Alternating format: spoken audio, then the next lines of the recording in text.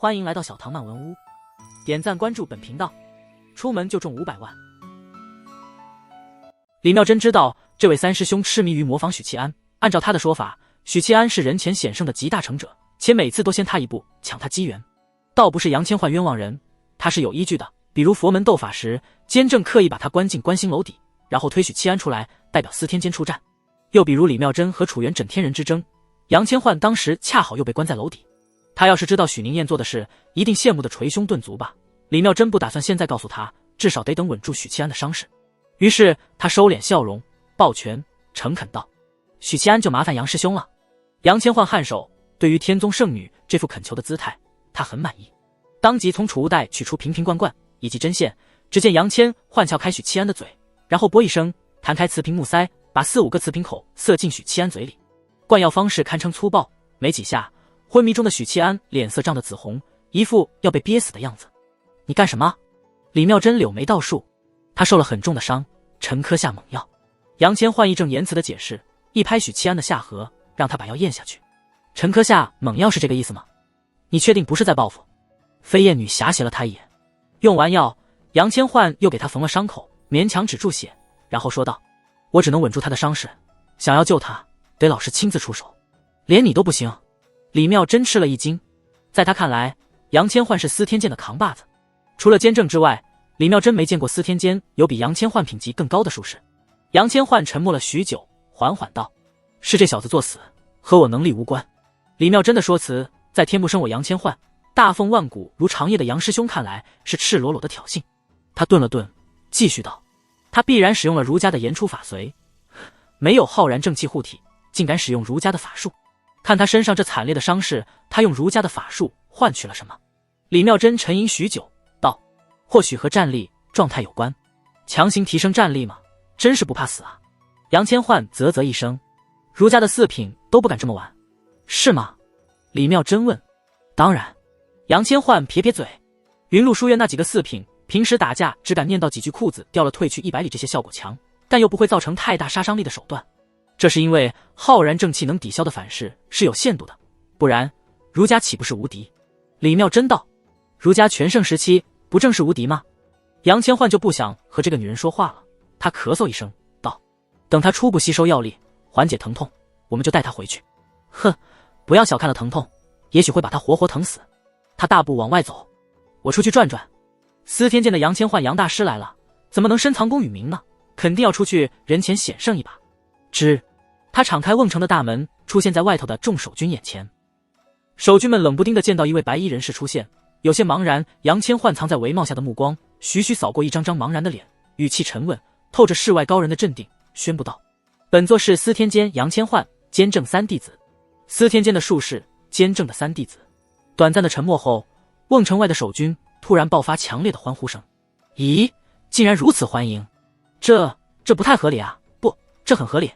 杨千奂不禁挺直腰杆，然后转了个身，倔强地用后脑勺对准众人，尽管后脑勺隐藏在帷帽里。这时他听见喧闹的欢呼声里，远处的士族在问：什么情况？大伙这是怎么了？有士族回答：那人是司天监的术士，监正的3弟子。什么？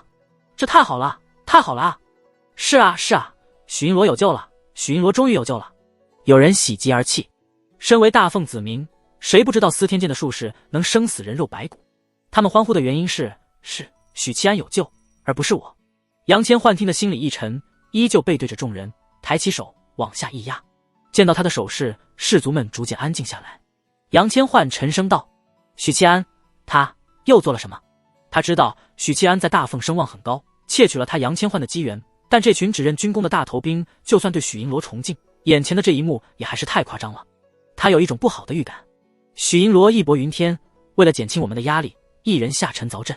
有士族说：哼，和蔡氏口斩国公一个路数，他还是那么懂得笼络人心。杨千奂点评，心里并不羡慕，一副早就看透许七安的姿态。许银罗单枪匹马2次打得敌军溃逃，斩杀近10000人，杀敌10000人，2次打得敌军溃逃。杨千奂听得渐渐呆住，目光慢慢失去了焦距。许银罗凭借一己之力，于万军丛中亲手斩了严军努尔赫家。许银罗是无敌的，这辈子只愿追随许银罗。说着说着，士族们高呼起来，双目通红。杨千唤默默关上了瓮城的大门。李妙珍听见关门声，走出来一看，只见杨千唤背靠着门，缓缓滑倒在地，帽子都歪了。你还好吧？李妙珍一脸我是受过专业训练的圣女，再好笑都不会笑的模样。我错了，我还是低估了许七安。我原以为蔡氏口斩国公已经是他人生的巅峰，没想到他这次做得更加难过的说不出话来。他分明是怕我抢他风头，故意跑到边境来，就是为了避开我，真是个卑鄙无耻的人啊！2次打溃敌军，杀敌近万，万军从中取敌将首级，他许七安何不成风起，不扶摇直上9万里？羡慕的嗓音发抖。李妙珍险些捂着脸，发出猪叫声。骂了一会儿，杨千唤双眼燃烧起熊熊斗志。请告诉我，燕国的国都在哪里？李妙珍抿了抿嘴，压住笑意。你要去燕国？可许七安是在1万多守军面前打退的敌人，你独自去燕国有什么用呢？巫神教总坛呢？那里已经被魏渊攻陷，我还有机会吗？没了。李妙珍毫不留情地打消他的想法，然后说道：许七安状态似乎好了许多，咱们回京吧，找监正救他。帷帽里传来杨千唤生无可恋的充满疲惫的回复：没救了，等死吧。军营里的张开泰被欢呼声惊醒，纵身跃上城墙，得知了杨千唤到来的消息，万分惊喜地进了瓮城。杨千唤呢？他左顾右盼，没见到人影。李妙珍指了指角落，张开泰顺势看去，杨千唤蹲在墙角，背对着他们，安静得像一个摆设。他怎么了？张开泰传音道：他刚得知许七安的事。李妙珍传音回复。张开泰在看杨千唤背影时充满了怜悯。我会安排我的副将随你们一起返回京城，将这里的事汇报给朝廷。哪怕是800里加急，也得好几天才能到京城。延康2国联军虽然退去，损失惨烈，但我们不能掉以轻心，说不定他们什么时候就卷土重来。希望朝廷早做部署。张开泰道。而且阵亡的将士也得向朝廷汇报。再就是许七安一人独挡8万敌军的功劳，同样要转告朝廷。李妙珍颔首。好。4时初，内阁议事厅，首辅王真文捧着热腾腾的养生茶，听着各殿大学士激烈讨论。陛下这是何意啊？为什么商讨了2天，他都没有表态？东阁大学士赵廷芳皱眉道：连续2天朝会都在商讨善后事宜，但对于这场战役的定性以及后续巫神教可能出现的报复防范，元景帝表现出极度消极的态度。细枝末节的是说了一大堆，正是绝口不提。不管诸公如何进谏，他都不理。给事中这2日上蹿下跳，昨天写奏折，今日直接在殿上怒斥元景帝，然后一起被拖出去停杖。陛下看起来似乎不愿给魏公一个身后名。至于东北边境3州的调兵一事，说到这里，武英殿大学士钱青书停顿一下，没有往下说。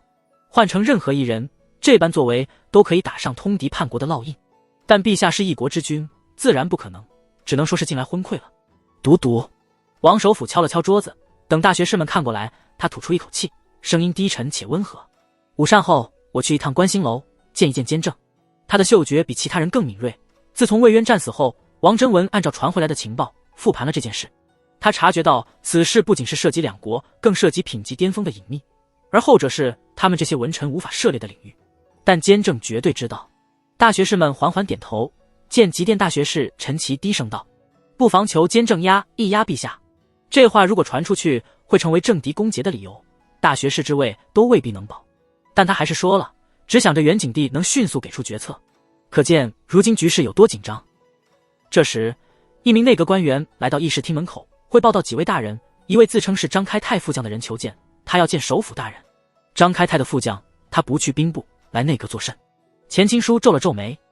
东阁大学士赵廷芳说道：许氏去过兵部了，另有要事求见首辅大人。王真文沉吟一下，道：让他进来。内阁官员退下，额请领着一位风尘仆仆、甲胄遍布刀痕、血迹的中年将领进来。这穿成这样怎么进的皇城？大学士们吃了一惊。末将李毅，张指挥使副将，见过诸位大人。李毅抱拳。王首辅颔首，问道：你不在边境军中待着，回来作甚？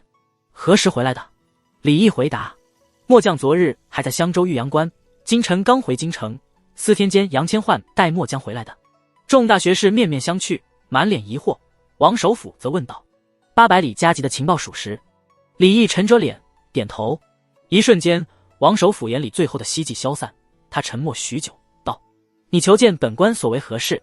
李毅道：前日延康2国联军8万攻打玉阳关。什么？众大学士悚然一惊。王首府捧着茶杯的手猛地一抖，滚烫的茶水泼在手背，他却浑然不觉。魏渊不是刚攻陷巫神教总坛，不是凿穿燕国腹地。钱钦书惊得瞪大眼睛。按照诸公们的预估，损失惨重的巫神教极可能忍气吞声，养精蓄锐，亦或者初步安抚了百姓，修缮了城池，再调兵遣将。而这些工作没几个月乃至半年时间根本别想完成。战火发生在巫神教疆土，百姓逃难，城池沦陷，连总坛都被攻陷破坏。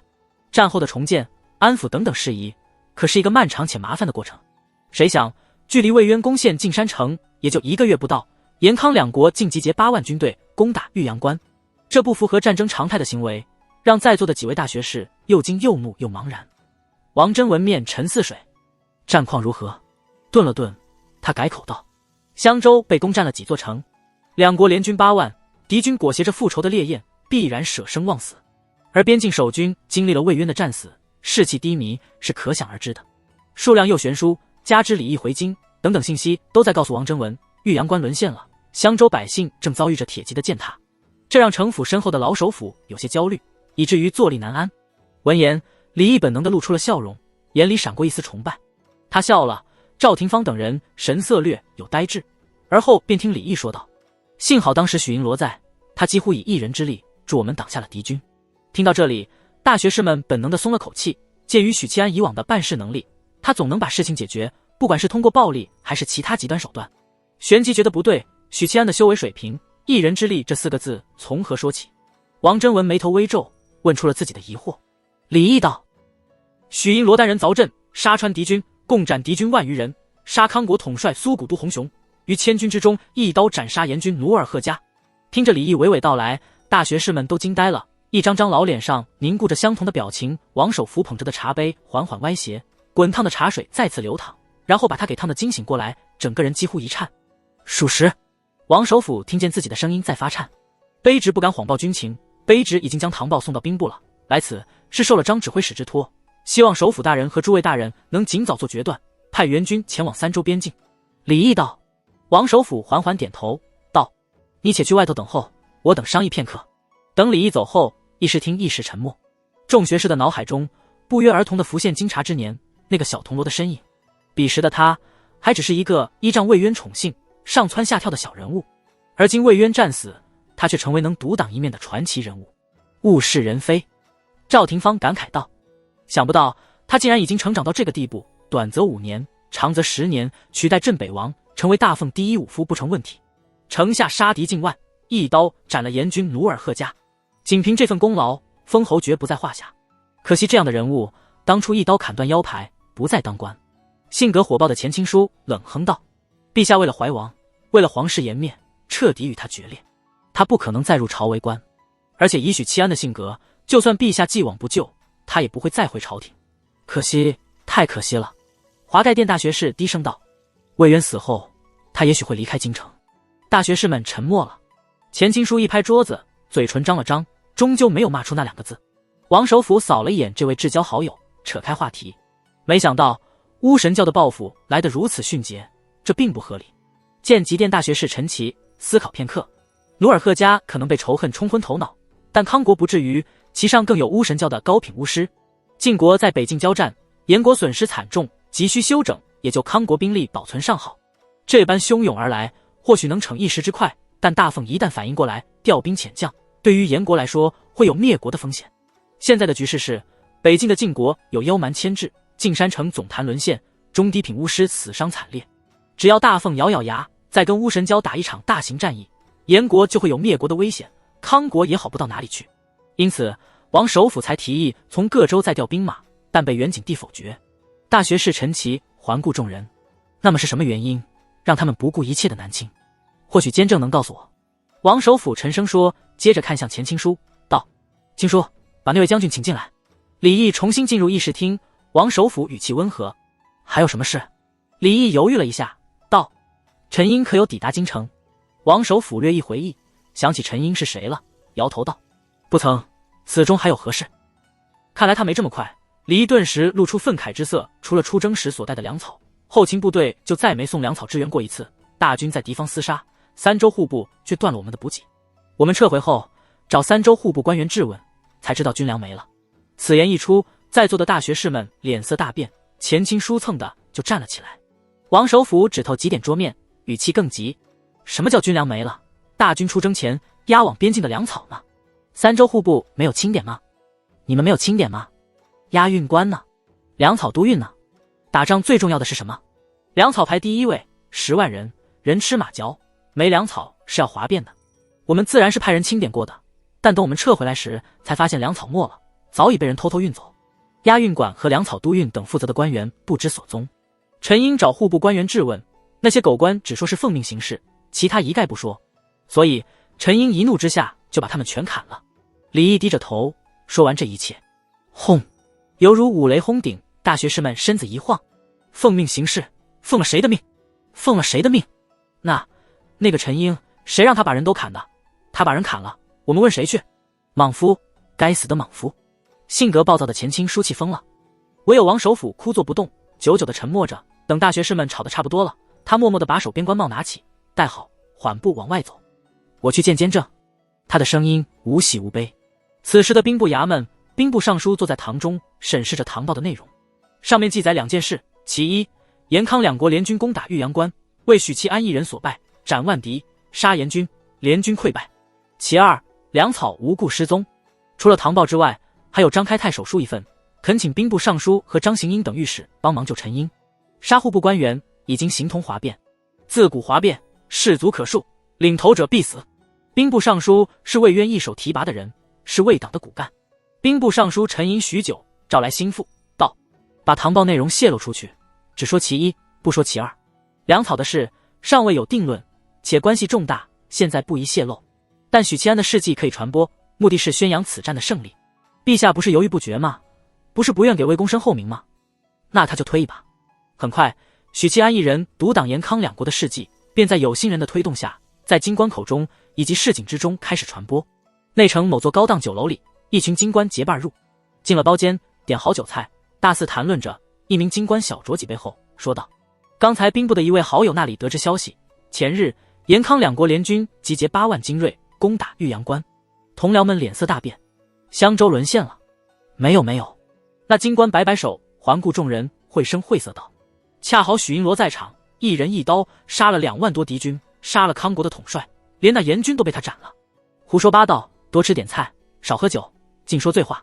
同僚们不信。此事啊，千真万确，所幸这么大的事，你们迟早会知道。我骗你们作甚？难道苏某的名声不值钱？到底怎么回事？快说说。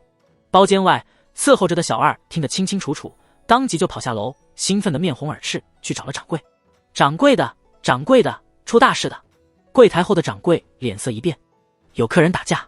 小二连连摆手，然后手舞足蹈，大声道：延康两国8万联军攻大边境，被许英罗一个人杀了个精光，连严军都死了。喧闹的酒楼大堂瞬间一片寂静。某座勾栏，你听说了吗？许英罗在襄州边境独挡延康两国10万大军，杀得片甲不留。许英罗不是在京城吗？谁告诉他在京城的？这是朝廷机密情报，我是一个亲戚在朝为官才知道这件事的。整整10万大军啊，好家伙，尸体堆起来都比城墙还高了。巷子口有人大声吆喝，大家听我说，我接下来要讲一件振奋人心的大事，你们可以不信，但我能保证句句属实。什么事？行人纷纷驻足围观。吆喝者宣布道：昨日许英罗在玉阳关一人独挡巫神教15万大军，一刀1万，15刀后敌军灰飞烟灭。此言当真？有行人不信。我也听说了，但据说是20万大军，不是15万。你莫要抹黑许英罗的功绩。咦，不是25万吗？这是谣言吧？什么谣言？如果是许英罗，那肯定能做到的。你们忘了，去年云州时，许英罗便一人独挡2万叛军，以一己之力平定叛乱。人群里不断有人出声，消息一传十，十传百，在京城民间迅速传播。京中百姓喜闻乐见，一脸不愧是他的表情。有人兴高采烈，认为天佑大凤；有人则愁眉苦脸，认为许英罗再这样下去，人间就容不得他了，他要上天去了，大凤承受不了这个损失。皇宫，太子从心腹官员那里得知第一手消息，呆若木鸡，心中震惊程度不亚于听闻魏渊战死。得知消息后，他的第一反应是去找临安。临安和许七安互有情愫这件事，太子在伏妃案时就已经察觉出来。尤其是他那个不知人心险恶的胞妹，说一句情根深种也不为过。随着许七安表现出的能力越来越强，太子心情万分复杂，一方面是他得罪了父皇，注定死路一条；另一方面是他实在太好用了，好用的让太子觉得如果把姓许的招揽到麾下，自己的皇位都会更加稳固。别的不说，一位修为高绝的巅峰武夫，如果死心塌地的为自己效忠，那起码他安危无虞。现在太子愈发认定这个事实，出了东宫，很快就来到距离不远的韶音院。在侍卫的通知下，他在后花园看见了穿红裙子的胞妹。她脸蛋圆润白皙，五官精致如刻，一双水汪汪的桃花眼总给人含情脉脉的感觉，妩媚却不妖冶，顾盼间风情万种却不轻浮。作为兄妹，太子对林安的美貌有天生的免疫力，但此刻只觉得林安的美貌内媚实在是一件绝佳的武器。太子哥哥怎么有空来我这儿？林安坐在凉亭里赏着秋景，回眸一笑百媚生。太子大步入内，爽朗笑道：来与妹妹分享一件大事。把许七安在玉阳关的壮举说了一遍，顿了顿，试探道：林安啊，许七安真是难得的俊杰人才，你对他是什么看法？虽然他的这番话有利用妹子笼络人心的嫌疑，但身为太子，这是基础的操作。林安呆住了，漂亮的鹅蛋脸许久没有表情。过了好久，他低声道：他去东北边境了呀。是啊，一人凿阵，斩杀万人，吓退5万敌军，大奉史册中都罕见的壮举啊。太子兴奋道。林安却只觉得心疼，是什么让他不远万里赶往边境，身先士卒，凿阵拼杀？魏渊的死想必对他打击很大吧。当你喜欢一个人的时候，你最先考虑的永远是他的喜怒哀乐，而不是因为他所带来的荣耀和辉煌。当然，林安同时听见了自己砰砰狂跳的芳心，那个男人已经具备挑翻天宫，带着天界公主下凡的能力。御刀卫所在的军舍里，许平志收到了一位位同僚，上级庆贺：恭喜许大人，许家真是一门忠烈，二郎随军出征，大郎独守边境，立下汗马功劳。要我说，还是许大人的眼光好，早看出许银罗是天纵之姿的武道奇才。是啊是啊，亏我以前还暗骂许大人不当人子呢。这句话就不用说了，你这个粗鄙的武夫。许平志心情复杂的微笑应酬。观星楼，一袭飞袍的王真文登上八卦台，记忆中他登上观星楼顶的次数不超过5次，他见监正的次数同样不超过5次。这位大奉的守护神，做官人间500载的神仙人物，明明身在红尘，却发现脱离了红尘。自打王真文入朝为官以来，真正见监正出手干预朝政的，只有上次逼远景地下罪己诏。你心里想的到底是什么呢？王真文叹息一声，而后道：令徒可是身子有恙。不远处，杨千唤蹲在那里，背对着两人，不停地碎碎念。王真文隐约间听见几个字：我没有嫉妒，我没有嫉妒，可恶的许宁燕，可恶的许宁燕，可恶的许宁燕。不必理会。仙风道骨的监正似是噎了一下。王真文点了点头，把2份唐报的事说了一遍，作揖道：请监正教我。前一份唐报是魏渊战死，后一份唐报是粮草的事。监正背对着他，手里捻着酒杯，轻笑道：首府大人觉得这大奉谁能断10万大军的粮草？秋季风大，呼啸着卷过八卦台，王首府的身子似乎被风吹得摇晃了一下。过了许久，他张了张嘴，喉咙里发出嘶哑的声音：怀王屠城案，他也有份，对吗？监正没有回应，沉默代表着默认。这位年过半百的老人脸庞一点点的惨白下去，眸子一片死灰凝，为何从不阻止？王首府声音嘶哑：这江山是他的，不是吗？监正笑着反问。王首府无言以对，眼里中浓浓的不解和困惑。正因为江山是那人的，这才更令人无法理解，难以理解。直到踏入观星楼之前，在这番对话之前，王首府依旧对自己的猜测持怀疑态度。监正继而补充道：但这座江山也是黎民百姓的。说完这句话，他便不再开口。王首府走到八卦台边缘，眺望皇宫方向，目光中悲痛、愤怒、困惑、哀伤、失望皆有。陛下何故造反？王首府再次作揖，这次却没有询问，而是转身离开了。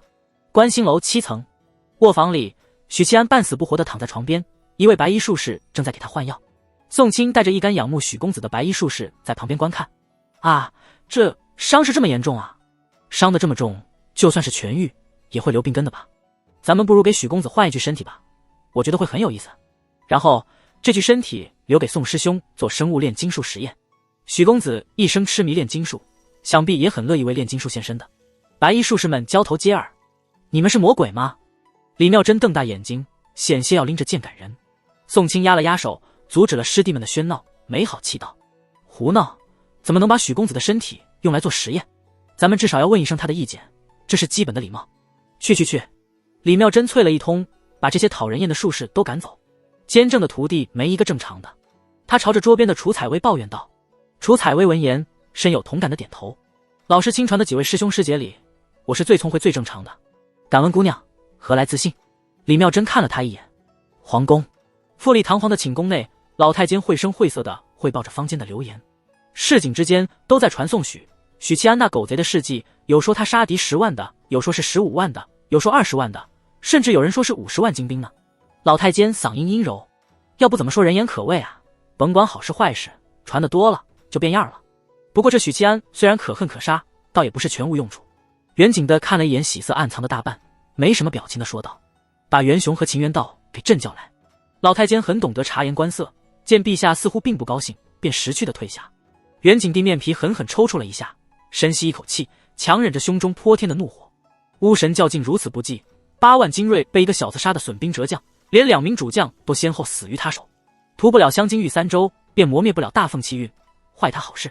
魏渊啊魏渊，看来是命中注定，要让你死后遗臭万年。远景帝神色阴沉的喃喃自语。半个时辰后，老太监进来复命：“陛下，秦元道和袁雄在外宫后。”远景帝颔首：“先让秦元道进来。”是。老太监退下，额请领着兵部侍郎秦元道入内。你做得很好。远景帝坐在铺设着黄绸的大案后，望着下方的秦元道，他没有说是何事，但君臣俩心知肚明。远景帝继续说道：“内阁大学士乃国之栋梁，朕考察许久，认为还是秦爱卿能胜任啊。陛下谬赞，臣愧不敢当。”远景帝摆摆手说道：“秦爱卿莫要推辞，等魏渊之事了结，这朝堂局面也该变一变了。”秦元道深深作揖：“识君之路，担君之忧，为陛下分忧，乃为人臣子的本分。”远景帝满意颔首：“你退下吧。”转而看向老太监道：“让袁雄进来见朕。”很快，袁雄进了御书房。远景帝脸色柔和不在，冷着脸淡淡道：“都说为官之道，最讲究的不是为国为君为民，而是和光同尘4个字。原右都御史深谙其道啊。”袁雄大惊，双膝跪倒，高呼：“微臣知罪。”远景帝冷哼道：“哦，你有什么罪？不妨与朕说说。”袁雄官场历练多年，深谙伴君如伴虎的道理，诚惶诚恐，不能为陛下分忧，就是臣最大的罪。远景帝这才缓和了脸色，道：“如今魏渊战死在巫神教总坛径山城，打更人不可群龙无首，需要一个人来统御打更人以及御史。朕原本是主意袁爱卿的。”袁雄几乎听见了自己砰砰狂跳的心，激动的情绪汹涌澎湃，但他表面依旧平静，不露分毫，作揖道：“微臣定为陛下肝脑涂地。”远景帝顺势道：“东北战事，袁爱卿怎么看？”袁雄朗声道：“请陛下明示。”次日，朝会照旧召开。这3天来，朝廷都在积极商议善后事宜，但众臣心知肚明，真正的重头戏并没有开始。这场名为援助妖蛮、攻打巫神教的战役，总归是要定性的。定性之后，才可以昭告天下，给天下人一个交代。史官也要知道该如何落笔，是赞誉还是抨击。远景一直拖着，部分心思敏锐的官场老油条，这几天已经揣摩出了点东西。陛下在等有人发出不同的声音，只是这毕竟是犯忌讳的事，首当其冲者必遭骂名。文官哪个不爱惜自己的羽毛？这件事与普通的党争不同，要是搞砸了，分分钟被打上奸臣的烙印，而后遭受清算，或贬或级，然后史书还得给你记上一笔。天色未亮，诸公在震荡的钟声里，依次从午门的侧门进入，过金水桥，进金銮殿。7金的盘龙烛成排，烛光照亮金碧辉煌的大殿。诸公入殿，等了1刻钟，远景帝一身黄袍缓缓而来。君臣商讨一番战后事宜，户部尚书出列道：“陛下，抚恤之事不宜再拖，请早日顶多，给天下百姓一个交代，给阵亡将士的家属一个交代。”这一次，远景帝没有避开话题，俯视着朝堂诸公，缓缓道：“诸位爱卿意下如何？”御史张行英出列，朗声道：“陛下，魏公攻陷巫神教总坛，屠灭径山城，开中原王朝未有之先河。臣恳请陛下追封魏公为1等魏国公，谥忠武，这绝对是武宗皇帝以后最高的荣耀。1等魏国公是最高爵位，忠武则是武将最高谥号。魏渊毕竟不是科举出身的读书人，没有功名在身，否则张行英敢开口要闻正谥号。”朝堂诸公面面相觑，罕见的没有反驳，这其中包括往日的政敌。换成以前，文官们现在肯定跳出来集体打脸，但现在没必要。首先，魏渊的功绩足以匹配这些荣耀，其次，人死如灯灭，给他一个身后名又如何？岂不正好彰显他们这些正统读书人出身的官员的大度？魏党的官员纷纷出列附和张行英。袁景帝不语，看了一眼右都御史袁雄，后者心领神会，出列大声道：一派胡言！张行英等人一派胡言，陛下切不可被这群奸臣蛊惑。殿内小小的哗然，诸公们战术后仰，心说这家伙又准备搞什么幺蛾子。袁景帝也很不高兴，皱眉道：袁爱卿何出此言？魏渊是我大奉军神，功于社稷，为国捐躯，他生前更是朕的心腹，追封爵位是应当的。陛下！袁雄大喊一声道：魏渊此人死不足惜，他是祸国殃民的莽夫，而非功臣啊！混账东西！左都御史刘宏大怒，他是魏渊一手提拔的心腹，与兵部尚书一样，都是魏党的骨干，张行英都是他的下属。啪！刘宏的怒斥声换来的是老太监更响亮的鞭子以及呵斥声。不得喧哗！有人撑腰，袁雄一点也不慌，对诸公或冷漠或敌意或打趣的目光视若罔闻，感慨激昂地说道：没错，魏渊确实攻陷了巫神教总坛，开历史之先河，单凭这一条，魏渊的罪便罄竹难书。张行英眯着眼冷笑道：攻陷巫神教总坛是罪？陛下，袁雄勾结巫神教，叛国通敌，请斩此条狗头。袁雄丝毫不怵，哼道：大军出征的目的是援助妖蛮，阻止巫神教吞并北境的野心。可是诸位看看魏渊做了什么？他率军打到了巫神教总坛径山城，害得我大奉8万多将士埋骨他乡。魏渊分明是为了一己之私，贪功冒进，这才造成如此重大损失。陛下，整整8万多的将士啊，他们上有双亲要奉养，下有子女要抚养，就因为魏渊贪功，害得将士们战死异乡，此等祸国殃民之徒，怎可封爵？怎可谥号忠武？王党的前卿书出列反驳：袁雄，你少在此大放厥词，妖言惑众。要援助妖蛮，让巫神教撤兵，还有比攻陷总坛更好的办法。魏渊攻陷总坛后，晋国便立刻撤兵，这就是最好的证明。再者，沙场征战，死伤难免，攻陷巫神教总坛却是破天荒的头一次，岂容你污蔑？袁雄喝了一声：污蔑！想要逼晋国撤兵，有的是法子，攻下燕国难道比攻陷径山城还难？攻下晋国国都难道比攻陷径山城还难？魏渊是兵法大家，这些道理他不会不知道，但他偏偏选择了径山城，最后导致10万大军近乎全军覆没，只逃回1万多人。为什么？他魏渊不就是想开历史之先河，青史留名吗？殿内诸公再次议论起来，交头接耳。袁雄说的话有没有道理？有的。此次出征是为牵制晋国，逼其退兵。魏渊只要打残燕国，围城，再打残来救援的康国，晋国还能不撤兵？魏渊已经做到的，兵临燕国国都，接下来围点打援就成，或者直接齐晋国国都不是更好吗？可他偏偏选择攻打径山城，最后与巫神教总坛同归于尽。这固然开历史之先河，但同样葬送了军队。那18000残部，大半是从燕国撤回来的，径山城一役中幸存的将士不足5000。要说魏渊没有贪功冒进的想法，在场诸公不信。见火候差不多了，兵部尚书秦元道出列，沉声道：陛下，臣觉得袁御史所言极是。魏渊的贪功冒进，不但葬送了8万大军，甚至还惹来巫神教的报复。若非许七安当时恰好在襄州玉阳关，恐怕此时襄州已经化作废土，百姓惨遭屠戮报复，重演40年前的惨状。这魏党众官员脸色微变，秦元道竟用这件事来攻讦魏公，而这确实属实，叫人无法反驳。一旦玉阳关沦陷，襄州百姓遭遇报复屠杀，那么魏公的所作所为再无半点功劳可言。王首府皱了皱眉，心里升起一股怪异之感。这次严康两国联军攻打玉阳关，简直就是在为陛下扼杀魏渊的功劳做铺垫。仅仅是为了一个身后名，不至于背后必然还有隐情。或者扼杀魏渊的功绩只是目的之一。王首府心里一沉，出列道：实不相瞒，我已见过许七安，他告诉臣，之所以前去玉阳关，是受了魏渊之托。魏渊知道巫神教必定报复，因此留了后手。漂亮！张行英等人眼睛一亮。秦元道用许七安的功绩来攻讦魏公，王首府这一招相当于釜底抽薪。这是无法求证的事，因为不管真假，许七安必然都会站在魏公这边。姜还是老的辣。袁雄反驳道：既已算到巫神教报复，为何不通知朝廷，反而托付一个在野的草民？首府大人莫非当陛下是3岁孩童，随意糊弄？袁雄和秦渊道的爪牙纷纷附和，支持这位右都御史的看法。三方人马吵得不可开交。这时，一位宗室郡王跨步而出，哽咽道：“陛下，魏渊贪功冒进，以至于我大凤损失惨重，便是妖蛮，也没我大凤损失惨烈。这是在援助妖蛮吗？这是在自削国力啊！晋山城固然沦陷，但我大凤又何来的胜利？妖蛮此时恐怕乐开了花，他们反而坐收渔翁之利。来年若是再入侵楚州边境，该如何是好？”这位郡王的意思很简单，晋山城虽然攻下来了，但大凤在战略上已经输了魏渊，该死。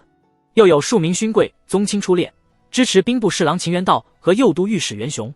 好了，袁景帝露出哀伤之色，沉声道：“魏渊是朕的心腹，陪伴朕20多年，他为国捐躯，朕深感痛心。此事明日再议吧。”他旋即起身，大步离开。背对着诸公时，袁景帝嘴角缓缓勾起，他在笑。袁景帝深知朝堂争斗如烹小鲜，文火慢炖才能炖出一个满意的味道。拉拢一批人，打压一批人，循环渐进。过程中需要给敌人反扑和发泄的机会，一点点消磨对方的锐气和斗志。如果他这个一国之君力排众议，强行给魏渊定罪，最后导致的是重演怀王死后群臣围堵午门的情况。群臣围堵午门，不正是他火力过猛的原因吗？后续的操作和布局，一点点扭转楚州案的性质，则完美符合文火慢炖的理论。袁景帝漫步在宫廷中，抬头望了远蔚蓝的天空，只不过那是他要保住气运均衡，不能外泄。而现在他要做的是动摇气运。延康两国既然如此不济，那他就自己动手。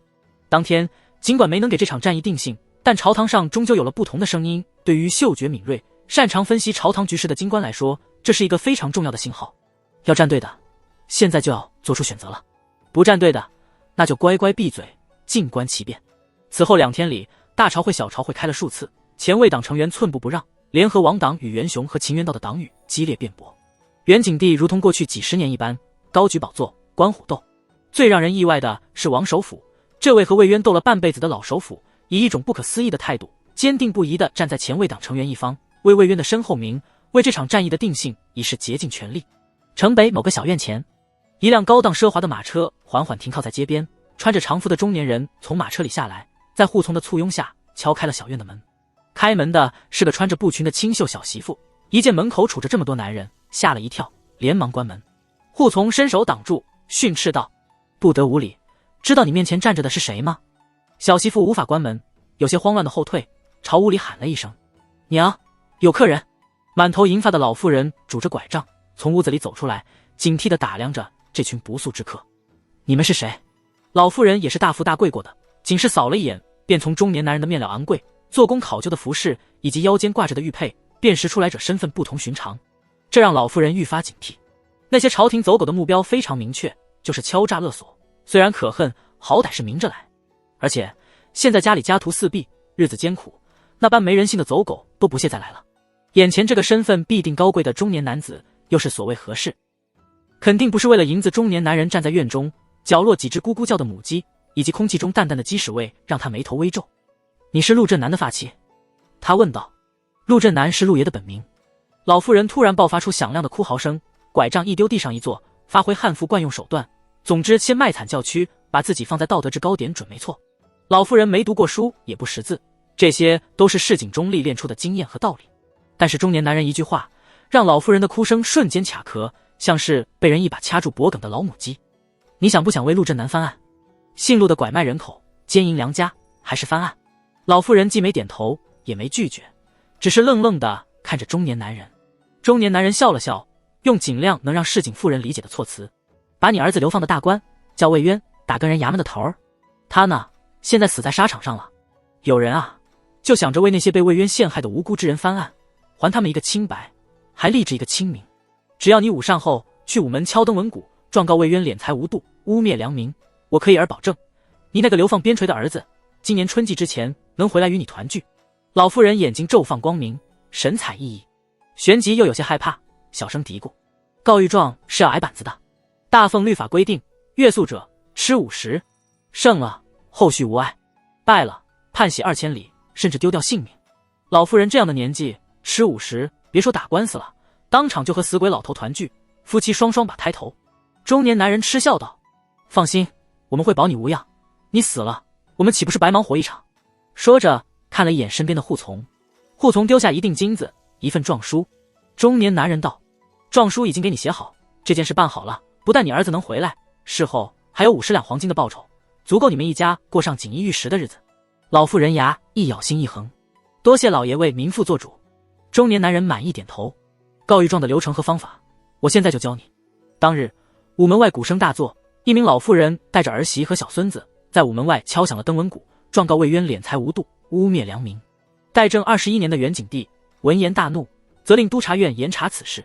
这条消息在京关中迅速传播，京城官场暗流汹涌。老妇人当即被督察院的御史带走，她被带到督察院的审讯室，战战兢兢地低着头。市井妇人对官府有着天然的畏惧。底下可是陆理事。大案后传来主审官威严的声音：民妇就是。老妇人颤声道：抬起头来。那威严的声音又说。老妇人缓缓抬头，看清了高坐大案后的官老爷的模样，惊得差点叫出来。这位官老爷正是不久前登门拜访教导他告御状的那个中年男人。本官袁雄，你有何冤情，如实说来。民妇要说的都写在状书上了，不够，得再详细一些。本官问你，你回答，不可隐瞒，明白吗？是。你丈夫陆振南可有掠卖人口、掳掠良家、孩童以及成年男子？绝无此事。民妇的丈夫是做布料生意的小商人，勤勤恳恳的良民，怎么会掠卖人口呢？那为何人牙子组织的刀爷一口咬定陆振南是组织里的头目？民妇不知，民妇根本没听说过这个人。再说，当时我丈夫已经病故，全靠他们一张嘴污蔑，欺负死人不会说话。哦，欲加之罪。袁雄点点头，又问：陆家被抄之后，你们又遭遇了什么？那些打更人3天2头的来家里闹事，索要钱财。哦，敲诈勒索，鱼肉百姓。还有什么？他们还调戏我儿媳妇。哦，玷污了你儿媳妇，奸淫良家。很快，袁雄带着审讯结果进宫向元景帝汇报。元景帝当即召集诸公，在御书房开了一个小朝会。砰！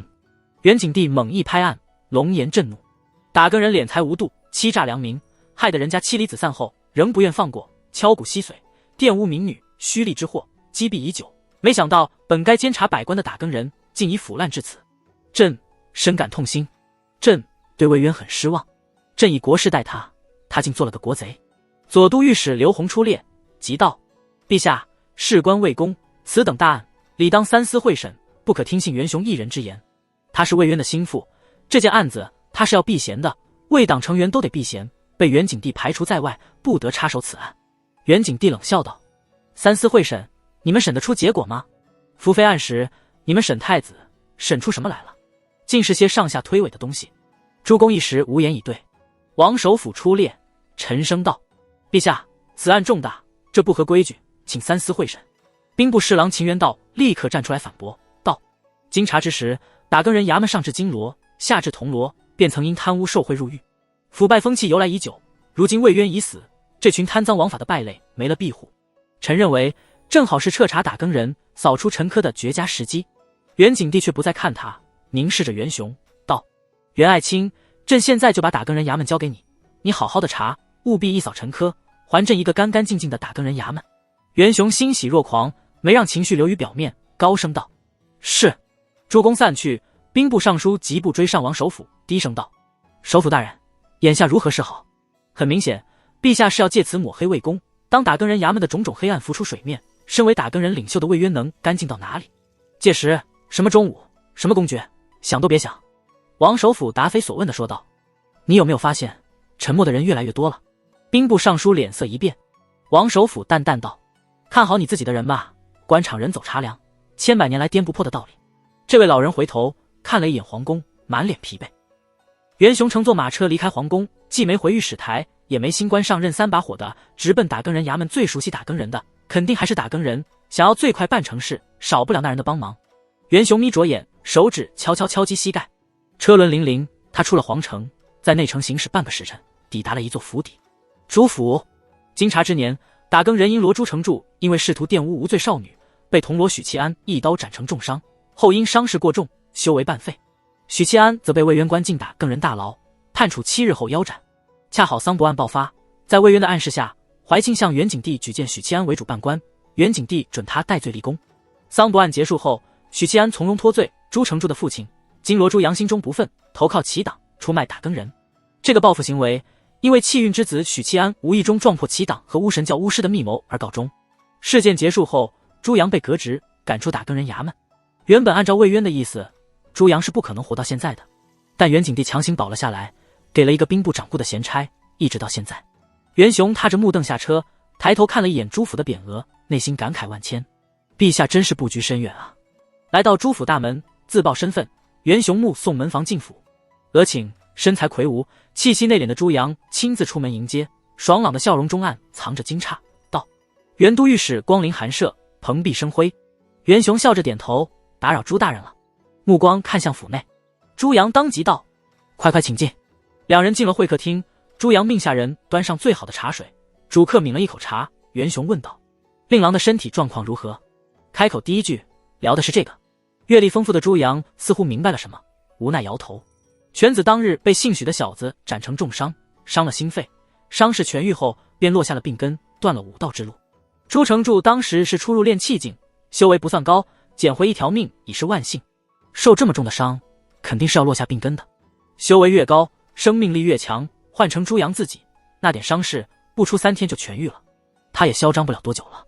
袁雄嘿了一声，开门见山道：“魏渊战死巫神教总坛之事，朱大人想必听说了吧？”朱阳眼中闪过快意和仇恨，冷笑道：“死得好，这就叫天理循环，报应不爽。”朱成柱是他天赋最好的一个儿子，他曾指望这个儿子继承衣钵，成为下一任金罗，为此倾力栽培。23岁便是炼气境，将来前途光明一片。全毁在许七安手中。朱阳是魏渊一手提拔的，从山海关战役时被魏渊赏识，而后一步步晋升，踏入4品，成为金罗。魏渊是对他恩重如山，但正因如此，他才越恨魏渊。鞍前马后效忠了这么多年，竟不如一个铜锣。玷污一个犯官的家眷怎么了？芝麻绿豆的小事，他魏渊的心却偏向一个外人，罔顾多年情分。当日听说魏渊战死在径山城，朱阳仰天狂笑，与儿子朱成柱大醉一场。魏渊的报应来了，打更人的报应也要来了。袁雄捏住茶盖，磕了磕杯言：“朱大人，也是你该翻身了。”朱阳眯着眼，灼灼地凝视着袁雄。袁都御史大人，此言何意？袁雄笑眯眯地望着他：“陛下让我接替魏渊的位置，掌管打更人衙门，顺便肃清打更人内部的贪腐之风。众所周知，打更人衙门是魏渊的一言堂，他牢牢拽在手里20年，外人连个苍蝇都放不进去。”朱阳缓缓点头。袁雄无奈道：“我虽然要肃清风气，但手下没兵的将军，什么事都做不了。我得留一部分，抓一部分，这就需要朱大人帮忙了。”朱阳作为男壮，无奈道：“魏渊把我革职，赶出打更人衙门，不过这是我和魏渊的恩怨，与衙门里的兄弟无关。袁大人，你这会让我很为难的。那你当日卖兄弟，卖得如此干脆利索。”袁雄抿了一口茶，笑呵呵地说：“这次来找朱大人，还有一事。当初你父子2人遭魏渊迫害，不得不离开打更人衙门。如今魏渊已死，该平的冤可以平，该反的案自然也要反。本官打算上请陛下，助你官复原职，也希望朱大人能助本官管理好打更人衙门。”朱阳终于露出笑容：“袁大人想留哪些人？想抓哪些人？”袁雄悠然道：“自然是贪腐成风之人，本官相信那些人想来都是魏渊的心腹。”两人相视一笑。打更人衙门，巡街的铜锣3、3两两陆续返回衙门，宋廷峰和朱广孝也在其中，他们是被衙门的吏员召回的，原因暂且不知。吏员只说赵金罗召集在外的所有打更人回衙门。赵金罗召我们回来作甚？可能是有急事，必然是急事。真是多事之秋啊！铜锣们低声交谈，没有太多言语。魏渊的死对打更人来说是一场难以接受的打击，仿佛一夜之间失去了主心骨，以至于连日来衙门的气氛极为凝重。那个男人尽管平日里从不出好气楼，可只要他还在，打更人头顶的天就塌不下来。如今已经是炼神境的宋廷峰喝了口茶，没来由的想起许宁燕还在时的日子。那时候他、朱广孝还有许宁燕3个人白天巡街，趁着午膳休息的一个时辰进勾栏听曲。那段时间虽然腰包空空的，今儿蔫了吧唧的，但却是真的快乐。用许宁燕的话说，年少不风流，老来空流泪。这家伙明明是个粗鄙的武夫，却总能冒出几句让人不知道是什么意思，但觉得很厉害的话。上回他说的到底行不行，宋廷峰至今也没咀嚼透彻。他去勾栏扶持家境贫寒的可怜女子，就问他们到底行不行。姑娘们总说行啊行啊，可当他提上裤子不给银子，姑娘们就不行了。许银罗如何靠着这5个自白嫖福乡姑娘大半年，在打更人衙门里至今还是一个谜题。现在就连福香姑娘也病故了，短短1年间物是人非。兴许打更人还没全部返回，宋霆锋和朱广孝在春风堂一坐就是2刻钟。宋霆锋现在是炼神境了，在打更人衙门里可谓少有的年轻俊彦，虽然远不如许七安惊艳，但魏渊还在时，衙门打算培养宋霆锋。每一位天赋杰出且无太大劣迹的打更人，魏渊都会倾力栽培，这是他一直以来的准则。不过宋霆锋资历和功劳都不够，所以一直在铜锣职位混迹。广孝啊，下半年能盼的也只有你的婚事了。宋霆锋感慨道。原以为过了金茶之年，日子会安稳起来，谁想金茶只是一个开端，今年发生了太多的事。年初的云州案，年中的怀王屠城案，以及秋收后的这场动荡。宋霆锋目光透过敞开的大门，望向院内枯黄的树叶，喃喃道：多事之秋，还真是个多事之秋啊。广孝，咱们兄弟俩会挺过去的。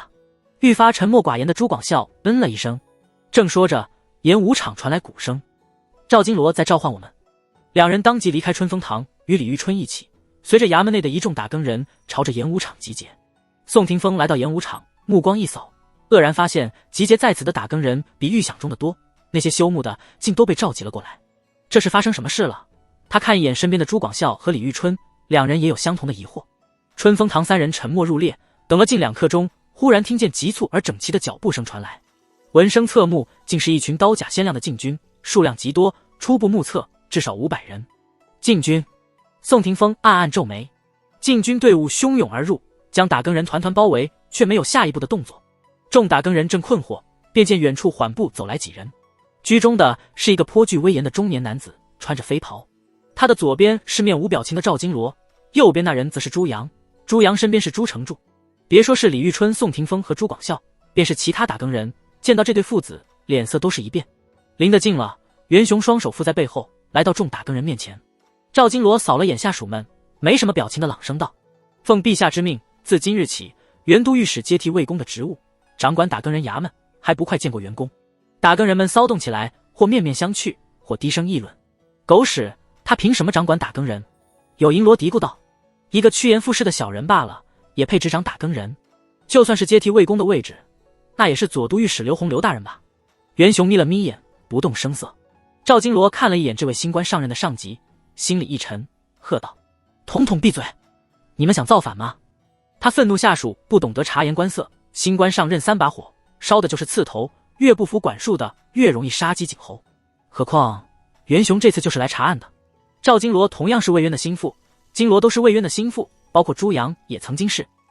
他之所以能高枕无忧，不被株连，四品五夫的修为是重要原因在大凤乃至九州任何一个势力，四品都是中高层的人物，尤其五夫攻击强，防御高，破坏力大，只要不是犯了不可饶恕的罪行，朝廷对四品五夫通常是采取怀柔政策。袁雄需要足够多的四品金罗撑场面，于是招安了他。在赵金罗看来，既然皇命不可违背，那除了随波逐流还能怎么做？他在这里守着，总好过把打更人衙门全数交给朱阳。朱阳是抱着报复的心态重领打更人，和他是不一样的。魏公既然捐躯了，认清现实才是关键。打更人是魏公半身的心血，他至少还能替魏公守一守。袁雄对打更人的非议置若罔闻，朗声道：今日午时，有民妇陆李氏于午门前敲鼓告状，状告魏渊敛财无度，诬陷良民，打更人敲诈钱财，玷污他的儿媳妇。陛下龙颜震怒，特命我接手打更人衙门，肃清歪风邪气，惩治以权谋私之人。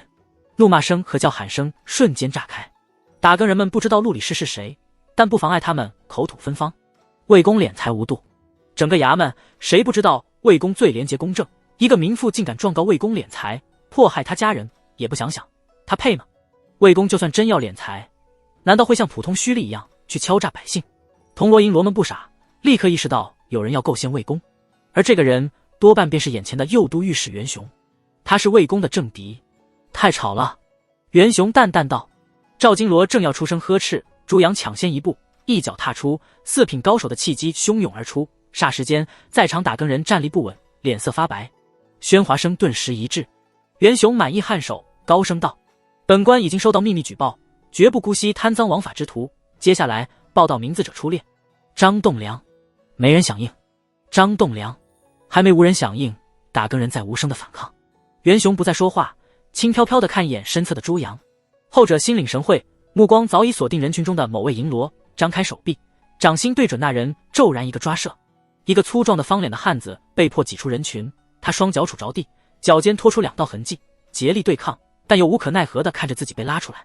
袁雄笑眯眯地说：“本官奉旨办案，违令便等于违抗圣旨，死罪。”赵金罗害怕朱阳再次抢先出手，慌忙抢过张栋梁，抱拳道：“大人，这莽夫无意冒犯，请手下留情。”张栋梁脸色憋得紫红，脖颈青筋暴突，沉沉低吼一声：“老子不服！赵金罗，不必求他。魏公若还在，他袁雄敢踏入衙门半步。其他金罗还在，朱阳刚回来。我只遗憾当日没有追随我头儿一起出征。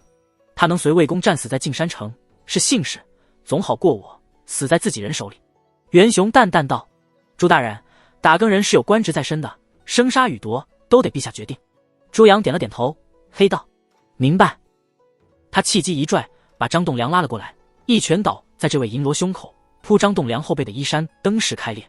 众人听见了胸骨碎裂的声音，张栋梁缓缓委顿在地，仅一息尚存。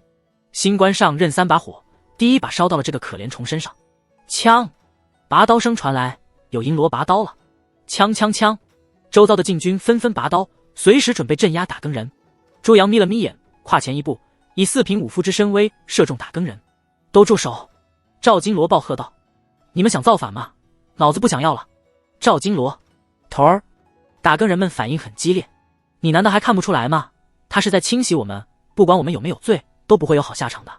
赵金罗，魏公不在了，衙门里只有你能为兄弟们做主，你不能给这个袁雄当狗啊！头儿，你忍心看着兄弟们被诬陷吗？至少你们能活。赵金罗额头青筋突起，一字一句道：“把刀收好。”打更人们心凉了半截，有愤怒，有不甘，有悲凉，仍旧不肯收刀。袁雄见状，笑道：“诸位的家眷都在京城吧？杀人诛心。打更人的录用条件是祖上3代以上都是京城人士，家世清白。为什么？就是防备这些武夫以利犯境。魏公战死，其余金罗要么战死，要么未归，他们便是有心抵抗，也没人撑腰。如果许宁燕还在，有人低声喃喃道。众打更人恍惚了一下，不由想起了那位挥刀斩腰牌，从此不当官的同僚。是啊，如果许宁燕还在的话，以魏公对他的恩情，以他眼里揉不得沙子的刚烈性格，朱阳和袁雄还敢这么嚣张吗？袁雄等人也听见了，不做回应，也不屑回应。朱成柱表情明显扭曲了一下。许七安，当初的那个卑微铜锣，是毁了他前途的罪魁祸首，他对此人恨之入骨。可是短短1年，物是人非，那个卑贱的铜锣已经成为他无法企及的大人物。纵使许七安得罪了陛下，依旧不是他能干预报复的。于是这股复仇烈焰在心中燃烧，却找不到宣泄口，日日灼烧着他的灵魂，让他心性出现轻微的扭曲。李玉春、楚红河、闵山、唐有德，1名民银罗出列，被解除武装，被禁军双臂拧到背后，捆绑双手。眨眼间，在场的银罗几乎去了一半。那些银罗或面无表情，或冷笑，或吐口水，偏就没有害怕和求饶的。名单中没有铜锣，作为打更人的底层，通常来说，铜锣是没站队资格的。当然，不代表袁雄不会处理他们。这位意气风发的右都御史朗声道：“打更人衙门遭逢巨变，职位多有空缺，本官值此危难之际接手衙门，手底下正好缺人，需提拔忠良之士。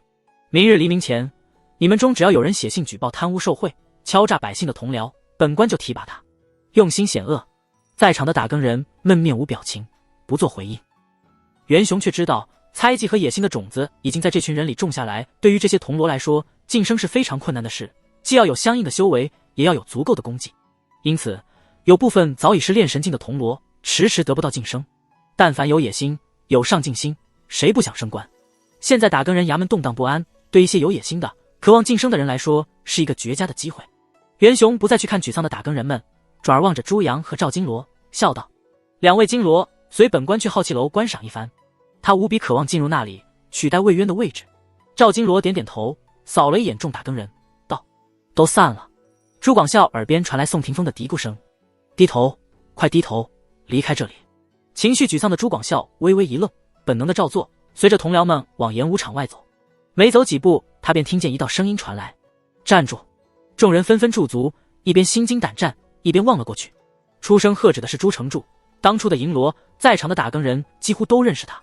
朱成柱不理会其他人，指着宋霆锋和朱广孝，咧嘴笑道：“你俩出来。”宋霆锋心里一沉，硬着头皮上前道：“朱银罗，恭喜朱银罗官复原职。朱银罗喊小的有何事？他向来是个八面玲珑的，说起阿谀奉承的话，眉头都不皱一下。朱成柱露出一个充满恶意的笑容，高声道：员工，我要举报这两人贪赃枉法，卑职亲眼所见。宋廷峰吓得脸色一白，袁雄微微颔首道：那就交给朱贤直处理吧。他没有停顿，与两名金罗继续往并肩走着。赵金罗看向朱阳，善意提醒，那两人是许七安的至交好友，这既是在警告朱阳，也是在保朱广孝和宋廷峰两人。朱阳尚未说话，袁雄便已开口，淡淡道：魏渊死了，没了这个靠山，你到许七安还能蹦跶多久？朱阳跟着笑了笑。赵金罗不再说话。这一边，宋廷峰点头哈腰的求饶：朱银罗，以前的事是卑职不对，您大人不计小人过，别和我这样的小人物一般见识。朱成柱像是猫戏老鼠般的问道：你哪里不对？宋廷峰一愣，他心眼活泛，立刻捶胸顿足，懊恼道：我宋廷峰这辈子做过最大的错事，就是结交了那许七安，现在悔不当初。他和朱成柱没有仇，之所以被刁难，属于恨屋及乌。这个时候只需要表现出墙头草的姿态，越软弱可欺，越容易打消朱成柱的火气，让对方觉得他当初和许七安结交，只是因为对方受魏渊重视，从而巴结，双方之间不存在深刻的情谊。果然，朱成柱脸上尽是满意的笑容，但他随后的一番话让宋廷峰如同五雷轰顶：你不想进大牢也成，从我胯下钻过去。朱成柱分开腿，笑容充满恶意：钻过去，我就不计较你和许七安以前的交情。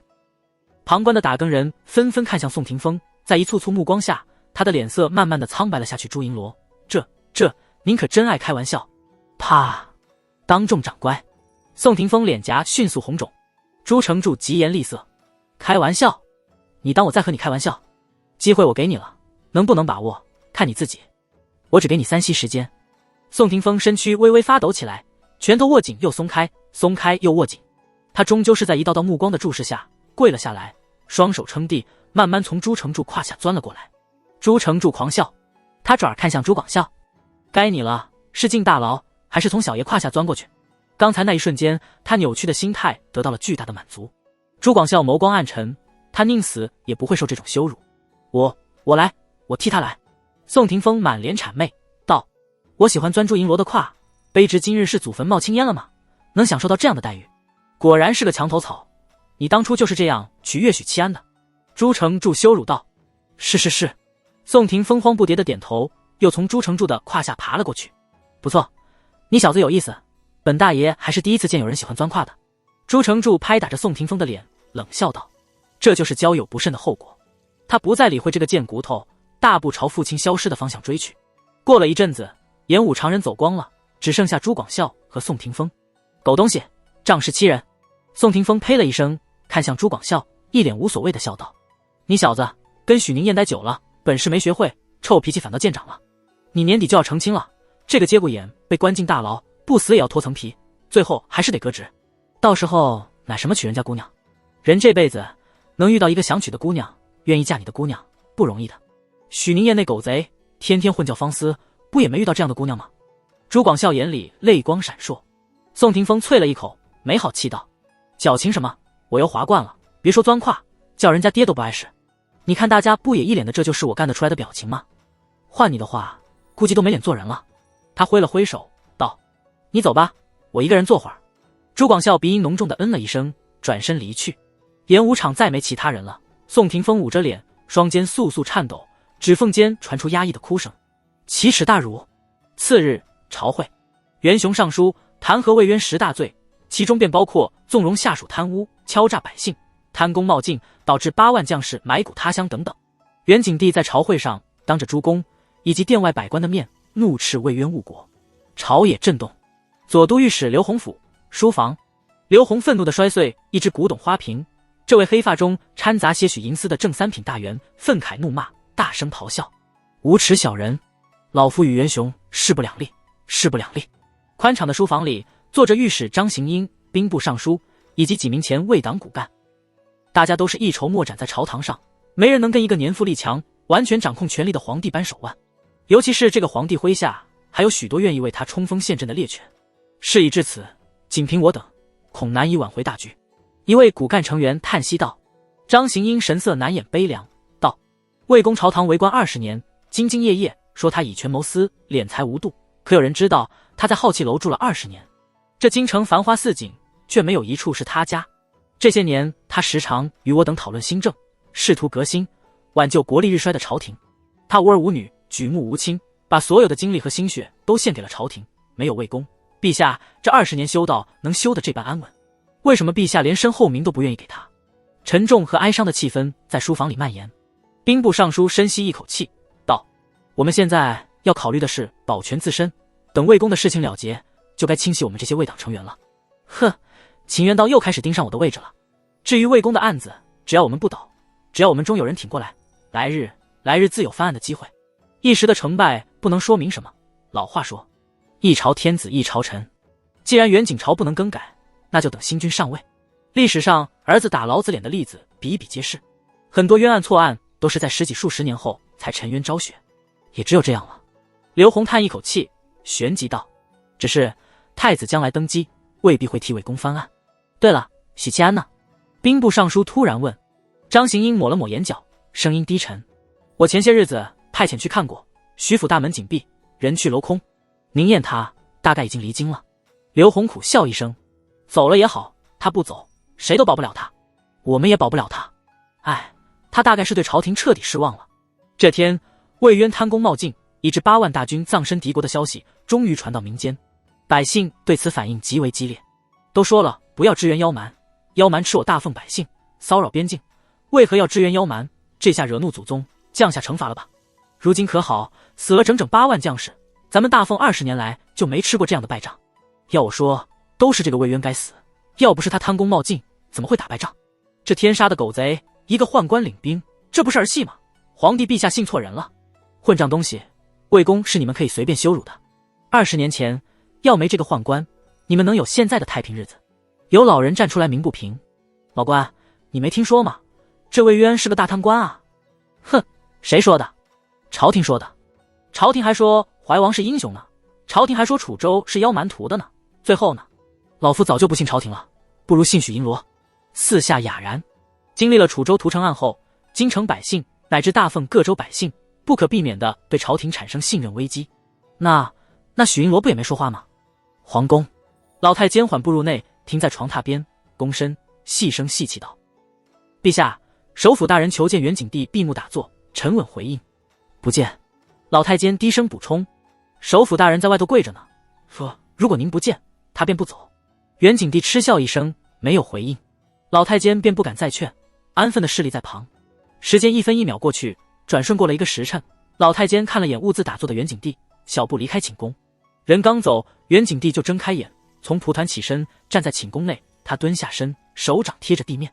几秒后，元景帝隐约听见耳畔传来凄厉的龙吟：“还不够，还不够。”元景帝没有说话，体内却传来某个声音：“等明日宣告对巫神教战役失败，便够了。”元景帝笑道。另一边，老太监出了寝宫，高高的台阶下，一袭飞袍跪着：“首辅大人啊，你这是何必呢？说出去，你和陛下面子上都不好。”老太监躬身着，苦口婆心的劝：“回去吧，老奴伺候了陛下大半辈子，陛下的脾性老奴还是知道的。你就算跪死在这里，也休想动摇陛下的决心。”王首辅脸色发白，眼皮半睁半闭，似乎随时都会昏厥。这个年纪能跪1个时辰，大概只能说意志力惊人了。我明白了，多谢公公提醒。王首辅眼里的光渐渐熄灭，挣扎着起来，身子一动，却斜斜摔倒。“哎呦，您小心，首辅大人身子金贵，您要出了问题，谁来替陛下分忧？”老太监急忙搀扶他起来。王真文呼出一口气，掸了掸身上的灰尘，正了正衣冠，然后朝着御书房深深作揖。接着他做了一个让老太监瞠目结舌的举动。王真文摘下冠帽，轻轻放在台阶上。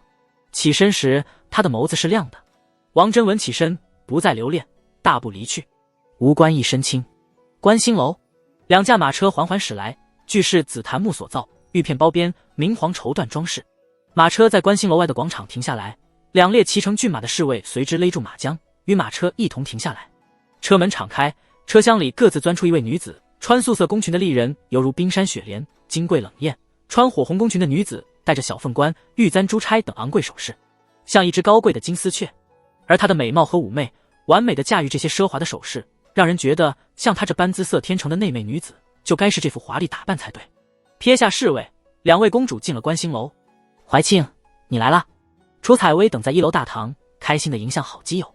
表表则不顾公主仪态，提着裙摆噔噔噔往楼上跑。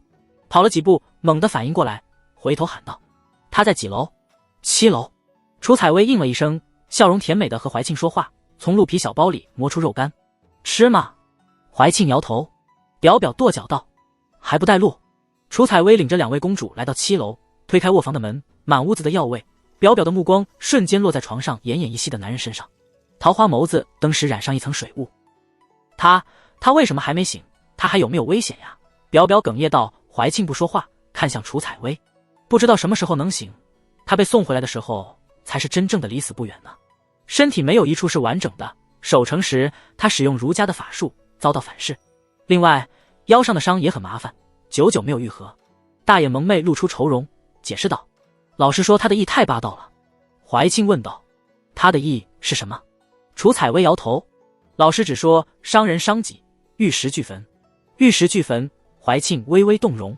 许七安在晋级4品时，到底处在什么样的状态，又是怎样的心境，让他踏出了这一步？表表已经坐在床边，手里捏着帕子，哭成了泪人。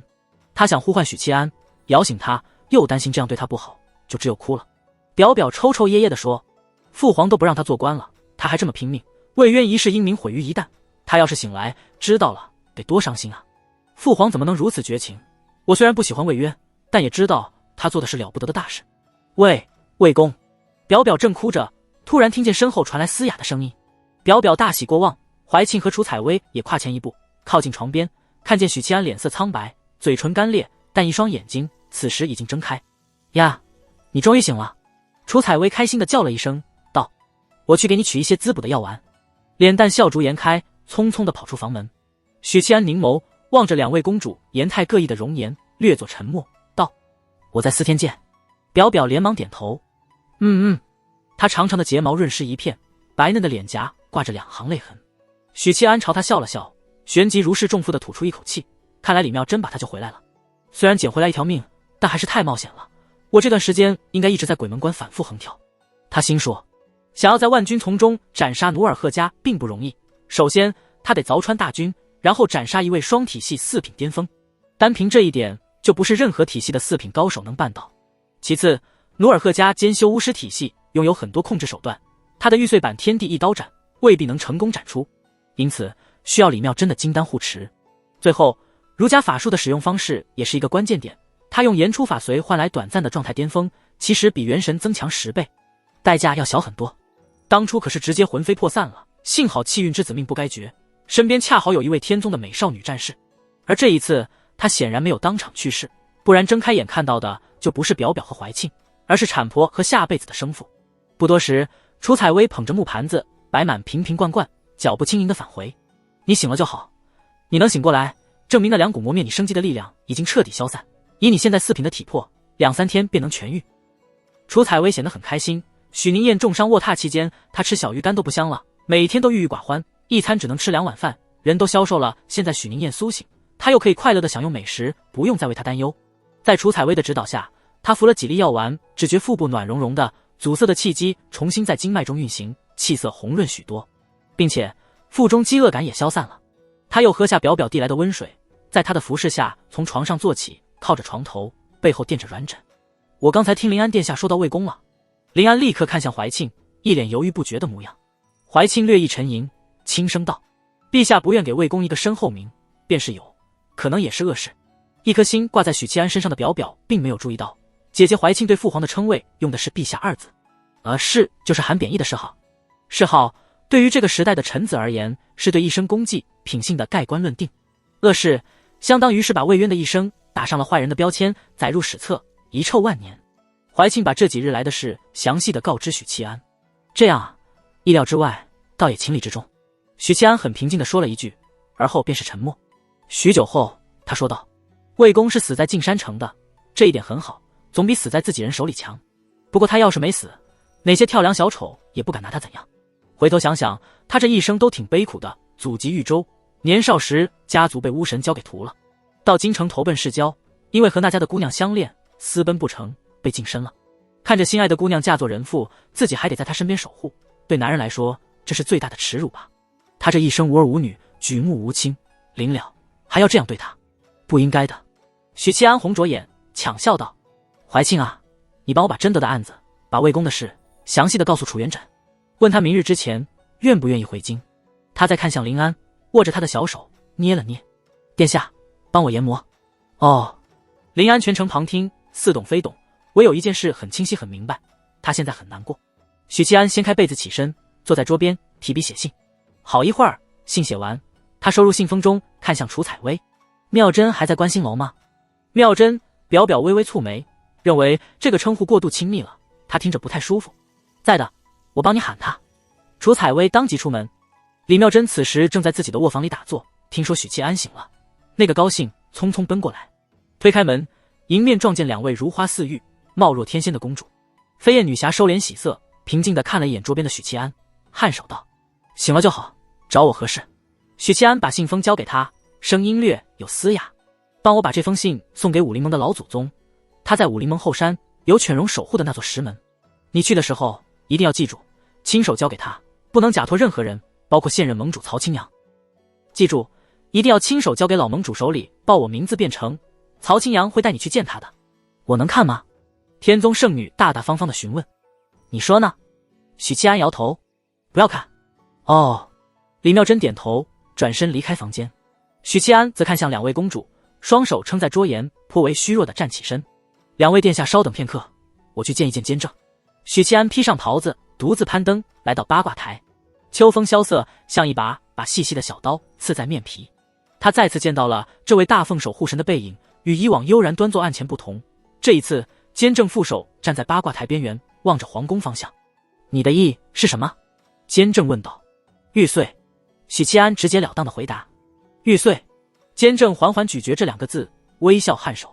与天地一刀斩的特性相符，不枉费我把这份绝学送到你手里。你这个老淫婢。许七安早就猜到这件事，但还是首次得到监正的承认。监正又说，你知道天地一刀斩的来历吗？许七安摇头，他来自一位一品武夫，那位一品武夫试图用手里的刀斩破天地牢笼，然后他就陨落了。监正笑着说，那说明他用错了武器，换成一把斧头，他说不定就成功了。哪怕是在这么糟糕的处境里，许七安依旧忍不住于心里吐槽，一品武夫叫什么？他趁机补充知识，问出心底的好奇。监正摇头，当年儒圣划分境界，将各大体系分为9品时，唯独在一品武夫处留白，没有取名。有趣的是，武夫体系的超品，儒圣取名为武神。更有趣的是，自神魔时代总结，一品武夫虽凤毛麟角，但十几万年的漫漫历史长河中，总是会冒出1-2个，唯独武神从未出现过。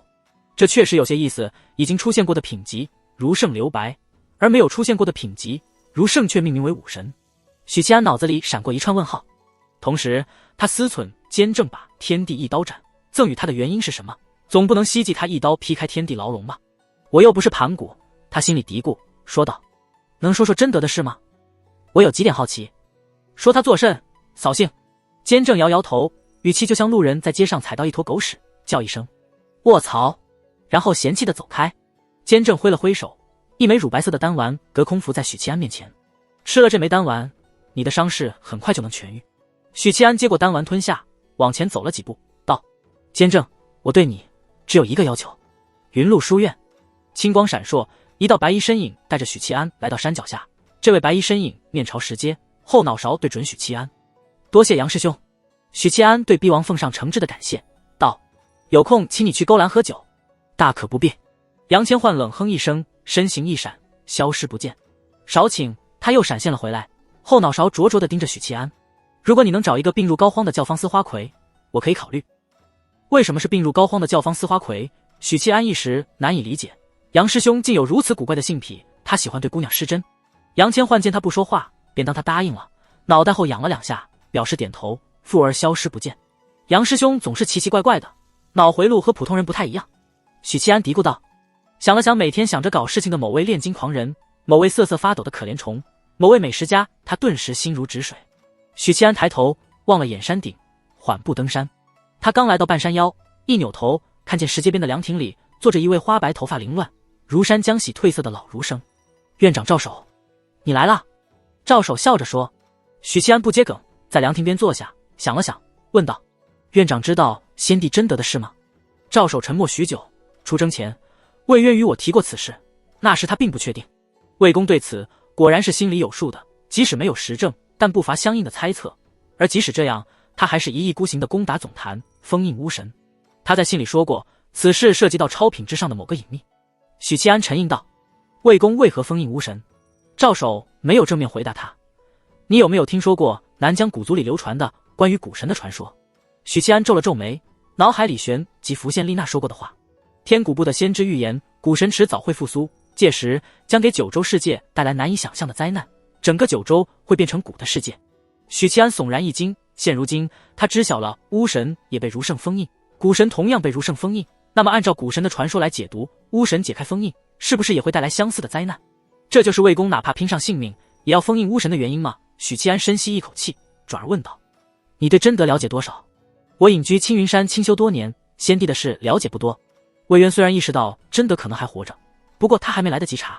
赵守顿了顿，分析道：但我们根据他的行为，可以一定程度地猜测其目的。许七安摆摆手：我对他的了解或许比您更深刻。真德的一切目的都是为了长生，应该是当一个长生的帝王。魏公曾与我说过，战争会动摇气运，影响国本，败仗打得越多，气运流失越严重，直至亡国。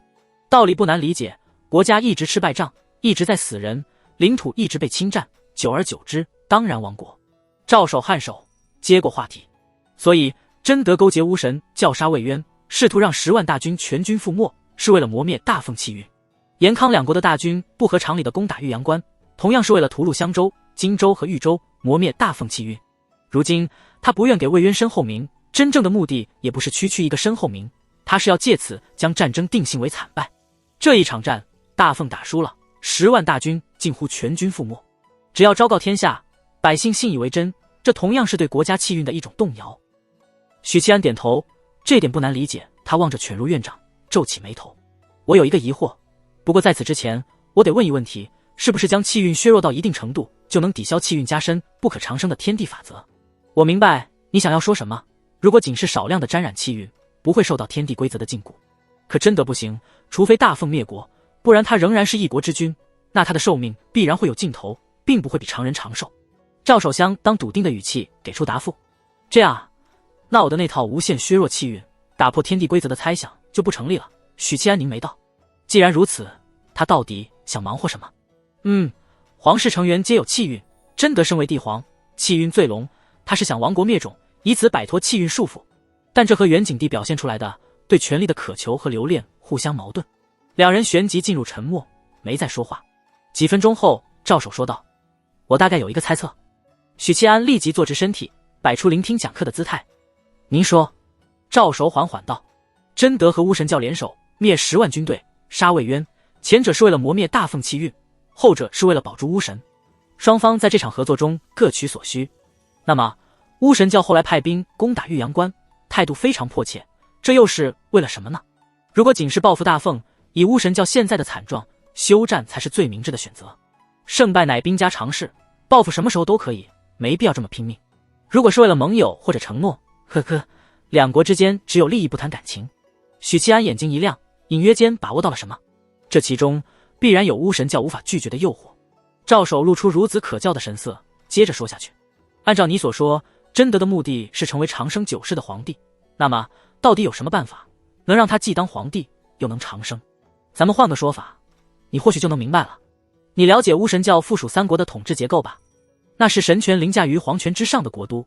许七安当然知道，回答道：他们的国君掌控军权，臣子们掌控政权，而在两者之上，有一名3品灵会师维系平衡，但平时不会插手军政事务。赵守起身走出凉亭，眺望东北方向，悠悠道：三国君王其实是藩王，真正的中枢是径山城，真正的皇帝应该是大巫师萨伦阿古。可是萨伦阿古活了几千年了。轰！仿佛一道闪电劈入许七安的脑海，劈得他目瞪口呆，劈得他浑身发颤。萨伦阿古是大巫师，是径山城最高领袖，巫神被封印的1000多年来，他才是巫神教真正的话事人，地位等同了中原朝廷的皇帝。而萨伦阿古是古时代活到现在的一品高手。院长的意思是，真德想效仿萨伦阿古？不，是成为第二个萨伦阿古。许七安眼里的震惊慢慢收敛，语气变得冷静。对，只要把大凤变成巫神教的附属国，他就能成为第二个萨伦阿古。萨伦阿古管着东北三国，他真得可以管中原13州，他依旧是皇帝，区别只在于头顶多了一位巫神。但巫神已经被封印了，无人能制衡他。即便巫神解开封印，那位超品巫师能让萨伦阿古管东北，未必不会让真德管中原。真德的修为至少2品，这样的高手，巫神教会给予最大的尊重。对巫神教来说，把大凤变成他们的附属国，是大凤开国皇帝承诺过的事，是巫神教梦寐以求的事。所以他们迫切地攻打玉阳关，与真德里应外合，动摇大凤气运。这样一来，真德和巫神教的行为就有了完美解释。想把中原变成巫神教的附属国，要先削弱大凤气运，这点我可以理解，但具体又是如何操作？气运悬而又悬，中原人杰却是实打实的存在，百姓不同意，必定揭竿而起。管你是巫神教还是佛门，但这或许正是巫神教希望看到的。他一边神经质的喋喋不休，一边看向赵守，征求他的看法。我们的猜测相同，至于怎么把中原变成巫神教附属国，这或许是超品的另一个隐秘，我并不知晓。至少儒圣没有留下只言片语，只能靠我们自己去探索。赵守沉声说，巫神凝聚东北三国气运，又是如何长生的？许七安皱眉，没有任何人说过，也没任何文字记载，巫神凝聚了东北三国气运。这个问题，也许监正应该能回答你。术士修行与气运有关，监正活了500年，而术士体系脱胎于巫师。赵守如此回答，所以超品巫师也能像术士一样摆弄气运。许七安沉默一下，凝视着犬儒院长，我这次来是想取走魏公留给我的东西。赵守没有点头，而是看着他，你决定了？许七安缓缓点头。我以前不明白监正为什么总是冷眼旁观，明明有能力却什么都不做，尤其在知道真德的存在后，我因为无法理解，乃至对他产生怨恨。魏公死后，我犹如绝境之人，退无可退。那段时间我想了很多事情，复盘了很多细节，忽然发现答案其实早就给我，只是我没有醒悟而已。说着，他望向了青云山顶峰某一处，感慨道，钱钟大儒已经告诉我答案了，只有气运才能打败气运。儒家修行与气运有关，那位2品大儒邪名愿撞散大周龙脉，国王人也亡，监正要杀真德，便如钱钟撞龙脉。玉石俱焚。赵守袖子徐徐扫过凉亭内的石桌，石桌上便多了一只锦盒。这就是魏渊送你的东西。赵守笑道。许七安的目光停留在檀木锦盒，盒子被一股力量封禁着，青光隐隐。他缓缓伸出手按在锦盒上。赵守声音透着低沉道，我必须要提醒你，打开这个盒子，你就正式入局了。许七安脸色平静，我已有觉悟。他旋即打开了盒子，一抹凄艳的猩红映入瞳孔，锦盒内一粒鸽子蛋大小的血丹静静躺着。秋风里，四周的草木沙沙摇晃，庭外的枯枝吐出新嫩的绿芽，地面钻出尖尖的草色，虫豸从地底钻出，成群结队的涌向亭子，但被一道青光气照挡在庭外。许七安嘴唇微动，血丹。赵守颔首，魏渊走之前留了一部分血丹在这里，他与我合作推演过，这部分血丹留与不留都不影响到进山城的胜率。于是魏渊把血丹分出一部分交给了我保管。他说，巫神教的战场由他来摆平，京城的战场交给许七安。说到这里，赵守笑了笑，声音温和。我问他，如果许七安无法在那个时候晋升4品，又当如何？他没有回答我。现在看到你，我才明白他当时是何等的自信。魏公已经料到这一步了。许七安眸子似乎幽深了一下，低头看着血丹，吞了它，我能晋升3品。赵守给予肯定的答复道，3品叫不死之躯，归根结底本质是远超凡人的强大生命力，能断肢重生，只要不当场死亡，怎么样的伤势都能复原。正常的修行之法是日复一日的锤炼体魄，若能辅以丹药等天材地宝，那是最好。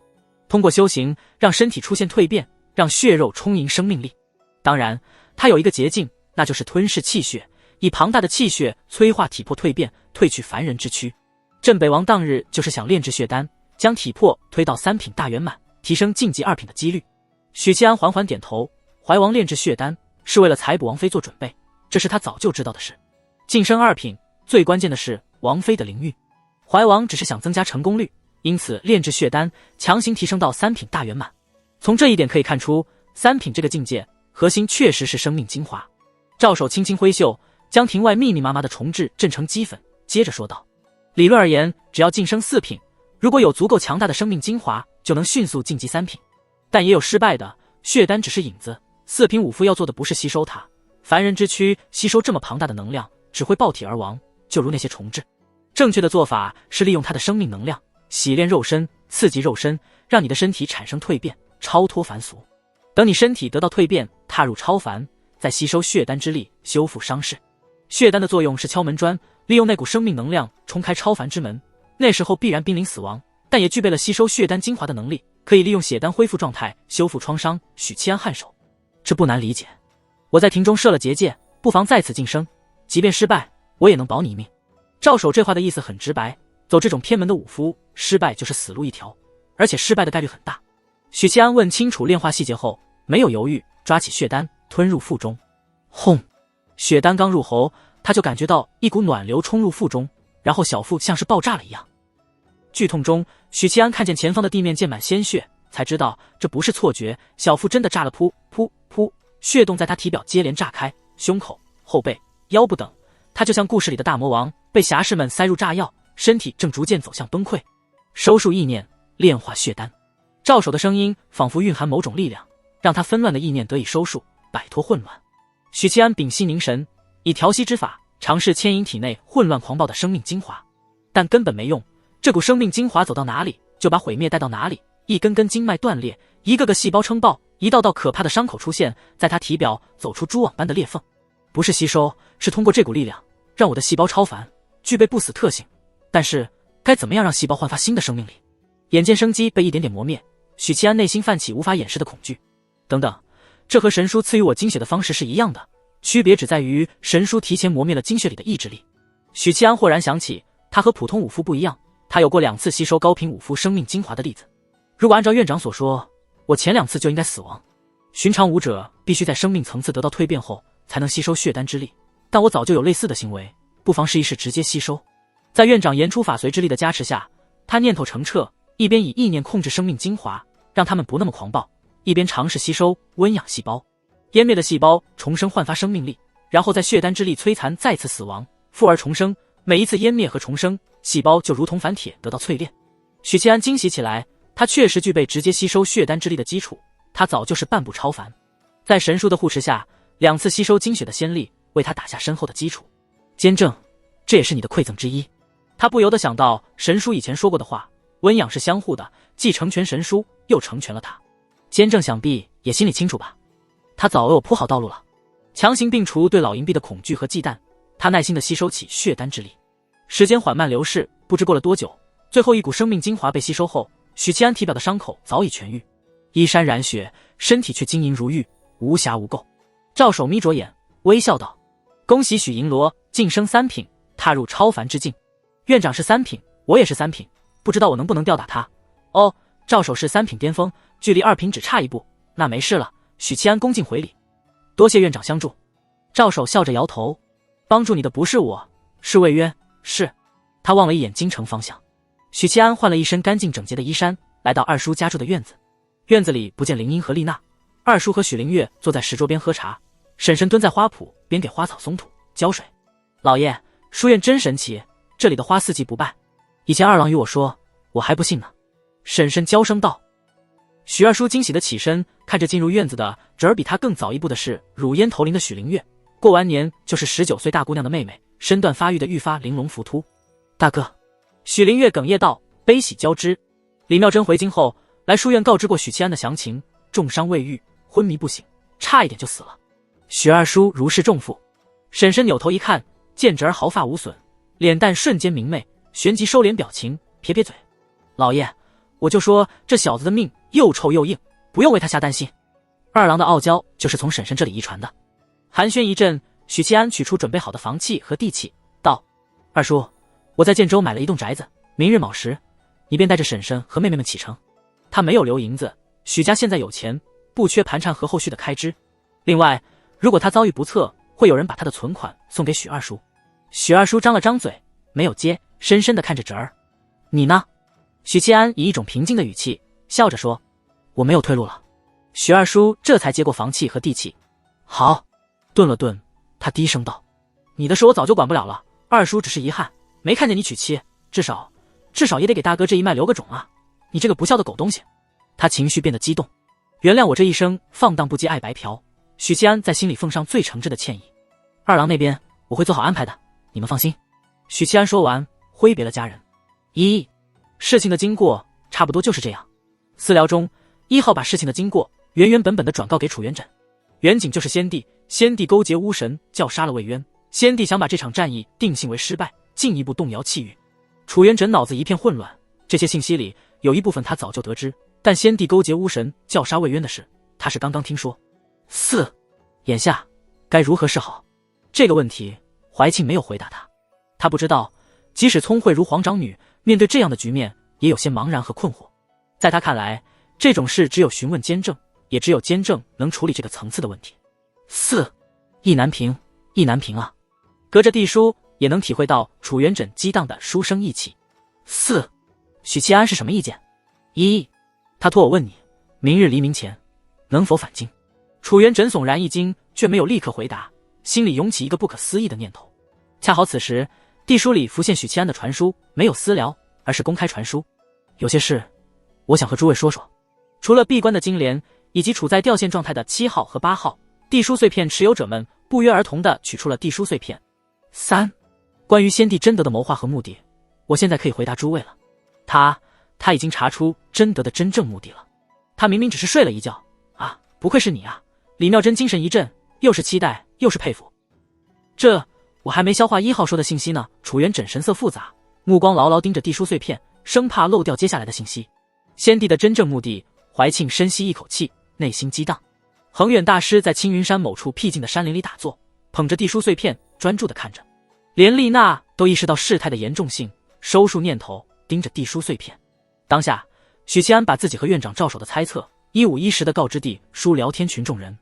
晴天霹雳，地书碎片持有者们久久未曾回应，让大凤成为巫神教的附属国，以此来避开气运加深不可长生的规则，并成为巫神教在中原的代言人，成为另一种意义上的皇帝主宰。祖宗的江山拱手让人，先帝他入魔太深了。该死的贞德，我现在就想刺死他。虽然没怎么听懂，但感觉很厉害的样子。阿弥陀佛！天地会众人受到了巨大的冲击，有愤怒，有愕然，有恍然大悟，只觉得一切线索都串联起来了。先帝他已经疯了。欲望人人都有，但为了欲望不顾一切，做到这一步，只能说先帝受到地宗道手的污染，入魔太深，执念成魔念了。我不明白的是，如何让大凤成为附属国？楚元稹的话引来众人激烈探讨。散国运，天下大乱，巫神教趁势挥师中原。不排除这个可能，不过经历了魏渊的横扫以及玉阳关战役，巫神教损失极大，就算大凤乱了，便宜的也是西域佛门吧。恒远和丽娜没有发表看法，一个是不擅长分析这些，一个是纯粹的智商不够用。真的还会有行动的，动摇气运并不是最后一步，接下来他做的事才是最关键的。但我不会给他机会了。你打算怎么做？众人几乎一起发了这条信息。许七安沉默许久，缓缓书写：我要弑君。地书碎片中一片寂静。我要弑君，看到这4个字，每个人的手都微微颤抖起来。怀庆脑子一片混乱。楚元稹当年不满远景修道，辞官练剑，行走江湖，虽然言语间和态度上处处表达出对远景的不满和不屑，但他从未想过弑君2字。生活在这个时代，不管承不承认，思想都会受到君臣父子、君要臣死臣不得不死等理念的影响。弑君是他无论如何都没想过的事。李妙真是天宗圣女，没接受过儒家教育，但同样生活在这个时代，知道君王2字的概念和意义。他以前说刺死远景，更多的只是发泄情绪。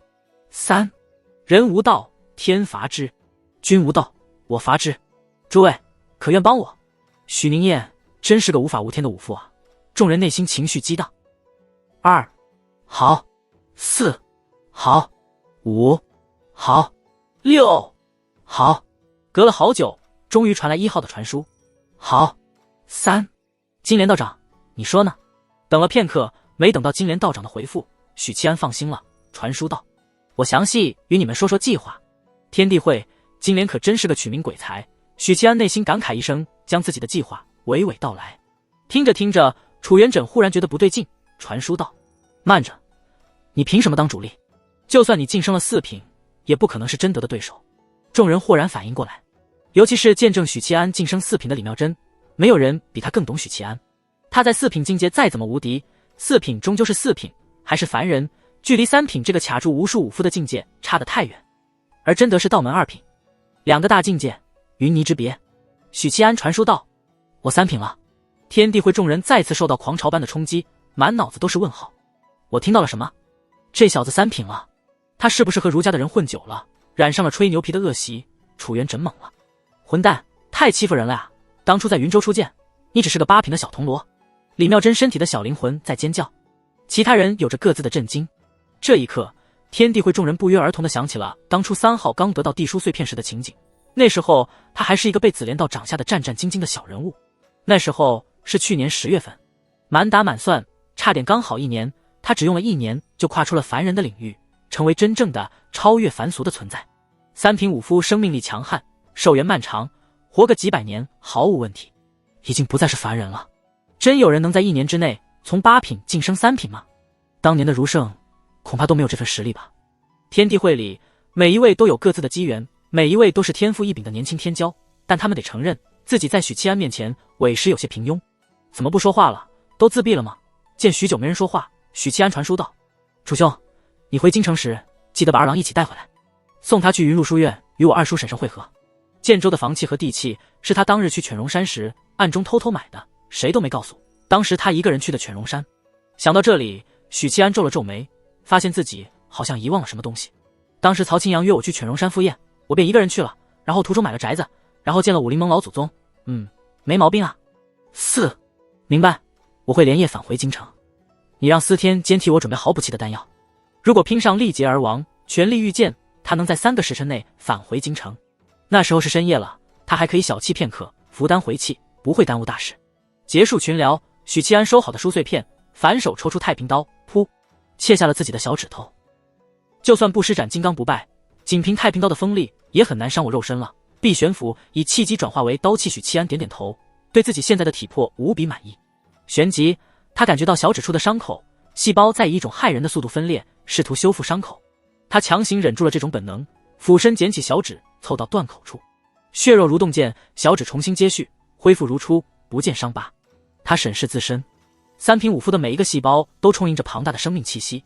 如果有显微镜的话，我的细胞和普通人类的细胞应该是不一样的。这样会不会让我绝育啊？应该不至于，这个世界是有半妖的，说明生殖隔离规矩管不到这个世界。看宋清可怕的生命嫁接数就知道了，当时我吓得没往这方面想。4品武夫吞噬血丹晋升，几乎是九死一生，不，十死无生，难怪几乎没有人敢走这条路，难怪大凤武夫这么多，却只有镇北王一位3品，而且以数万乃至数十万活人炼制血丹的手段，粗鄙的武夫不懂，道门掌控这个秘术，怀王当初就是得了地宗道手的帮助。至于巫师和术士懂不懂，暂且未知。至于像我这样有巅峰武夫主动舍弃部分精血凝炼血丹助我晋升，只能说爸爸真好。监正也有功劳，没有他的安排，我不可能提前打下基础。魏公的馈赠是出于感情和传承，监正的馈赠不知道是为什么，但我现在已经知道一部分了。嘿，不就是杀皇帝吗？王朝是术士的根基，监正杀皇帝必遭气运反噬。我不一样，我只是武夫，而且本身就身怀气运，不怕反噬。但杀皇帝终究是会因果缠身的吧。他把玩着自己的小指，回想起刚才的身体状态。3品之后，武夫不但能断肢重生，还可以接续残肢，前者是在消耗自身精血，如果一直断肢重生，迟早会力竭被生生磨死，后者则消耗极少，毕竟不需要重生再造机体。另外3品初期脑袋被斩了也会死，因为元神还不够强。我现在就是这种情况。3品中期元神追上肉身，那时就算脑袋被砍下来，也可以再长出一个新的脑壳，元神归位即可。但如果在这样的情况下，元神被巫师或道门高手针对，陨落的风险还是很大。另外，如果被分尸，各部位不能迅速回归，就算是3品也会因为本能的修复而造成精血流失过多，很快死亡。换而言之，分尸是杀死高品武夫最好的方式。这么看来，神书的有多可怕？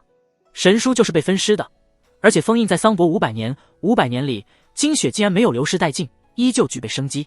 另外，神书的元神也撑了500年没被磨灭。修为越高，越明白神书的可怕。巅峰境界的神书有多强，一拳一个老监正。许七安一步踏空，在气机轰的爆炸声里破空而去。3品武夫能依靠气机御空飞行，在各大体系的御空手段中，这属于强行御空，消耗最大，速度也最慢，同境界飞行速度最慢。不过要是在陆地上，武夫的速度是最快的。哪怕是掌控传送的术士，除非一口气传送到10几里或数十里，否则近距离的传送很容易被武夫的爆发力追上，然后贴身一套连招带走。很快，京城在望，许七安降落于地，便装成前世那个大帅逼，混入熙熙攘攘的人流，成为芸芸众生的一位。他回到观星楼，一起跃上八卦台，狂风呼啸中，啪嗒一声，稳稳落在监正身边。杨师兄呢？许七安问老监正，怕他受不了打击，关到地底去了。监正面无表情地说：人生已经如此艰难，就不能让我在杨师兄身上找找乐子吗？许七安嘀咕一声，然后说道：我已入3品，麻烦监正了。监正颔首，一巴掌拍在许七安头上。车轮粼粼，紫檀木打造的豪华马车停在灵宝关外。易容打扮后的许七安从临安的马车里钻出来，内妹小玉姐提着裙摆，在许七安的搀扶中稳稳跳下。表表仪态大方地走到灵宝关门口，微抬下颌，声音甜美：本宫要见国师。我父皇在吗？陛下不在关内。守门的小道童立刻进关内通报，过了一阵，疾步返回，道：殿下，国师有请。表表就领着许七安入内。殿下，明日不管发生什么事情，不要恨我。表表扑闪着勾人的桃花眸，娇声道：不会，你是不是要定亲了？声音陡然拔高。许七安摇了摇头，想握住他的手，想想又作罢。大鲨鱼可能已经看过来了。一个成熟的海王手里握着钢叉，要懂在正确的时机插正确的鱼儿。现在明显不合时宜，血腥味会激发里头那个大鲨鱼的凶性。临近骆玉衡的清幽小院，留下林安在外头等候。他进入小院，推开骆玉衡进室的门。成熟冷艳的国师盘坐蒲团，双眼微闭，眉心一点朱砂，把他绝美的容颜衬出几分清冷的仙气。我入3品了。许七安低声道。骆玉衡猛地睁开双眼，灼灼地盯着他。他芳心巨颤，险些无法管理自己的表情，让白皙冷艳的脸庞出现剧烈的情绪变化。你怎么办到的？骆玉衡无意识地压低声音，像是在讨论某个秘密。魏公出征前留了一枚血丹给我。许七安传音道。另外，先帝贞德的案子我已经查清楚了。他把事情始末一五一十地告知骆玉衡。骆玉衡沉默了许久，缓缓点头，半吐息半叹气地说道：原来如此。许七安直言了当地说：我要弑君，但以我一人之力，恐怕不是先帝的对手，请国师出手相助。弑君杀的不只是远景，还有贞德。骆玉衡没有应答，嗓音冷脆悦耳。监正不会对帝王出手，这是因为术士与王朝不可分割，杀帝皇的代价是监正无法承受的，要不然历代帝王不会对监正如此放心。但是3品之后的高手，不管是哪个体系，都不愿意对人间帝王出手，因为灭杀一位有大气运之人，同样会受到气运反噬。我到了相当关键的时刻，承受不了这个反噬。你脱裤子作甚？骆玉衡柳眉轻蹙，这小子竟然脱了外套，当着他的面解腰带。国师不是一直想与我双修吗？机不可失。许七安一本正经。然后他看见这位仁宗到手，大奉国师，国色天香的绝代佳人，脸蛋浮起2团红霞。骆玉衡神色复杂地看着他。你都知道了？许七安点头。是金莲道长告诉我的。不管金莲是明是狼，先坑一把。骆玉衡柳眉倒竖，目光看向一边，淡淡道：我虽有此打算，也不是非你不可，道侣之事岂可儿戏。他表情冷淡，语气冷淡，但不太利索的吐词出卖了他。国师还是个很有仪式感的小女孩啊，不可儿戏。我当然也会洗澡，该有的步骤不会少。许七安心里吐槽，停止了解裤腰带的行为，笑道：弑君之后，我就是国师的人了。他此举只是为了和骆玉衡坦诚相见。你缠我身子，我求你出手帮忙，当然我也有点缠你身子，这更像是利益交换。不过许七安对骆玉衡的观感不差，不介意先做爱做的事，再培养感情。古人云：日久生情。骆玉衡眸子里水光闪烁，同时有着罕见的羞恼，淡淡道：我明日自会出手，滚。许七安躬身作揖，退出禁室。出了院子，表表迎上来，叽叽喳喳地问：你和国师谈了什么？许七安如实回答：想邀国师双修，但他拒绝了。表表翻了个白眼。许七安又说：他认为道侣之事不可儿戏，得要我八抬大轿娶她过门。表表小母鸡似的咯咯娇笑。还没出灵宝关呢，小心国师听见怪罪下来。许七安看了他一眼，将来你就笑不出来了。接下来带我去一趟王府。他说。王真文回家后就开始让家人收拾行李，从随身衣物到古董、家具、字画，一股脑儿的收入箱子。家人茫然不已，但心知是遇到大事了。王二爷壮着胆子问了几次，没得到回复，便不敢再问，一个劲儿的怂恿最受宠的妹妹去打探情报。王思慕通过最近朝堂局势以及父亲竭力为魏渊争名声的事，心里有了判断。两种可能：一，父亲打算辞官；二，陛下打算让父亲辞官。这座府邸是皇家御赐，地处皇城，和世袭罔替的勋贵不同，文官一旦辞官还乡，这种御赐的府邸朝廷要收回去的，不像勋贵死了老子，爵位有嫡子接替，御赐的府邸可以一直传下去。按说不该啊，以父亲和魏渊的关系，纵使英雄相惜，终归也是政敌，没必要做到这一步。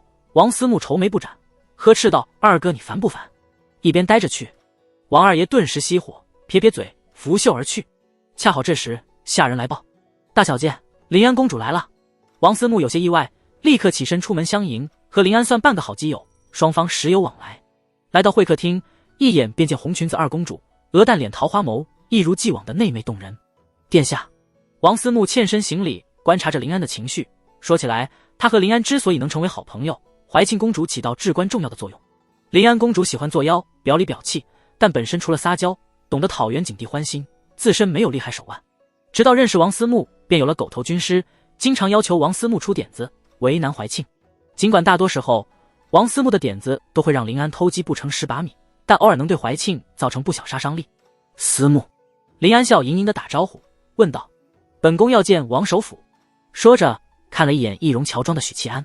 观察细微的王思慕立刻注意到这个细节，审视了一遍许七安，平平无奇，外貌和气质平庸得很，但这个男人既然能被临安殿下带在身边，想必身份不简单。这时他听见这个外表平庸的男人笑道：“哟，弟媳妇，许银罗。”王思慕瞪大眼睛，怀疑自己听错了，刚才确实是辞旧大哥许七安的声音。表表侧目看一眼狗奴才，诧异道：“弟媳妇。”王思慕是二郎的小姘头。许七安笑眯眯道：“思慕小姐与二郎情投意合，有情人终成眷属是迟早的事。”王思慕啐了一口，又羞又气又甜蜜。从许银罗的话中可知，许家对他是相当满意的，而父亲从未明确阻止过他和许二郎交往，甚至持默认态度，不然当日他从许府回来，父亲也不会特意问询许府的情况。呀，这不是亲上加亲了。表表顿时开心，桃花眼弯成月牙儿。许七安直入主题道：“思慕小姐，我想见一见王首府。对了，方才进来看见下人在收拾东西，这是何故？”王思慕略有犹豫，低声道：“父亲可能要辞官。”辞官？许七安皱了皱眉，第一反应是魏公死后，元景帝清洗朝堂局势，平衡党派势力，所以要把王首辅赶下台。但这几天元景在努力抹黑魏公，为这场战役盖棺论定，应该没时间搞王首辅。这时候辞官是不是太早了？还是王首辅自知仕途将尽，索性提前辞官，还能得个好结局？许银罗呢？找我父亲有何事？王思慕眼波柔媚，盯着他：“叫银罗就见外了，叫一声大哥吧。”许七安岔开话题：“他来找王首府是寻求帮助。”王思慕对这种没正经的男人毫无办法，无奈道：“我领你们过去。”他做了一个请的手势。许七安和临安跟在他身后，一路穿廊过院，走向王府深处。王思慕穿了一件浅粉色被子，长及膝盖，下身是百褶长裙。行走时，裙摆与被子晃动，柔美飘逸。许七安审视了一下，这位弟媳妇身段高挑，臀腰间比例极好，姿色也是上佳，加之首府千金，秀外慧中，她和许二郎倒是天作之合。唯一不好的地方，聪明，个性强，身份又高贵，这样的女子普遍都很有占有欲。二郎将来想纳妾就难了，不过也好，好男人就应该一生一世一双人。许七安很认同这个道理，并觉得自己就是这样的好男人。眼见就要来到王首府的书房，许七安突然道：“我去上个茅厕。”进了茅厕，取出一页望气术纸张，燃尽，两道青光从他眼中激射而出，继而缓慢收敛。等他回来时，临安和王思慕不见踪影，只有一位下人原地等候。见许七安返回，小人迎上来，躬声道：“小姐让我在此等候，说他和临安殿下去闺房玩耍，您自行进去便好。他已通知老爷。”感情不错嘛，挺好的，有王思慕这个弟媳妇出谋划策，表表不怕被欺负了。许七安颔首，走至书房前，敲了敲门：“进来。”书房里传来王真文醇厚温和的嗓音。许七安轻轻推开门房，采光极好的书房里宽敞雅致，黄花梨木制的大案后，王首府寂然而坐，他浑浊而疲惫的双眼，他沉凝又严肃的表情，种种细节都在昭示着这位老人的状态极差。听思慕小姐说，首府大人准备辞官。许七安笑道：“知道瞒不过他。”王首府无可奈何地笑了一下。明日朝会，我会起骸骨，按照规矩，他会象征性地挽留几次，然后准许我告老还乡。您是自己想辞官？许七安盯着他。王首府点头。是。望气数给出的反馈是真话，不曾说谎。首府大人这是激流勇退啊。许七安还是问道。为何如此？望气数旨业是见完二叔后找大儒张慎要来的，没要其他法术。4品及4品以下的法术，对一位道门2品来说根本不会有效果。道门4品金丹就能万法不侵了，何况2品？至于院长赵守那里，那本儒家法术书籍是他唯一的存货，早已被许七安消耗，拿不出其他。非要记录的话，倒是可以记录儒家体系的法术，只是3品大儒的言出法随，许七安不敢用，用了未必能杀死2品真德，但绝对会让他死翘翘。挂逼如他2次鬼门关之旅后，对儒家的吹牛逼大法有了些许心理阴影，既无力改变，不如辞官。王首府淡淡道。只是因为魏公，怕不止于此吧？许七安皱眉。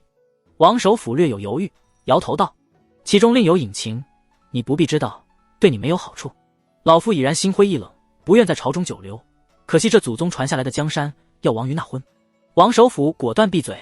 他辞官当然不只是因为魏渊之事，当今圣上不当人子，当今监正冷眼旁观，他虽位极人臣，却只是一介书生，能做什么？徒呼奈何。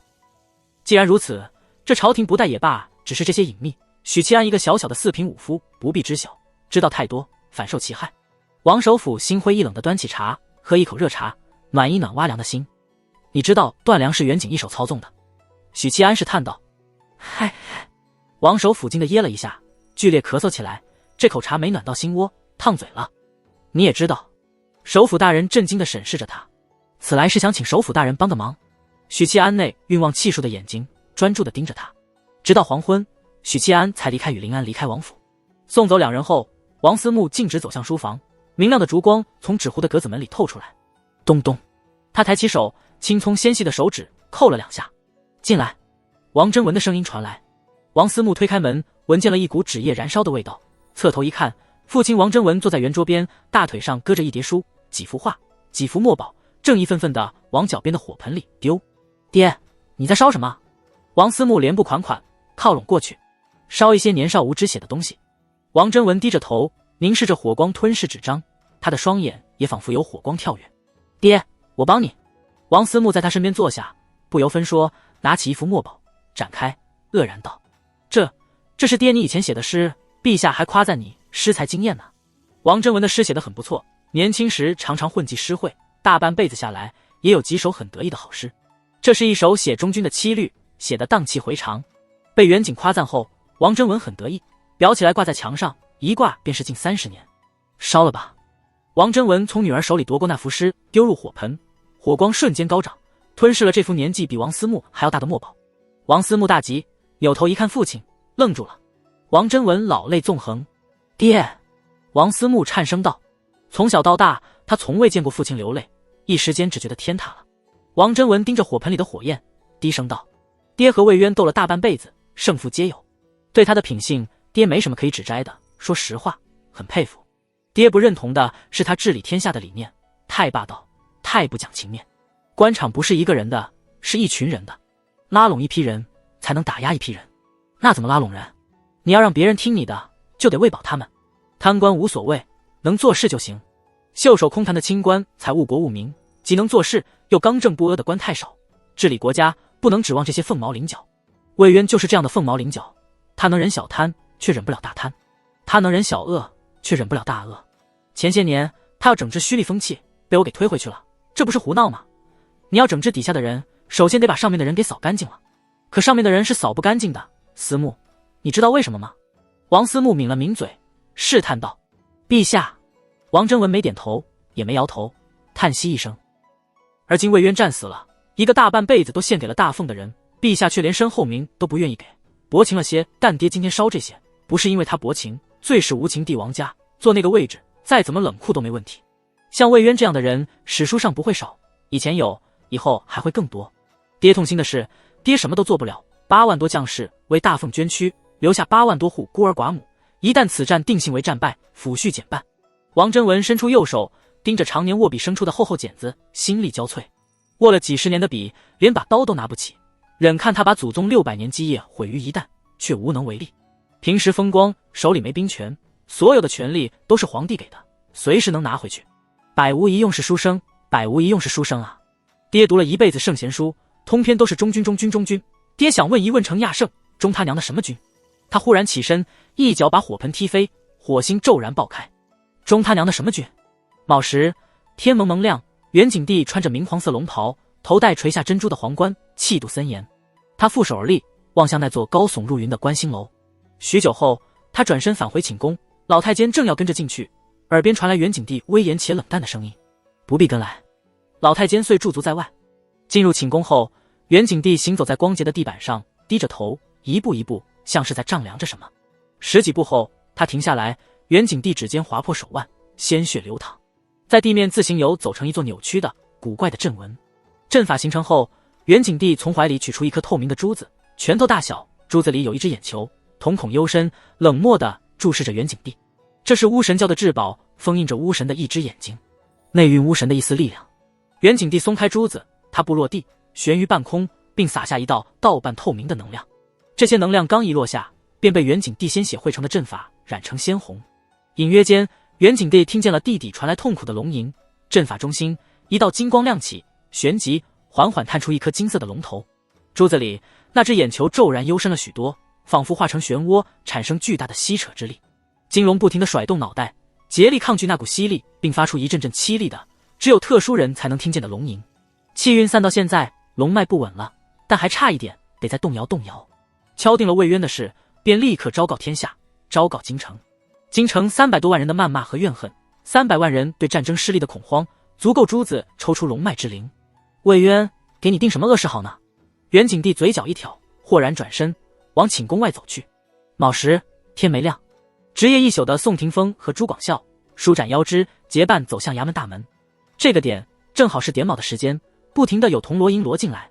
一路上看宋廷峰的目光怪怪的，昨日他忍受胯下之辱的景象历历在目。好歹也是练神境挺有天赋的艺人，可惜骨头太软，这样的人修为再高也当不了领袖。以前看他吊儿郎当的，只觉得不够稳重，现在看啊，根本是不堪大任。察觉到周遭同僚的目光，宋廷峰目光暗了暗，旋即露出满不在乎的笑容，保持着吊儿郎当的姿态。朱广孝眼神藏着悲伤，原本他也该经受一次胯下之辱，是宋廷峰故意耍贱，把脸丢在地上，才让他躲过朱成柱的刁难。朱广孝知道自己的性格，宁死也不受胯下之辱。他年底就要成亲了，成家立业，未来美好的人生等待着他。宋廷峰不想让好兄弟的美好人生毁于一旦，于是他把自己的尊严给撕了下来，丢在地上，给人狠狠践踏。看着宋廷峰故作轻松的模样，朱广孝又想到了许七安，他走得干脆利索。魏公战死的消息传回京城后，他便再没踪迹。徐府人去楼空，将来要么隐姓埋名，要么浪迹江湖了吧？如果宁燕在这里，不会看着你受辱。朱广孝咬牙切齿道：“然后跟我一起死吗？”宋廷峰翻了个白眼，没好气道：“魏公死后，京城就容不下他了。走了正好，他不走我也要赶他走，不走就不当兄弟了。”朱广孝咧嘴一笑：“也是。”宋廷峰忽然呸了一声，骂道：“也不知道留地址，哎，希望此生还有再见之日。”刚走到门口，迎面就撞上腰挎佩刀、穿着银罗钗服的朱成柱。宋廷峰和朱广孝一低头，快步疾走。“站住！”朱成柱冷不丁的出声，半转身子睥睨二人，问道：“衙门点卯，你们二人要去哪儿？”“该死！”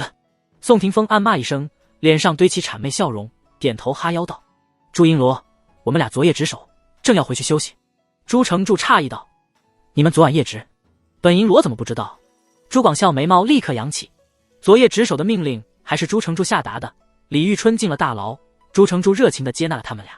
很显然，朱成柱是刻意刁难他们。“是，那许是我们记错了。”宋廷峰连连点头，卑躬屈膝：“我们这就回去。”朱成柱本来还想借机教训一下这俩家伙，见信送得如此卑贱，摇头失笑。他再次喊住两人，悠悠道：“今夜值守，就麻烦你们两个了，辛苦点。”两位和大凤的英雄人物许七安是好友，都是手段高超之辈，能者多劳吗？这是不让人休息，要把他们活活累死。宋廷峰拳头几次握紧，复而松开，面皮微微抽搐，但他不敢得罪对方，躬身道：“明白。”他当即转身，带着朱广孝往衙门内走。身后传来朱成柱的嗤笑道：“废物！”周遭渴望宋廷峰男人一回的打更人满脸失望，露出恨铁不成钢的表情。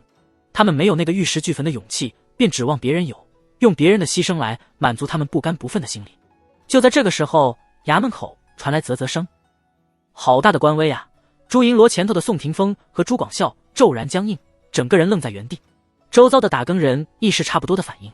朱成柱瞳孔微微收缩，这个声音既熟悉又陌生，曾经出现在他梦里无数次，犹如梦魇。他一边痛恨着，诅咒着，一边又恐惧着，沮丧着，认为自己根本没有复仇的希望。现在那个人就在他身后，他却连转身的勇气都没有。脚步声缓缓靠近，朱成柱双腿微微发抖，脊背沁出冷汗。谁知脚步声掠过了他，走向宋廷峰和朱广孝。穿着一袭青衣，手里拎着那口4剑4刀武器的许七安各自踢了宋廷峰和朱广孝一脚，嘲笑道：你俩的日子看起来不怎么样吗？朱广孝满脸激动，热泪盈眶。宋廷峰赌气没有回头，哽咽骂道：狗东西，你怎么还没走？你嫌命太长了。周遭的打更人又惊喜又困惑以及焦急，许宁燕竟还没走，还敢回打更人衙门？他不知道朱家父子已经回来了吗？他不知道袁雄接任魏公之位，成了员工吗？对，他不知道这一切都发生在昨日。许宁燕，你赶紧走啊！人群里有人小声提醒。这时候朱成柱像是挣脱了某种枷锁，重新掌控双腿，发疯似的朝衙门深处狂奔而去。这下打更人们没了顾虑，七嘴八舌的劝说：许宁燕，你不该回来，赶紧走，快出城。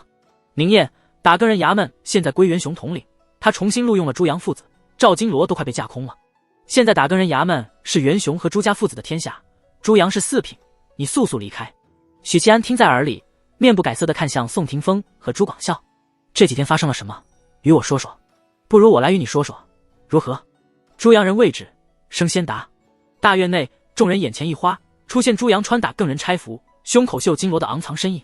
再过几秒，朱成柱追了过来，指着许七安，疾言厉色道：爹，这小子竟然还敢回衙门，杀了他，现在就杀了他。朱杨未动，与许七安对峙片刻，直到赵金罗赶来。不情不愿，朱杨心里冷哼一声，淡淡道：赵金罗，你与我合力擒杀此贼，袁公和陛下才会真正重用你。袁公在观星楼瞭望台看着呢。赵金罗回望一眼，只见远处好气楼的7层瞭望台，一袭飞袍孑然而立，正俯瞰着这边。赵金罗收回目光，神色复杂的说道：你何苦回来？许七安嘴角一挑：回来要债。关注这边动静的打更人越来越多，而现场的打更人却越退越少。4品高手的战斗说不准会拆了衙门，许七安修为如何他们不知道，但绝对不差。只是这里毕竟是京城，2位金罗合力对付他不难，若是别处高手再来，许宁燕死路一条。他怎么回来了？魏公死了，谁还能给他撑腰？他把陛下得罪死了，回来作甚？糊涂啊！许宁燕回来作甚？可恶！同僚一场，实在不忍看他殒命，我们只是小人物，不忍心又能如何？你还能不顾一家老小的命帮他？是啊，没看见赵金罗都妥协了吗？打算和朱杨联手对付许宁燕，袁雄在好气楼看着呢。一朝天子一朝臣，打更人也是一样。魏公的时代过去了，再也不会来了。一众打更人在远处观望着，议论着，或唏嘘，或不甘，或无奈。朱杨拇指一弹，佩刀铿锵出鞘，当空闪过雪亮的刀芒。在场每一位打更人只觉心里一寒，被刀光刺激，手被汗毛竖起。朱杨一步跨出10几丈，顺势挥出刀锋，直取许七安项上人头。不管玉阳关的流言是不是真的，许七安今时今日的修为都足以和4品斗一斗，单凭他一人未必能吃死此僚。但只要身后的赵金罗跟上，2人合力擒杀许七安不在话下。许七安反手一巴掌，啪！脑袋像是西瓜一样炸裂，骨块、脑浆、血肉、眼珠迸射而出，在大院的青石板地面溅出星星点点的痕迹。朱阳的身躯踉跄前奔几步，颓然倒地。霎时间，打更人大院死一般的寂静。朱阳的铜皮铁骨竟然挡不住他的一巴掌，那轻描淡写的一巴掌，我也挡不住，我也会被一巴掌拍死。赵金罗瞳孔收缩成针孔，宛如突遇强光。朱阳4品的金罗就这样被拍死了。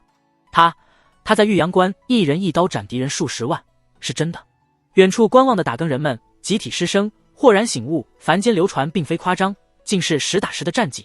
宋廷峰和朱广孝神色恍惚，一时间难以接受这个时常与自己出入勾栏教坊司的同僚，已经不知不觉成长为如此可怕的人物。一巴掌把一名4品金罗扇的脑袋爆碎，这是何等可怕的修为！许宁燕，他现在是几品？众人心里闪过一个荒唐的念头，旋即死死按住，不让他冒头，因为这太疯狂、太荒诞、太颠覆常理。朱成柱脸色煞白如纸，嘴唇轻轻颤抖，他整个人如同风中摇摆的树枝，不停地站立着。他奉若神明的父亲，他全部的依靠，他四平五富的父亲被这个人一巴掌拍死了，并不比拍死蝼蚁难一些。巨大的恐惧在朱成柱心里爆炸，他忽然打了个激灵，一股浑浊骚臭的液体从他裆部流下来。退回去，我不杀你，否则朱阳就是你的下场。许七安看向赵金罗，赵金罗强忍着恐惧，抱拳躬身，迅速离开。许七安转而看向宋霆锋，指着朱成柱，他就交给你了。说完，信步往前，朝着好气楼走去。一道道目光追随着他，想跟上，但缺乏勇气。直到许七安的背影消失，众人纷纷扭头看向宋霆锋。宋霆锋走到朱成柱面前，叉开双腿，想活命的话，从这里钻过去。我钻，我钻！朱成柱慌不迭地跪下，诚惶诚恐，边爬边求饶。从宋霆锋胯下钻了过去，边上的朱广孝突然抽刀，狠狠斩下，一颗头颅咕噜噜地滚落。朱成柱脸上凝固着惊恐，眼角闪着泪，嘴唇动了动，最终归于永恒的死寂。宋霆锋捂着脸，边哭边笑，宛如疯魔，一吐胸中郁垒。这时，有人指着好气楼高处，惊叫道：“许宁燕要杀袁雄！”忽然间，所有人都看了过去，只见第7层瞭望台，许七安揪着袁雄的领口，把他半个身子压到了外面。袁雄，哦不，袁公！许七安笑眯眯地审视着脸色发白、不停挣扎的袁雄。听说袁公呕心沥血，列了魏公10大罪，将打更人衙门的腐败分子押入大牢，肃清打更人风气，对揭露魏公这个误国罪臣起到至关重要的作用。袁雄从他眼里看到了森然的杀意，沉声道：“许七安，本官乃朝廷命官，正3品大员，你不能杀我！”见许七安目光依旧冷冽，他审时度势，迅速转变态度，哀求道：“是陛下强迫我做的，我没有选择，为人臣子，如何拒绝？我真的没有选择，这不是出于我的本意，原谅我，许七安，原谅我好不好？”天色漆黑，正是黎明前最黑暗的时刻，寒风吹得袁雄浑身冰凉，心里也一片冰凉。你现在立刻离京，本官替你拖延时间。晚了，下面那些狗东西就会举报你，城门一关，你就出不去了。他不愿放弃求生的机会，只想着先卑躬屈膝躲过一劫，回头再通知陛下诛杀此僚。原谅你是魏公的事，我的任务是送你去见他。许七安松开手，袁雄仰面栽倒，从7楼急坠而下，砰的一声传来，他仰面，双目暴突，死死望着天空，当场身亡。远处看到这一幕的打更人瞠目结舌，许宁燕，他是要造反啊！一位3品大员说杀就杀，这是真正的大人物，位列诸公之一。早他娘的看不惯他们了，杀得好！有人压低声音，小声发泄了一句。短暂的沉默后，杀得好！打更人是魏公的打更人，他袁雄是什么东西？朱家父子背叛衙门，早被革职了。呸！杀得好！自昨日开始的压抑，至此尽数宣泄。许宁燕还是那个许宁燕，无法无天。他回来了，一切怨愤和不甘都将烟消云散。许七安返回茶室，这里的陈设一如既往，只是再也不会有一袭青衣坐在桌边，目光温和地等待着他。翻开茶杯，茶壶里的水竟然还是热的，想来是袁雄晨起时命人烧的。许七安倾倒茶壶，倒了2杯水，抿一口，摇着头说：“喝茶无趣，今儿我要喝酒。魏公，你觉得呢？”对面空空荡荡，茶室安静，无人应答。他取出地书碎片，从中倒出一坛早就准备好的美酒，拍开泥封，举坛畅饮。第一口豪迈甘云，第2口就喝得慢了，小口小口喝着，很快就喝去大半。许七安一边喝一边碎碎念着往事。他见有几分醉眼朦胧，小孩儿未大醉，人生至尽。恍惚间，许七安好像看到了一位两鬓斑白的青衣，坐在对面，双眼蕴含着岁月沉淀出的沧桑，温和地望向自己。魏公，卑职为你高歌一曲，你一直想听，我现在就唱给你听。他拎着酒坛，缓步走到瞭望台，此时晨风凄厉，迎面扑来，他回忆着往事，高歌。我站在烈烈风中，恨不能荡尽绵绵心痛。他并指如剑，睥睨京城，声音陡然拔高，望苍天四方云动，剑在手，问天下谁是英雄。接着他缓缓扭头，望向皇宫，望向后宫，声音温柔：人世间有百媚千红，我独爱你那一种，伤心处别时路有谁不同，多少年恩爱匆匆葬送，我心中你最重，悲欢共生死同，你用柔情刻骨换我豪情天纵，我心中你最重，我的泪向天冲，来世也当称雄，归去斜阳正浓，归去斜阳正浓。举坛一饮而尽。许七安把酒坛抛下高楼，回身看向那袭青衣，大笑道：“魏公，卑职唱得如何？”耳畔似乎响起了那个温和的嗓音：“甚好。”许七安哈哈大笑，泪水却夺眶而出，不敢再看那边，踉跄离开茶室。此去欲何？踏碎凌霄，若一去不回，便一去不回。金銮殿，元景帝高坐龙椅，表情肃穆地俯瞰殿内诸公。他目光扫过某一个空位，沉声道：“袁爱卿为何没到？”袁雄并没有请假，朝会竟然缺席。按照大奉律法，朝会迟到、缺席，罚俸3月，吃15个板子下去，文弱书生就真得在床上趴10天半月了。元景帝倒不是因为袁雄缺席而生气，只是接下来他还需要袁雄这个冲锋陷阵的马前卒。随着时间推移，元景帝已经不指望袁雄了，看了一眼兵部侍郎秦元道：“袁雄不在，冲锋陷阵的事自然是他这个皇党核心成员之一来做。”当即出列作揖道：“陛下，对巫神教战士，对魏渊身后事拖延至今，不能一拖再拖，阵亡将士的家属还等着抚恤呢。”元景帝缓缓点头，问道：“秦爱卿意向如何？”秦元道痛心疾首：“魏渊贪功冒进，不顾大局，强行攻打晋山城，以致8万多将士牺牲，害我大奉损失8万精锐。魏渊他死不足惜啊！”晋山城之役后，严康2国大军兵临玉阳关，虽最后退去，但精锐一在，随时都会卷土重来。襄州、荆州、豫州情况危急，随时可能被巫神教军队攻陷，3州百姓危在旦夕。为今之计是派使者奔赴巫神教和谈，以弥补魏渊造成的灾祸。至于魏渊，臣死谏，请陛下谥号厉，武力残忍凶厉之意。元景帝扫过诸公，悠然道：“诸位爱卿意下如何？”无人说话，有人看向了另一个空缺的位置，那是一国首辅王征文的位置。在诸公看来，王首辅这是放弃了。既然首辅都不再管此事，他们也不必为魏渊和陛下死磕。能站在这里的都是聪明人，这些天来的局势变化，哪里会看不出元景帝的谋划？魏渊现在名声臭了，再出面为他求爵位、求中武没有意义，你还得先给他翻案。关键是龙椅上这位不允许，徒呼奈何。至于前魏党成员，则早对元景失望，把目标转向了新朝，等新君登基再替魏公翻案。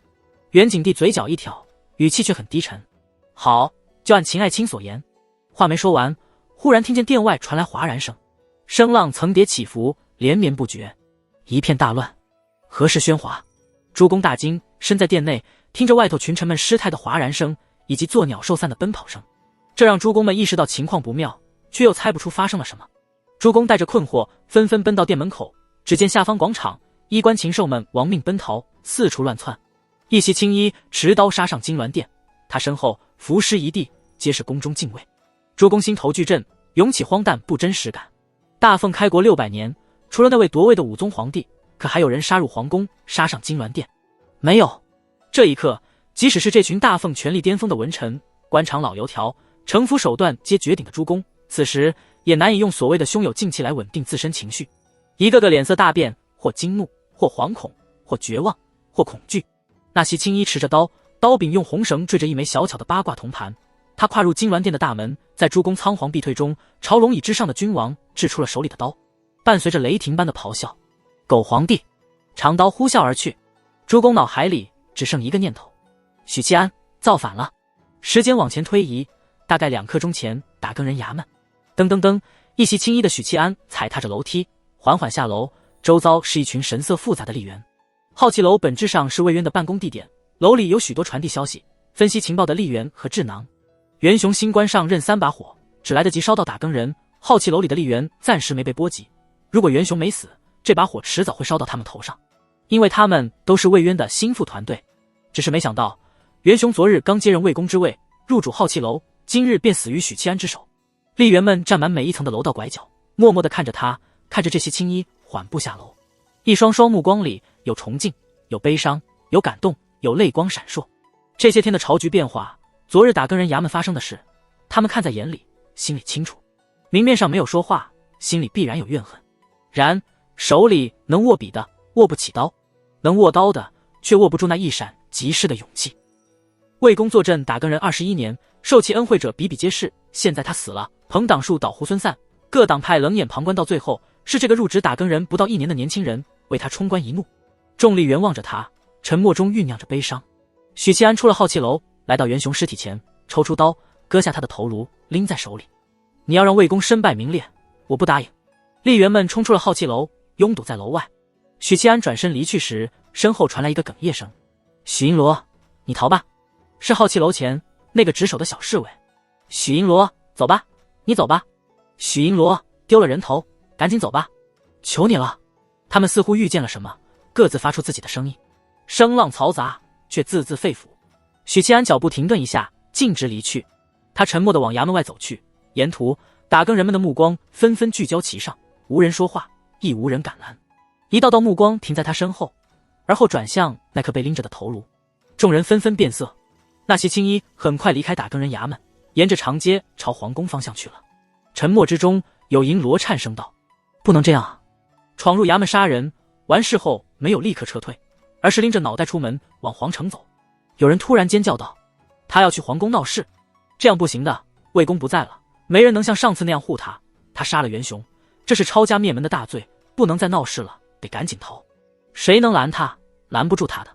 太冲动了，上次他能杀国公，是因为有魏公，有诸公死谏，这群文武百官在前头顶着压力，他才能全身而退。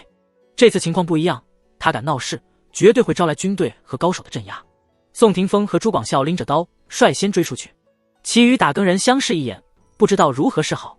我等有妻儿老小，不能冲动，就去看看，只是看看，总之不能什么都不做。至于到时候怎么应对，他们也没想好。给自己找了理由后，有人迈动步伐冲出了衙门，接着一个两个蜂拥而出。卯时一刻，秋寒霜重，大多数百姓还没晨起。街边的早市摊前，一位摊主双手捧着热腾腾的豆浆走向桌边的食客。某一刻，他望向了街面，瞪大眼睛，手里的海碗坠地摔碎，滚烫豆浆溅了一地。食客们顺着他的目光看去，昏暗的晨光中，一袭青衣持刀而行，左手抓着一颗头颅，他身后跟着近100位打更人。摊主缓缓收回目光，看向食客：“那是不是许银罗？”“啊，他就是许银罗。”也有人没见过许银罗真容的。没错，是他，是许银罗。他要做甚啊？手上拎着脑袋。许银罗又要杀贪官了吗？身后跟着那么多打更人。街边的摊贩、早早进城的货郎，以及部分外出赶工的百姓，有幸见到这一幕。在发现许银罗沿着主干道朝着皇城方向走时，在旁目睹的百姓不免交互交流。许银罗手里拎着的人头是谁？谁知道呢？肯定不是好人，否则许银罗不会杀他。像这样声势浩大的情况，我记得上一次还是蔡氏口斩2名国公，可惜那次我没亲眼见证。声音突然顿住，几秒后，有人尖叫道：“跟上去，跟上去看看！”原本仅是惊奇的百姓突然意识到事情的严重性，当即呼朋引伴，遥遥坠在打更人后边。一路走着，路人指指点点，互相打听：“这是闹内班啊？你们跟着这群打更人作甚？”队伍里的百姓就说：“领头的那是许银罗，没认出来吗？你们瞎了狗眼！莫要废话，我们也不知道，跟着看热闹就成。别忘了，许银罗上次这般兴师动众，是楚州屠城案。”不明就里的百姓大惊失色，于是加入了队伍。皇城城墙上，镇守南门的羽林卫遥遥看见宽敞的主干道，人潮汹涌而来，俯瞰之下全是人头。当先一袭青衣，而后是100位打更人，最后是松散的百姓。近1000人的队伍，京城繁华富庶，百姓普遍慵懒，起得比较晚。尤其随着秋意加深，天气转冷，不是迫于生计的家庭，这时候都还在睡梦里与温暖的被窝缠绵。因此，能拉拢起近1000人的大队伍，在这个时候已经殊为难得。羽林卫们很快无视了百姓，在100位打更人身上流连片刻，直指锁定领头的那袭青衣。前营罗许七安腰上悬挂着人头。羽林卫南城统领脸色严肃地吩咐道：“预热火炮，准备弩箭，听我命令。”面对这个大煞星，再怎样的重视都不为过，尤其近来局势紧张，朝廷要治魏渊的罪，这个节骨眼，许七安是来者不善，善者不来。这位羽林卫统领站在城头喝道：“皇城重地，闲人止步。”说话间，他抬起手，城头的羽林卫或调整炮口，做事微信瞄准，或抬起军弩，拉开硬弓，只等长官一声令下，发动攻击。那袭青衣果然停了下来。见状，羽林卫统领松了口气，魏公一死，这个桀骜的年轻人也不得不收敛无法无天的性子。这时，他看见许七安接下腰间头颅，高高举起，大喝道：“21年前，魏渊率军出征山海关，与妖蛮、南蛮和巫神教决战山海关，大捷而归。此战若无魏渊，便无大凤。然功高震主，为皇帝所不容，被迫废去修为，夺去兵权，屈居朝堂。身后的打更人一脸不忿，为魏公鸣不平。百姓里，年轻人并没有太多感触，年纪大的则知许银罗说的是实话。羽林卫统领眯了眯眼，手依旧抬着。21年后的今日，魏渊率军出征巫神教，昏君唯恐其凯旋，难以压制，串联奸臣，断10万大军粮草，于径山城联手巫神教，杀魏渊，覆灭军队。后与奸臣袁雄合谋，污其名，毁其誉，将10万大军以命相搏换来的胜利践踏。声音高亢响亮，一声声地传入百姓耳中，听得他们哗然，骚动出征巫神教的大军死伤惨重。这是近来满城轰传的谈资，就连贩夫走卒们歇下来凑在一起喝茶时，都会怒斥几声宦官误国。但同样一件事，从许银罗口中说出来，却完全是两回事。皇帝串联奸臣，断大军粮草，联合巫神教杀统军元帅，街上但凡听到这些话的百姓，脑子里乱糟糟一片。打更人们的眼眶瞬间红了，不是悲伤，而是愤怒。许宁燕这番话若是属实，于他们而言，这是不容忍受的、不能原谅的罪行。放箭！羽林卫统领厉喝。弓弦震颤声，炮弹出膛声响成一片。呼啸的炮弹裹挟着白光的弩箭，一股脑儿杀向许七安，不顾普通百姓死活。百姓们惊叫起来，四散而逃，找掩体躲避。轰轰轰！炮弹和弩箭在半空炸开，仿佛遇到了无形器械的阻拦。无痛心之至，不忍祖宗600年基业毁于昏君奸臣之手。许七安巍然不动，狠狠掷出人头，声如惊雷。故今日匹夫一怒，血溅五步，天下缟素。城头火炮床弩应声炸裂，抛人头过皇城，一袭青衣撞碎城门，杀向皇宫。狗皇帝！金銮殿内，随着这声震耳欲聋的咆哮，太平刀呼啸掠空，要把那袭黄袍钉死在龙椅上。诸公的目光追随着刀光，望向那位俯瞰朝堂近40载的君王。只见元景帝探出手，以血肉之躯抓住了绝世神兵的锋芒。太平刀喷吐刀气，嗡嗡震战，却无法挣脱这只洁白如玉手掌的桎梏。你以为朕修到21载，当真如此不堪？元景帝似笑非笑地看着许七安，语气平静，犹如高高在上的神灵主宰一切。两人隔着大殿目光交汇，许七安便知道真德和元景融合了。一气化三清，三者一人，一人三者，能分能合。你以为我来杀你，凭的只是匹夫一怒？许七安同样以平静语气对待，一字一句道：先帝真德，你竟知道朕的身份？元景帝微微皱眉，似乎有些惊讶。嗡！太平刀震荡出一道道刀气，让铺设黄绸的大案分崩析离，让金阶出现道道刀痕。某一道刀气斩碎了小巧八卦铜牌，八卦铜牌化作刺目的青光。下一刻，元景帝和太平刀消失在金銮殿。传送法器，弑君杀的不只是元景，还有真德。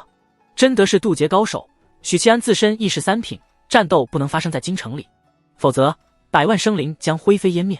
许七安扫过殿内诸公，他们表情僵硬，目光迷茫。第无道，许某今日罚之。诸公在殿内好生待着，静等结果。说罢，他取出一块小巧八卦铜牌，捏碎，青光将它包括，消失不见。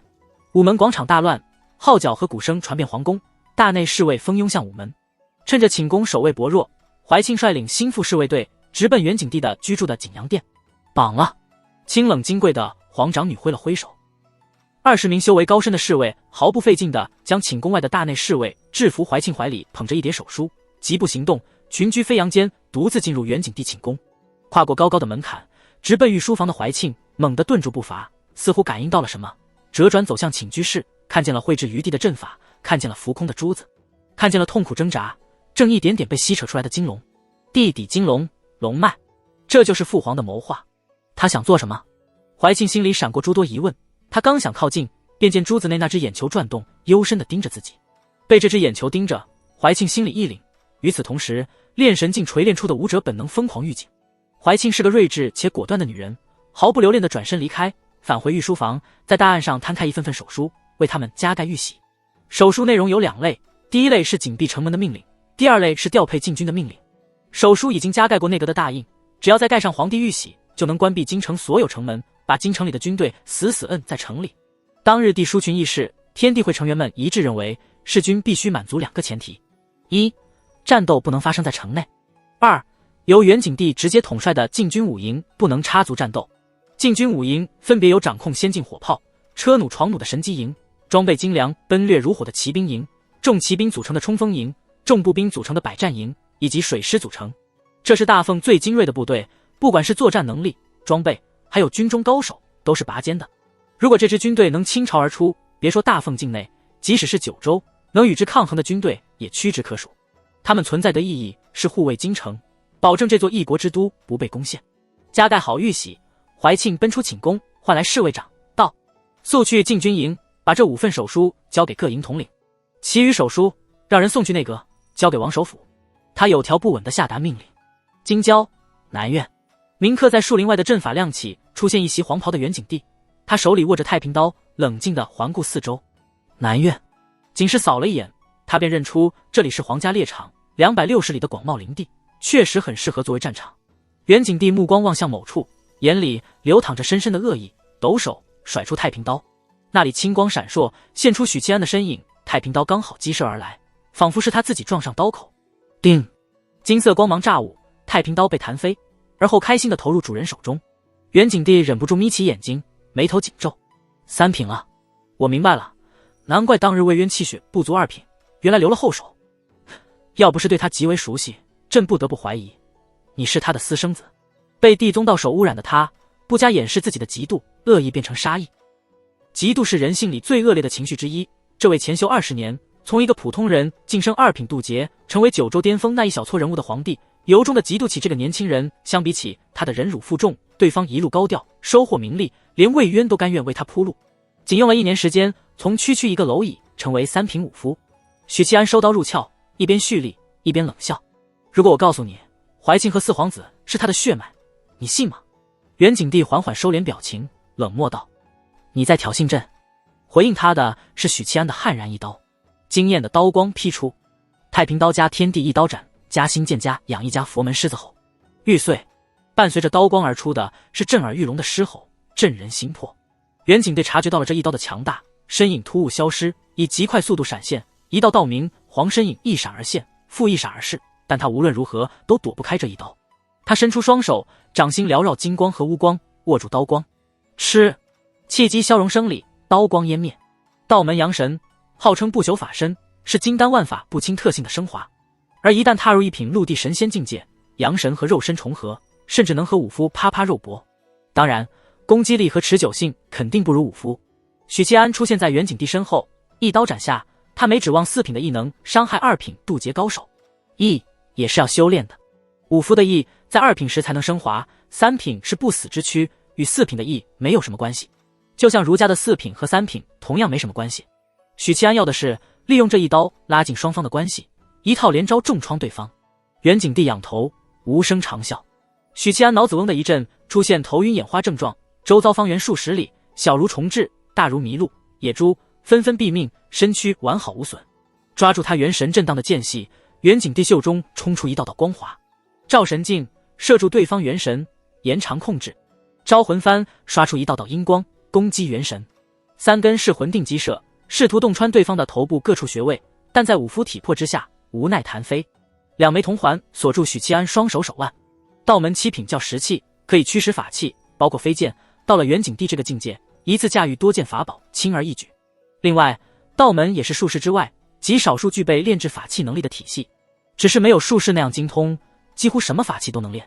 一边驾驭法器攻击，袁景帝一边召唤出一口清风，一剑递出，煌煌剑光铺天盖地。他走的是人宗的修行之法，同样是人宗2品，攻击力不比落玉衡差。道门3宗里，人宗是最具攻击性的。即使在武夫中论及攻击力，人宗剑术亦是佼佼者，且专破武夫的铜皮铁骨。剑光之下，金刚神功坚持了几息，没能撑住，一剑穿心，嫣红鲜血在许七安背后喷溅。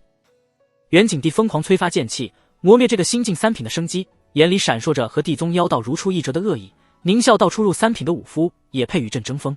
他踏入2品多年，举国资源修行，岂是这个初入3品的小子能抗衡？抓住你了！许七安露出奸计得逞的笑容，咆哮道：神书！一股深沉浩瀚、森严可怕的气息在许七安体内复苏，眉心浮现一抹宛如火焰的魔纹，皮肤迅速染上漆黑，脑后浮现一道火焰光环。许七安的气息暴涨，从3品初期瞬间冲到3品巅峰。这不是神书一个人的力量，是2者合一的力量。砰！法器铜镜炸裂，招魂幡炸裂，铜环炸裂，我来主导。许七安说，如今已是真正高频武夫的他，掌控着化境的能力，一样能连死其他体系的高手，不需要再由神书主导。好，他体内传来神书低沉的嗓音。神书是被迫唤醒的，能叫醒一位绝顶强者沉眠的，当然只有另一位绝顶强者。当日苏醒后，许七安说对监正只有一个要求，那个要求就是帮他唤醒神书。不过当时监正拒绝了，没说理由，只是让他先去一趟云路书院，从院长手中接过魏渊留给他的血丹。许七安才知道监正的用意。神书一个喂不饱的无底洞，他若是醒着，魏渊的血丹就白白便宜了神书。下一刻，狂风暴雨般的打击降临在远景身上，层层叠叠的气浪炸开。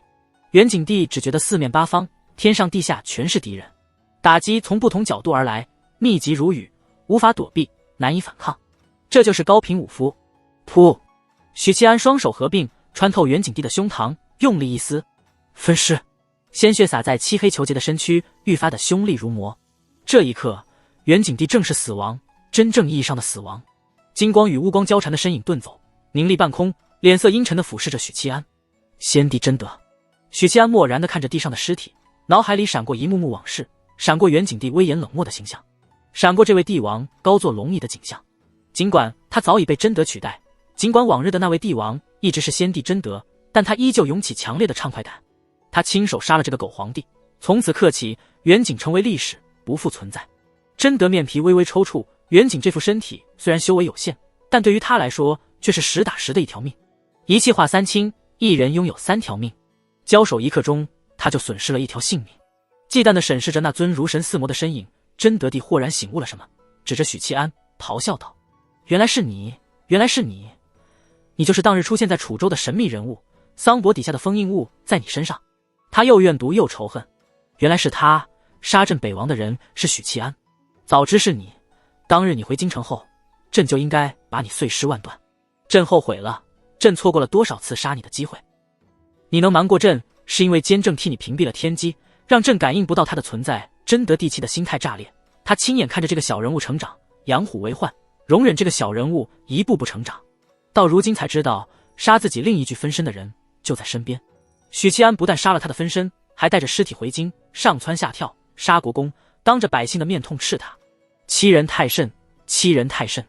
真德帝既惊又怒，心里的恶毒如翻江倒海，咬牙切齿道：我不会再给你机会。许七安淡淡道：远景已死，今日之后，大凤皇位易主。闻言，真德帝露出得意嚣狂的笑容。你说的没错，今日之后，大凤确实要易主，他将成为巫神教的附属国。果然，先帝的目的是让大凤成为巫神教附属国，他想效仿萨伦阿古。许七安皱了皱眉：你打算怎么做？真德帝吞吐着天地灵气，恢复状态，他张开双臂，似是在展示自己的伟大，道：你知道龙脉吗？王朝统治中原，统治的不仅是人，还有疆土。人心凝聚气运，而龙脉是气运和疆土凝聚的精华。我只要把龙脉之灵抽出来，献给巫神，中原就会天灾人祸不断。但又因为龙脉未亡，起义往往无法成功。而巫神教掌控着中原龙脉，天命所归，入主中原轻而易举。所以你要帮巫神教杀魏公。许七安对龙脉不了解，但对气运了解。大凤损失一半气运后，这些年国力江河日下，不是这里闹旱灾，就是那里闹水灾，连年不顺。而得了气运的自己，这一路走来，总能逢凶化吉，奇遇连连，短短1年晋升3品。表面看是受到了某些大佬的恩惠，其实这本身就是气运加深的表现。龙脉若是被巫神教夺走，结果可想而知。魏渊必须要死，他若活着，今日我面对的就是他。而一位2品武夫的战力，可比你要强太多了。真德帝继续吞吐灵气，刚才狂暴的打击对他造成了些许轻伤。魏渊是几百年都难见的帅才，他不死，萨伦阿古寝食难安，巫神教即使握着龙脉，也未必能轻松地入主中原。当然，我杀魏渊还有第3个原因，不久后你自会知晓。对了，上朝时我已经启动阵法剥离龙脉，你要不要赶回去阻止？我不介意到城中打一场。我介意，这些魏公也预料到了吧？进山城一役，同样是巫神教的请君入瓮，但魏公没有选择。如果坐视巫神挣脱封印，就算魏公领兵打仗能力再强，也斗不过一个超品。许七安问道：你想要抽走龙脉，监正会同意？身为1品术士，没人比他更懂气运。真德帝想在监正眼皮子底下抽走龙脉，痴心妄想。监正虽然不能杀真德，但他可以阻止龙脉被抽走。真德帝大笑道：监正是我长生计划中最大的敌人，如果没有办法拖住他，我又怎么会抽龙脉？许七安眉头紧皱。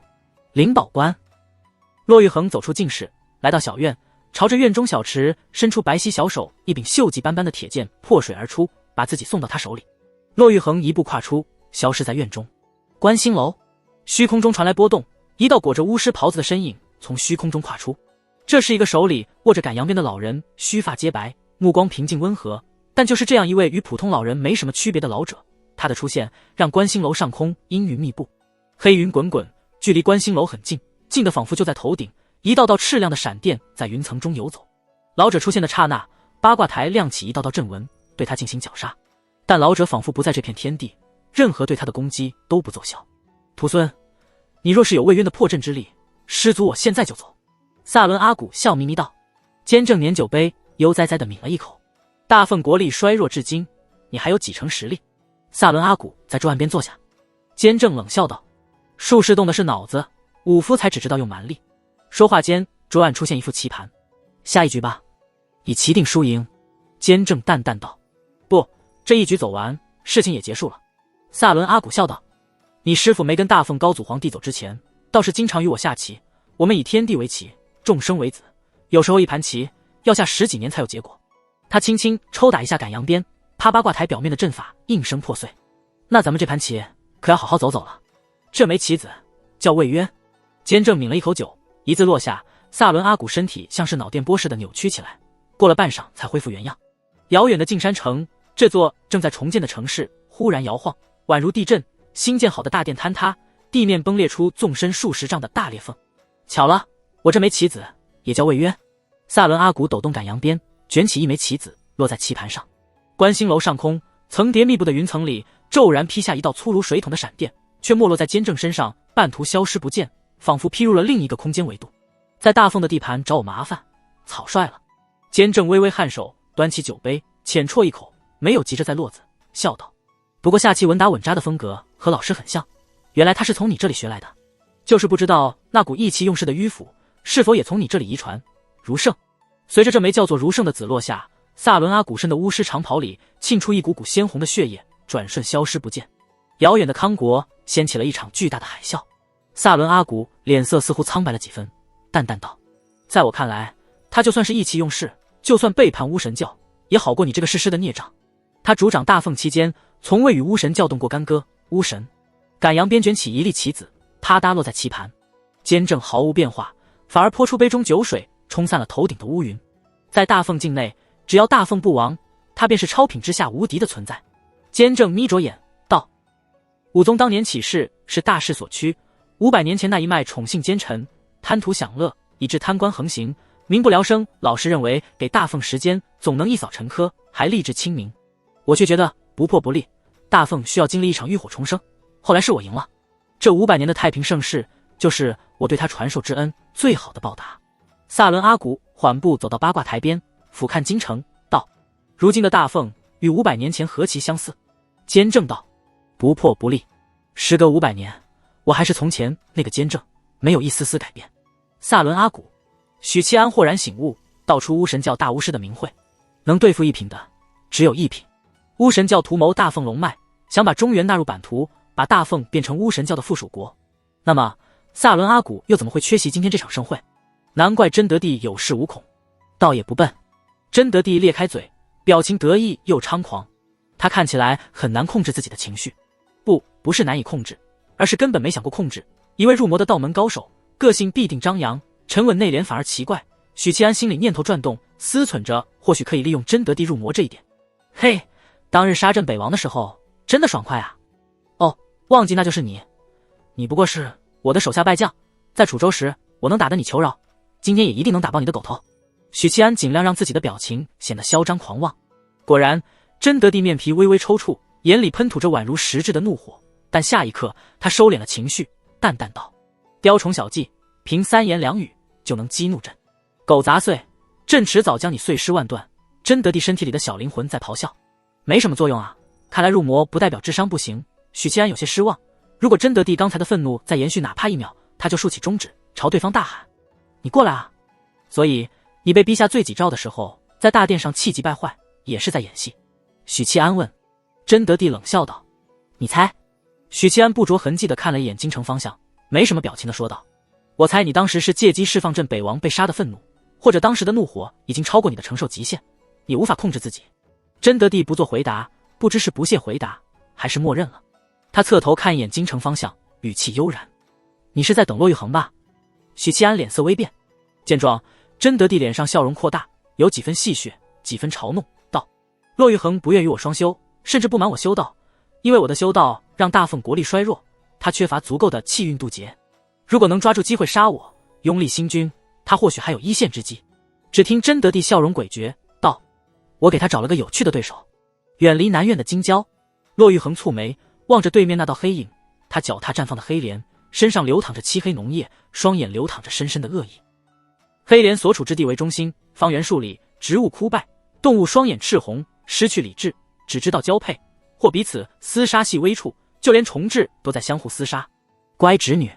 黑莲舔了舔嘴唇，发出哧溜的声音，语气既邪恶又淫秽，充斥着道：“快来师叔这里，师叔带你双修，让你尝尝做女人的滋味。”嘿嘿嘿。骆玉衡嘴角抽搐一下，劈出手里锈迹斑斑的铁剑，怒斥：“滚！”刺目的剑气胜过骄阳，交配的动物虫豸瞬间毙命，这仅仅只是被此剑蕴含的剑意波及。绽放的黑莲花喷涌出地泉般的漆黑粘稠液体，它们争先恐后的裹住剑气，痴痴生理，很快就把骆玉衡奋力劈出的一剑消蚀殆尽。“你能挡几剑？”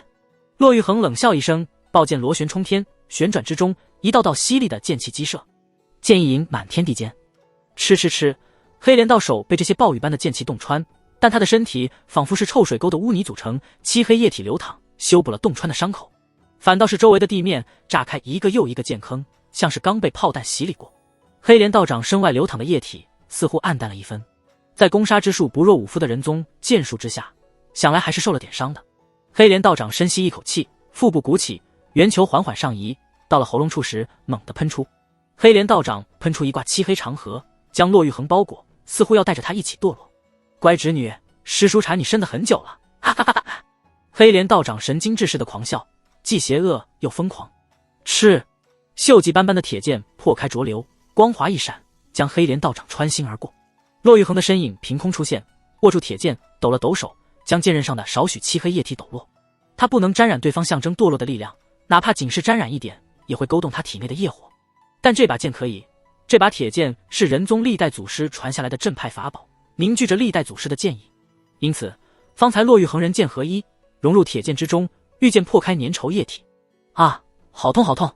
黑莲道长捂着心口惨叫起来，他被激怒了，一下子觉得美艳动人的师侄女不可爱了，恶意满满，尖叫道：“我要杀了你！我要杀了你！我要抓你回去双修！我要抓你回去双修！到底杀了还是双修？好烦好烦好烦！”神经质般的怒吼中，他身躯忽然坍缩，化作一个足足一栋小楼那么大的黑色人脸，由粘稠如糖浆的漆黑液体组成。人脸张开大嘴，朝骆玉衡扑去，要将他一口吞下。国师翻转布满铁锈的铁剑，轻轻递出一剑，轰！人脸爆碎，天空下起漆黑的浊雨，剑光掠出数里之外，将一座山头削断，兀自飞射而去，消失在视线尽头。骆玉衡持剑而立，表情淡淡：“就这，本尊决定了，本尊要杀了你。”黑莲道手的身形重聚，气息又暗淡了几分。这个讨人厌的师侄女，还是杀掉吧。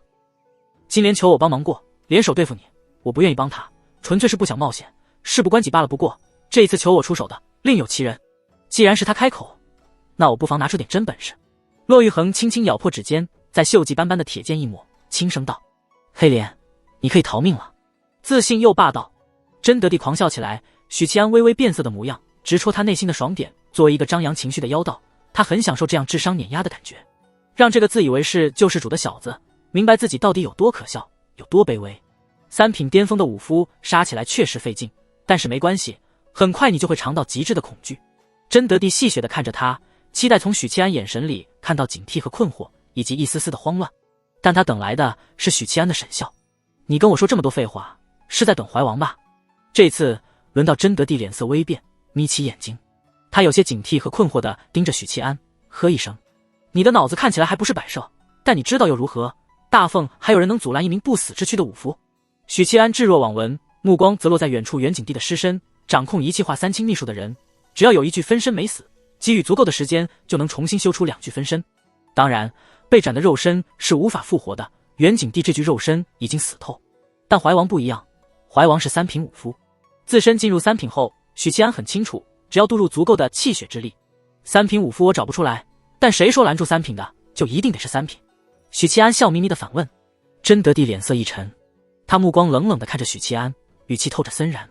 你知道怀王是怎么复活的吗？这就是我杀魏渊的第3个目的。来啊，互相伤害啊！许七安笑容缓缓收敛，从牙缝里挤出3个字：你找死！大战瞬间爆发，一道身影御空飞行，身穿重铠，五官俊朗，与元景帝有几分相似，一双狭长的丹凤眼瞥逆冷冽。镇北王，他从皇陵方向赶来，当日尸体从楚州运回京城后，因为元景帝对怀王屠城案试图包庇的态度，惹恼了文武百官，群起而抗争。诸公率领群臣围堵午门，骂声不绝，闹得沸沸扬扬。在这样的前提下，反而没人关注怀王的尸体，毕竟跟一具尸体较劲意义不大，和皇帝撕逼才是重中之重。包括许七安和郑兴怀，当时也只一味地关注朝堂局势，忽略了怀王的尸体。殊不知，这正是真德帝刻意为之。怀王尸体一直被藏在皇陵，他近来刚刚复苏。咻！飞剑破空而来，直取镇北王项上人头。镇北王轻描淡写的挥舞巴掌，叮一声锐响，飞剑倒飞。他于虚空顿足，望向某处高空，那里悬着2柄飞剑，每一柄飞剑才2个人，分别是青衫骆驼的剑客、僧衣朴素的和尚、小麦色皮肤的妙龄少女，以及身穿道袍清丽女子。我倒是谁呢？原来是你们怀王！嗤笑一声，连连摇头。就凭你们几个土鸡瓦狗，也敢拦朕去路？他还以为许七安有什么底牌呢。就这，楚元稹、李妙真和丽娜或回头或扭头看向苦大仇深的恒远大师。阿弥陀佛。恒远双手合十，沉声道：施主在楚州屠戮38万百姓，贫僧痛心之至，奈何当初没有机会教化你做人。楚元稹笑着打断道：大师，莫避避了，直接动手吧。我们几个的任务可不只是拖延1刻钟，还得尽量消磨他的战力。恒远沉吟沉吟，有理。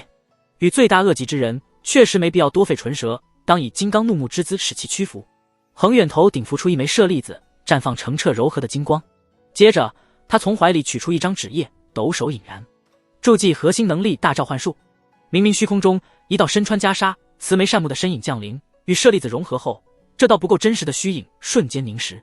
这是一位罗汉，佛门2品罗汉。当然了，召唤而来的阴魂，哪怕有舍利子加成，也不可能和一位真正的罗汉等同。但以恒远为主力，李妙真等人辅助，勉强能拖住一位3品巅峰的武夫。怀王见状，眉毛一扬，无需1刻钟就能解决你们。表面轻蔑，内心打起警惕。恒远大师双手合十，垂手念诵经文，一个个宛如实质的金色佛文从他口中飘出，汇聚成金色的河流，朝着镇北王奔涌而去。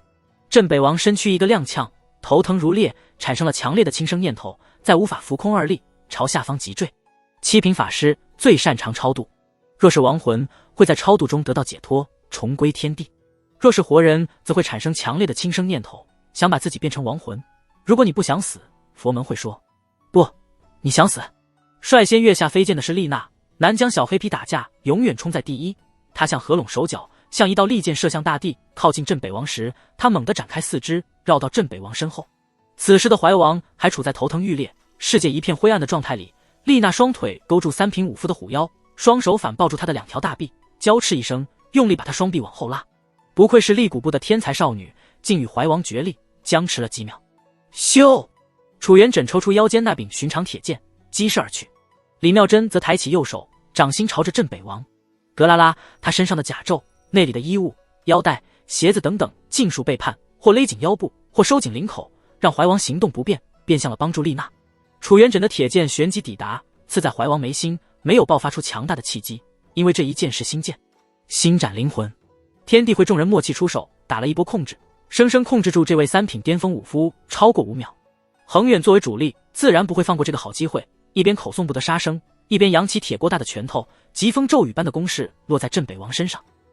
罗汉果位的戒律足以强控怀王很长一段时间。当当当，拳头砸在3品武夫的体魄上，砸起能随意震死铜皮铁骨境之下武夫的气浪，砸得钳制怀王手臂的丽娜不停喋血，砸得怀王气息都难以稳固。轰！镇北王身上的甲胄炸裂，丽娜断线纸鸢般抛飞，武夫霸道的气焰摧枯拉朽，将周遭的一切震开，包括恒远大师。丽娜双臂扭曲弯折，骨头刺出血肉，当场丧失战力。从一开始，天地会众人的任务就不是狙杀怀王，这并不现实。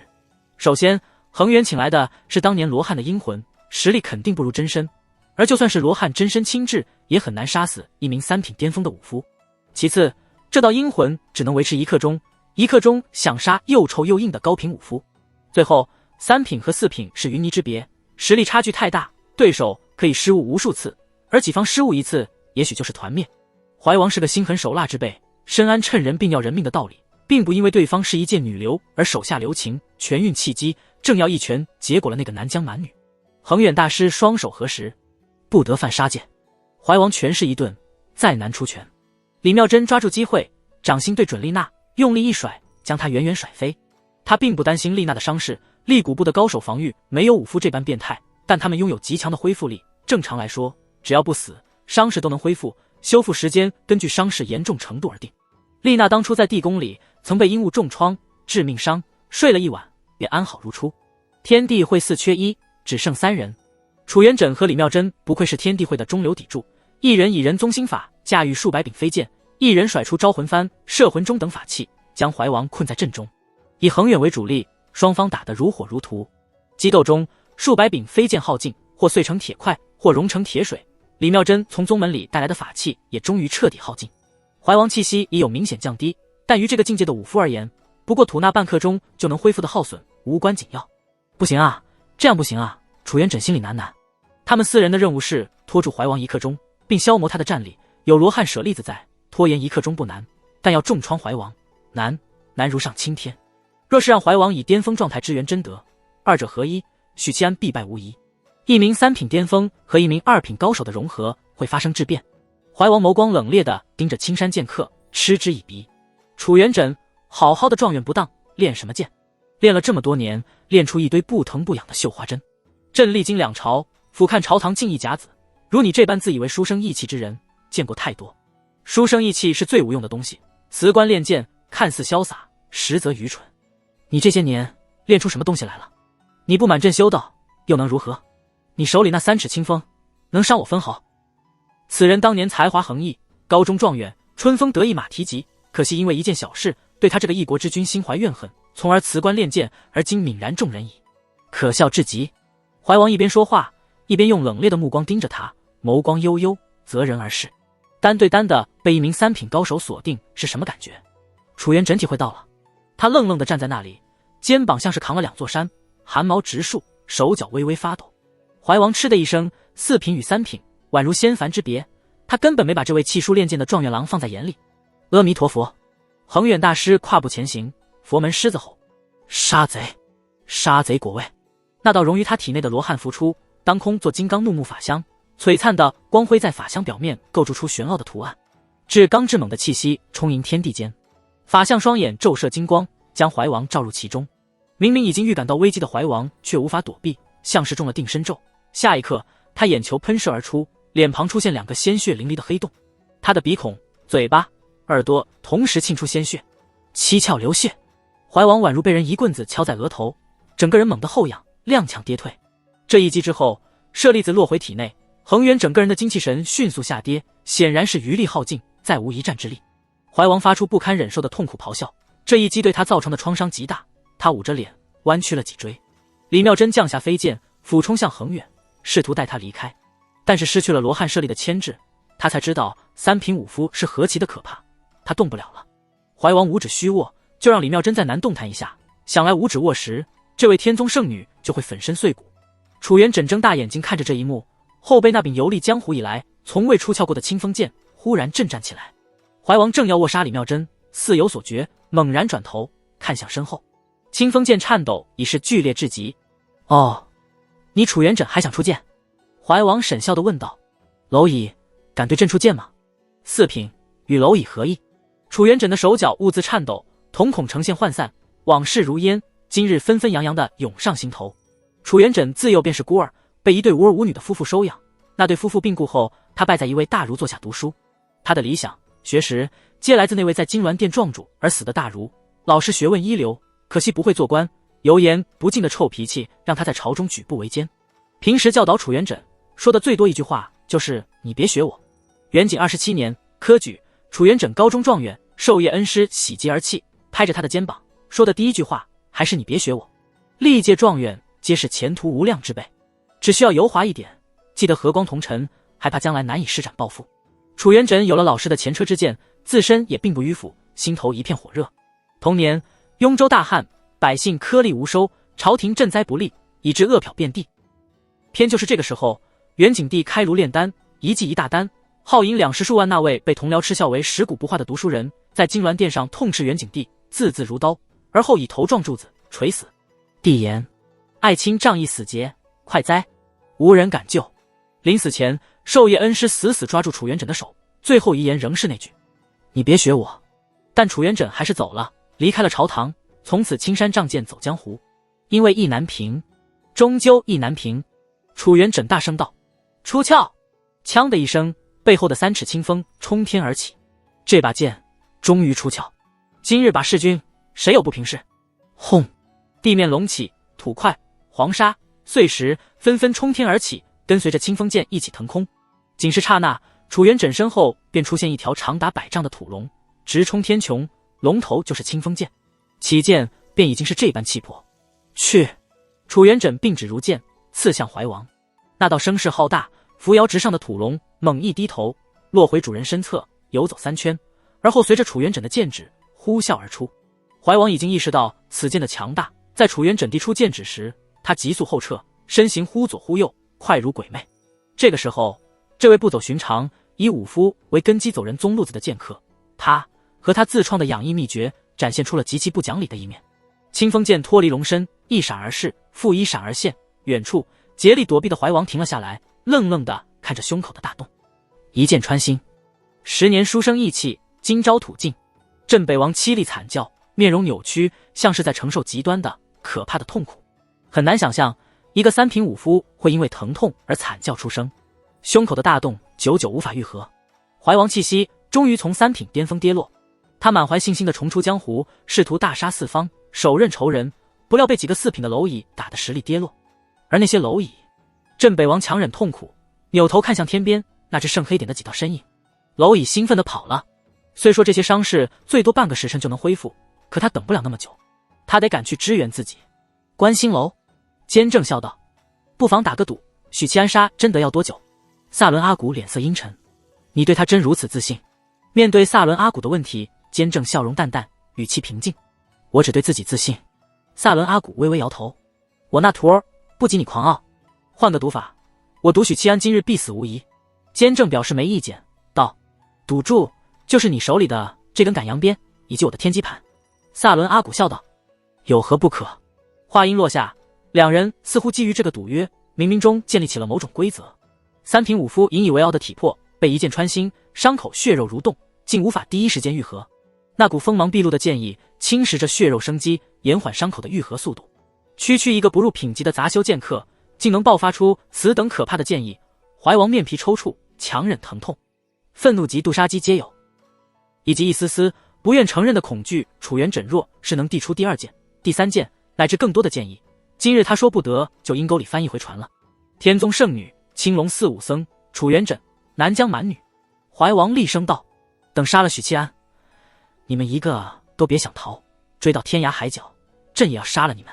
张扬恶性，睚眦必报。他不再浪费时间去追杀这4个蝼蚁，火速奔往南苑。南苑早已一片废墟，大地满目疮痍，山林坍塌，烧起山火，天空却又阴云密布，随时可能下起暴雨。这并非两人的战斗打乱了天地元素的稳定，武夫没有这么酷炫的能力，这一切的异象皆来自真德地。道门2品叫渡劫，渡劫的目的是凝练法相，道门法相有4种威能：地风水火，因此渡劫期的道门高手初步掌控了这4种天地元素。若是修成1品陆地神仙，点石成金这类随意改变物质元素的操作轻而易举。许七安身陷一片混乱之地，罡风裂面如歌，缓慢侵蚀着他的金刚神功，后脑勺的特效火环都快被吹灭了。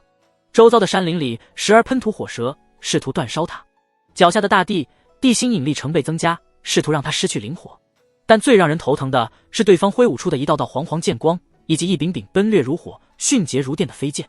人宗的御剑术搭配星剑组合起来最是磨人。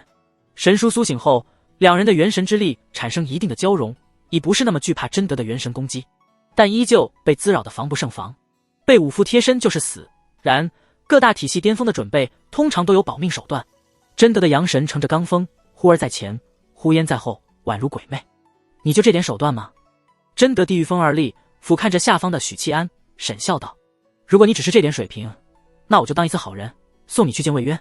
说话间，一道人影掠空而来，上身赤裸，露出虬结肌肉，胸口一个狰狞大洞，血肉缓慢蠕动，难以愈合，气息还不如许七安神书呢。镇北王，可惜被几个蝼蚁消磨了战力，不然杀你简直易如反掌。这一刻，镇北王和真德合一，三品怀王为主导，可怕的力量席卷天地，气息上震九霄，冲散云层，下荡九幽，大地轰鸣。燕国国君努尔赫加双体系四品巅峰，号称三品之下最强一档。那么真德地道武双修，二品兼三品，又该如何强大？强大到一品之下，近乎无敌。倘若镇北王的状态没有从三品巅峰跌落，近乎二字可以排除。我于此间已无敌。真德悠然道。这一刻，他似乎收敛了恶意，平淡而自信，犹如高高在上的天神。无敌。许七安嘴角挑起。此时的皇宫已经乱成一锅粥。先前被许七安惊得犹如走兽的文武百官，原本是要逃离皇宫的，但他们晚了一步，皇宫大门紧闭，禁军把守，不允许任何人出入。京官们大怒，上前质问，呵斥禁军并不买账，甚至抽刀恫吓文武百官们，毕竟他们是奉了陛下和内阁的命令把守宫门。文武百官无奈，只好返回金銮殿，却惊讶地发现这边风平浪静，什么事都没有发生。诸公群聚大殿，神色木然，不像是王朝权力巅峰的那一小撮人，更像是外城养生堂里一群无儿无女、生活没有着落的老人。发生了什么？陛下呢？许七安那个逆贼呢？诸公，你们说句话！诸公，你们快说句话！这时候也顾不得什么规矩，文武百官蜂拥入殿。说什么？尚书事、郎御史给事中等，包括与皇室绑定的勋贵和宗室，连这些人此时脑子都是懵懵的。不是因为许七安杀入皇宫，那姓许的狗贼连国公都敢砍，他什么时候造反，大家都不觉得奇怪。真正让诸公大脑一片混乱的是许七安的一句：先帝真德，是元景帝的一句：你竟知道朕的身份，儿子是老子，老子是儿子。陛下，先帝。一位御史喃喃道，和许七安一起传送出宫了。京官们的涌入打破沉寂，嗡嗡嗡的声音开始响起来。许七安单枪匹马杀入皇宫，一路砍杀阻拦的禁军，带着陛下消失在金銮殿。不能这样等着，我们要出宫营救陛下。但陛下的指令是让我们在此等候。不对啊，陛下是一国之君，没道理让大内侍卫和禁军待命，自己杀敌。这命令确实有些古怪，不合常理。能混到上早朝的，岂有傻子？人群里，秦元道陡然尖叫一声：手书是假的，是假的！他没搭理文官，若是看向宗师和勋贵，赶紧让人去开城门，去调动禁军武营，营救陛下。不管手书是真是假，秦元道都要把他定性为假的。于他而言，陛下的命比什么都重要，因为陛下若是遭了不测，他也活不长。因此，鼓动军队和武夫们外出营救陛下，才是上上之选。哪怕手书真是陛下留下，他现在也绝不承认。秦元道狠狠瞪着勋贵们：护驾功劳，你们不想要？勋贵和宗室们异动了，当即便有人走出金銮殿，穿过广场，穿过金水桥，走向午门。午门紧闭着，禁军们搬来鹿寨，拦住去路。一位伯爷大步走来，喝道：速速开门，召集人手，与我等去救陛下。禁军们不理，他们只听皇帝的，加盖过玉玺和内阁大印的手书，比任何人的话都管用。又一位伯爷气势汹汹逼来，开门。禁军还是不理，并按住了刀柄。一位郡王级指怒斥：还不速速开门！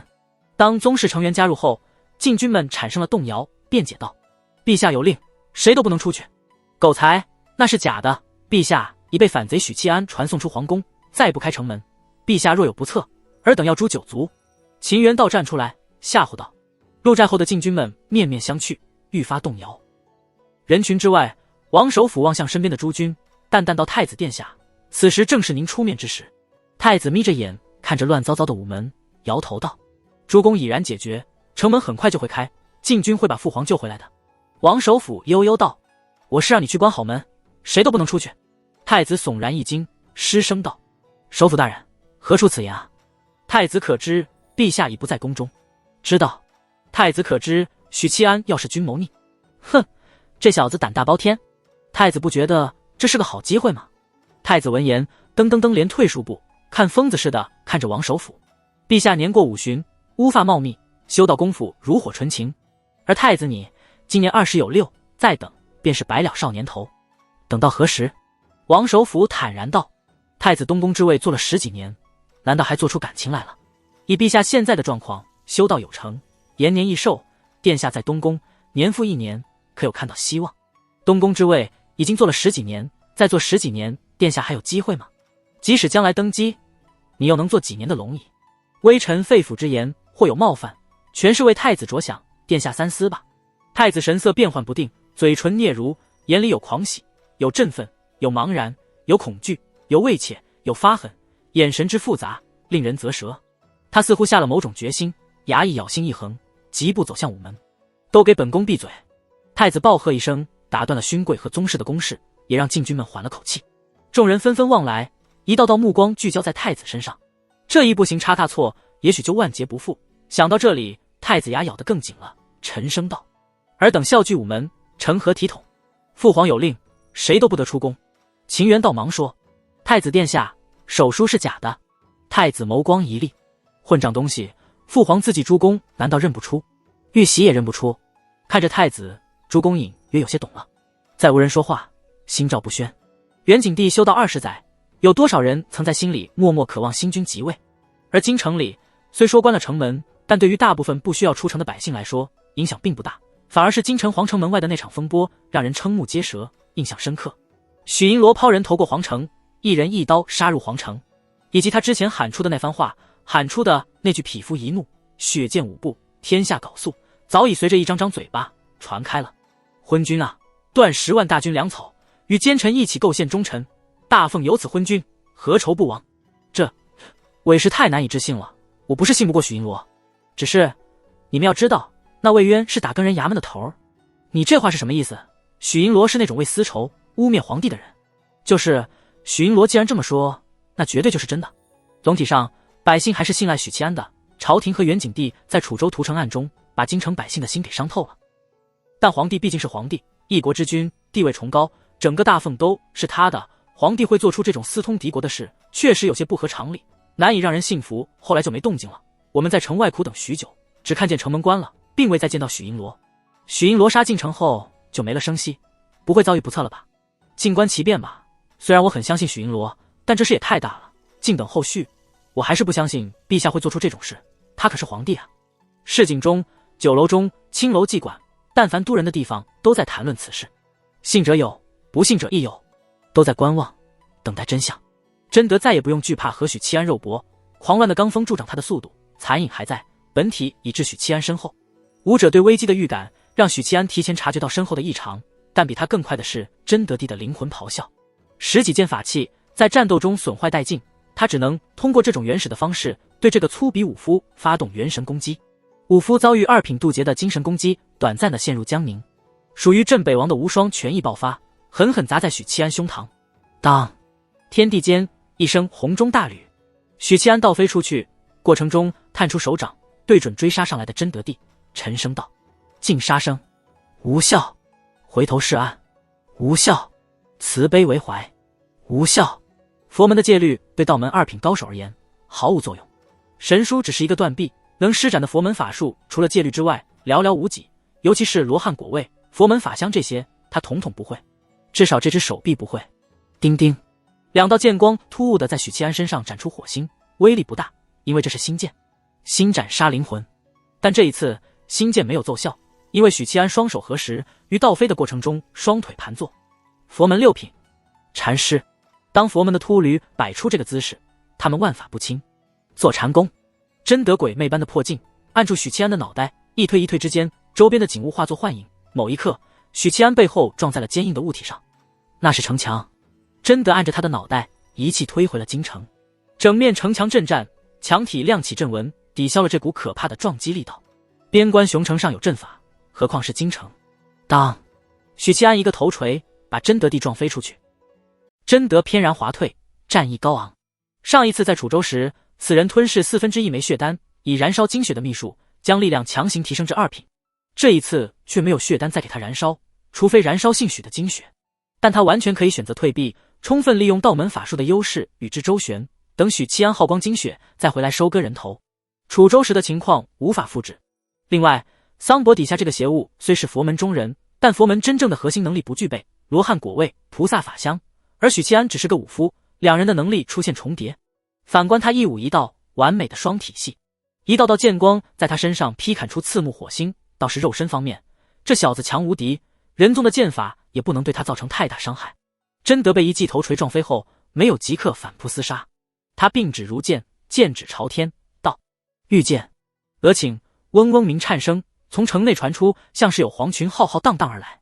城头士兵还沉浸在刚才突如其来的地震中，壮着胆子往下看，原来是许银罗在和别人打架。打架对象是一位赤着上身、肌肉虬结的中年男子，底层士族并没有见过怀王的模样，所以没能认出他。此时听见嗡嗡声，回头一看，人顿时傻了。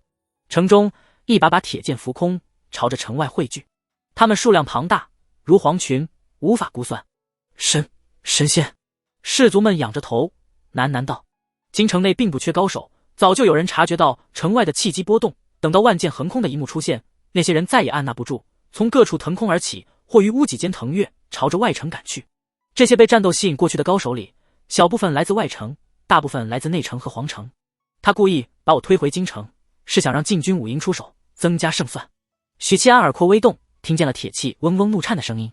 万剑横空，朝着远景地上空汇聚。他们就如同受过严格训练的士兵，各自归位，有的成为剑柄，有的成为剑身，有的成为剑尖。一柄长达60丈的巨剑正缓缓成型。外城的百姓只需要抬头，就能看见远处的城墙上凸起半截可怕巨剑。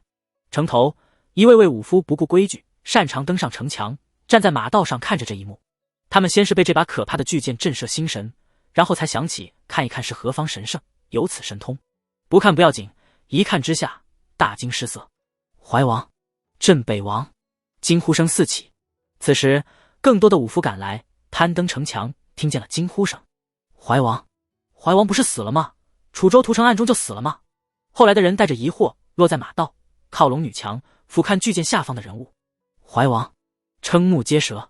真的是怀王吗？还是有人议论，为什么在和许银罗决斗？许银罗怎么变成这番模样？等等，许银罗什么时候能和怀王交手了？有人结结巴巴道。许七安通体漆黑，后脑扶着火焰环，气质威严凌冽，如神似魔。要不是看到那把刀和那张脸，没人能认出他。他周围的人保持沉默，无法回答。不管是怀王身份的真假，还是许银罗诡异的对阵怀王，这些问题明显超纲。这时，有几个从皇城赶来的高品武夫，某些贵族府上的客卿，悠悠地说：“忘记了吗？今臣许银罗怒斥陛下，扬言要天下缟素，他要造反。”闻言，不明真相的武夫们面面相觑。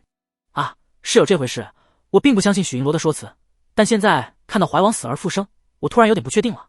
听我家大人说，当日怀王被神秘高手分尸，死得很透，到底是怎么回事？魏公战死，许银罗造反，怀王附身，直接问吧。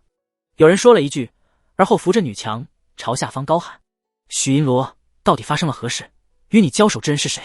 真的是怀王？你今晨在皇城门所言是否属实？”那名武夫或许是自认修为不错，自己也算是个人物，就算无法插足这个层次的交手，说话总可以吧？于是干脆开口问询。真德地目光望向那位至少是5品的高手，仅是眯了眯眼，不见出招，不见契机，探出头大声问询的高手，身体忽然从城头栽下来，元神湮灭，死得无声无息。城头一片寂静，普通将士也好，凑热闹的武夫也罢，齐刷刷后退，惊惧地看向怀王，又在下一刻移开目光，不敢引来这位可怕人物的注意，害怕成为第二个无声无息死去的可怜虫。许七安，你不是自诩为民做主吗？你不是大奉的良心吗？你不是一人声望胜朝廷吗？真德地目光森然，极度愤怒仇恨不屑皆有，擎着那柄60丈巨剑，喝道：“这一剑，你若敢躲，可知一剑斩下，城中要死多少人？”屠城案的始末一直是真德心里无法拔除的刺，他谋划多年，炼制血丹和魂丹，结果遭人破坏。怀王这具分身死在楚州，偷鸡不成蚀把米。对于一位张扬恶性的妖道而言，这足够让他气得发狂。更何况许七安闯入午门，刀斩国公，当着百姓的面狠狠打他这个95至尊的脸，被一个小人物这般打脸，是什么感觉？后来监正、赵守以及文武百官逼他下罪几诏，脸皮再次被揭下来，狠狠践踏。城府再深的人也得暴跳如雷，何况他从来不掩饰自己的恶念，与地宗妖道一样，真德帝坚定地认为人性本恶。你可以试着阻止我凝聚剑势，但你追不上我。当然，真德帝顿了顿，略有些疯狂地笑道：你也可以躲。说话间，又有铁剑横空掠来，融入那柄巨剑中，气势再涨几分。城头上有士兵战战兢兢，双手颤抖的预热火炮，填装炮弹。但百夫长一脚踹翻了他，沉声喝道：跑！这种神仙般的人物，岂是火炮能对付？霎时间，士卒和武夫们朝着城墙两侧散开，作鸟兽散。许七安身后的城头，空荡荡巨剑威势滔天，长60丈，剑气战破云霄，其中蕴含剑气，是一位仁宗二品倾尽全力所凝聚。如果骆玉衡的符剑是仁宗二品的随手一剑，那么真德的这一剑，则是一位仁宗二品高手蓄力许久的全力一剑。真德帝之所以召集来数量浩大的铁剑，纯粹是寻常的兵器无法承受他的滔天剑意，不得已而为之。此剑中不但包含煌煌剑气，还有专斩元神的心剑之力。即使许七安融合了神书，让气机沸腾达到3品巅峰的水准，但面对一位2品道门高手，攻杀之术不若武夫的仁宗剑修，他感觉到了巨大的威胁和压力。硬吃这一剑的话，肉身可能还能幸存，元神就未必了。正常情况下，他可以躲，但真德帝以城中百姓为胁迫，逼他硬接一剑，这就是真德把他推到城外来的目的。接就得承受这轻视一剑，不接，先不说名声，许七安自身的武道之心必定染尘，再难念头清明。许七安顶着庞大的压力，于脑海中搜索自己的手段。佛门戒律对真德无效，除非他也是佛门2品或1品。做禅功肯定挡不住这一剑。儒家法术不能用，若是用言出法随的手段消弭这一剑，事后的反噬不会比承受这一剑弱多少。坚正没有出手，看起来确实被萨伦阿古缠住了。虽说身在京城，坚正有主场优势，但萨伦阿古是活了几千年的1品，在大凤打不过坚正，缠他一会儿总是没问题的。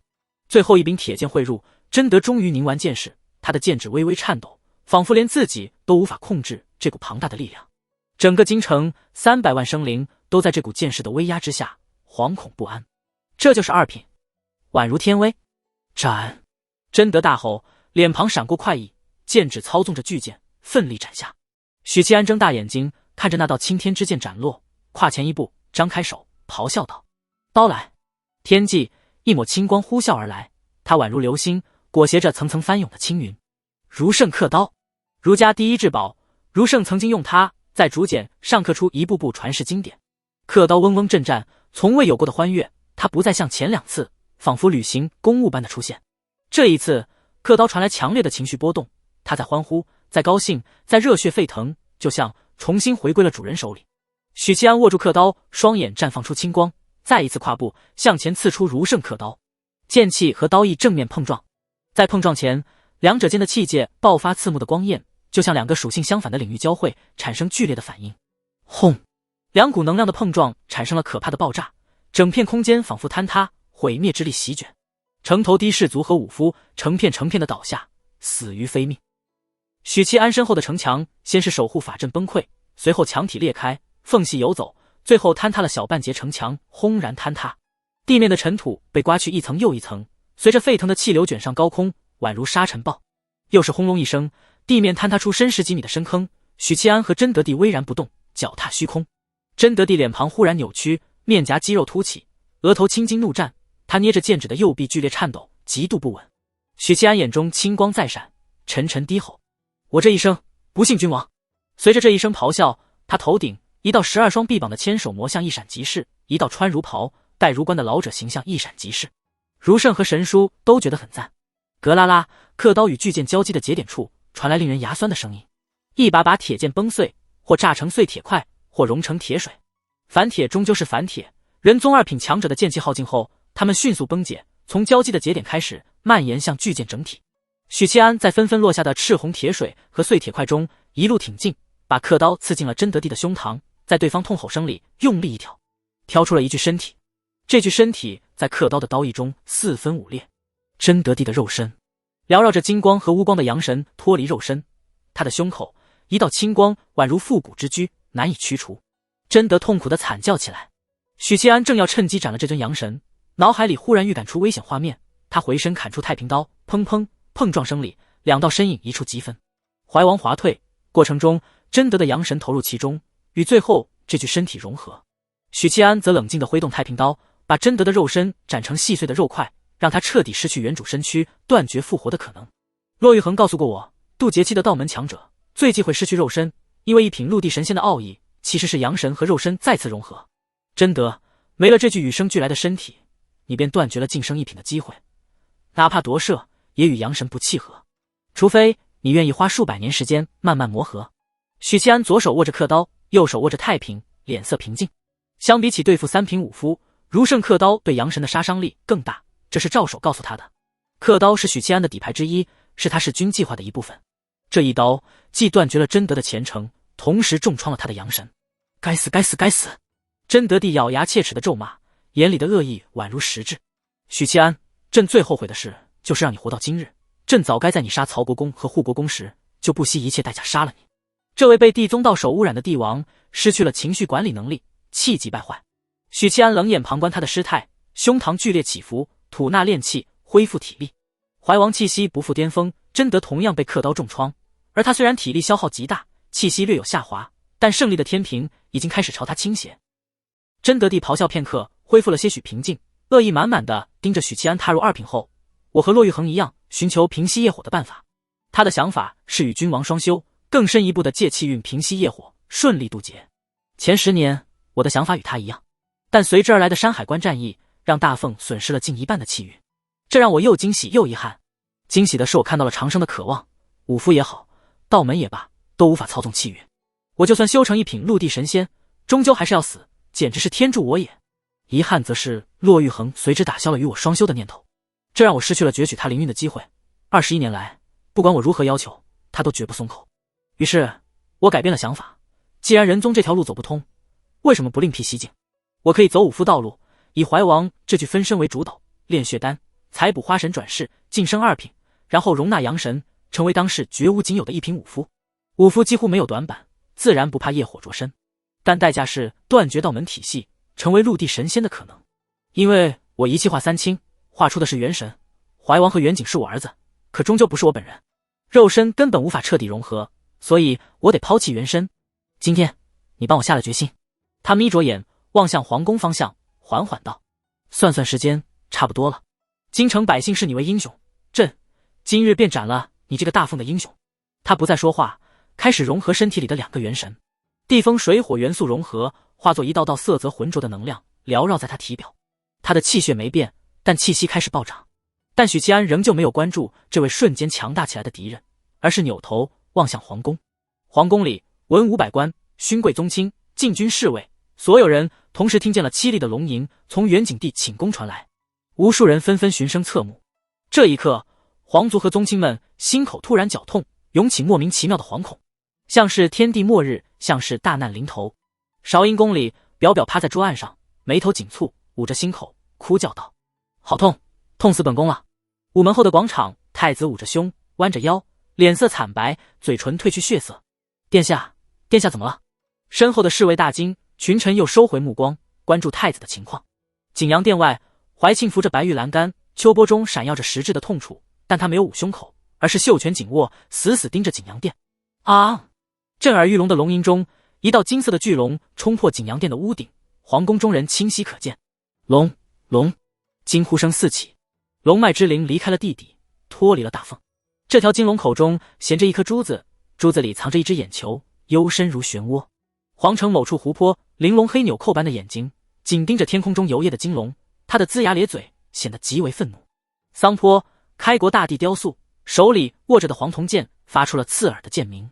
看，有蛟龙！大家快看啊，天上有蛟龙一条条街道。一位卫行人此刻纷纷抬头看着那道在京城上空不断游曳，发出阵阵龙吟的金龙。寻常百姓只知道蛟龙，北方妖族里的蛟龙时常在画本和话本里充当邪恶反派，有很生动的形象。到底发生什么事了？刚才那些剑是怎么回事？不知道，看朝廷怎么说吧。大家到告示栏边等着。种种异状以及刚才让人心悸、让人不安的威压，是每一个具备生命的生灵都能察觉到的。观星楼龙脉之灵出现的刹那，监正似乎终于按捺不住，古井般平静的双眼爆射出刺目的青光。监正抬起手朝着金龙抓起，但他什么都没抓到，金龙和他仿佛不在一个世界。萨伦阿古手里捏着赶羊鞭，笑眯眯道：“在大凤，我虽不是你对手，但要阻止你还是能做到的。”坚正默然。真德帝腾空而起，大声道：“来！”金龙受其召唤，扭动身子，腾云驾驭而来。真德踩在龙头，于高空俯瞰许七安：“站那么高做什么？”许七安浮空，与真德帝遥遥对峙。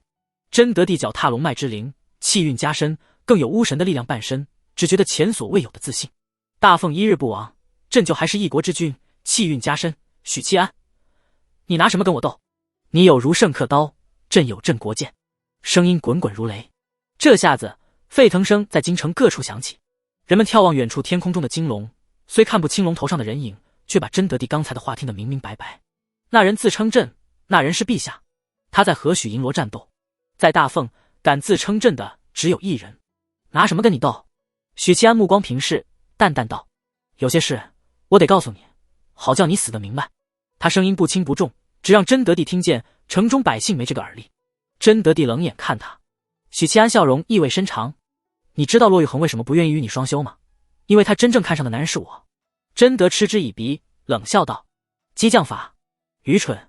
如果你认为说这些肤浅的话能让我动怒，不妨继续。”许七安怜悯地看着这位做了一甲子龙椅的皇帝，道：“你跟我交手这么久，没发现我也会心剑？”真德脸色一沉：“楚元稹与我交好，但他是仁宗记名弟子，不得允许，不会私自外传剑术。建州时，我曾用符箓召来骆玉衡，他当然得来，因为他男人有危险。不然，以他身居灵宝关20年，从不外出，从不出手的性格，无缘无故他会出手。另外，你觉得他会插手我们之间的战斗，是为了助新君登基？但如果我告诉你，他是因为我才出手的呢？”许七安每说一句，真德的脸色就阴沉一分。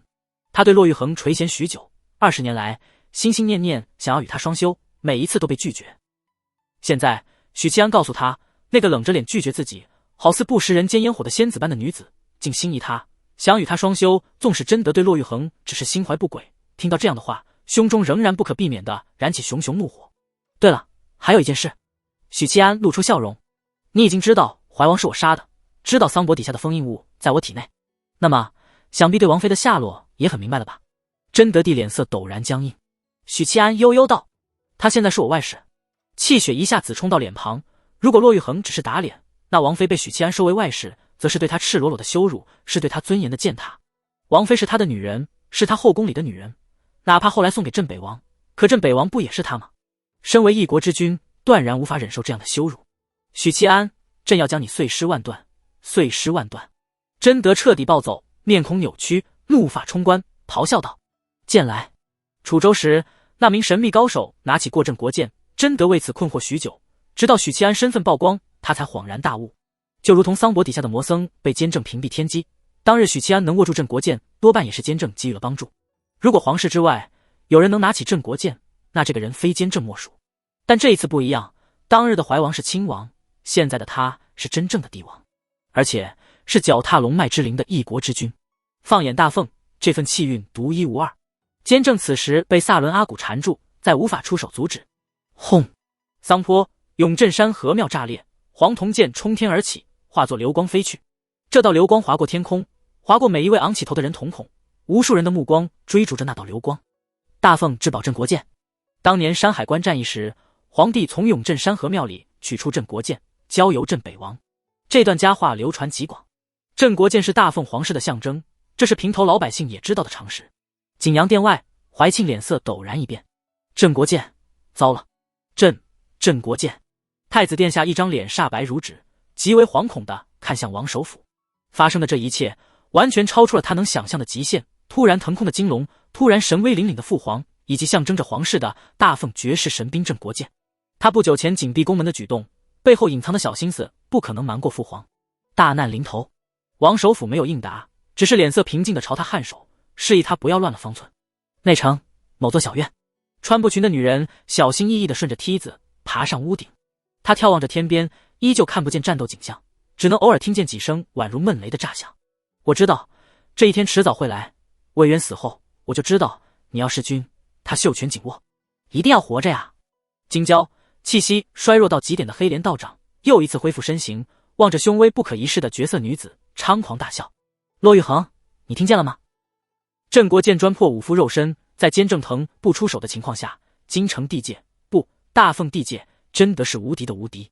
骆玉衡喝了一声：“我便容你再活片刻。”他旋即扭头望向京城，眯起美眸：“这一战后，你就是我的人了。”他嘴角翘起。监正走到八卦台边，望着那道起始于桑坡，横掠过半个京城的流光。萨伦阿鼓紧了紧手里的赶羊鞭，两位一品没有交手，但彼此的领域已经在激烈碰撞，无声无息。所有人的目光都在追逐那道流光。这场巅峰对决中，镇国剑是关键，影响整个胜负的关键。许七安瞳孔中映出镇国剑飞射而来的光，他瞳孔微微放大，显得无神，呈现出注意力发散的空洞。他脑海里闪过的是楚州屠城案中那一个个倒下的百姓，如同草芥；是杀镇北王后，城头士卒对他的抱拳敬礼；是郑兴怀在京城奔走求助无门的萧索背影；是他死在监狱里无法闭上的眼睛；是菜市口一道道崇敬的目光；是玉阳关外一位位渴求保卫家园、击退敌军的大凤士卒。最后，他想到了那袭青衣，名声也好，自身也罢，都不是那人在意的。那人一辈子只为两种东西而活，一种是爱情，一种是信念。前者是自己，后者是国家，是百姓。我这一生又为什么？他伸出手吼道：“剑来！”那道流光呼啸而来，把自己落入许七安手里。他从未改变过轨迹，从始至终，他选择的就是许七安。这把随高祖皇帝征战沙场的绝世神兵，他抛弃了高祖的血脉，选择了一个外人。镇国剑选择了许七安，但凡看到这一幕的人都瞪大了眼睛。许七安握住黄铜剑，在真德帝僵硬的脸色里再次大吼：“玲珑！”嗷嗷嗷！皇城以及皇宫里，无数人听见了玲珑的咆哮声。玲珑破浪而出，腾云驾雾，他的鼻孔里喷出点点紫气，他的鳞甲紫光缭绕，他的骨骼在咔嚓脆响中发生惊人变化，鳞片之下，肌肉一根根凸起，龙躯拉长，变得更修长、更矫健。头顶的犄角分叉，脖颈处长出一层层浓密的鬃毛，爪子和獠牙变得更加锋利。那两只黑纽扣般的瞳孔收缩、拉长，变成了树瞳。它变得更像龙，真正意义上的龙。玲珑腾云驾驭，速度极快，似乎迫不及待的要扑向自己的主人。许七安轻飘飘落在他背上，右手持镇国剑，左手握如圣刻刀，脚踏玲珑。不可能，这不可能！真德帝脸色变得极为难看，他睁大眼睛，瞳孔微微颤动。你凭什么驱使玲珑？你凭什么使用镇国剑？他有种被全世界背叛的愤怒，这种感觉犹如最锋利的武器，狠狠刺进他心里。镇国剑是高祖皇帝留下的，他有灵，只任皇室成员；玲珑更是得依附皇室，才能吞食紫气生存。可是这两件东西没一个选择他的。真德帝震惊，京城里的某些人更震惊，比如太子，比如怀庆，比如一位位四品武夫，一位位皇室宗亲皇宫。太子领着文武百官登上午门的城墙，在城头眺望，能隐约看见遥远天边激斗的双方。为什么镇国剑会选择许七安？为什么玲珑会选择许七安？太子环顾四周，声音尖锐：“谁来告诉本宫？谁来告诉本宫？”尤其是玲珑，太子小时候最喜欢骑乘玲珑，并因玲珑指亲近皇室成员而得意自喜，这是皇室成员独有的特权。而宗室并不具备这样的特权，那些郡主、世子以及勋贵子嗣只能在岸边羡慕地看着。可现在，他看到了什么？看到玲珑甘愿成为一个平民的身份，为他浴血奋战；看见许七安骑乘玲珑与一国之君激烈厮杀，太子受到了巨大的冲击。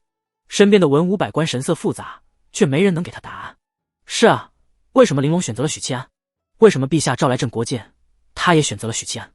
许七安究竟是什么身份？一连串的问号在群臣脑子里闪过。许七安到底是什么身份？他的身份绝不简单，否则玲珑和镇国剑怎么会选择他，而不是陛下？他到底是谁？是不是陛下的私生子？有文官神色复杂的低声说。周围的官员们听完，反而露出沉思。太子心里陡然一凛，不，许七安年过双十，而陛下修道已21年，准确的说是21年半。那如何解释眼前的情况呢？太子松了口气，他刚才那般失态，其实心里是同样的猜测。因为陛下无道。众人循声看去，是王首府。王首府环顾众臣，高声道：“许七安在皇城外说的句句属实。陛下勾结巫神教，断大军粮草，与巫神教合力杀魏渊。帝无道，许七安伐之。”群臣骚动起来。不得不承认，王首府这番话可信度很高。陛下拥有绝世修为，这是他们亲眼目睹的。而镇国剑和玲珑的选择也验证着这个说法。指认皇室的神兵和灵兽竟全选择许七安，这比什么证据都管用。昏君，诸公心里闪过这个词。京郊，骆玉衡一剑斩灭大片浓稠液体，冷笑道：“如何？”黑莲不答，眼里有恶意，有疯狂，但更多的是忌惮。他不再舍生忘死的战斗，只做纠缠，萌生退意。他的气运果然强盛，玲珑也好，镇国剑也罢，都选择了他。骆玉衡抿了抿嘴，笑意更深。同样在京郊另一处方位，楚元枕盘坐在剑脊，遥望远处的战斗，那可怕的波动仅是传来一丝一毫，就让四人胆战心惊。这就是他的底牌。楚元枕看向身侧的天宗圣女，状元郎神色无比复杂。他究竟是什么身份？曾经他以为3号是许新年，后来发现3号是色胚许七安，现在他觉得许七安还是许七安，但未必是许家的许七安。我怎么知道？李妙真白眼道。他并不关心许七安的身份，他只关心许七安能不能打赢贞德，会不会出意外。太不可思议了，太不可思议了。楚元枕喃喃自语。贞德帝无道，众叛亲离不难理解，但这不代表玲珑和镇国剑会选择许七安。昏庸无道的君王比比皆是，也没见这两个存在这般积极。所以问题还是出在许七安身上。严肃的气氛中，丽娜嘀咕了一句：“肚子好饿。”凭什么？凭你已经众叛亲离，不是玲珑和镇国剑选择了我，而是他们选择了大凤。许七安的蓄力结束，冷静地刺出了刻刀，目标是元景帝的眉心。如圣刻刀，天地一刀斩，星剑、狮子吼，养意融于一炉。玉碎，刺目爆发出耀眼青光。绝境之人退无可退，宁为玉碎，不为瓦全。这一刀不可避。地风水火融成四色流转，略显浑浊的屏障挡在刻刀之前。龙脉之灵的口中，那颗透明珠子里，巫神的眼球激射出一道乌光。吼！玲珑喷吐出大量紫气，灌入刻刀，让紫气与清气融合。乌光在刻刀上撞散，地火水火之力溃散。贞德帝和许七安的额头先后皲裂，鲜血长流。啊！贞德帝惨叫。阳神遭遇重创，过河之卒退无可退，但可是君。许七安不顾额头长流的鲜血，扬起镇国剑，玲珑扭头再喷一口紫气，缠绕剑身。镇国剑嗡嗡震颤。玲珑！他大吼一声，玲珑咆哮着冲向金龙，冲向元景帝。许七安驾驭着这只灵兽，刺入了镇国剑。玉碎，又是一次玉碎。乌光连闪，巫神眼球不断激射乌光，但他无法消磨许七安的意，更无法消磨玲珑喷吐出的紫气，无奈在镇国剑上撞散。贞德帝阳神受创，此时无力再驾驭的风水火融成的四象之力，本能的打出拳头，打出拳意。噗！镇国剑无视乌光，许七安硬抗拳头，让剑锋刺入贞德帝的胸膛。他如同手握长矛的骑兵，将敌人高高挑起。许七安胸口鲜血流淌，同样出现贯穿伤。他毫不在意，按住剑柄，镇国剑又挺进几分，剑气侵蚀着三平五负的生机。许七安笑道：“陛下，修道21年，梦里可曾听见百姓的哀泣？”掐住贞德的脖颈，抽出镇国剑，斩去贞德的双足。贞德帝双目赤红，遭受重创之下，阳神爆发潜能，右掌凝聚地风水火，融成四象之剑，捅入许七安胸膛。陛下，臣替魏公和8万将士向你讨债。他嘲讽道。镇国剑再斩去右臂。你这个乱臣贼子！贞德帝痛苦无比，倍感屈辱。主宰朝堂一甲子，今日被一个匹夫用祖传镇国剑挑起，当面怒斥。他仅剩的左手握成拳头，狠狠砸在许七安太阳穴。当！巨响声传遍天地，许七安瞬间七窍流血，后脑的火焰光缓险些熄灭。镇国剑斩下，把贞德帝最后一条手臂斩落，四肢尽断。许七安七窍流血的脸庞缓缓扬起一个诡谲的笑容。忘了告诉你，林安和我已经私定终身，等我杀了你，便顺势登基称帝，取代你的位置，娶你的孙女。你名义上的女儿，你的一切都是我的。今天整个京城的人都在看着我杀你。贞德帝双眼瞪得圆滚，眼眶里的瞳孔在颤动，屈辱、不甘、愤怒、怨恨，种种情绪翻涌上来。他历经2朝，辉煌一生，掌控至高无上的权力，临了竟是以这般屈辱的方式收场。许七安把剑横在他脖颈，快意无比。这一次我会毁你的身体，让你再难重生。一抹，人头滚落。阳神出窍，迅速逃遁。贞德大吼道：“来！”龙脉之灵腾空而来，张开大嘴，将贞德的阳神吞入腹中。许七安，朕不会放过你的，朕会不计一切代价的杀你，杀光你身边的人，让你生生世世不得安宁。金龙体内传来贞德怨毒的咆哮声。龙脉属于气运的一种，许七安不能拿他怎样，刻刀和镇国剑同样斩不了他。而玲珑虽能吞噬之气，可龙脉之灵并非纯粹的紫气，没想到龙脉的特殊性，最后竟成了他最后的保护伞。肉身尽毁，但只要阳神还在，他依旧是二品。就在这时，许七安怀里地书碎片之形飞出，一根微微弯曲的龙牙从镜子里飞出，它表面铭刻的会让人头晕眼花的符咒亮起。龙牙呼啸而去，轻易追上龙脉之灵，将它洞穿。不！真德地凄厉的惨叫声传来，紧接着轰的一声，龙脉之灵炸成碎片，四散飞射，化作一道道流光，消失在地平线尽头。真德的阳神再无一品，遭受龙牙的攻击，他的阳神暗淡无光。许七安骑着玲珑冲来，刻刀狠狠刺入真德眉心，镇国剑捅入胸膛，耀眼青光和剑气绽放，阳神如同烈日下的坚冰，飞速消融。真德，该上路了。许七安不甘和痛苦的叫声里，阳神消散殆尽。这位俯瞰朝堂一甲子的帝王彻底烟消云散。死了，终于死了。许七安缓缓吐出一口浊气，高度紧绷之后带来的是极度的疲惫，这种疲惫来源于身体和心灵。连番的大战让他状态非常不好，尤其骑龙拼杀这一环节，乍一看他凶猛无比，干脆利索的强杀真德，其实是以伤换伤，杀敌1000自损800。真德的反击以及玉碎带来的反噬，让许七安遭受极大的创伤，但这一切都是值得的，都是值得的。许七安立于玲珑背脊，眺望着苍茫大地，缓缓吐出一口气，把这段时间以来挤压在心中的郁气彻底吐尽。默然片刻，他撕下一缕布条，绑好披散的长发，整理了一下褴褛的衣衫，朝东北方躬身作揖。魏公，一路走好。魏公，来世也当称雄。死了，父皇死了。太子站在城头，痴痴地望着遥远天际。他脑海里闪过一幕幕往事，威严的父皇高坐龙椅，威严的父皇大声呵斥，威严的父皇身穿道袍，严肃的父皇掌控朝堂。这样一位手握权柄近40年的父皇，竟死在了一个匹夫手里。太子流下了激动的泪水。王首府同样在眺望，这位老人脸色和眼神都无比复杂，快意、悲伤、感慨、心酸。他愣愣的眺望，很久都没有动弹一下，大概在缅怀自己那段随着皇帝陨落而一起终结的仕途吧。群臣神色复杂，一时间无能说话，沉浸在皇帝终结的那一幕。许七安，弑君了。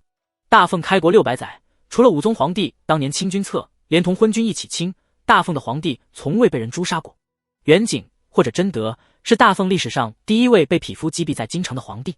今日的事端必然会在史书上留下浓墨重彩的一笔，哪怕过去千百年，后人评说这段历史时，想必会津津有味吧。从元景16年说起，一直到元景37年，其中必然会夹杂魏渊的捐躯8万将士的覆灭。大凤史上这位沉迷修道的皇帝，最后被匹夫许七安斩于京城。诸公感慨万千之际，忽听一阵哀哭声，循声看去，只见御史张行英扶着墙头，哭得老泪纵横。前卫党成员一个个双眼含泪，或低头擦拭，或昂着头不让眼泪流下来。片刻后，包括失态痛哭的张行英在内，这些手握大权的卫党成员当着各党派的面做了一个胆大包天的动作。他们整理衣冠，朝东北作揖，而后转身朝天边那人作揖，许久不起。此时此刻，皇城的另一头，怀庆迎风而立，素色衣裙飘飘，风撩起他的发丝，轻抚他绝美清丽的容颜。皇长女轻轻松开紧握的袖拳，于心底松口气。他从未让他失望，勇武、霸道、睿智，无所不能。这一战虽有波折，虽有担心，比如镇国剑腾空的时候，但怀庆依旧不认为许七安会输，因为他没输过。这是一个奇男子，即使是他也不得不佩服和崇敬的奇男子。怀庆撩起舞动的鬓发，挂到耳后，与流下感动泪水的太子不同，他心里振奋唏嘘的同时还有沉重。真德地陨落，这只是开端，随之而来的善后问题才是重中之重。这主要分为2方面：一，对整个中原的交代，其中包括各州的百姓、各地的官府、各地的军队以及江湖人士。百姓方面需要考虑的核心是民心2字，是坦诚不公还是隐瞒，都会造成民心尽失的局面。军队是同样的道理，某种意义上来说，稳住军心比稳民心更重要，尤其北境和东北3州的将士，这一批人是最容易哗变的。如果这一战里许七安败了，那玉阳关中1万多名将士必然造反。各地的官府需要安抚，不能让他们在这件事上产生惶恐不安的情绪，这样才能帮忙稳住百姓的心，才能不让江湖组织趁机作乱。第2方面，新军。对于现在的京城来说，现在至关重要的是新军登基。新军登基是一切的前提，只有新军登基才能稳住各方。若是大凤群龙无首，再加上真德帝的所作所为，中原必将大乱。太子总算熬出头了。怀庆遥望午门的城头，望着黑压压的那小撮人，他笑容古怪，似嘲讽似不屑。狗皇帝终于死了。李妙真握紧拳头，又激动又亢奋，恨不得长啸3分，来表达自己内心的喜悦之情，但同时又有些怅然。狗皇帝死了，他的青春结束了。天宗圣女当年粉嫩下山，闯荡江湖，2年里他的口头禅便是迟早赐死狗皇帝。而今2年匆匆而过，狗皇帝死了，他忽然有种物是人非的惆怅，仿佛人生的某段旅程彻底告一段落。楚元稹没有说话，他早已泪流满面。10年书生意气，今朝终于荡平胸中郁垒。恒远双手合十，微微垂头，默然不语，似是在追忆自己一手带大的师弟。我爹知道大凤皇帝被杀，肯定会很开心，就会想着打仗。丽娜说道。他很喜欢打仗，说大凤的女子是最好的，衣衫是最好的，房子是最好的，什么都是最好的，什么都要抢过来。丽娜的爹是个金凤分子，就是金的方式有些不对。我很推崇大凤文化，推崇大凤一切，所以统统都要抢过来。废物，废物，废物！脚踏黑色莲花的地宗道手声嘶力竭的咆哮。真的就是个废物，修行40年全修到猫身上去了，被一个练武不到1年的小子斩杀。他有些气急败坏。真德帝委托他出手牵制骆玉衡，报仇是事成之后帮助他出手对付金莲。黑莲渴求元神完整很多年了，他今日不敌骆玉衡，非他实力不行。大家都是差不多渡劫期巅峰的人物，谁也不比谁弱，但他的元神是残缺的，而道门最厉害的手段就是元神领域。他眼下被骆玉衡重创，若是真得胜出岛也罢了，都是值得的。结果偷鸡不成蚀把米，地宗道手气的原地爆炸。如挺腰细容貌倾城的骆玉衡抖了抖剑花，道：我修道也才34年，师叔。黑莲表情一僵，骆玉衡比他小1倍，但现在的情况是他被骆玉衡压着打。他刚骂完真德帝修行修到猫身上，骆玉衡扭头就给了他一记耳光。下一刻他仿佛被激怒的雄狮，咆哮道：你少得意，你少得意！你如今气息沸腾，犹如翻涌的海潮，底下沉淀的业火即刻就会发作，我看你如何躲过这一劫。骆玉衡隐居京城多年，从不与人动手，最多就是操纵分身代替本体出面，这是因为他需要靠修为压制业火，而今他全力出手，往日里牢牢压制的业火必将反噬。黑莲诅咒完，忽然愣了一下，他看见骆玉衡明媚一笑，他微微侧头看一眼京城方向。那家伙如今已是3品，又斩了真德，不管修为还是气概，都足以匹配他。观星楼，萨伦阿古站在八卦台边缘，眯着眼望着天边那道傲然而立的身影，他缓了口气道：原来大凤的半数气运在他身上，这就是你的谋划。坚正负手而立，与他并肩，淡淡道：算是吧。真德自以为气运加深，我不会动他，也不能动他。确实如此，对术士来说，弑君是自毁根基，品级越高，反噬越大。昏君也好，暴君也罢，只要1日还坐在龙椅上，便1日是一国之君。对其他高品级修行者来说，人间帝王气运加深，弑君因果缠身，不是逼不得已，没人愿意跟他较劲。真德信心十足，自以为一切都在掌控，他却忘了3品以上的修行者不愿与他较劲，但我可以培养一个愿意和他较劲的人。过河之卒，退无可退，但可弑君。他终于领悟了这个意，不枉费我多方馈赠。萨伦阿古眯着眼道：所以魏渊的死也在你的计划之中。坚正探出手往虚空里一抓，抓出酒杯，抿一口醇酒，悠然道：魏渊是自己求死，与我何干？我不过是算到了这一步，然后根据将来要发生的事提前布局。萨伦阿古吐出一口气：魏渊知道吗？坚正颔首笑了一声，他分析出来了，不然为何留下血单？他能心无牵挂的封印巫神，是因为他料定真德必死。说着，坚正目光望向远方，喟叹道：他甚至算到了那一步，这确实是我没有想到的。萨伦阿古皱了皱眉，他竟没听懂坚正这句话的意思。坚正笑道：不用想了，天机已被屏蔽，和你也没关系。你这位大巫师占卜不出东西。随着真德帝的陨落，2位1品高手的较量随之放缓。坚正没有趁机痛打落水狗，这里虽是他的主场，但要杀死一位活了数千年的大巫师，代价将是京城之地化为废土，没那个必要。萨伦阿古皱了皱眉，沉吟道：你有为他屏蔽天机？他指的是许七安。坚正反问道：为何这么问？萨伦阿古坦然道：来京城前，我卜过一卦，真德的卦象是吉凶并列，这意味着他将面临生死大劫。可我同样为许七安算了一卦，你猜猜卦象如何？坚正默然。萨伦阿古露出古怪笑容：大凶之兆。云路书院，许二叔在书院学子们的帮助下，将沉重的行李一件件搬上马车。这里面有古董字画，有被褥衣衫，有日常用品，数量繁杂。许家打算搬到建州定居，远离京城这个是非之地。京城起来后，一家人就失去了笑容，心情沉甸甸的。对于二叔和婶婶而言，唯一欣慰的是许二郎也会前往建州，这很好，一家人不用分开。至于大郎，夫妻俩刻意没有提及。许二郎的授业恩师张慎负责送许家前往建州，此去建州路途遥远，许家的女眷偏偏长得貌美如花。虽说许平志是七品武夫，练神境在江湖中也是一把好手，但如果遇到有组织有规模的悍匪，许平志一双手一双脚，未必能及时护住妻女。武夫毕竟粗鄙，不够花里胡哨，杀人本事高强，护人就不行了。一辆马车，2辆平板车，2匹马，准备就绪。许二叔坐在马背上，拱手道：“多谢先生送行。”张慎笑着点头。他刚想说些什么，忽见许二叔捂住脑袋，满脸痛苦，身子一歪，从马背上跌落。张慎大吃一惊，连忙跃下马车，俯身查看。老爷！婶婶尖叫起来，拎着裙摆从马车上跃下，正要扑到丈夫身边，忽然顿住。婶婶抬起双手抱住头，只觉得大脑一阵阵的抽疼。爹娘！许灵月惊呆了，手足无措，清丽秀美的脸蛋布满惶恐。娘！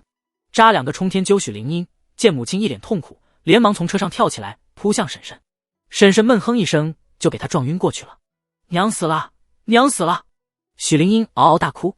这时，许二叔从头痛欲裂的状态中恢复，他喘着粗气，脸色煞白如纸，喃喃道：“不。”张慎眉头紧皱，看了一眼昏迷的婶婶，又看一眼许二叔，试探道：“许大人，你这是？”许二叔根本不理他，甚至不看昏迷的妻子，他跃上马背，抽动马鞭，绝尘而去。张慎愣愣地看着他远去的背影，脑海里是许平志离开时的脸色，既发狠又悲伤，既悲伤又绝望。京城高空中，许七安正要驾驭玲珑返回城内，下一刻，他眼前的世界忽然失去了色彩，就像黑白电视机里的画面。五感被蒙蔽，武者对危险的直觉被蒙蔽，这种状态仅仅不到1秒便恢复正常。许七安缓缓低头，看见一根金灿灿的钉子扎在了自己胸口，钉子表面铭刻着佛文，他轻易地扎穿了金刚神功的体魄，扎穿了漆黑的皮肤。哎呀哎呀！他听见了痛苦的嘶吼，分不清是自己的声音还是神叔的声音。别叫，这才是第一根呢。温和的声音传来，穿白衣的术士出现在许七安面前，他的指尖夹着8根金色钉子。白衣术士捻起一根钉子，往许七安头顶一拍，噗！钉子刺入百会穴。神叔的惨叫声戛然而止，漆黑的皮肤恢复正常肤色，金刚神功的光芒溃散。许七安的气息骤降，变得宛如普通人。第一根钉子封住心脏，阻断气血运输；第2根钉子刺入百会穴，封闭天门，阻断气运交感。许七安的气血和气机同时阻断，一身修为被封。最致命的是，这些刻满佛文的金色钉子似乎对神叔有特殊伤害，2根钉子入体，神叔便没了声息，他被封印了。毫无征兆，不管是许七安还是神叔，面对白衣术士的偷袭，2人都没有受到危险预警，虽然重伤在身，各方面状态下滑，对于他们现在的修为来说，这简直荒谬。但白衣术士就是做到了。白衣术士指尖夹着剩下的7根钉子，没有急着动手，而是望向了观星楼方面，望向了八卦台上的萨伦阿古和监正。白衣术士轻笑一声，佛门的无色珠确实好用，没有它，我还真没把握无声无息地传送到你面前，不被你和魔僧发现。为了对付他，佛门下了血本。他的掌心里是一颗化作齑粉的佛珠。他是初代监正，萨伦阿古也在京城，加上当代监正，祖孙3代就齐了。许七安一颗心缓缓沉了下去，所有的馈赠都在暗中标注好了价格。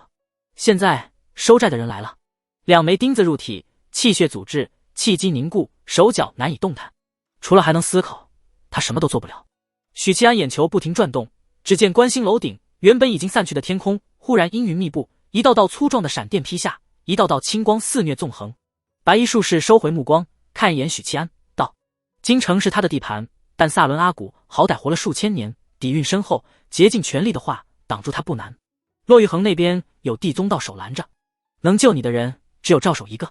不过3品的大儒差了点。”这位白衣术士面孔模糊，仿佛打了一层马赛克，让许七安无法看清他的真容，但听语气悠闲平静，透着一切尽在掌控的底气。镇国剑，快救我！许七安心里狂呼。镇国剑嗡嗡震动，透出无穷剑意。但白衣术士随手一抹，黄铜剑便安静下来，镇国剑被短暂封印。绝世神兵受600年气运洗礼，对普通体系的高品来说，这是大杀器，但对把弄气运、擅长炼气和阵法的术士毫无威胁。白衣术士语气平静，说着，他又从许七安手里接过如圣刻刀，刻刀震战，青光从他指尖溢散，却不能伤他分毫。不多时，如圣刻刀也平静下来，短暂的封印。这刻刀啊，还是得在儒家手里才能发挥它真正的威力，不然任何绝世神兵没有主人的加持，就如同浮水流平，无法一直使用，每次耗尽力量便需温养一阵子。这是术士才懂的小知识，你多学学。他不疾不徐地说着，说的许七安脸色发白，内心焦虑万分。咻！这时无匹的刀光逆空而起，斩向白衣术士。他顺手一捞，把太平刀握在手里，略有失望的摇头。神兵一旦择主，便只认主人，对旁人来说用处就不大了。白衣术士掌心青光亮起，层层加持在太平刀上，很快明颤的刀身安稳下来，太平刀也被封印了。随手一丢，太平刀落在坍塌成废墟的城门口，定在地上。还有什么手段吗？如果没有的话，我就要带你走了。白衣术士道。这时候许七安发现自己可以说话了，他试探到我身上的气运是你葬的。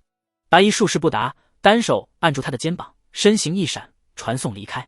许七安眼前一花，景物模糊，下一秒他发现自己身处郊外，左边是连绵的荒田，右边小湖，远处山峦如聚。这里是啊。术士的传送半点不讲道理，他不知道自己现在身处何地。此地禁止传送。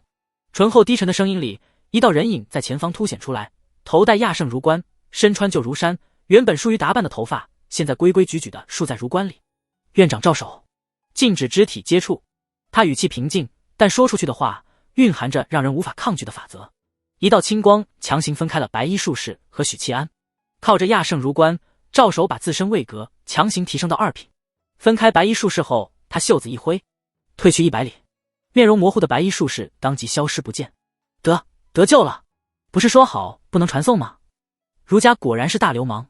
许七安如释重负，险些扑到赵守怀里喊爸爸。但下一刻，许七安看见白衣术士出现在自己身侧，笑道：没错，你身上的气运是我植入你体内的，目的是瞒过监正。许七安愣了一下，你怎么回来的？白衣术士笑道：走回来的。说话间，许七安脚下亮起一道八卦阵，白衣术士脚下恰好是踩着封门。许七安茫然看着他，心再次沉了下去。赵守面不改色，悠然道：画地为牢。一道青光从天而降，将方圆数十里土地笼罩，与外界彻底隔绝。牢笼中是一个世界，牢笼外是另一个世界。他在拖延时间，等待监正的到来。白衣术士笑道：那就陪你玩玩。他一脚踏下，一道道阵纹凭空而生，将赵守笼罩在内。这些阵法各不相同，有交织雷光的，有蒙蒙雾气缭绕的，有锐气纵横的，有火焰熊熊的，却又完美的融合成一个阵法。他们同时出现在赵守脚下，合力绞杀。赵守头顶的儒冠降下青光，浩然之气护体。他抬起手指，在虚空刻画一道佛纹，佛纹融入他的身体，霎时间一点金漆绽放，金刚神功护持。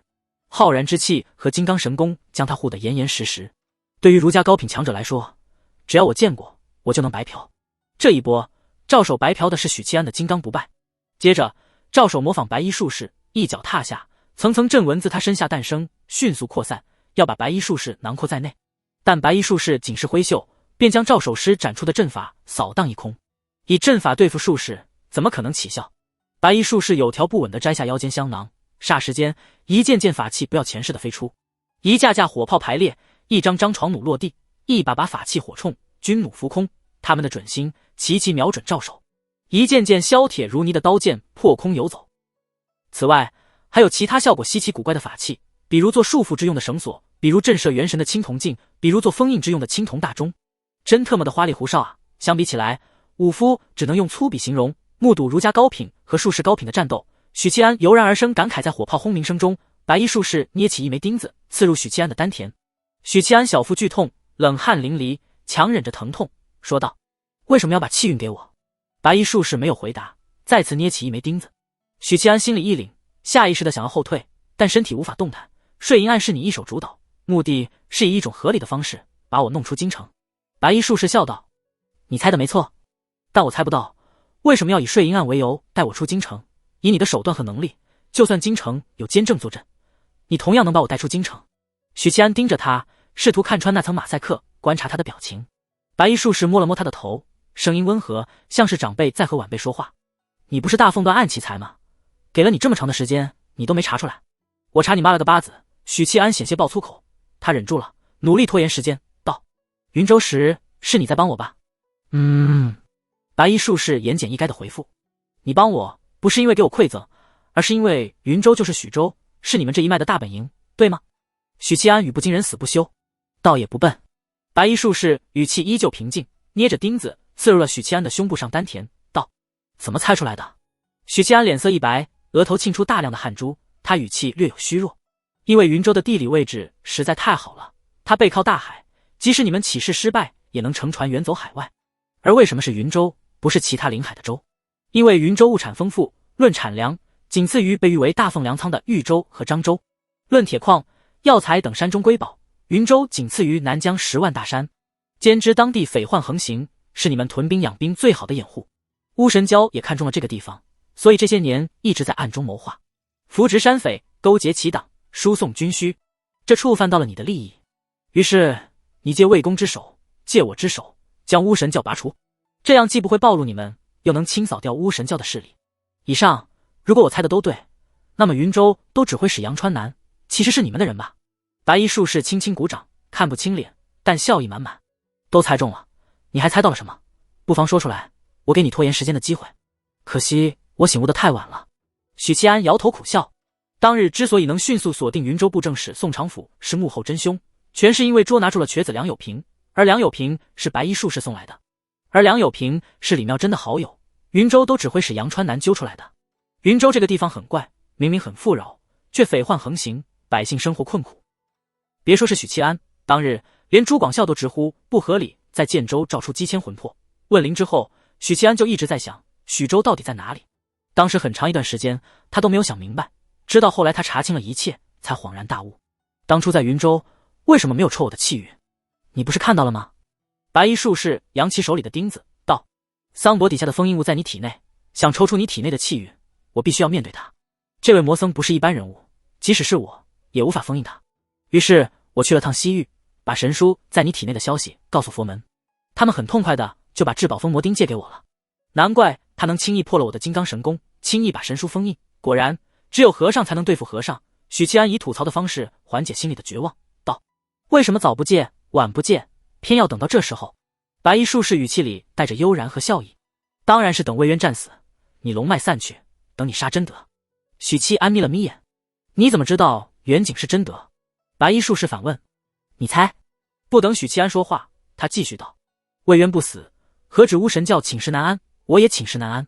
大凤君神不死，谁敢起事？现在龙脉已散，中原必将大乱，这个时候才是起事的绝佳机会，也是我拿回气运的最好时机。说话间，又一根金色钉子刺入许七安的大椎。许七安闷哼一声，险些昏厥过去，体内5根钉子产生了共鸣，侵蚀着他的生机，进一步封印他的修为，也进一步封印了神书。他现在状态很糟糕，杀完真德2次玉碎，本身就处在重伤状态，如今又被初代监正以封魔定刺入身躯，他罕见的有了前世熬夜通宵后的虚弱，随时都会猝死的那种虚弱。当年你是怎么逃过武宗皇帝、佛门菩萨以及当代监正的围杀？许七安没有忘记拖延时间的初衷。白衣术士看了一眼远处的赵手，再次打开香囊，召出一件件法器，不要前世的顶级法器呼啸而出，补充了兵力。同时他再次跺脚，扩散出一座座可以借用天地之力的阵法，将赵手囊括在内。院长赵手本身就是3品大圆满，又有亚圣如关加持，不会比2品弱了。不愧是初代监正，恐怕距离1品只差1线。许七安又绝望起来了，再次牵制住赵手。白衣术士一边捏起钉子灌入青光，一边说道：想杀1品哪有那么容易？第6根钉子插入后腰的命门穴，他还在反抗，不愧是让佛门都头疼的魔僧。等彻底封印了他，我便布阵取回气运，到时候你可能会死。我气运加深，你害我性命，不怕遭气运反噬。许七安脸色苍白，并不是害怕，而是虚弱。监正不敢动真德，是因为他是大凤的监正。500年前，他正是依靠这一脉皇族成的1品，杀皇帝相当于自毁根基。你身上的气运同样来自这一脉，我杀你不会自毁根基，只需要承受的反噬，而且因为某些原因，这个反噬甚至比寻常高品对付你还要更轻。白衣术士笑道：“某些原因是什么原因？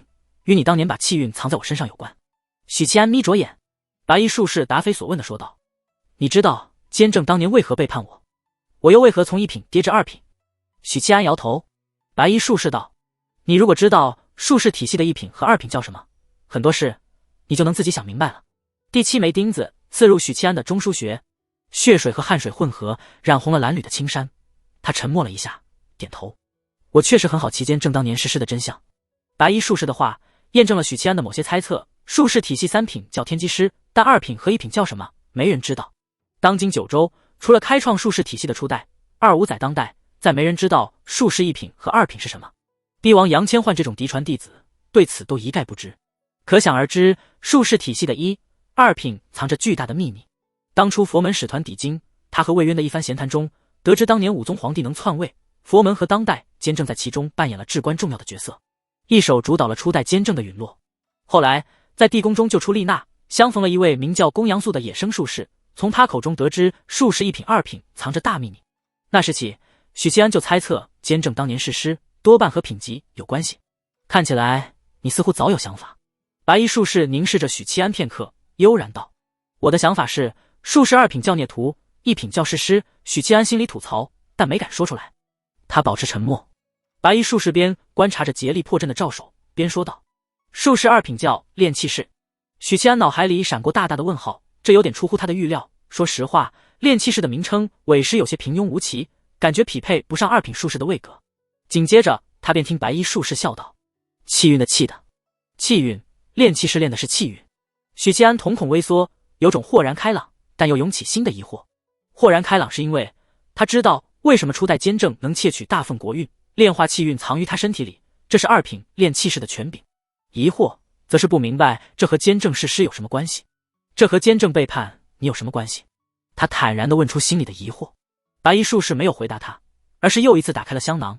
同一时间，许七安听见赵守沉声道：“此地禁止布阵。”低沉的声音里仿佛蕴含着可怕的伟力，天地规则因此改变。那一座座引动天地之力，以5行能量绞杀赵守的阵法，无声无息地消散。漂亮！许七安暗暗喝彩。双方僵持不下，赵守完美地拖住了初代监正，只等萨伦阿古这位资深1品被2五载赶跑，他就得救了。见阵法被破解，白衣术士不慌不忙，于敞开的香囊里找出一件法宝，是一块小巧的八卦铜盘。八卦铜盘飞旋着冲天而起，凝于赵守头顶，蒙蒙青光洒下，一道八卦大阵笼罩下来，重新将赵守困住。你不妨试试，禁止此地使用法器。白衣术士笑道：“这样你的亚圣如关便不能使用，我好顺势斩了你。”赵守默然，言出法随的反噬不允许他接二连三的修改天地规则。氪金玩家不得好死。许七安心里咒骂，刚产生的一丝希望瞬间消弭于无形。术士这个体系乍一看攻击力不强，但擅长阵法和炼气的他们，只要有足够的时间和资源，他们就能搞氪金。战力不够，法器来凑，简直恶心。抛出八卦铜盘后，白衣术士才悠悠地说道：“1品术士叫做天命。”顿了顿，他沉声道：“知天命。”监正运筹帷幄，暗中布局，这一切都基于天命的权柄。但天命有一个极大的弊端，监正永远只能暗中布局，不能直接干预，不能泄露天机。我举个例子，比如他知道我今日要出手偷袭，他不能告诉你，不能直接出手帮你，只能通过一些委婉的手段来帮你，比如把魔僧神书封在你体内。事实上他也是这么做的，只不过世上万物相生相克，我拿神书没有办法，但自有人能治他。许七安点点头，这让我想到了巫师的卦术。白衣术士笑着颔首，术士本就脱胎于巫师体系，但这和监正逝师有什么关系？许七安问。闻言，白衣术士叹息一声，炼气士晋升天命的条件是炼一国之气运。我这么说你可能不懂，你他妈看不起谁啊？许七安点头，确实不好理解。白衣术士耐心解释，换一个更容易听懂的解释，扶持一位天命之人登基建国称帝，这就是2品炼气士晋升1品天命的关键。轰，宛如一道惊雷在耳畔炸响，炸得许七安头皮发麻。所有的谜团都解开了，因此当年监正才会选择帮助武宗皇帝与佛门联手，背叛自己的老师。监正靠着扶持武宗皇帝成功晋升1品，而初代监正因为失去了国家，从1品跌至2品。难怪术士需要依附朝廷，因为一个统治中原的王朝是术士的根基。因此初代才说监正如果杀真德，就是自毁根基，而他杀我，只需要承受气运的反噬，不会自毁根基。难道不能从现有的王朝里选择一位皇子，扶持他登基？许七安是叹道。白衣术士摇了摇头，这不足以让炼气士晋升。许七安沉默很久，还是没忍住，问道：你当年脑子出问题了？为什么要收徒弟？辛辛苦苦教徒弟，就是为了让他背刺自己。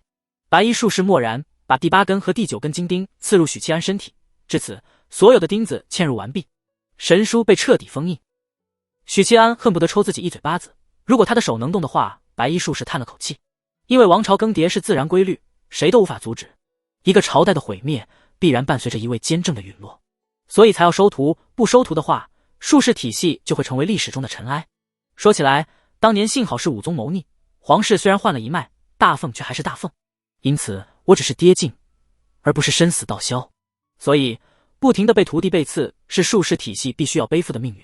许七安神色古怪，说道：你试图扶持当年那一脉，夺回地位，这样你就能重返一品的位置，这是显而易见的事。白衣术士颔首，许七安逐字逐句说道：然后当代监正跌回2品，开始了他新一轮的弑师计划。师徒之间开始套娃。白衣术士看他一眼，语气突然变得冷淡：你还有什么遗言吗？许七安不说话。白衣术士伸出手，从许七安怀里摸到地书碎片，轻轻一抹。许七安大脑一阵抽痛，知道自己与地书碎片的主仆关系被解除，心里顿时一沉。白衣术士倾倒玉石小径，倒出一把散发着淡淡辉光、澄澈如水的长剑，然后他又把地书碎片塞回了许七安怀里。还给我了。许七安愣愣地看着他，所以他只是取出自己的月影剑。这把剑是杀了姬谦后得来的战利品，品质不比他的太平刀差，只是没有诞生气灵，无法跻身绝世神兵行列。你知道4品阵法师的真谛吗？白衣术士手持月影剑，扭头朝着许七安笑道。不等许七安说话，他自顾自道：阵法其实就是天地规则，不然何以召来风雨雷电，何以借用天地之力？所以只要给我时间，我就能参透儒家修改后的天地规则，从而破解它。说着，他的手掌在月影剑上一抹，抹出一个个扭曲玄奥的皱纹。许七安下意识地闭上眼睛，直视这些皱纹会让他产生头疼眩晕的负面影响，同样的感觉是直视那枚龙牙。白衣术士扬起月影剑，轻轻斩下，院长照手的画地为牢顿时破碎。他和我说了这么多，不是真的在浪费时间，而是在参悟这方天地的规则。许七安心里升起明悟，突然感觉到了巨大的压力。监正有多可怕，初代监正就有多可怕。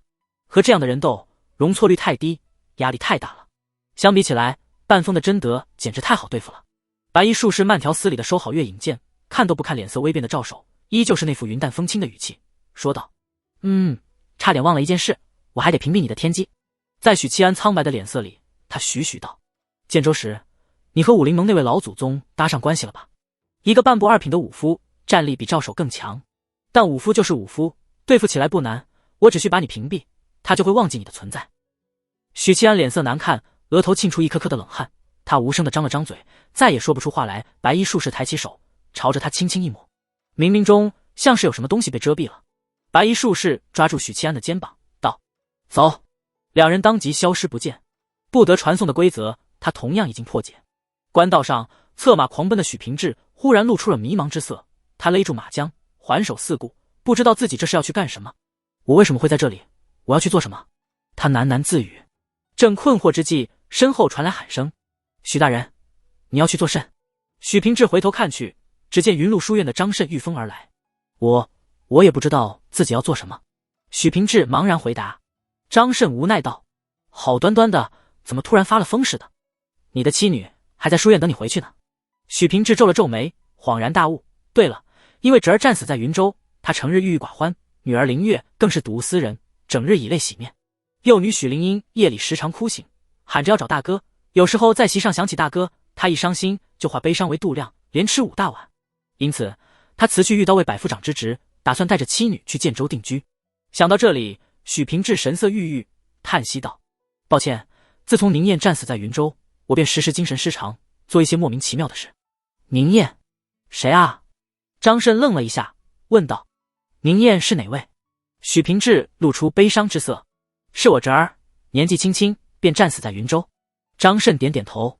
许兴年虽是他的学生，但他与许家人并没有太深的交集，这次是受了学生许慈舅的委托，送许家人去建州定居。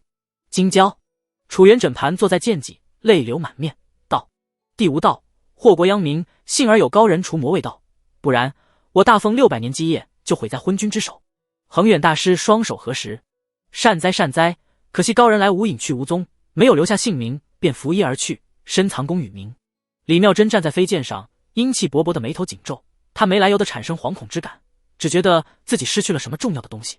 丽娜摸了摸肚子，道：“事情结束了，我也该回云陆书院了，许家人来等着我呢。”说到这里，他忽然蹙眉，一时间竟想不起自己为什么会借宿在许家。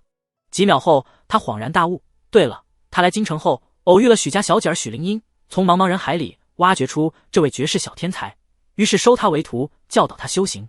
皇宫、韶阴宫，林安疯了一般的在书房里寻找着什么，动作粗暴，书籍随意乱丢，花瓶噼啪碎了一地。殿下，殿下，你在找什么？贴身宫女大急。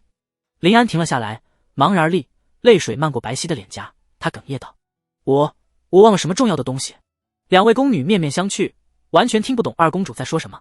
某一刻，林安在散乱的书籍中看到了一面棋盘，看见了散乱的棋子。他依旧没有想起自己遗忘了什么，但本能的觉得这副棋很重要。他蹲下来，死死抱住棋盘，泪如雨下。棋盘上黑色的墨迹写着：“楚河汉界。”皇宫另一处，四皇子沉声道：“怀庆，父皇驾崩了，太子总算熬到头，可我不甘心。魏渊死后，他失去了最大的支柱，根本不可能胜过名正言顺的太子。那位神秘高手斩杀父皇，势必造成朝局动荡。这个节骨眼，主公肯定会立刻拥戴太子登基，以稳住局势。”四皇子只觉前途一片昏暗。这时，他发现向来足智多谋的妹妹怀庆竟神色呆滞，眼露悲伤。“怀庆，我知道父皇的死让你很伤心，但父皇无道，才惹来那位绝世高手的份儿出手。”四皇子沉声道：“现在不是悲伤的时候，只要太子一日不登基，我们就还有机会。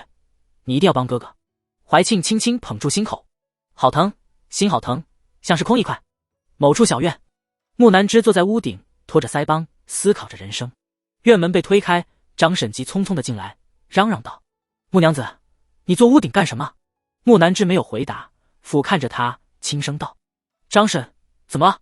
话一出口，他发现自己声音不对，鼻音很重。张审急道：“街坊邻居们都说京城要完了，皇帝都被人杀死了，他们打算逃出京城，你走不走？喊上你男人一起。”张审突然不说话了，脸色古怪的看着他。“木娘子，你哭什么？”木南枝一愣，摸了摸脸，满手泪水。我丈夫死了。”他伤心地说。“啊，什么时候的事？”张审大吃一惊，他哭道：“我不知道，我忘记了。”京郊某处，骆玉衡一手提剑，一手扶额，他脸色微微痛苦。许七安。他竭力地对抗着什么，但依旧无法阻止某些信息的遗忘。许七安眼前画面变幻，从模糊到清晰，仅是1秒不到。然后他发现自己置身在某个山谷口，谷中幽静，花草凋零，树木光秃秃的，萧条又安静。许七安闭目，感应了一下空气的温度和湿度，微微松了口气，与京城的气候相差不大，这说明初代监正没有把他带出大凤或带到边境。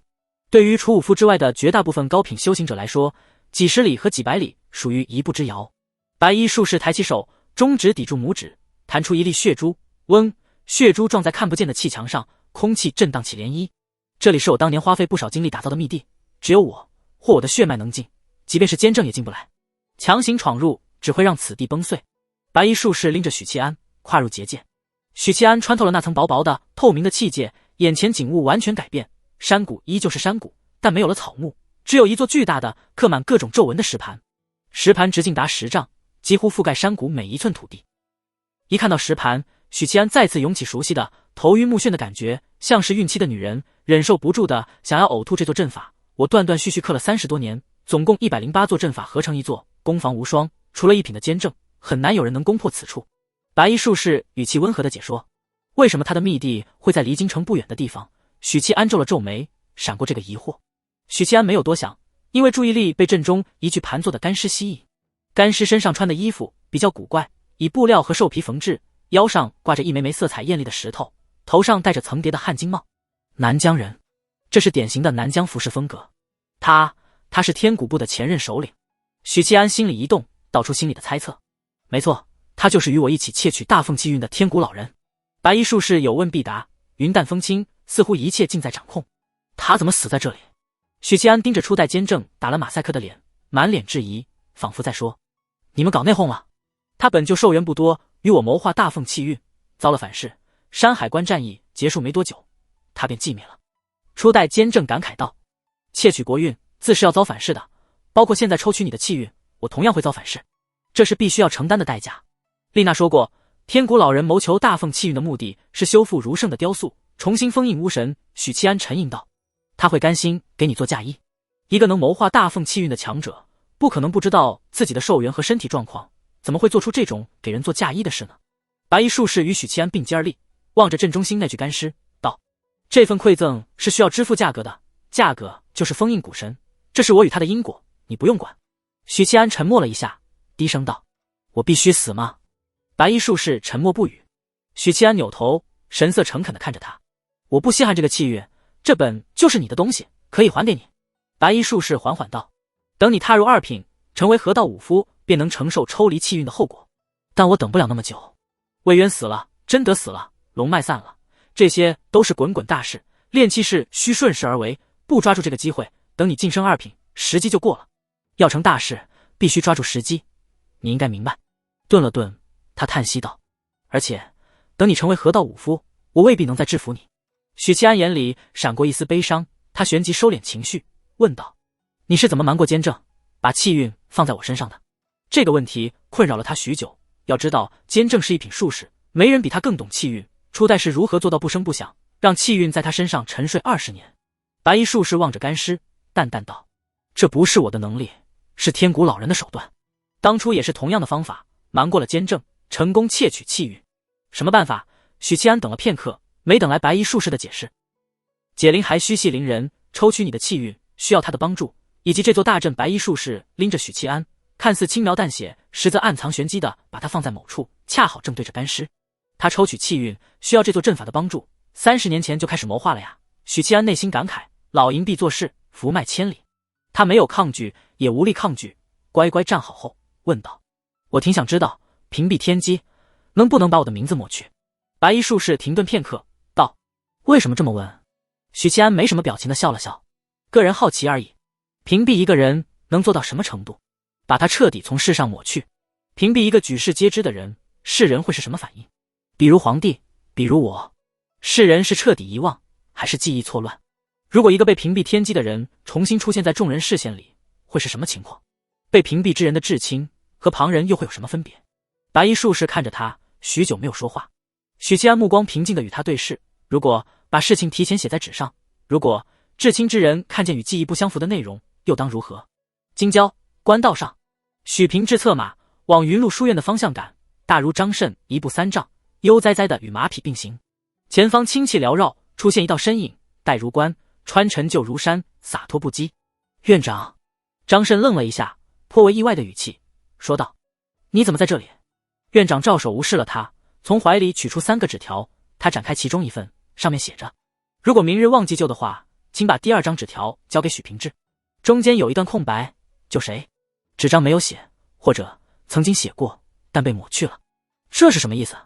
张慎望着纸条上的内容，看见赵守脸色前所未有的严肃，这让他意识到院长似乎遇到什么麻烦了。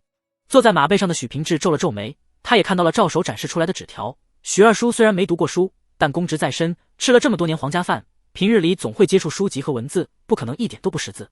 纸条上的字他大多认识，只有2、3个字不识。我刚经历过一场大战，但想不起来与谁交手，更想不起交手的缘由，直到我发现身上的这3张纸条。赵守说着展开了第2张纸条，上面用朱砂写着：二叔救我。赤红醒目的4个字映入许平志瞳孔，让他的瞳仁像是遭遇了强光，骤然收缩，让他脸颊肌肉微微抽动，让他额头沁出豆大的汗珠。许平志抱着头痛苦地嘶吼起来，额头青筋一根根凸起，他从马背上跌落下来，双手抱头，疼得满地打滚，疼得不停咆哮。赵守沉声道：一切都将过去，言出法随。许二叔的头疼果然好了许多，他大口大口喘息着，脸色不再因疼痛狰狞，整个人汗津津的，像是从水里刚捞出来。许平志缓缓起身，嘴皮子颤抖，他粗犷的脸上不知何时已经布满泪水。看来你似乎想起了什么？赵守声音温和，接着展开第3张纸条，内容是：到建州犬戎山找武林盟老祖宗，去了便知。犬戎山石门内，一个个蠕动的肉块围绕着一张纸条游走，纸条上写着一行字：等待云麓书院院长赵守前来，与他同去救人，这很重要。等待云麓书院院长赵守前来，与他同去救人，这很重要。等待云麓书院院长赵守前来，与他同去救人，这很重要。重要的事情说3遍。昏暗的石窟里回荡着苍老的声音。为什么会有纸条在这里？我似乎遗忘了什么。我必死关多年，岂可轻易出关？这将消耗我所剩不多的寿命。等等，其中一个肉块蠕动着，在角落里卷出一封信，信上写着：前辈，不久的将来，晚辈将遭遇大劫，希望您能出手相助。报酬是，我许诺在半年之内送您一节9色莲藕，助您踏入2品河道。石窟里再次回荡起苍老的声音。谁的信？谁的信？声音有些激动。不记得了，但这封信能被我收藏，足以说明问题。我似乎遗忘了什么东西。对了，赵守，等赵守。苍老的声音喃喃自语。白衣术士笑道：很有趣，你能思考到这些问题，让我有些惊讶。不过这不重要，抽出你体内的气运只需要半刻钟。就算此刻监正击退萨伦阿古赶来此地，他也无法在半刻钟里崩散我花费30多年刻画的阵法。而且这里有天古老人的留下的手段，拥有不被知的特性。不被知的特性，这就是气运藏在我身体里20年不被发现的原因。许七安恍然，他叹了口气道：真的滴水不漏啊。白衣术士没再说话，轻轻一踏脚，一抹青光从他脚底亮起，瞬间点燃了整座大阵。青光如水波扩散，点亮皱纹。这一刻，许七安泛起了巨大的危机感，一根根汗毛，每一条神经都在输送危险的信号。这是炼神劲武者对危机的预警，在给出反馈。但脑海里没有产生相应的画面，这股危机悬而又悬，似乎无法捕捉成像。冥冥之中，他感觉体内有什么东西在远离，一点点的上浮，要从头顶出来。阵法在抽离我的气运，许七安福至心灵般的产生明悟。这时，气运的抽离停止了，似乎遇到了难以跨越的关卡。就在这个时候，阵法中心那具干尸缓缓睁开了眼睛，那双眼睛只有眼白，没有眼珠，似乎蕴藏着可怕的漩涡。咔嚓，许七安仿佛听见了枷锁扯断的声音，将气运锁在他身上的某个枷锁断了，再也没有什么东西能阻拦气运的剥离。白衣术士见状，终于露出笑容。20年谋划，今朝终于圆满，大功告成。但下一刻，他刚泛起笑容的脸庞僵住。那股庞大到无边无际的、常人无法看到的气运，在即将脱离许七安的时候忽然凝固，继而缓缓下沉，坠回他体内。你身上还有其他的不属于大凤的气运？白衣术士道，他的语气听不出喜怒，但变得低沉。看来我赌对了。许七安冷汗加倍，有种体力和精神双重透支的疲惫感。他明明没有体力消耗，却大口喘息，边喘息边笑道：我现在确定了2件事。第一，你藏于我体内的气运是被你通过炼气师的手段炼化过，而我体内的另一份气运你并没有炼化，不属于你们。第二，你和监正不一样，监正的算无一策，基于他天命未革的手段。只是2品炼气师的你，则还在人的范畴内，你并不是什么都知道。比如，你不知道我曾经有过奇遇，得到了一份不知来历的气运。看起来2份气运似乎融合了，所以你取不出属于你的那份气运。他笑容渐渐浮夸，有着劫后余生的畅快，还有鬼门关里走了一遭的后怕。白衣术士没有反驳，像是默认，微笑道：只是多花费些时间而已。炼气师要炼化一份额外的气运，这并不困难。相反，我要感谢你的馈赠，让我得到一笔丰厚的气运。许七安还在那里笑，笑得像个神经病。笑着笑着，眼泪就笑出来了。白衣术士皱了皱眉，语气罕见的有些不悦：你笑什么？许七安抹了抹眼角的泪花，望着白衣术士，有些悲凉，有些痛恨，从牙缝里挤出一段话：我是该称你为监正大弟子，还是许家文曲星，许大人，或者喊你一声爹？虽然有着一层模糊的屏障隔绝，但许七安能想象到白衣术士的那张脸正一点点的严肃，一点点的难看，一点点的阴沉。又或者我该称你为许屏风，如果这是你的真名的话。白衣术士没有回答，山谷内安静下来，父子俩沉默对视。一人白衣如雪，一人血迹斑斑。风吹起白衣术士的衣角，他怅然若失般的叹息一声，缓缓道：你怎么查出来的？许七安咧嘴，眼神睥睨。你猜？他脸色苍白憔悴，汗水和血水浸染了蓝缕衣衫，但在道明彼此身份后，眉眼间那股桀骜越来越浓。白衣术士沉吟片刻，道：通过天机术。许七安冷笑一声，凡走过必将留下痕迹。对我来说，屏蔽天机之术只要有破绽，那它就不是无敌的。白衣术士没有说话，操纵着石盘，以108座小阵融合而成的大阵，炼化许七安体内的气运。深陷危机的许七安不慌不忙，说道：屏蔽天机，如何才是屏蔽天机？将一个人彻底从世间抹去？显然不是，不然初代监正的事就不会有人知道，当代监正会成为世人眼中的初代。我在知道睡鹰案的幕后真相时，知道有你这位大敌在阴影中环伺后，我就一直在思考如何对付术士，尤其是神鬼莫测的屏蔽天机之术。今日你将我屏蔽，这种情况我也不是没考虑过。慢慢的，我总结出屏蔽天机之术的2个限制。一，屏蔽天机是有一定限度的，这个限度分2个方面，我把它分为影响力和因果关系。所谓影响力，你若是屏蔽路边一块石头，没人会发现它消失，它相当于从世间彻底抹去，因为它本能的影响力几乎没有，只是一块无人问津的石头。但你不能屏蔽皇宫里的金銮殿，因为它太重要了，重要到没有它，世人的认识会出现问题，逻辑无法自洽，屏蔽天机之术的效果将微乎其微。就如同当代监正屏蔽了初代，屏蔽了500年前的一切，但人们依旧知道武宗皇帝谋逆篡位，因为这件事太大了，远不是路边的石子能比拟。同样的道理，把物变成人，如果你屏蔽一个人，那么与他关系一般或没有任何关系的人会彻底遗忘他，因为这个人存不存在并不影响人们的生活，但是在他的至亲那里，在他的至交好友那里，在他的红颜知己那里，逻辑是无法自洽。道理很简单，你屏蔽了我的父母，我仍然不会忘记我父母，因为但凡是人就一定有父母，谁都不可能从石头里蹦出来。于是为了说服自己，为了让逻辑自洽，就会自我欺骗，告诉自己父母在我刚出生时就死了。这个就是因果关系，因果越深越难被天机之术屏蔽。这其实是当初在雍州地宫里相逢的那位野生术士公羊素告诉许七安的。那位传承自初代监正的野生术士早已把屏蔽天机之术说得明明白白。白衣术士喟叹道：厉害，第2条限制是什么？许七安沉声道：第2条限制就是对高频武者来说，屏蔽是一时的。魏渊能想起初代监正的存在，但只有刻意去思考类似的信息时，才会从历史的割裂感中恍然醒悟，司天剑还有一位初代监正。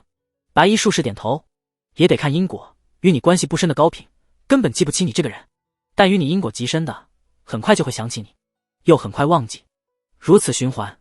不出意外，骆玉衡和赵守快想起你了，但他们找不到这里来。本来屏蔽你的天机只是为了创造时间而已，这已经足够可怕了。许七安心里感慨，接着说道：其实我还有第3个限制的猜测，但无法确定，不如你给解解惑。顿了顿，不管白衣术士的态度，他自顾自道：如果我现在出现在亲人或京城百姓眼里，他们能不能想起我？屏蔽天机之术会不会自动失效？这很重要吗？白衣术士边说着，边虚空刻画阵法，一道道由青光组成的字符凝成，打入许七安体内，加速气运的炼化。很重要。如果我的猜测符合事实，那么当你出现在京城上空，出现在众人视线里的时候，屏蔽天机之术已经自行失效。我二叔想起你这位大哥了。白衣术士沉默了好一会儿，笑道：还有吗？许七安勾了勾嘴角，监正一共有6位弟子，但我和司天剑的术士们打交道这么久，从未在他们口中听到过任何关于大弟子的信息，这是很不合常理的。后来想想，唯一的解释就是他把自己给屏蔽了，但当时我并没有意识到监正的大弟子就是云州时出现的高品术士，就是幕后真凶，因为我还不知道术士1品和2品之间的渊源。他要是知道2品术士要晋升1品，必须背刺老师，早就揭开一切的真相，也不会被这位许家文曲星弄得团团转。许七安侃侃而谈，像一个老练的刑侦高手。局势似乎反转了，一直云淡风轻的白衣术士开始默默倾听。沦为砧板鱼肉的许七安徐徐道来，不慌不忙。既然早已知道白衣术士的存在，知晓自身气运来自于他的馈赠，许七安又怎么可能掉以轻心？没人会把自己的生死安危不当一回事。原本按照这个情况往下查，我迟早会明白自己面对的敌人是监正的大弟子。但后来我在建州遇到了姬谦，从这位皇族血脉口中问到了非常关键的信息，知晓了500年前那一脉的存在，知晓了初代监正还活着的消息，一切都合情合理，没有什么逻辑漏洞。你利用信息差，让我完全相信了初代监正没有死的事实。你的目的是离间我和监正，让我对他心生间隙，因为姬谦告诉我取出气运我可能会死，那么我肯定得防备监正强取气运，任何人都会起戒心的。但其实姬谦当时说的一切都是你想让我知道的。不出意外，你当时就在建州。白衣术士没有停止刻画阵纹，颔首道：“这也是事实，我并没有骗你。”许七安眯着眼，点头，认同了他的说法，道：“其实姬谦是你刻意送给我杀的，离间我和监正只是目的之一，最主要的是把龙牙送到我手里，借我的手击毁龙脉之灵。”白衣术士默认了，顿了顿，叹息道：“还有一个原因，死在初代手中，总好过死在亲生父亲手里。我并不想让你知道这样的事实，但你终究还是查出我的真实身份了。”许七安呵了一声：“我岂不是要感谢你的父爱如山？”他深吸一口气，道：“说起来，我还是在扎真德的过程中才了悟了你的存在。远景10年和远景11年的起居记录没有标注起居郎的名字，这在严谨的翰林院几乎是不可能出现的纰漏。我当时以为这是远景帝的破绽，顺着这条线索往下查，才发现问题出在那位起居郎本身。于是查了远景10年的科举，又发现一甲探花的名字被抹去了。那位探花后来在朝堂结党，势力极大，因为贪污罪被问斩的苏杭，就是该党的核心成员之一。曹国公的迷信里写着一个被抹去名字的党派，不出意外，被抹去的字应该是许党。他看了白衣术士一眼，见对方没有反驳，便继续道：“我曾经以为是监正出手抹去了那位探花郎的存在，但后来否定了这个猜测，因为动机不足。监正不会涉及朝堂争斗，党争对他而言只是小孩子过家家的游戏。于是我换了一个角度，如果抹去那位起居郎存在的就是他本人呢？这一切是不是就变得合情合理？但这属于假设，没有证据。而且起居郎为什么要抹去自己的存在？他如今又去了哪里？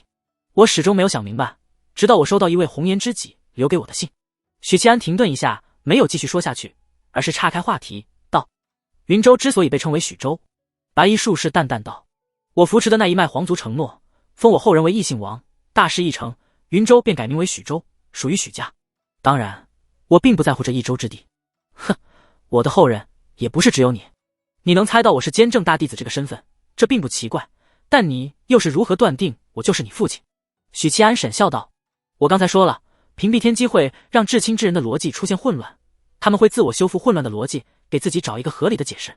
比如二叔一直认为在山海关战役中替他挡刀的人是他大哥，比如许家那位神志昏沉的族老心心念念着许家文曲星许家大郎，但许家的文曲星是辞旧，我又是一介武夫，这里逻辑就出问题了。很显然，那位脑子不太清楚的族老说的许家大郎并不是我，而是你。真正让我意识到你身份的是二郎在北境中传回来的消息，他遇到了二叔当年的战友，那位战友怒斥二叔不当人子，忘恩负义，因为当日替二叔挡刀的人根本不是你，而是一位周姓的老族。那一刻，所有的线索都串联起来，我终于知道自己要面对的敌人是谁。当时许七安在书房里枯坐许久，满心悲凉，替二叔和原主悲凉。不过有些事我至今都没想明白，你一个术士，好端端的当什么探花？许七安难掩好奇地问道。白衣术士轻叹一声：“这是一个常事，若非逼不得已，我并不想和老师为敌。我当年的想法与你一样，尝试在现有的皇子里扶持一位登上皇位，但比你想的更全面。我不但要扶持一位皇子登基，还要入阁拜相，成为首辅，执掌王朝中枢，双管齐下，凝练气运，或许能助我踏入一品，成为天命。于是有了许党。”许七安嗤笑道：“但你失败了，是监正没同意。”白衣术士摇头：“他同意了，与我约法三章，不得以术士的手段做党争的工具。党争就是党争，能不能拜相，全靠我个人本事。”许七安幸灾乐祸：“所以朝堂争斗你输了，于是退出朝堂，改为扶持500年前那一脉。”白衣术士点头，又摇头：“没你想的那么简单。当时许党势力极大，正如如今的魏党，各党群起而攻之，而我要面对的敌人并不止这些，还有远景和前任人宗到手。这怎么说？”许七安皱了皱眉，但旋即他想明白了。白衣术士嗤笑道：“仁宗到手当时自知渡劫无望，但他得给女儿骆玉衡铺路，而一国气运有限，能不能同时成就2位天命，尚且不知。即便可以，也没有多余的气运供骆玉衡平息业火。因此仁宗前任到手时，我为仇敌。至于远景、真德，他暗中打什么主意，你心里清楚。他是要散气运的，怎么可能容忍再有一位天命诞生？在这样的局面下，我岂有胜算？当时我几乎陷入绝地，老师始终冷眼旁观，既不干预，也不支持。”许七安不由想起了福香信中的那则故事，雏鹰饱受欺负，但苍老的雄鹰冷眼旁观。雏鹰一怒之下，振翅飞向蓝天，从此再也没有回来。原来如此啊！困境之中，我突然想到，为什么不能效仿老师当年，扶一脉旁支上位，就如当年武宗清君侧？这个念头从一浮起，便再也难以遏制。我后来的所有布局和谋划，都是在为这个目标而努力。你以为真德为什么会和巫神教合作？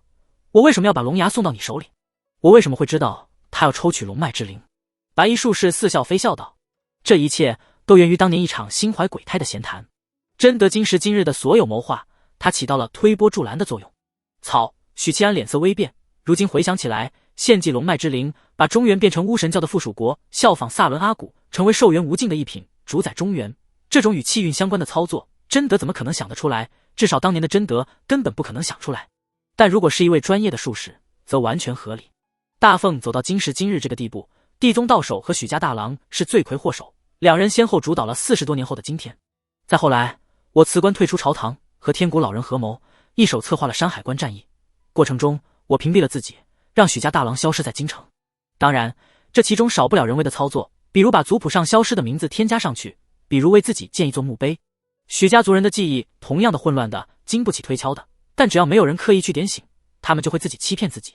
如果你仔细打听过当年的往事，会发现二郎他曾经疯过一段时间，当然这些事并不光彩，没人会主动提及。昔日的政敌不会记住我，在他们眼里，我只是过去式。依照屏蔽天机的原理，当我退出朝堂时，我和他们之间的因果就已经清了，没有过深的纠葛，他们就不会在意我。许七安沉默了下去，隔了几秒道：难怪你要利用睡银案，以合理的方式把我弄出京城。虽然我身上的气运在苏醒之前被天谷老人以某种手段隐藏，但我终究是你的儿子，监正的目光或多或少都在盯着我。如果你以不合理的手段强行掳走我，监正会迅速反应过来。但你为何不直接把我带走，而是留在京城？白衣术士的声音有了些许变化，透着恨铁不成钢的语气。你只猜对了一半，睡银案确实是为了让你合理的离开京城，但你之所以留在京城，被二郎抚养长大，不是灯下黑的思维博弈，纯粹是当年的一出意外。意外？许七安皱眉反问。白衣术士点头，语气恢复了平静，笑道：有件事没有告诉你，气运不是任何人都能承受的。你是最好的容器，不仅因为你是我血脉，同时你也是大凤皇室的血脉。尽管今天已经把话说开，知晓了太多的硬核秘密，但许七安此时仍是被当头一棒，人都傻了。许七安表情僵硬，再不复得意之色，怔怔地看着白衣术士。他的脑海里，红裙子和白裙子瞬间飘远。你母亲是500年前那一脉的，也就是我现在要扶持的那位天选之人的妹妹。当年我与她结盟，扶她上位，她便将妹妹嫁给了我。世上最可靠的盟友关系，首先是利益，其次是姻亲。我娶了那位金枝玉叶后，便着力于策划山海关战役，窃取大凤国运。山海关战役的尾声里，你出生了。呼！许七安如释重负地吐出一口气，红裙子和白裙子又飘回来了。他虽然也算是大凤皇室后裔，但那是500年前的一脉，和怀庆、临安其实没有太大的干系。上辈子同姓之人还经常说，我们500年前是一家呢。不过，非要论起来，怀庆和临安都是我的祖姐。然后他才有心思去思忖便宜父亲说的话是真是假。时间点是吻合的，我出生的那一年，在二叔的记忆里，他和许大郎在山海关打仗，所以婶婶和生母两人照顾我多时。许七安一愣，意识到不对劲，沉声问道：他为什么是在京城生的我？说话间，他脸色一白，只觉得体内的某个东西在动荡，竭力抗拒着什么。同时，武者的本能在疯狂预警，依旧没有具体的画面，但那股发自内心的恐怕，让他感觉自己是踩在钢丝上的孩子，随时都会坠落，摔得粉身碎骨。这让许七安意识到，白衣术士炼化气运到了关键时刻，若是成功，这一身气运将归于他人，和自己再没任何干系，而他也会随着这股与性命交缠的气运离去，生死道消。对于儿子即将面临的遭遇，白衣术士无喜无悲，语气一如既往的平静。你生母是趁着我不在身边，悄悄去的京城，在那里把你生下来。等我窃取了气运，才知道这件事。为什么？许七安口鼻溢出鲜血，深深地看着他。白衣术士语气不见起伏。你的出生本就是为了容纳气运，作为容器使用。这既是我与那一脉的博弈，也是因为时机未到，在没有起事之前，不宜将气运植入那一脉皇族的体内。你生母是个很有心机的女人，她表现得逆来顺受，表现得为家族的崛起愿意付出一切，但那伪装，你是她的第一个孩子，她舍不得你死，于是逃到京城把你生下来。监正在京城，她将是你最大的保护伞。原来如此，许七安叹息一声，再没有任何疑惑。不知道为什么，此刻心里想的竟是监正那个糟老头子。大奉最惨的孤寡老人啊！这么说来，姬谦还算是我表哥。许七安问，鼻子里的血流到了嘴边，很想擦一下，奈何无法动弹。对，白衣术士点头。杀得好啊，表哥都该死。这不是我说的，这是前世某位知名作家说的，他心里腹诽，以此缓解心里的焦虑。这就是你的后手。这时，白衣术士突然说道：“谷外，院长赵守带着许平志踏空而来。你果然在这里，你果然在这里。”许二叔的声音尖锐，表情既悲伤又发狠，双眼通红。白衣术士没看他，轻声道：“年少时，我常带他来此地，给他展示我的阵法。这里是我们兄弟俩的秘密基地。再后来，这里的阵法越来越完善，越来越强大，凝结了我半生的心血，但也变相的伟大不掉，让我无法舍弃此地。这里并不安全，因为除我之外，还有二郎知道。你没猜错，当我出现在众目睽睽之下，屏蔽天机之术就会自行破解。二郎会重新想起我，因此我才刻意屏蔽了你的存在，这样他的记忆会再次错乱。但是你没料到，我早就洞悉屏蔽天机之术的奥义。”许七安面无表情。许二叔一头撞在器界，撞得头破血流，咆哮道：“许屏风，你这个猪狗不如的东西！他是你儿子，我侄儿，虎毒尚且不嗣子，你干的是人事！”他脸庞肌肉扭曲，额角青筋一根根凸起，显得颇为狰狞。许七安第一次见到二叔如此暴怒。白衣术士淡淡道：“这是我们父子之间的事，他这条命都是我给的。”砰！许平志一拳砸在器界上，像一只被刺激到的老兽，又狰狞又发狠。父子，你配吗？你配做他父亲吗？他是我许家的儿郎，是我养大的。你要杀他，你问过我了吗？我同意了吗？你把这狗日的阵法打开，老子要宰了你，宰了你！他一拳拳的捶打器界，捶得拳头鲜血淋漓。二叔，许七安默默地看着一个中年男人发狂。许平志在家唯唯诺诺，在外油滑，当年沙场中锻炼出的杀伐之气早被磨灭在官场上。但在唯唯诺诺的男人，如果自家孩子受到危险，他会毫不犹豫地重拳出击，哪怕面对的是一只大象。白衣术士收回目光，看了许七安一眼，嘴角一挑，但是迟了。他用力一拽，将那股常人无法看到的气运一点点地从许七安头顶拔出。这个过程中，许七安身躯不断皲裂，血流如注，口鼻不停溢血，他痛苦地嘶吼起来。侄儿的吼声像是一记重锤砸在许平志心里，砸得他浑身一抖。这个老男人忽然不敢再嚣张了，他贴着器界跪倒，苦苦哀求道：“别杀他，大哥，求求你了，别杀他！他是我养大的孩子，是我的崽，求求你别杀他！我养了他21年，你不能这做，你真的不能这么做，大哥！看来过去的情分上，你把他还给我吧。”白衣术士铁石心肠，视若无睹，自顾自地拔着气运。退后！赵守挥了挥袖子，将许二叔挥开，接着他戴上如冠，拢在袖中的右手握着一把刻刀，如冠和刻刀清气冲霄，彼此呼应。赵守持着刻刀朝着刺出，亚圣如冠和三品大如的加持下，刻刀爆发出冲天的青光。白衣术士耗费30多年光阴布置的大阵瞬间被攻破，最外层的气界溃散，再无法阻拦外人的进入，此地不得拔出气运。赵守宣布道。但这一次儒家的言出法随失效了，白衣术士拔除的动作有所阻滞，不过很快就摆脱了言出法随的效果。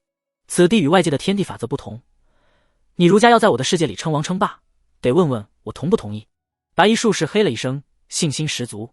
赵守跨前一步，又一次刺出如圣刻刀，亚圣如冠洒下水波状的青光，加持在刻刀上。赵守道：“破阵！”言出法随力量随之加持在刻刀上。既然你改变规则，那我也可以破阵。刻刀仿佛化作了骄阳，青光浓郁到近乎赤白，它快速挺进，伴随着一层层阵法溃散。这座由108座阵法组成的绝世大阵，挡不住一位头戴如冠、手持刻刀的3品大儒。即使主阵者是一位2品术士，但对于白衣术士来说，挡不住火力全开的3品大儒是预料之中的事。他要的仍然就是拖延时间，因为许七安身上的气运已经被攫取出大半。就在这时，一道充斥着肃杀之意的刀光从虚空中浮现，斩碎一个又一个阵法符文。刀意无双，白衣术士空余的手一按，某处阵纹亮起，组成气墙挡在刀光之前。刀光劈砍在气墙上，宛如泥牛入海，消失不见。传送！他把刀光传送走了。此地禁止传送。赵守冷静地给出应对之策。随着阵法的溃散，儒家言出法随的力量进一步入侵此地。虚空忽然沸腾起来，一道又一道无匹刀意浮现，势不可挡，斩灭阵纹。这让赵守更轻易地挺进，眼见就要冲到近前。突然，天谷老人的尸体，那双没有眼球、只有眼白的眸子悠悠亮起。赵守一下子失去了目标，他茫然而立，前方空空荡荡，没有了许七安和白衣术士。这是不被知的手段，他把许七安和白衣术士藏了起来，以此拖延时间。赵守皱了皱眉，抬手弹动如冠，如冠一颤，荡起水波般的青光，冥冥中一股笼罩在赵守身上的力量被洗涤一空，许七安和白衣术士的身影再次出现。够了！白衣术士露出笑容，他已彻底炼化许七安体内的气运。我并不知道二叔知道这里。这时他听见许七安低声道。白衣术士皱了皱眉，他这个血脉的脸上丝毫没有大难临头的绝望和惶恐，反而一片镇定。许七安继续说，所以我真正的保命手段不是赵守和武林盟老祖宗，至少没有完全把希望寄托在他们身上。顿了顿，他脸上露出快意的笑容。你真当监正什么事都不做？臭婆娘，还等什么？他大吼道。话音落下，许七安身后生长出一条条虚幻的毛茸茸的虎尾，宛如孔雀开屏，唯美而恐怖。9条不够真实的虎尾，宛如孔雀开屏，张扬在许七安身后缓缓浮动。这些虎尾来自万妖国公主九尾天狐。从一开始，院长赵守和武林盟老祖宗只是许七安摆在明面上的牌，他还有一张无人知晓的暗牌万妖国公主。许七安与万妖国公主并无联系，那位修为强大的狐狸精在他的认识里只是史书中出现过的一个名字。但许七安知道，如果自己遇到大危机熬不过的那种，万妖国公主绝对是力保他的存在之一。理由很简单，当初可是万妖国的案子把神书偷偷送到他住所的。很明显，若是没有这位九尾天狐的授意，案子敢这么做。万妖国余孽的目的是借他体内的气运温养神书断臂，他和神书一荣俱荣，一损俱损。九尾天狐或许不在乎他的死活，但绝对不可能坐视神书被封印，被佛国重新掌控。不然，万妖国辛苦谋划的桑博案是为什么？当然，这些只能说明大家利益相同。如果只是这样，许七安不可能把自己的身家性命寄托在一个从未出现也从未联络过的妖女身上。他之所以笃定万妖公主会出手，把她视作自己的底牌，是因为2件事。一，福香的小故事。并非许七安看不起这位管鲍之交，但以福香的身份地位，真的能了解到监正大弟子当年的往事？显然不可能。那他为什么会在留给自己的信里写下暗示性如此明显的故事？答案很简单，这是万妖国公主的暗示，一方面暗示她真正的敌人是谁，另一方面委婉地表达出自己会出手的意图。就如只是这样，许七安依旧不会把它视为自己压箱底的手段。真正的原因是，当日在司天剑苏醒去云麓书院见赵守之前，监正给过他一枚乳白色的丹药。那枚丹药吞入腹中之时，许七安隐约间听见柔媚动人的轻笑声，转瞬即逝。许七安并不知道监正和九尾天狐是怎么勾搭上的，但这些不重要。聪明人之间要学会心照不宣。终于出来了，察觉到尾椎骨异常的许七安如释重负。他之所以骂九尾天狐是臭婆娘，是因为体会到了对方恶劣的性格。他明明可以更早的出手，非要卡在这关键时刻，许七安差点就吓尿了，以为自己这张保命底牌不起作用。那样的话，只能祈祷下辈子投个好胎，出生在富贵人家，生父是个当人子的，最好还有一个会嘤嘤嘤的大长腿3、6弟姐姐。他们刚一出现，白衣术士就仿佛中了定身术，出现短暂的僵凝。趁着这个间隙，9条狐尾如同一根根触手，一部分缠住无形无质的庞大气运，阻止白衣术士将他们拔除；另一部分狠狠抽打向白衣术士。他们没有散发出可怕的气机波动，也没有造成壮观的异象，但白衣术士竟下意识地后退了小半步，似是极为忌惮。哼！他冷哼一声，对于九尾天狐的出现，既惊讶又不惊讶。不惊讶，是因为知道九尾天狐和神书之间千丝万缕的渊源，对方出手阻扰，意料之中。惊讶的是，他没料到九尾天狐是以这样的方式出手奇袭。要知道，在精通旺气术的巅峰术士面前，大部分的隐藏手段都将无所遁形，世上能瞒过2品术士眼睛的藏匿手段屈指可数。而这些手段，白衣术士知道的一清二楚，九尾天狐施展的是他从未见过的隐秘手段。白衣术士慌而不乱，抬脚一跺，剩余的法阵同时爆发出刺目的青光，在他身上罩起防护屏障。嗡嗡嗡，6条狐尾拍打在屏障上，打得青光剧烈震荡，打得气机层层叠爆，打得白衣术士连连后退，凶狂不可一世。另外3条狐尾缠住那股庞大的气运，落回许七安体内，气运重归于身。呼！许七安松了口气，狐狸精真棒。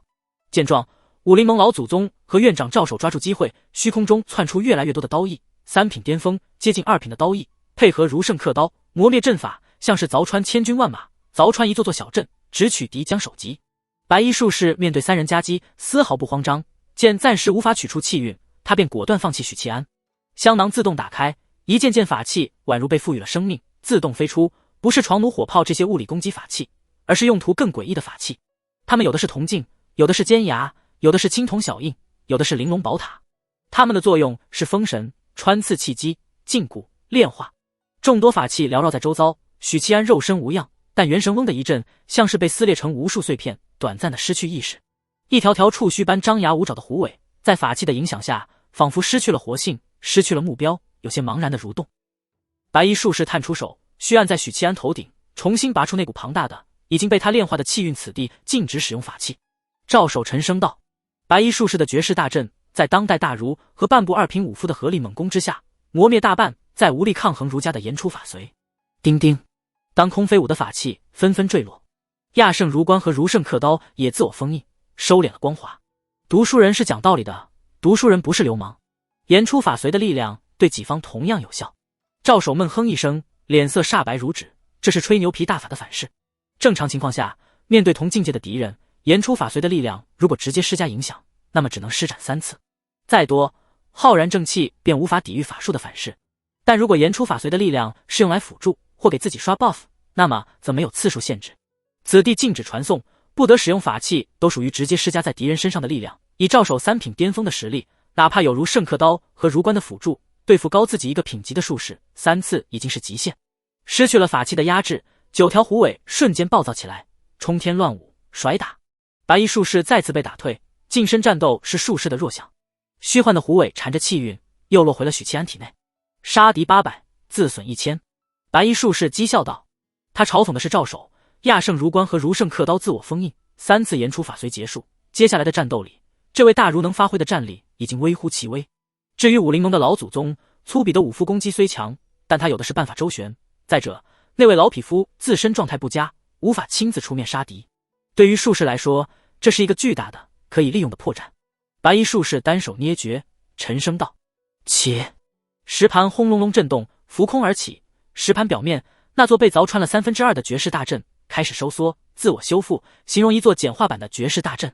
虽不及方才那座阵法强大，但就如同精疲力竭的武夫回了一口气。相比残破状态，他的气息更加强大，更加圆满。那些已经失去的能力，比如传送，比如禁锢，此刻统统修复。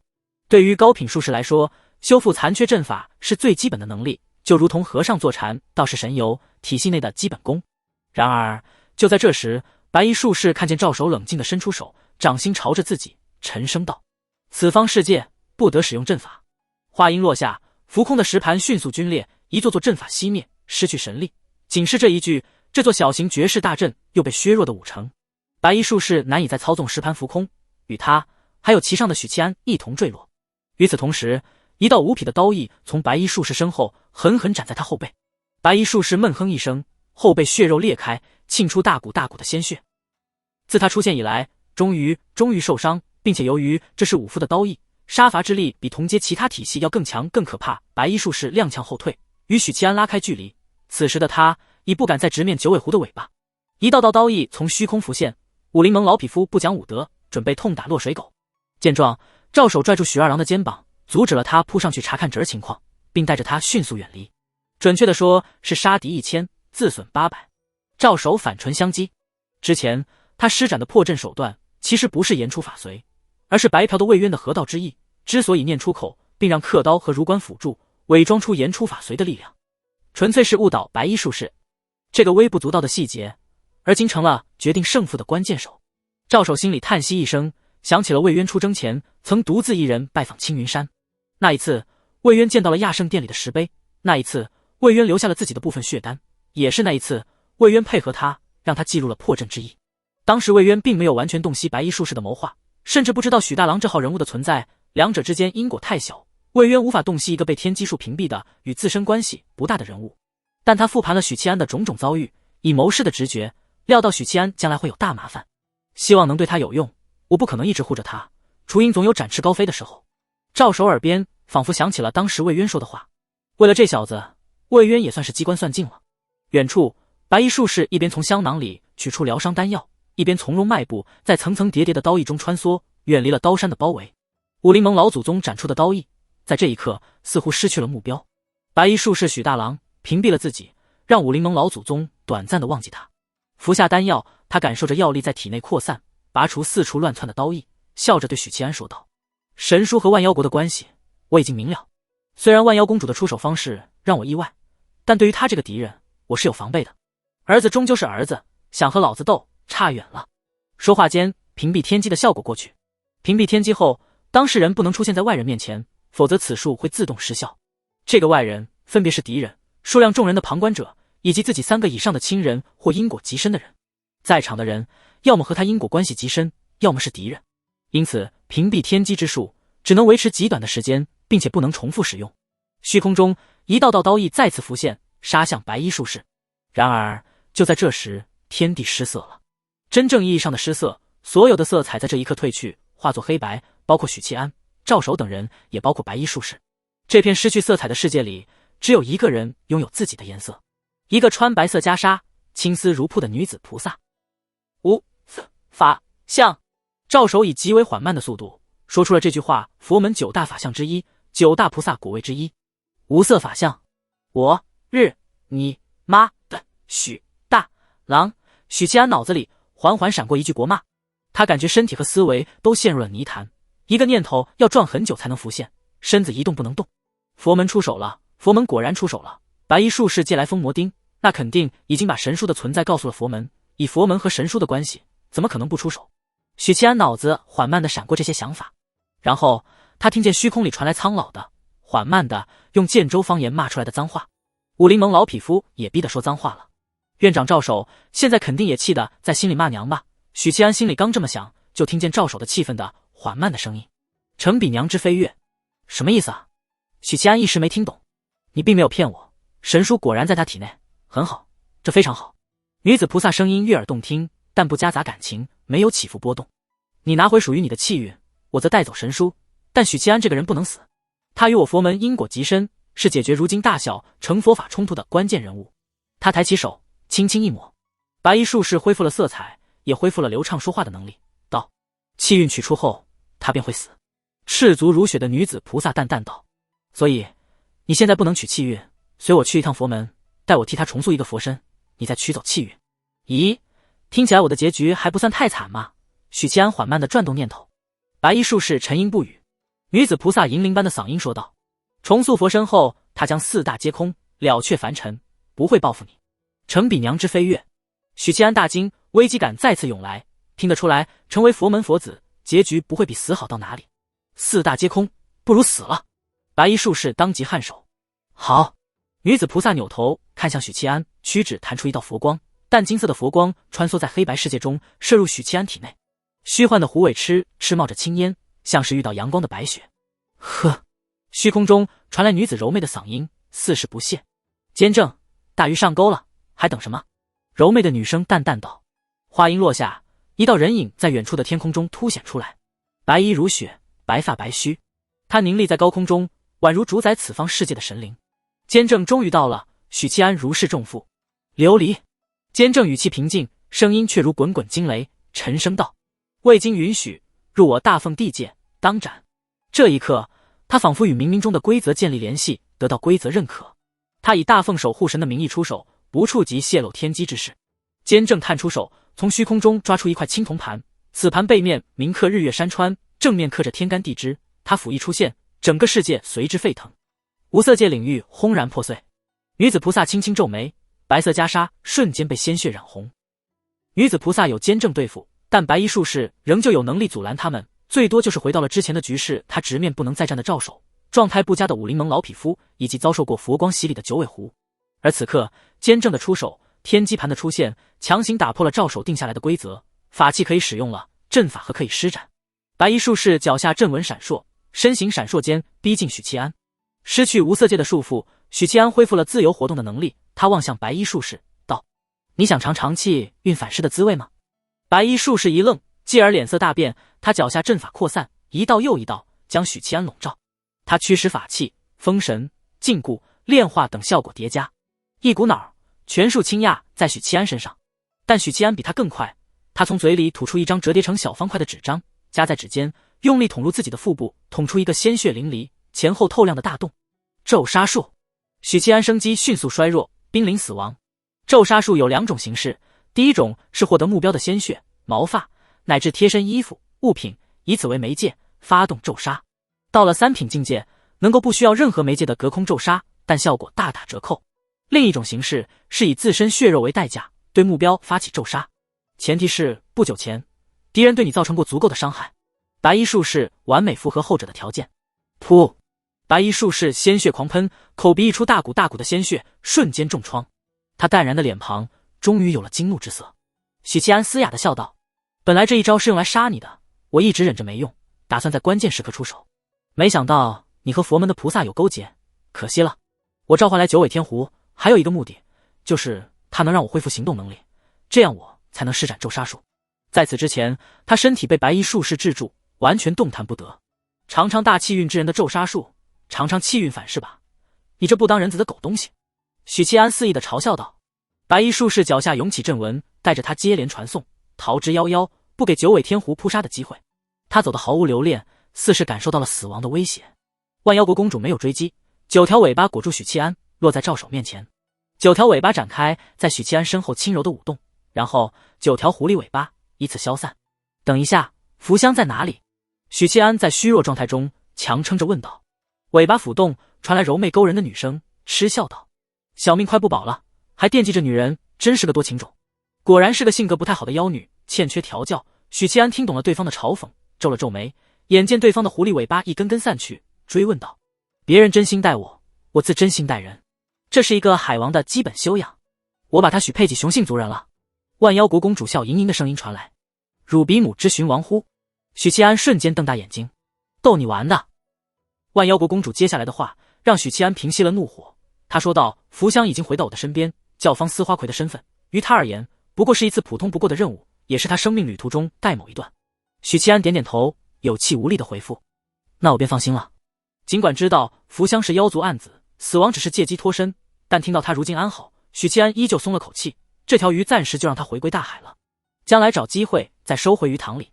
万妖国公主在最后一条狐狸尾巴消散前笑盈盈道：“对了，福香的肉身是当年我从死人堆里找出来的一具尸体，刚死不久，肉身还能用，便用回魂大法将福香魂魄植入其中。那具身体虽与活人无异，但终究是尸体，用了几年便无法控制的衰败腐烂，福香无奈之下只能假死脱身。”许七安的表情骤然凝固，像是一幅静止的画。“大郎，大郎！”许二叔在旁等的焦虑见狐尾散去，迫不及待地扑上来查看侄儿伤势。许平志一张老脸遍布着悲伤、愤怒、担忧和后怕，他紧紧握住侄儿的手，害怕一松开侄儿就没了。怎么伤口还没愈合？3品不是号称不死之躯？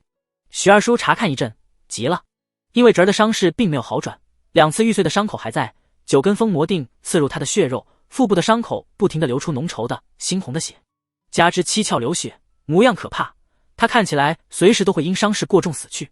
他已濒临极限，急需救治。赵守叹息一声，强忍着头疼欲裂的痛楚，沉声宣布：“止血。”那些狰狞可怕的伤口慢慢停止往外渗血，但依旧没有痊愈。在赵守看来，许七安此时没死，恰是武夫生命力强大的体现。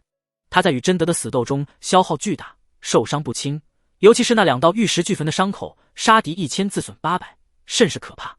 而后被嵌入封魔钉，锁住了气机和气血，让他空有3品武夫的修为，却难以发挥分毫。最后他用儒家记录的咒杀术自残为代价，让白衣术士许屏风遭受气运反噬，杀害大气运之人的反噬，属于杀敌800自损1000，重重伤势叠加还能保住性命，不正是武夫生命力强大的体现吗？先回京城吧，眼下能救他的只有监正。赵守看了眼远处的大战，以他的3品修为也无法窥见1品菩萨和1品天命的交手，因为那里被层层阵法笼罩。监正再断女子菩萨的后路，他要斩菩萨。许平志把侄儿抱起，神色郁郁的颔首。他已经想起来了，所有的事都想起来了，想起了当年风头无两、天纵奇才的大哥，想起了许家曾经飞黄腾达的场景。只是那一切都是过往云烟了。京城年年有高官巨富倒台抄家，在屏蔽天机的情况下，没有人会记得20年前辉煌一时的许家。深夜，御书房，烛光煌煌，明亮如昼。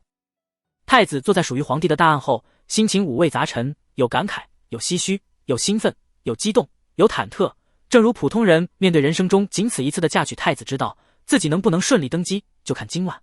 此时，诸公们还在偏殿候着，喝着热茶，吃着糕点，等待着议事。皇帝被斩，群龙无首，太子自然而然站出来主持大局，这是理所应当之事，也是太子存在得意义。国不可一日无君，亦不可一日无储君。储君的作用在这个时候就凸显出来。若是大凤没有太子，这会儿估计得乱。经过白日的安抚，京城各阶层大体还算平静，闹得最凶的是平头老百姓，他们群聚皇城门口，各处衙门吵嚷着要见许银罗。市井百姓怀疑许银罗被朝廷暗中捉拿，甚至击杀。王首府让太子调动禁军入城镇压，同时命令京官出面安抚，双管齐下，才止住了可能发生的暴动。殿下，首府大人来了。老太监跨过门槛，站在下方，低声道。王首府穿着飞袍，戴着官帽，步伐稳健地踏入御书房。相比于群臣的惶惶不安，王首府脸色平静，精气神极好，整个人犹如脱胎换骨，一扫陈疴。殿下，王首府作揖。首府大人，值此时刻，该如何是好？太子俯视着王首府，他知道王首府将是他登基的重要助力，也是他将来能依仗的人物，只需与王首府达成结盟，他便能在短时间内压住各党，坐稳龙椅。而这并不难，因为王党里有许多太子党成员。王首府自身不站队，那是因为以前有父皇压着，首府自然不能站队。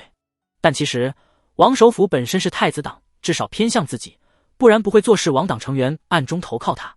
王首府道：殿下要做3件事：一、稳民心；二、稳军心；三、稳朝堂。太子身子微微前倾，微笑道：首府大人认为当如何稳住这3者？王首府似是早已打好腹稿，有条不紊，徐徐道来。殿下，许七安斩先帝于京城外，人尽皆知，此事无法隐瞒，强行掩盖只会让民间怒火沸腾，再不信任朝廷。现在京城众人又想起了许七安，想起了他才是斩杀皇帝的高人。太子叹息一声，这和他想的一样。王真文继续道：将先帝的所作所为告知于众，公布天下，断大军粮草，坑害贤臣，以致8万将士命丧巫神教之手。其后，太子你得以人子名义痛斥先帝，不准先帝的牌位置于太庙，尸骨不得入皇陵。随后嘉奖许七安，官复原职，封爵，昭告天下。如此，民心和军心可定。先帝的所作所为固然会让朝堂和皇室颜面大损，威望降低，但太子的行为会让天下百姓和有识之士叫好，他们会期待王朝在新君手中开创出新气象。王真文指的先帝是元景帝，此事不可。太子大惊失色，心说你这是要我不当人子啊？先帝再怎样倒行逆施，父子永远是父子，别人能骂先帝，他这个儿子却不能这样做，哪怕占了道理，也会落一个不当人子的骂名。这个骂名或许不会在短期内出现，但史书上必然记载。历朝历代，儿子即使逼宫篡位，也得把老子好好的供着，囚于宫中。编老子的诗，纵观古今，找不出一例，因为太犯忌讳，聪明人都不会这么做。太子想迅速积累声望，赢得百姓的爱戴，给予百姓对新朝的信心，这是必须要付出的代价。有殿下这样的明君登基，再有许七安封爵，坐镇朝堂，大局可定。此事不可。太子仍是摇头。王首府点头，说出第2套方案，那便假称陛下被巫神教以妖术控制，才做出这些倒行逆施之事。许银罗出手阻止了巫神教的阴谋。大凤和巫神教的战役刚刚结束，百姓们正因为8万将士死在东北而愤怒，不会有人怀疑，正好借此转移矛盾，让百姓的怒火转移到巫神教头上。但对于许七安的作为，依旧要褒奖，这样有利于挽回朝廷的形象。今日百姓群聚各处衙门，皇城门就是最好的证明。太子沉默许久，没有反驳。见状，王首府继续说道：最后是稳住朝堂，诸公担忧的无非是一朝天子一朝臣这句话，殿下多加拉拢便是。如何拉拢？太子问道。拉拢并非口头承诺，得给出实际的利益，因此拉拢一批人就必须要打压另一批人。太子实际上是在问，打压谁？王首府淡淡道：御史台右都御史袁雄和兵部侍郎秦元道勾结巫神教，控制陛下，企图颠覆大凤，罪不可赦，当诛9族。其余同党一律抄家。但太子初登大宝，需大赦天下，袁雄和秦元道斩首示众，没收家产，加中女眷充入教方司，族人可免罪。一众同党是情节轻重，处以抄家、革职和斩首，家人可免除连坐。处置的时间、处置的方式都给出来了。太子思忖许久，缓缓点头，善。说着，扭头吩咐老太监通知诸公入殿议事。云路书院，许平志满脸疲惫地返回小院，因为他的突然离去，婶婶和女儿们又返回了书院等他。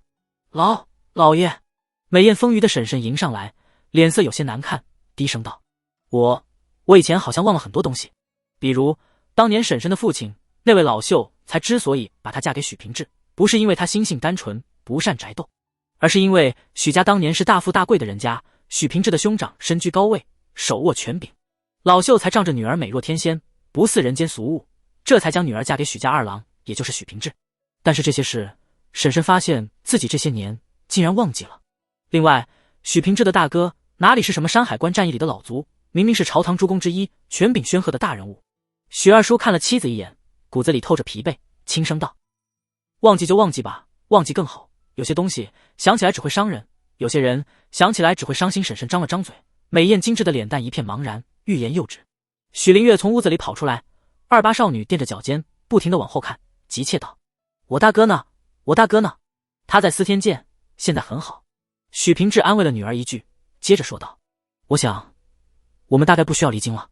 观星楼卧房里，楚元稹、丽娜、李妙珍、恒远大师四人围坐在方桌边，默默喝着茶水。他们已经知道了许七安后来的遭遇，知道了许屏风的存在，以及他把儿子当作容器，如今打算杀子取气运的事。许七安把事情原原本本告诉了他们。走到这一步，其实没有隐瞒的必要了。真德帝已经杀死，父子二人摊牌，一切都已浮出水面。摊牌了，我就是气运之子。当然，许七安不会大肆宣传此事，但告知最亲密的伙伴完全没有问题。真难以置信啊！原来他的身世如此离奇，如此忐忑。楚元稹喃喃道：阿弥陀佛。恒远大师苦大仇深的表情。父杀子，人间惨剧，许大人的身世令人唏嘘。李妙珍脸色阴沉，握着茶杯，一句话也不说。他既同情又怜惜，同时夹杂着泼天的怒火。虎毒尚且不嗣子，这个许屏风，老娘迟早刺死他。天宗圣女的青春又回来了。我们南疆有一个部落也是这样，儿子成年之后，如果认为自己足够强大，就可以挑战父亲，胜出就能继承父亲的一切，包括生母，输了就得死。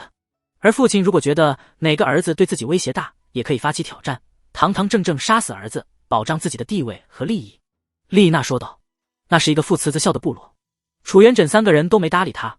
南疆很多部落都处于茹毛饮血的蒙昧之中，什么古怪的风俗都有，但这里是大凤，有伦理纲常。许七安的身世让他们分外同情，并生起同仇敌忾之意。都不理我。丽娜鼓了鼓腮，有些不高兴，正要说话，忽然捂住肚子，眉头拧在一起。好疼，好疼呀！七绝骨。月朗星稀，观星楼的八卦台上传来阵阵咳嗽声，寒风呼啸。许七安裹着毯子坐在岸边，手里捧着一碗药汤。钟离蹲在小炉前替他熬药，楚采薇专心致志地给他缝合伤口，涂抹止痛的药膏。宋清听说至交好友重伤垂死，也表示要来帮忙。大可不必，许七安把他赶走。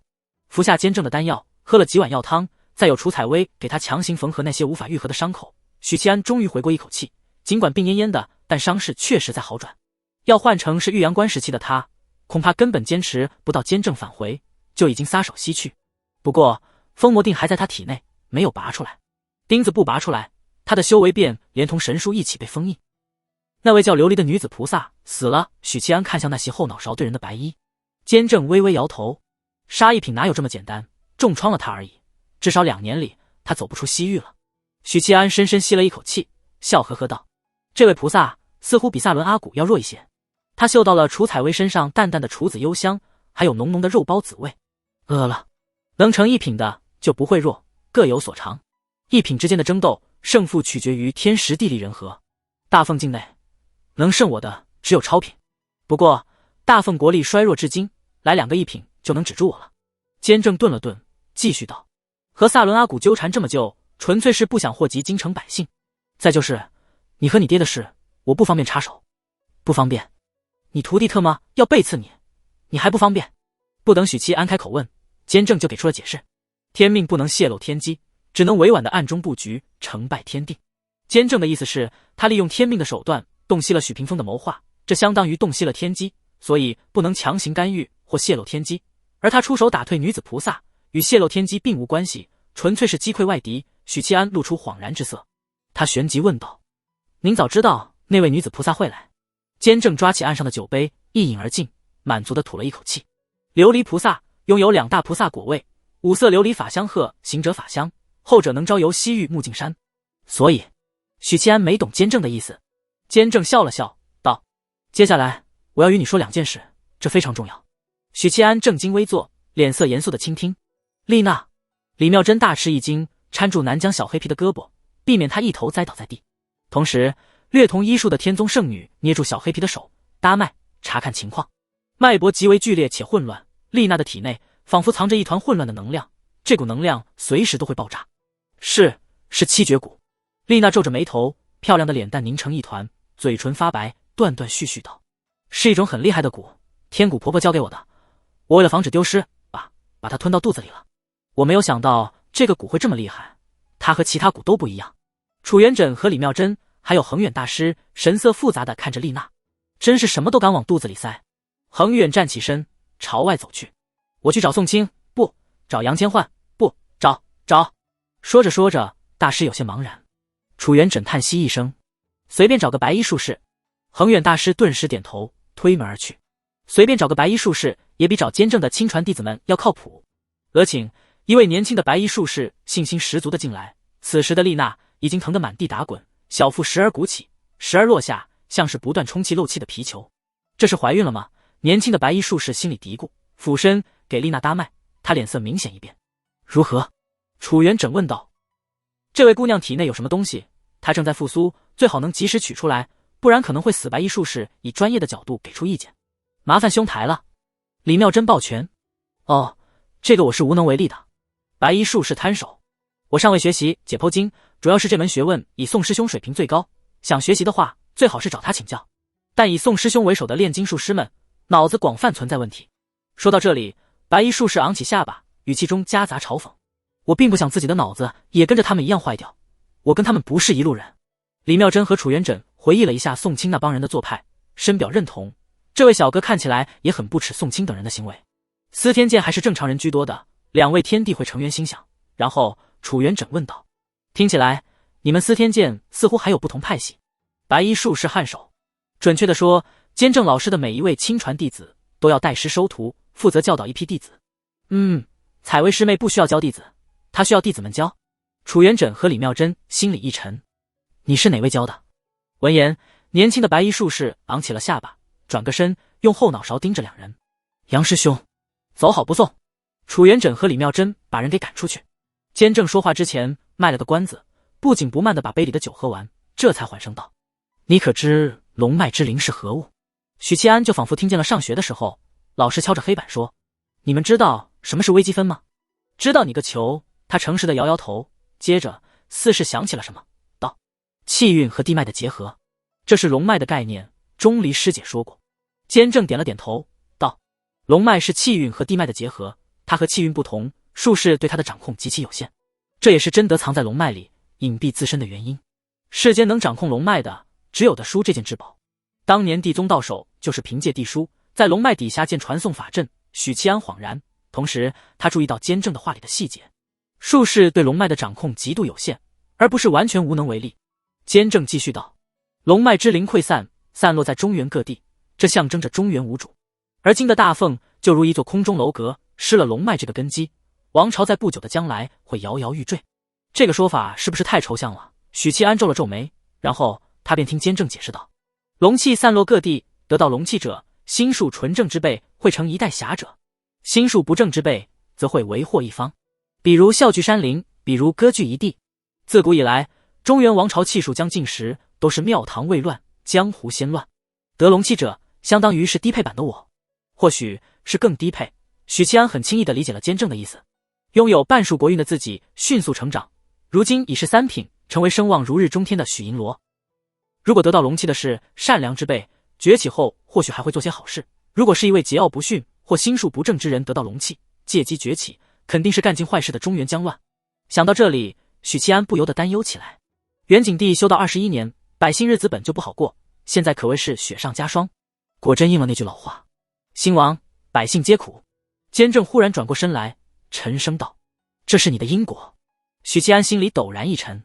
你杀真德，击溃龙脉之灵，半数国运尽在你身，大凤的衰弱，与你因果纠缠极深。假如有朝一日王朝灭亡，你这个承载半数国运的容器也会殉国。当然，到时候身为天命师的我，结局不会比你好到哪里。监正语气依旧淡然，但他平静凝视的眼神让许七安意识到事情的严重性以及真实性。我该怎么做？许七安捏了捏眉心。楚采薇看了他一眼，有些同情，大眼润泽闪烁，纤细冰凉的手指替他揉捏眉心，抚平川字纹，收集溃散的龙脉之灵，重新拼凑，然后带回京城。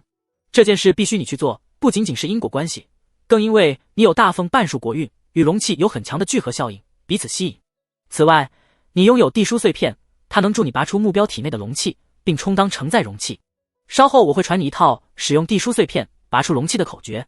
可是老师，他身上都是钉子，你不先把它们拔出来吗？楚采薇戳了戳许七安的胸口，那里有一枚钉子，直透心脏。监正微微摇头，这是佛门治宝封魔钉，强行拔除他也活不了，需要特定的秘法。闻言，许七安苦涩一笑，心里那点奢望顿时没了。其实想想也合理，这玩意是用来对付神书的，而以神书的位格，普通的法器怎么可能封印它？必然是极其强大的法宝。可惜了我这一身修为。许七安叹息一声，封魔钉只能封印神书一时，短暂20年，长则一甲子，神书就能挣脱封印。不然，当年佛门也不会把它送到大奉来封印。监正说道。但你等不了这么久，所以这便是我要和你说的第二件事。许七安精神一振，面露喜色。你有什么办法？他心说，不愧是监正，后手多的一匹，让人心安。我无法解开封魔钉，但佛门的人可以。佛门的人可不会给我解。许七安皱眉，监正目光落在他身上，道：神书不就是佛门中人吗？许七安眼睛猛地一亮，像是把握住了什么，但又有些不确定。您是说？监正颔首，去集齐神书的残躯，补全他的魂魄，他自然就记起该如何解开封魔钉。这也是九尾天狐出手帮你的条件，我事先替你应允下来了。你在京城待了这么久，该出去走走了。许七安的眉头不由得皱紧，摇着头叹息。监正，你这是在为难我。如今我修为尽失，出了京城就是羊入虎口。许屏风那不当人子的狗东西，恐怕留着哈喇子再等我再说。哪怕我能避开对方，可我没有修为，如何收集神书的残肢？最无奈的是，他连重修武道的可能性都不具备。要恢复修为，必须收集神书残骸，要收集残骸，就必须这就形成了死循环。钟离走过来，小心翼翼地伸出手，在他脑瓜上揉了揉，以示安慰。许七安回头瞪了他一眼，钟师姐连忙弱弱地解释：药熬好了，哼，喝药。钟离，你是他师姑，不用这么怕他。监正笑道。钟离看向许七安，藏在凌乱发丝间的眸子明亮了几分。姑姑，我是过儿呀。许七安撇撇嘴，换成以往，他会调侃钟离几句，现在委实没心情。收集龙气，收集神书残骸，都是极艰难的任务，偏偏他是个废人。这时他听监正笑道：机缘一直就在身边。说完，监正抬脚一踏，阵纹瞬间亮起，扩散出一座直径3米的阵图。阵图中一道人影凸显出来，穿着浅色的襦裙，梳着时下流行的少女发髻，小麦色肌肤，脸色煞白，嘴唇毫无血色，疼得满地打滚的丽娜。见到丽娜这副惨状，许七安和楚采薇同时吃了一惊。她怎么了？楚采薇大声道，脸上闪着焦急之色。监正扫一眼小弟子，沉声道：乱吃东西的后果。楚采薇脸色一僵，小嘴微张，愣在那里。监正满意的收回目光，操纵着丽娜漂浮在他面前，2根指头刺入丽娜小腹，从里面夹出一只白玉般的虫子，形如蝎子，有6条节肢，头顶2颗乌黑的眼睛，显得有几分可爱。他在监正指尖狂躁的扭动几下，便安静了下来。这东西都吃啊，好歹把头去掉呀！楚采薇惊的后退一步，眼神复杂的看向丽娜。丽娜小腹血流如注，但她的表情却一下轻松，宛如得到解脱。这是什么东西？许七安眉头微皱，不知道是不是错觉，他感觉这只古怪的虫子在盯着自己，而且虫子的眼神给人一种充满智慧的错觉。监正审视着玉色虫子，道：全新的一种蛊虫，人为培育，至于名字就得问问这个小姑娘了。南疆蛊虫分2种，一种是喊得出名字，有正常族群，可以正常繁衍的蛊虫，类似于动物；另一种是人为培育而成，全新的物种，后者通常无法繁育后代，没有成为族群的可能。监正手里的这个玉色虫子就是后者，它叫七绝蛊，是我离开南疆前天蛊婆婆给我的。她说遇见了七绝蛊的有缘人在中原。丽娜喝了一口楚采薇递过来的水，以及她分享的肉干，开心的一边吃一边说：婆婆说这个东西很重要，为了不弄丢，我把它吞到肚子里了。它平时寄宿在我身体里很安分的，今天不知为何突然暴动起来。说了一大堆，还是没说清楚七绝骨是什么。许七安吐槽。监正手中捏着虫子，笑道：七绝骨倒是重如其名。顿了顿，他代替丽娜解释，古族有7个部落，是根据7大流派形成的部落，分别是天蛊、厉蛊、心蛊、秦蛊、药蛊、暗蛊、尸蛊。每一种蛊派都有各自擅长的领域，这支七绝蛊融合了7种流派，集古族之力于一身啊！丽娜连连点头。天蛊婆婆说，这是她的丈夫耗费半生炼制，仍没有彻底炼成。婆婆花了20年时间，总算把它完成的，是非常厉害的蛊，集7大蛊派融于一身。好东西啊！许七安盯着玉色的蝎子般的七绝蛊道，它的外表与它的内在一点都不匹配。监正摇摇头，他还没有彻底复苏，不然刚才这个女娃子已经死了。丽娜一脸后怕，她现在是你的了。监正把七绝蛊丢到许七安面前，给我的。许七安愕然，当然是给你的。监正似笑非笑的语气。天蛊老人和孽徒联手窃取气运，为的是封印蛊神，没料错的话，孽徒如果得到气运，就得承担下封印蛊神的因果。那如果他没有得到气运呢？天蛊老人不会不考虑这个可能性，所以他炼制了七绝蛊。如果孽徒没有得到那份气运，那么这份因果会通过七绝蛊转嫁到你身上，你就是天蛊婆婆口中的有缘人。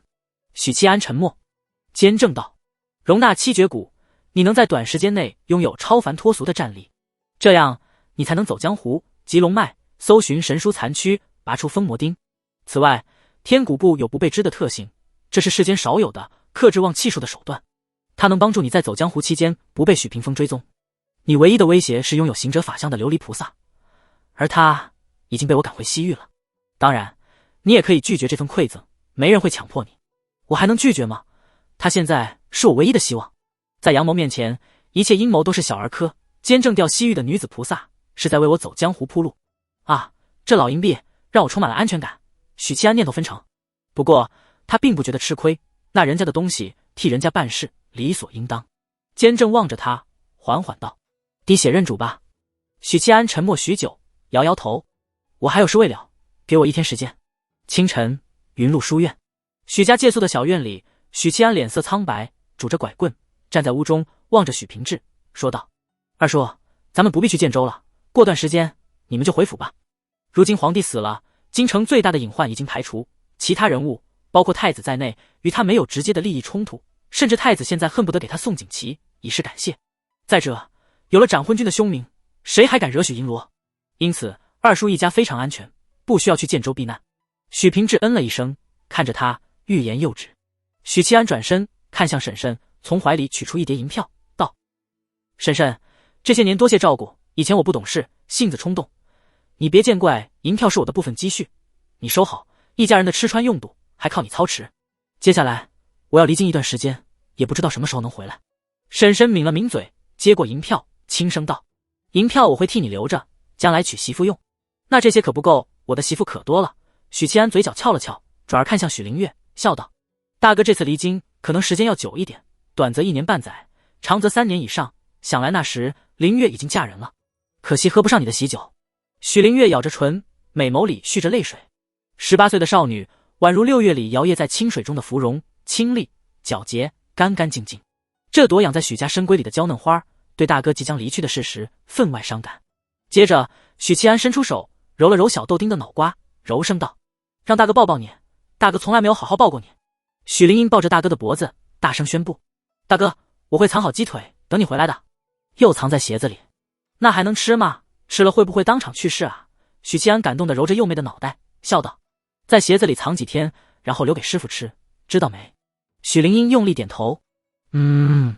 告别一家人，许七安离开小院，沿着山街独自下山。大哥，身后传来许灵月的呼叫声，大妹妹气喘吁吁地追了上来，朝着他背影喊道：我想去灵宝关修行，我会等你回来的。许七安脚步顿了一下，没有回头，继续下山。屋子里，等许七安走后，婶婶望着手里的银票，轻声道：老爷，我想起来了，大郎的生母生下他之后就走了，走之前嘱咐我一定要好好把他抚养长大。我记得姐姐是个很好的人，温柔端庄，很好相处。她当年握着我的手，嘱托我照顾大郎，说的那么诚恳。我知道他当年抛下大郎是有苦衷的。婶婶抬起头来，泪痕满面。老爷，我养了他这么多年，他就是我儿子了。现在那人回来要取他的命，我很难过。许二叔心如刀绞。灵宝官，许七安拄着拐棍，朝着守门的道童微笑。我要见国师。来之前，他向监正打听过国师和地宗道手交手的情况。监正说两败俱伤，然后喝了一声。业火灼身。道童看了他一眼，道：到手有过交代，如果许公子来找他，可进直入内。灵宝官已经对我开启长驱直入的权限，那骆玉衡呢？许七安心里嘀咕着，拄着拐棍进了灵宝官。来到僻静小院，轻车熟路地推开净室的门，只见蒲团上盘坐一位貌美的道姑。许七安愣了一下，从她身上看见了善良的小姨、妈妈的朋友、邻居家的大姐姐等等一系列形象，这让他吃了一惊，因为骆玉衡似乎有些无法自控，无法收束他的魅惑。对于一位二品高手来说，这显然不是好事，这意味着业火灼身的情况很严重，想必你看到了，我的状态很糟糕。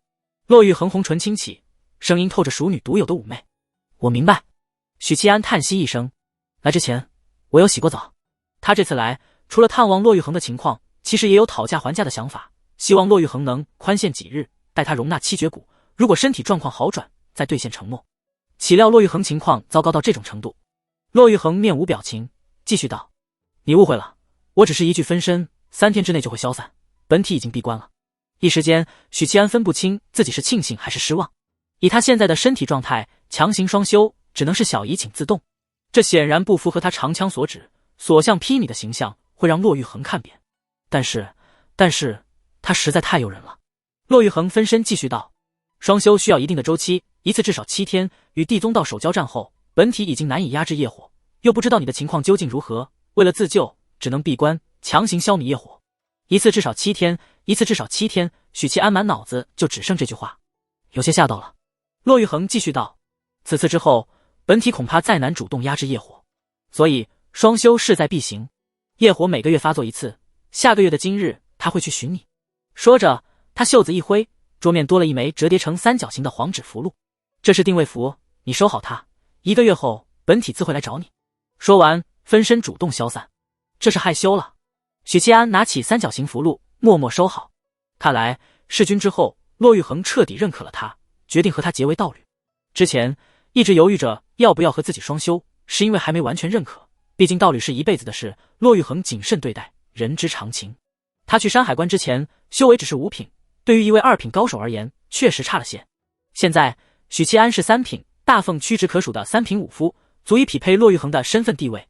也好，1个月后我也准备好了。许七安离开灵宝关，朝皇宫行去。韶阴宫，规格铺设浩瀚无数的地笼，室内深秋温暖如春，空气中弥漫着檀香、胭脂水粉味儿，以及女子悠悠的体香。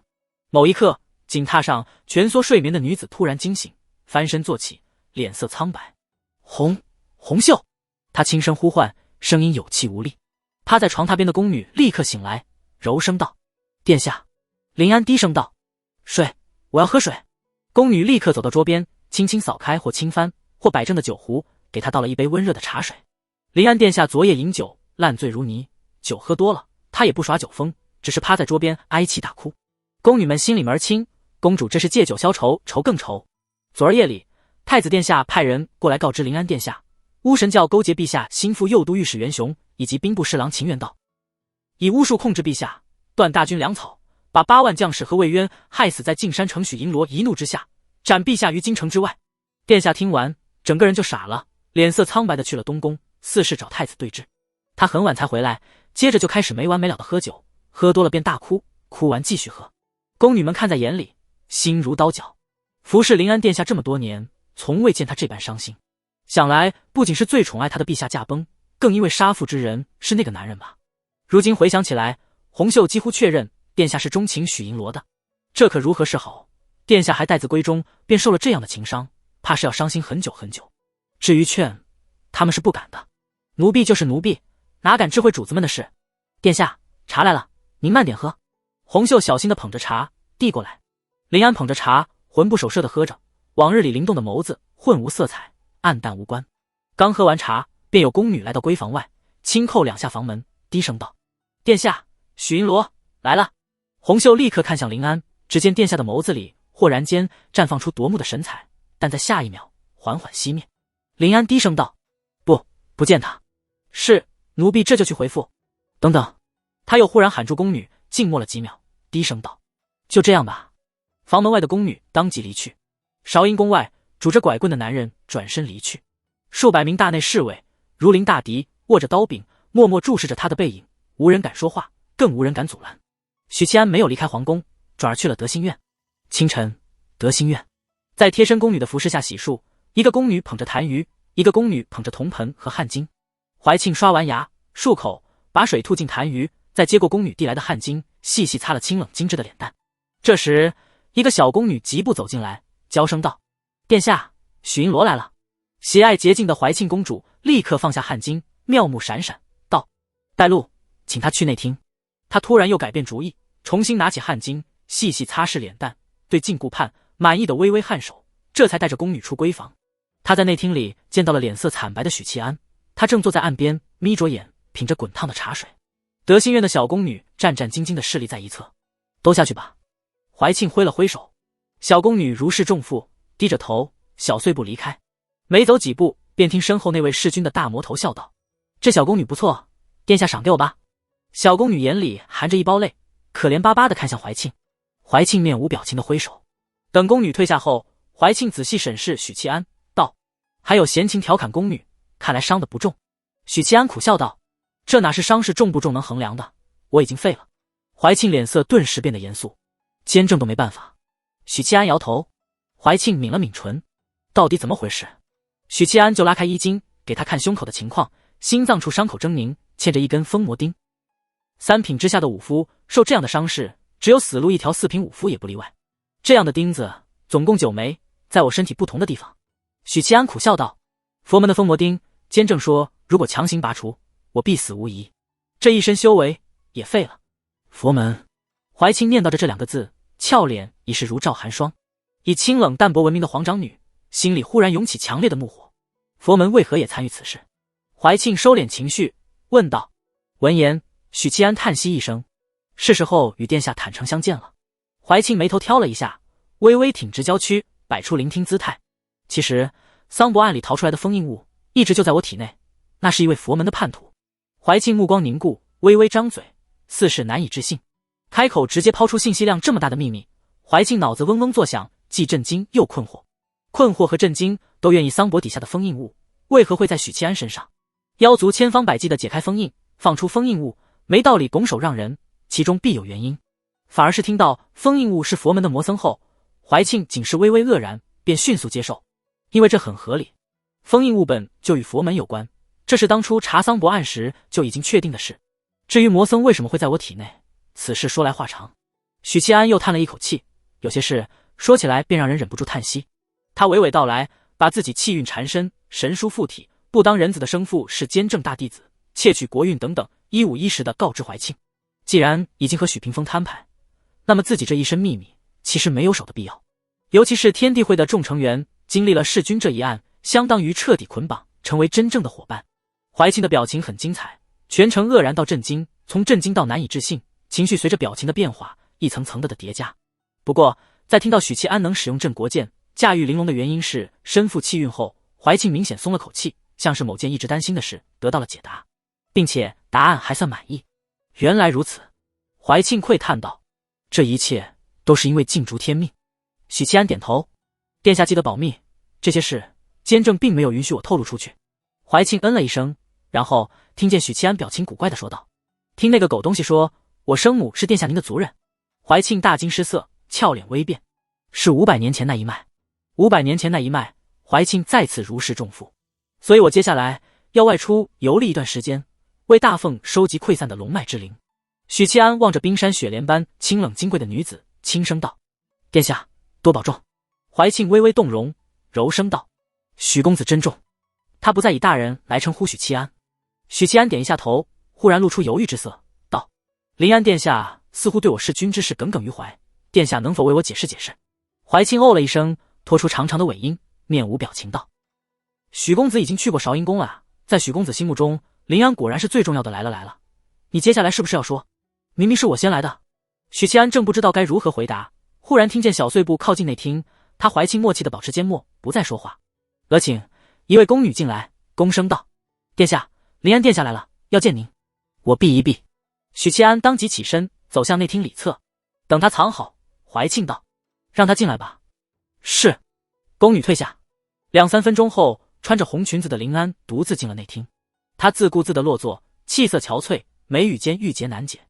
先是看一眼怀庆，然后移开目光，望着前方，声音轻柔却显空洞，说道：“本宫听太子哥哥说过了，父皇受了巫神叫断了大军粮草，以至于魏渊和8万大军死于东北。”怀庆低头喝茶，默然不语。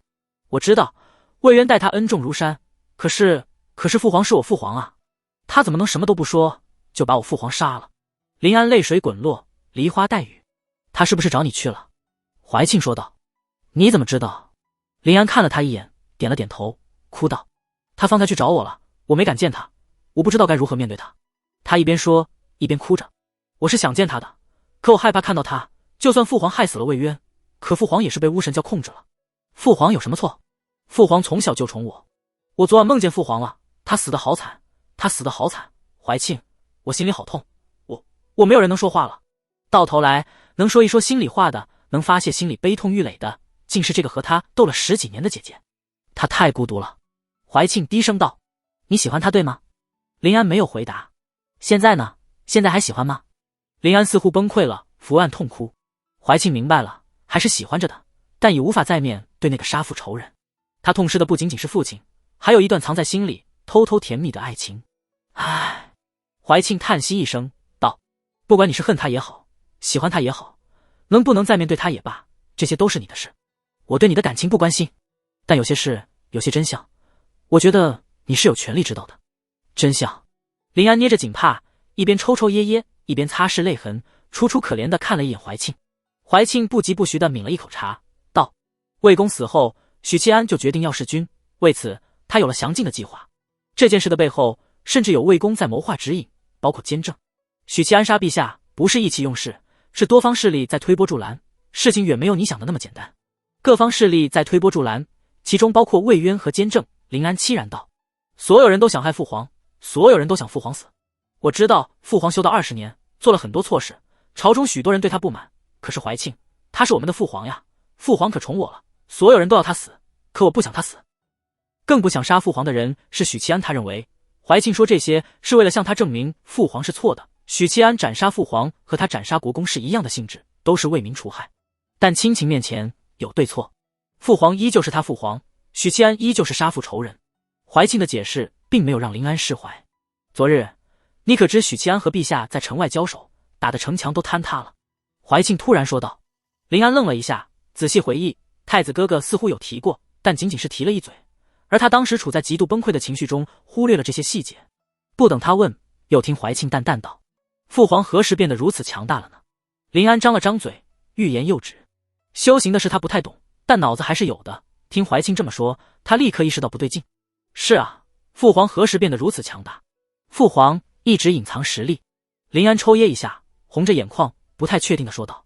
怀庆正色道：“准确地说，他根本不是我们的父皇。”临安怔怔地看着姐姐怀庆，脑子还没转过弯来，不知道他在说什么。过了片刻，他求证般地问道：“你说什么？”怀庆脸色不变地重复刚才的话：“他根本不是我们的父皇。”没有听错，临安一下子睁大眼睛，拔高声音：“你别以为信口胡诌就能敷衍我，没想到你是这样的怀庆。父皇不是父皇，那他还能是谁？”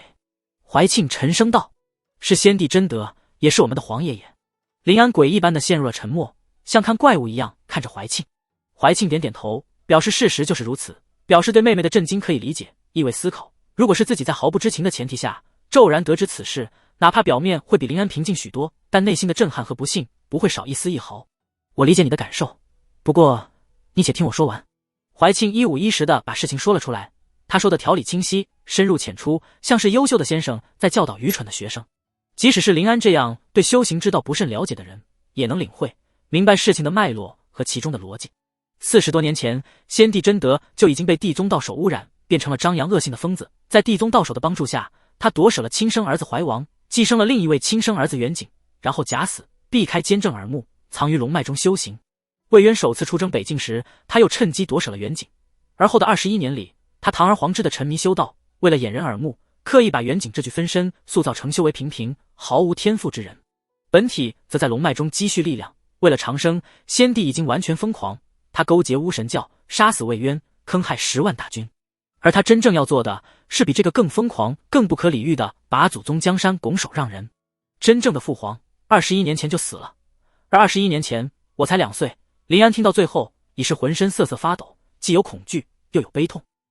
他暗暗恐惧了片刻，一眨不眨地看向怀庆，道：所以许七安。怀庆嗯了一声，或许有私仇在内，但我相信他这么做更多的是不想让祖宗基业毁于一旦。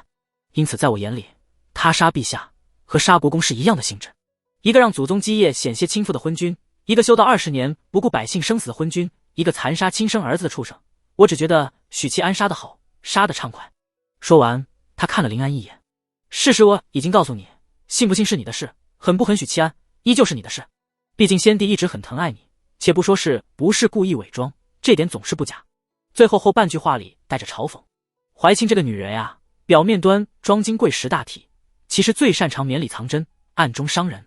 林安紧紧盯着他，咬着唇。你怎么知道这些的？怀庆叹息一声，都是许七安查出来的，在你不知道的时候，他付出的永远你比想的多。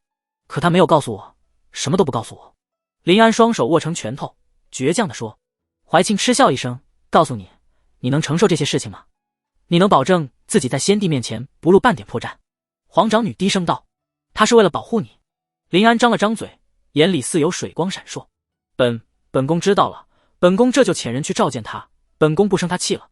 嘴上说的矜持，动作却火急火燎，小裙子一提，顺势起身就要跑出内厅，跑出德兴院。你没机会了。怀庆叹息一声，刚迈出2步的林安陡然僵住，回过身来，用苍白的脸蛋对着怀庆颤声道：什么意思？我还没跟你说那一战的具体情况。先帝的阴谋虽然没有得逞，但龙脉之灵溃散，散落各地，倘若不能集其龙气，中原必将大乱。另外，他如今修为已废，身体状况非常糟糕，监政也束手无策。为了活下去，他将离开京城，能不能活着回来，尚且未知。不久前，他来找你，其实是想和你告别。最后这句话像是一根针扎进了林安的心窝，让他心痛的差点无法呼吸。原来他拖着重伤之躯是来找我告别的，而我却将他拒之门外，泪水瞬间涌了出来，犹如决堤的洪水，再也收不住。表泣不成声。我要把他找回来，我还有很多话没跟他说。悔恨的情绪翻江倒海，他后悔自己没有见他最后一面，他恨自己拒绝了拖着重伤之躯只为与他告别的那个男人。现在那个男人离开了，从此生死难料，相见遥遥无期。泪水模糊了视线，人在最悲伤的时候是会哭得睁不开眼的。朦朦胧胧中，他看见一道身影走过来，伸手按住他的脑袋，温和地笑道：殿下，你哭鼻子的样子好丑。表睁大了美眸，愣愣地看着他。几秒后，他抹干眼泪，又愣愣地看向怀庆。怀庆一脸问心无愧的厚颜无耻模样。换成以前，表一定跳过去跟他死打，但现在他顾不得怀庆，内心充满失而复得的喜悦，扑到许七安怀里，双手勾住他的脖颈，把脸埋在他的脖颈处，抽抽噎噎地哭道：狗奴才，狗奴才！他抱得很紧，生怕一松手，这个男人就丢了。两人相识至今，这是林安做过最大胆的举动。如果说以前的喜欢是碍于两人的身份，偷偷藏在心里，那么现在他终于鼓起勇气，敢投入狗奴才怀里。鼻涕眼泪都沾到我脖子上了。许七安轻轻拥着林安的小纤腰，刚想说什么，忽觉脑后有杀气。他山崩于前，面不改色的灵机一动，说道：殿下，您别抱这么紧，我疼。疼。林安一边洗鼻子，一边抬起头，哭得桃红的眼圈看着他。许七安绝对没有邀功的意思，当着林安的面扯开衣襟。啊！表惊得后退几步，盯着他胸口狰狞的伤口以及那枚嵌入血肉的钉子，他指尖颤抖地按在许七安胸膛，泪水决堤一般，心疼得很。又收获了林安的怜惜，又摆平了怀庆的怒火。许七安凭自己海王的专业操作，收获了满意的效果。殿下，许七安转身朝怀庆说道：我先送林安回去。怀庆面无表情，看不出喜怒。去了韶阴宫，表粘着许七安不放，让宫女取来最好的药丸、药粉，试图治好他的伤势。见没有效果后，又大哭起来。许七安好言好语的安慰之下，终于止住哭声，改成小声抽泣。不管怎么样，他终究是宠你疼你那么多年，你心里依旧是难受的，对吧？表娇躯一僵，摇着头抽泣道：但我不恨你了，我不恨你了。果然，他之前是有恨我的。许七安抬起手，指尖处碰到他脸颊，软软的，凉凉的。殿下，我想吃殿下嘴上的胭脂。日暮，观星楼八卦台，许七安拖着重伤之躯返回，脸色依旧苍白，眉宇间却有一股亢奋。事情处理完了。坐在岸边的监正抬眼看来，许七安无声点头。那就开始容纳吧。监正摊开手掌心，玉色的蝎子状的七绝骨安安静静地躺着，像是一具没有生命的标本。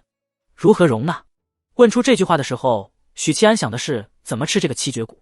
先滴血刃煮。监正说着，按住许七安的手腕，从他指尖逼出一粒血珠。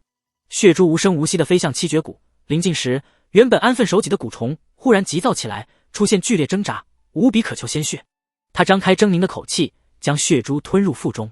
肉眼可见的玉色的七绝骨变成了剔透的绯红色。接着，他从监正掌心跃出，扑向许七安。容纳七大骨数于一身的七绝骨，许七安没有躲，也没反抗，平静地看着飞扑而来的七绝骨。隔得近了，许七安甚至能从七绝骨那双黑豆般的眼睛里看到一丝欣喜若狂，感觉就像纨绔恶少看见了绝色美人。许七安心表情古怪地吐槽一句，随后他发现七绝骨不见了，突兀的消失，像是无形的力量凭空抹去。这是天谷老人的尸体使用过的不被知的特性。不对，他还在。下一刻，许七安否决了自己的猜测，在他的视线里看到一抹淡淡的阴影绕到了他身后。怎么感觉他像是在狩猎？许七安突然间产生保护好自己后颈朝前冲的冲动，这样的冲动感涌起，后颈便一阵剧痛，皮肉像是被什么东西硬生生划开。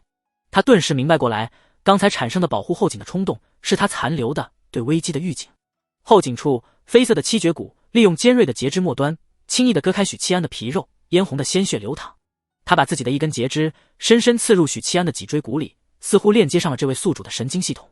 许七安双眼瞬间赤红，喉中难以自控地发出低吼声，脸上呈现出一种痛到极致才有的癫狂。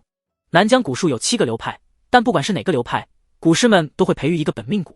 监正抬起手往下一压，无形的力量从天而降，让许七安无法动弹，只能生生承受非人的痛苦。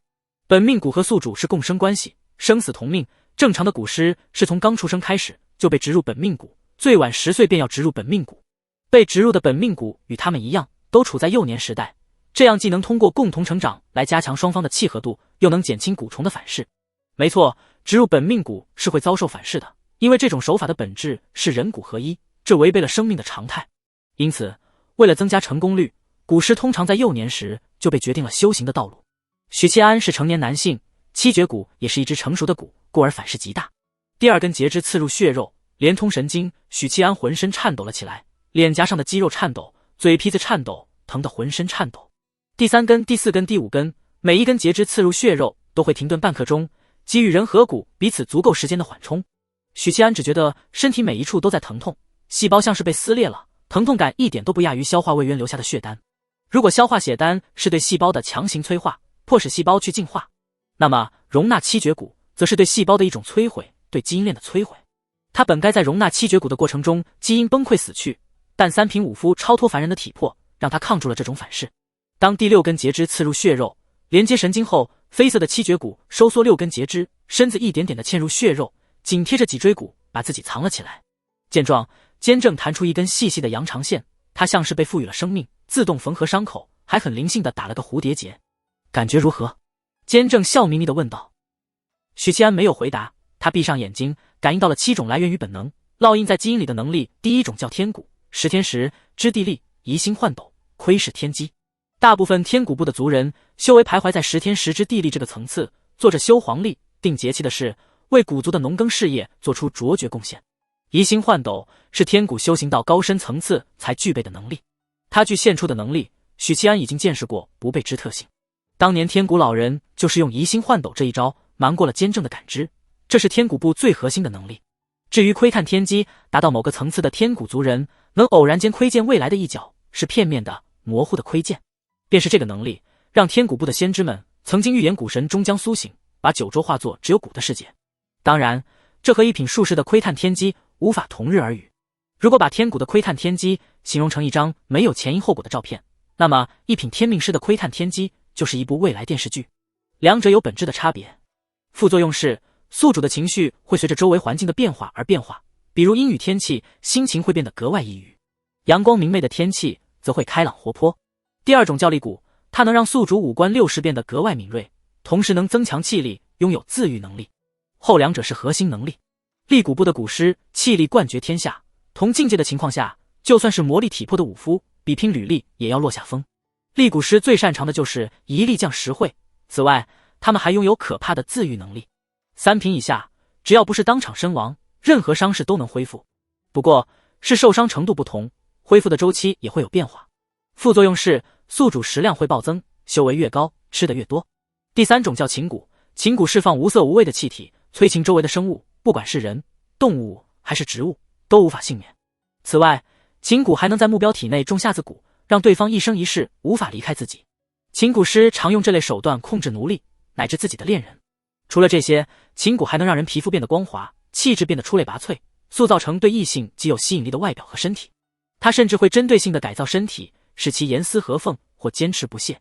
副作用是宿主的情欲会变得特别旺盛，整天脑子里就只剩一日一夜。第4种叫毒骨，此骨能让宿主利用周围不同的环境和条件，制造出不同的毒素，作用极其广泛。有时候，一些毒药能起到救人的效果，当然，这得是情况而定。副作用是每天都要吞服一定量的毒药，或砒霜，或毒蛇的毒腺等等。第5种叫心骨，核心是4个字：心心相印。心骨师能勾动目标的某种情绪，然后抓住这股情绪来影响对方。对智慧达到一定程度的生物，只能影响一时，但对智慧不高的生物，能长久的、持续性的影响。前者代表性生物是人类，后者代表性生物是兽类，因此心骨又被外人称为御兽骨。心骨部的骨师常用来操纵兽群、虫群、蛇群等等。副作用是宿主每天都会忍不住想和动物说话，与动物为伍。心骨部的许多骨师常因为这种副作用与兽类发生超有益的关系。第6种叫暗骨，能隐匿气息和身形，擅长融于阴影之中，借阴影跳跃，比如影子。每一位暗骨师都是可怕的刺客，杀人于无形，你永远不知道他们会在什么时候靠近你。值得一提的是，武夫专克暗骨师。副作用是宿主只要看见阴暗的、隐蔽的角落，就会下意识地往里钻。宿主每天都要把自己藏起来至少2个时辰，不被任何人发现。第7种叫尸骨，母骨产下子骨，寄宿在尸体中，宿主可以通过母骨影响子骨，从而操作尸体。和巫神教的控尸术最大的不同是，前者通常只白嫖一次，用完就丢；后者子骨寄宿在尸体里之后，便会与尸体融合为一，而子骨会随着母骨的变强而变强，相应的尸体也会变得越来越强。一个3品的尸骨师至少可以分化出20只4品境的子骨，其他境界的若干。还有一点，子骨如果寄宿在刚死去的尸体上，那就是类同夺舍，会保留死者生前的能力、契机，保存多少是骨师的修为而定。副作用是宿主会产生极其强烈的恋尸癖，尸骨师常常因为这种副作用和尸体发生不可描述的关系。很强大，七绝骨非常强大，遗憾的是他现在是初步觉醒，我只能发挥他一些做基础的能力。反倒是天骨似乎开发的不错，我可以直接施展斗转星移的能力。只不过七绝骨的副作用……许七安说到这里忽然顿住了，表情复杂。其他骨的副作用倒也罢了，琴骨、心骨、尸骨的副作用堪称完美配合，不给人留活路。心骨和尸骨会让宿主对兽类、尸体产生强烈的、超有益的冲动，然后这个节骨眼，琴骨的副作用来了。许七安对自己未来的心理健康非常担忧，坚正背着双手，笑眯眯道：“其实那些副作用是蛊虫成长的养分，你日复一日的保持下去，七绝骨会慢慢成长壮大，你的修为会越来越高。哪怕是初步苏醒5品之下，你也罕逢对手。”许七安叹息一声：“人间不值得呀。”闻言，坚正缓缓失去笑容，转过身也轻叹一声。过了许久，他从袖中摸出一枚铭刻正文的海螺，丢了过来，道：“有什么需要帮忙的，你就联系他，我的二弟子孙玄机。”坚正的二弟子又会是什么样的奇葩人物？许七安接过海螺，默默地看了一眼坚正，他的眼神似乎刺中了坚正内心深处的某个痛处。老坚正淡淡道：“滚吧。”内阁王首府在告示上加盖内阁首府的大印，然后让吏员把告示送去皇宫。做完这一切，首府大人起身来到窗边，推开窗户，目光从院子一直移到蔚蓝的天空。王首府无声地眺望着，只觉得今日的天空格外的澄澈。新的时代来临了，国不可一日无君。而比这句话更紧急的澄清真相，发底报给各地官府，张贴京城霍乱的始末，发告示通知京城百姓，告知事情的经过。这样事情拖得越久，越容易闹出乱子。太子为了彰显与其父的不同，在前夜议事之后，便立刻让翰林院起草告示，然后经内阁审批，终于在今日卯时，把告示张贴在了京城各处城门的告示墙。天亮之后，见朝廷终于给出结果，顿时群聚而来。告示上写什么？识字的人看看。你别问我，我倒是识得一些字，但他们连起来我就看不懂了。文章这种东西不是识字就能看懂的，得有足够的文化底蕴。站在告示墙边的吏员呵斥道：肃静！这年代的百姓文化普及率不高，大多都看不懂告示的内容，所以告示发布当天，官方会安排一位吏员每半个时辰诵读解释告示内容。一天之后，什么消息都会传遍京城，便不再需要诵读。百姓们早已习惯，立刻停止讨论，听吏员念诵。吏员念完告示，大部分百姓都听懂了，现场瞬间哗然，吵吵嚷嚷。昏君啊！先是修道20年，后又被巫神教蛊惑，祸害大奉将士，这种昏君大奉史上罕见。可惜了8万多的将士，竟被昏君害死。更可惜的是，魏公这样的镇国之柱，就这么白白折损。惭愧，我前阵子还骂过魏公，他才是真正的忠臣，真正的镇国之柱。有人扼腕叹息，有人气得捶胸顿足。一位挑着货单的老人老泪纵横，一边捶着胸口，一边哀嚎：魏公死得冤啊！魏公是何等人物，当年山海关之战他都打赢了，没想到最后死在昏君手里啊！幸好有许银罗主持公道。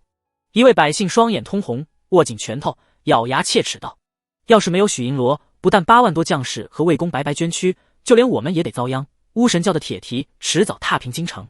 对，幸好有许银罗，只要有许银罗在，我们大奉就还有正气。许银罗能杀狗官，一样能杀昏君。我从一开始就认为许银罗是对的，他不会无缘无故的弑君。他当日闯皇宫时都说过了，昏君无道，许银罗罚之。你们还不信？谁不信了？我一直相信许银罗的。百姓们痛恨昏君，惋惜8万将士和魏渊的同时，由衷的庆幸大奉还有许银罗在，仿佛他已成了百姓心目中的正义化身。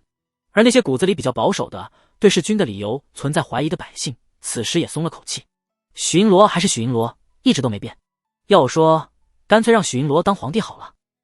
一个年轻人下意识地把心里的想法说出来，喧闹的气氛立刻安静，众百姓面面相觑，却无人反驳训斥，陷入诡异的沉默。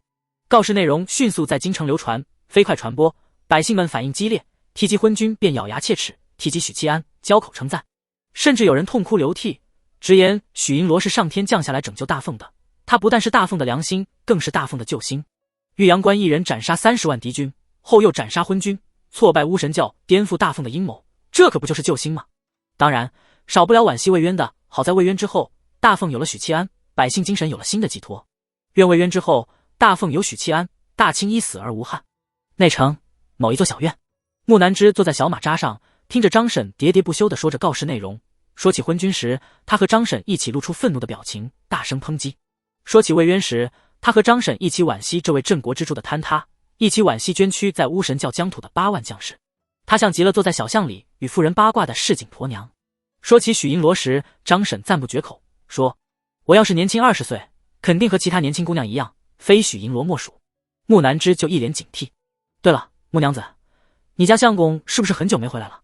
张婶问道。以前隔3差5的就会回来一趟，和妻子恩爱，前段时间忽然不见了踪影，他再也没见过木娘子的丈夫。哦，他比较忙吗？木南枝低声道。他的情绪一下子跌了下去，不是很开心，手托着腮，望着满院的鲜花，悠悠叹息一声。咚咚咚，院子的门敲响，木南枝暗淡的脸色瞬间焕发光彩，但又迅速垮下去，别过脸去，不去开门。张婶轻笑一声，心道是她丈夫回来了，小娘子在赌气，便过去开门。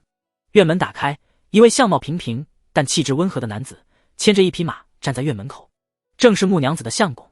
我要离京了，你愿意跟我走吗？木南枝不搭理他。那我走了。他牵着马转身就要离去。喂，他喊住。我要住最好的客栈。好，顿顿有肉。好，要有胭脂水粉。好，不许欺负我。好，那我愿意。德兴院。怀庆铺开宣纸，提笔写道：莫愁前路无知己，天下谁人不识君。又写道：望君珍重。写完，他登上阁楼，登高远眺，望着远空，蓦然出神。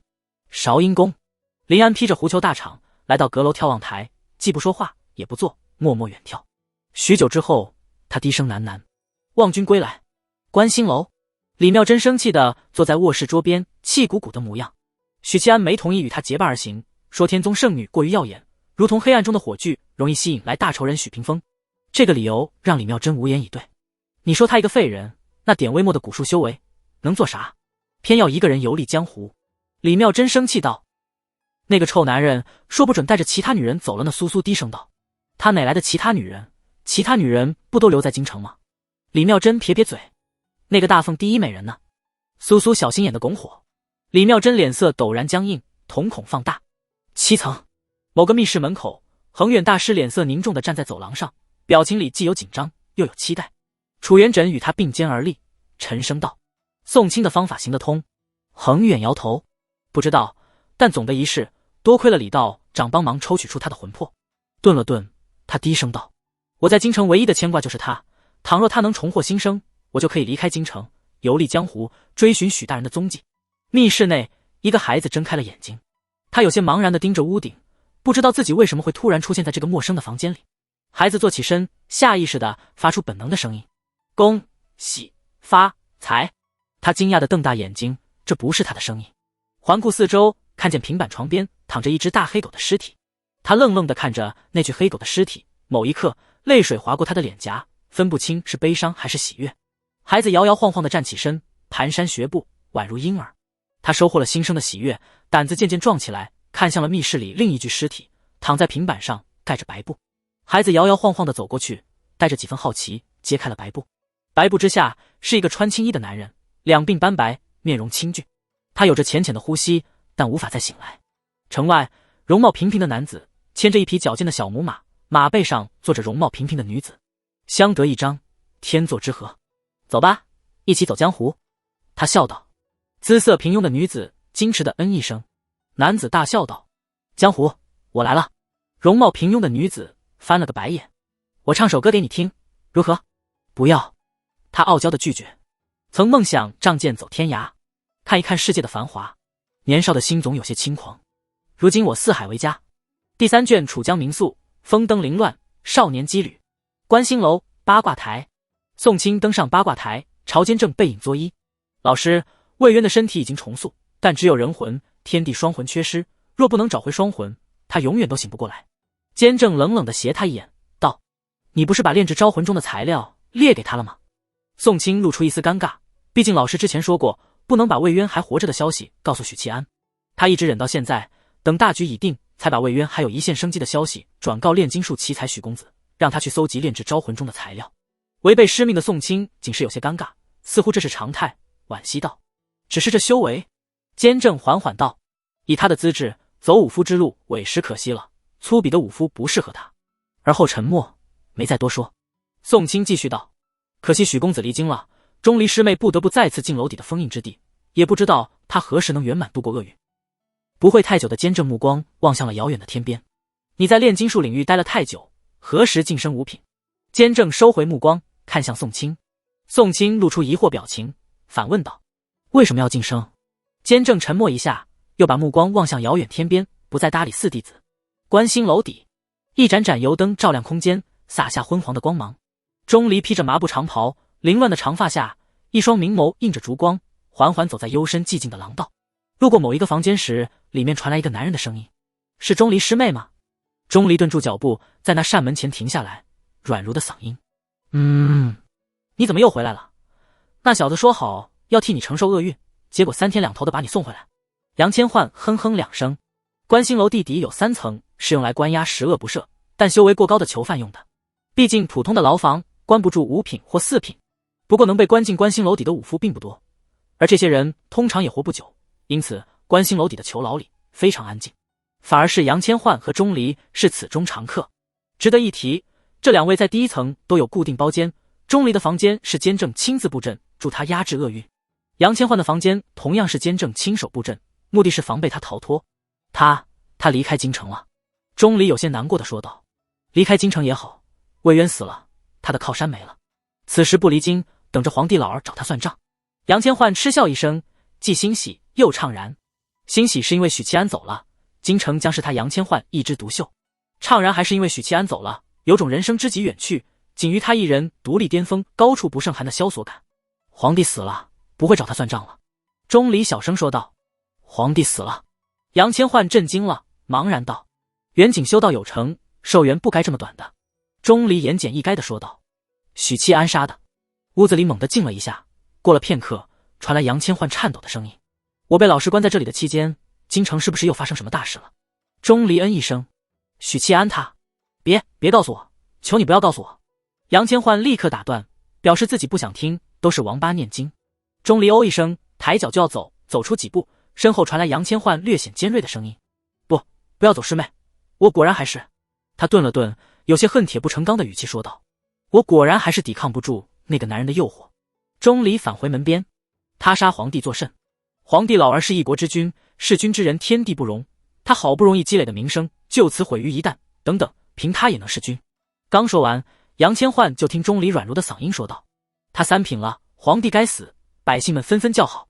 他不会讲故事，但就是这么简短的一句话，房间里传来了粗重的呼吸声。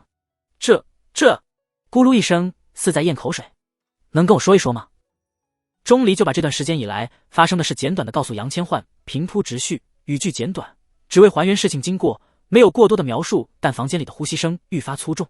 可恶啊！捶打墙壁的声音响起，伴随着杨千嬅羡慕极了的声音。凭什么出风头的事全让他一个人做了？昏君无道，徐某罚之。为什么不是杨某？现煞我也！杀了皇帝，全京城的百姓都拍手叫好，所有忠直之士大家赞扬，从此扬名立万，成为无数人的话题中心，出门买菜都不用付钱了。杨千嬅想象着京城百姓欢呼沸腾，高呼着天不生杨千嬅，大凤万古如长夜，高呼着杨公子真乃大凤良心。然后他站在高处，背对众生，悠然道：手邀明月摘星辰，世间无我这般人。想着想着，杨公子整个人就控制不住地站立起来。可以预见，许七安必将名垂青史，在大凤历史上留下浓墨重彩的好几笔。这个王八蛋在世人眼里出风头便罢了，他还要在后人面前出风头，可是这样的行为我确实模仿不了，好不甘心。钟离安慰道：杨师兄如果也在，必定能名垂青史，可惜师兄在楼底闭关。什么意思？杨千嬅声音有些颤抖。楚元稹和李妙珍等人在城外拦截皇帝分身，做出卓绝贡献，京城的告示里给他们提名了。还有许七安当时与我说，如果杨师兄没有闭关就好了，你的传送术非常有用，可惜你被老师关在这里。钟离说完，半晌不见杨千嬅回应，他似乎意识到自己说错话了，脑袋一缩，小碎步的溜走。几秒后，身后传来杨千嬅撕心裂肺的哭嚎声：这司天剑不带也罢。云州山峦叠嶂之处，雄伟的大城依山而建，房屋阁楼掩映在林间，人流如织，热闹非凡。这座城市的名字叫乾隆，城市人口达20余万，由云州百姓、江湖散人、亡命之徒以及军队组成，半农耕半狩猎为生。城中权力最大的人是城主，在他的治理下，乾隆城秩序井然，即使是投靠过来的亡命之徒，也得乖乖收敛暴力性情。而那些对大凤朝廷不满的江湖散人，将乾隆城称为净土，将城主称为贤主。至于原本从云州各地掳来用来增加人口的百姓，因为在这里过得还算富足，便安心定居起来。对于底层百姓而言，只要能吃饱穿暖，在哪里落地生根都无所谓。乾隆城外是一座座用来屯兵的山寨，负责出寨劫掠，充当防守岗哨以及操练新兵。城外一群甲士带着300多名兵砍伐树木，扩宽道路，准备在这一片夯实地基建造新的房屋，以容纳刚刚收容来的流民。带头的是一个俊朗的青年，赤着上身，手里拿着大斧，一下一下砍着树木，肌肉随着他的动作鼓起，充斥着男性阳刚之美。一位穿道袍的老者站在一旁，看着这位明明修为高绝，却与普通汉子一样奋力砍伐树木的少主。老道士唉声叹气道：少主，这一片风水太好，给流民居住，委实是暴殄天物。无妨，来了乾隆城都是自己人。体魄强健的青年抹了一把汗水，继续砍伐。道号焦业的老道洒脱一笑，他本是一个云游道士，所学博杂，会一点人宗剑法，会一点的宗功德术，山医命相卜都略通一二。前些年因不忿狗官欺压良民，愤而出手杀人，被当地官府通缉，后流浪到云州，机缘巧合之下进了乾隆城，在这里待了几年，被城主的第7子姬璇，也就是眼前这位青年赏识，招为客卿。老道原本有些忐忑，毕竟闲云野鹤惯了，不懂规矩，也不想懂，做不来给人当差的活计。岂料这位少主比他更闲云野鹤，成日里在城中闲逛，和亡命之徒喝酒赌博，和市井百姓唠嗑猎舞，收成干活也是一把好手，亲力亲为，与甲士、民夫一起劳作。乾隆城里谁提及姬玄少主，都会露出友善的笑容。蕉叶老道恨铁不成钢道：少主，如今姬谦已死，你也该展露锋芒，争一争继承人的位置，怎还如此懈怠？你以前韬光养晦，贫道理解，眼下再不争锋，更待何时？青年眯着眼笑道：道长，那些东西父亲给我才是我的，没给我我也抢不走。蕉叶老道气得跺脚：那你也得表现表现啊！青年停下砍伐，扬起手里的斧头，笑容灿烂：我一直在做。这时一位披甲侍卫赶来，高声道：姬玄少主，城主命你去观星阁。青年和老道相视一笑。观星阁在山顶，登高望远。姬玄换上一件崭新的蓝袍，沿着铺设在山间的石阶，终于来到一座陵园。玄少主！陵园外的守卫躬身抱拳。姬玄笑眯眯地和侍卫打招呼，顿住步伐，不紧不慢地聊了几句，这才进入小园。穿过庭院，穿过一座座阁楼，姬玄在一处小园外停下，门口站着2位黑衣侍卫。这是他父亲乾隆城城主的黑影卫。黑影卫人数不多，但每一位黑影卫修为至少是5品。2名黑影卫拱手，没有招呼。在他们面前，姬玄收敛了笑容，客气的抱拳，继而入园。他轻车熟路地来到一座阁楼前，躬声道：父亲，国师。阁楼的门自动敞开，里面传来醇厚温和的声音：进来。姬玄跨过门槛，进了1楼大堂。烛光明亮，帷幔低垂，大堂地面铺设昂贵的针织地衣，案上摆着4角金兽，吐着袅袅檀香。穿紫袍的中年男人端坐大椅，目光威严地审视着姬玄，这是他的第7子，不务正业的第7子。父亲。姬玄目不斜视，又躬身拱手喊了一声，然后他看向低垂的帷幔后那席盘坐的白衣，眯着眼笑道：国师。紫袍中年人缓缓道：龙脉之灵已毁，大凤的根基又消1分，可以预见中原必将大乱。姬玄含笑道：恭喜父亲，恭喜国师，将成大业。盘坐的白衣默然。紫袍中年人摇头惋惜道：龙脉虽毁，气运却未曾取出。这姬玄露出了意外之色，给人温和清静的脸庞露出些许严肃，道：国师亲自出手都不成。帷幔后的白衣嘿了一声：非但不成，差点死在京城。我从未小觑过监正，却小觑了他。闻言，姬玄眼睛眯了眯，连国师都差点死在京城，可想而知当时的争斗有多惨烈。国师说的他是指京城里的那个容器，自己的表弟许契安。许契安又做了什么？听国师的意思，似是在他身上栽了个大跟头。那位出生便被当作容器的表弟，他一直有所关注，不，准确的说是他们这一脉的人都在暗中关注。被家族给予厚望的嫡子姬谦，不就是因为一直关注，导致妒火中烧，借口外出游历，实则挑衅生事，结果在建州被许契安斩杀。许契安天纵之才，这点众人皆知，但要说他能破坏国师的谋划，让国师险些马失前蹄，委实让人不信。帷幔后的白衣叹息道：他以3品，且早就知晓了我的身份，暗中有所布局。他和监正联手，世上无人能算得过此2人3品，自身天赋超群，更甚嫡子姬谦的姬玄，把眼睛眯着一线，啧啧2声。我这位表弟，怕是9州当代第1人，虎父无犬子啊！20出头的3品武夫，放眼9州，同辈之中绝无仅有。紫袍中年人则说道：一身修为被封魔定封印，他的武道之路已然断绝。姬玄点了点头，看向帷幔里的白衣。许屏风道：佛门中愿意给他解封魔钉的，只有渡恶罗汉，但这意味着他得入佛门，塑佛身，4大皆空。佛门之外，能解封魔钉的只有神书，他应该会寻找神书残躯，这必然要和佛门起冲突。姬玄松评价道：可惜了。紫袍中年人看向他，沉声道：玄儿，此番召你前来，是为考验。姬玄躬身：请父亲明示。紫袍中年人缓缓道：龙脉之灵分崩离析，散入中原各地，其余散碎龙气不必去管，但有9道龙气至关重要，你去江湖寻找9道龙气寄宿之人，收服他们。9人中杀4留5，5人带回乾隆城，增强我方气运。4人以大阵炼化，辅以血丹，助你踏入3品。说话间，紫袍中年人从袖中取出一只紫檀木盒子。姬玄目光落在那只盒子上，再难一开。紫袍中年人打开盒子，黄绸之上是一枚色泽暗淡的绯红丹丸，鸡蛋大小。这是500年前我们的一位先祖被武宗皇帝重创垂死之际留下，他是4品晋升3品的捷径，但必须有大气运之人才能承受血丹反噬。国师推算过，4道龙气足够你炼化血丹，晋升3品。血丹固然珍贵，但身为拥有足够底蕴的顶级势力，不难获得。除了3品武者遗留，炼化生灵同样能得到血丹。难的是4品想要走吞服血丹这个捷径，几乎必死无疑。要么你本身就是3品，不惧血丹反噬，反而能增强自身气血；要么拥有大气运，气运加深，才有希望扛过反噬。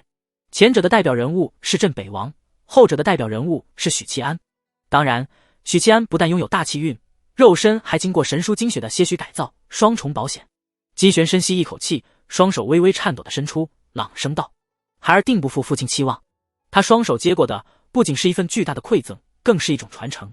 父亲虽从未指定过继承人，但身为嫡长子的姬谦是大家公认的最有力竞争者。一众兄弟蠢蠢欲动，暗中较劲。父亲给他这个考验，这只锦盒意味着什么，不言而喻。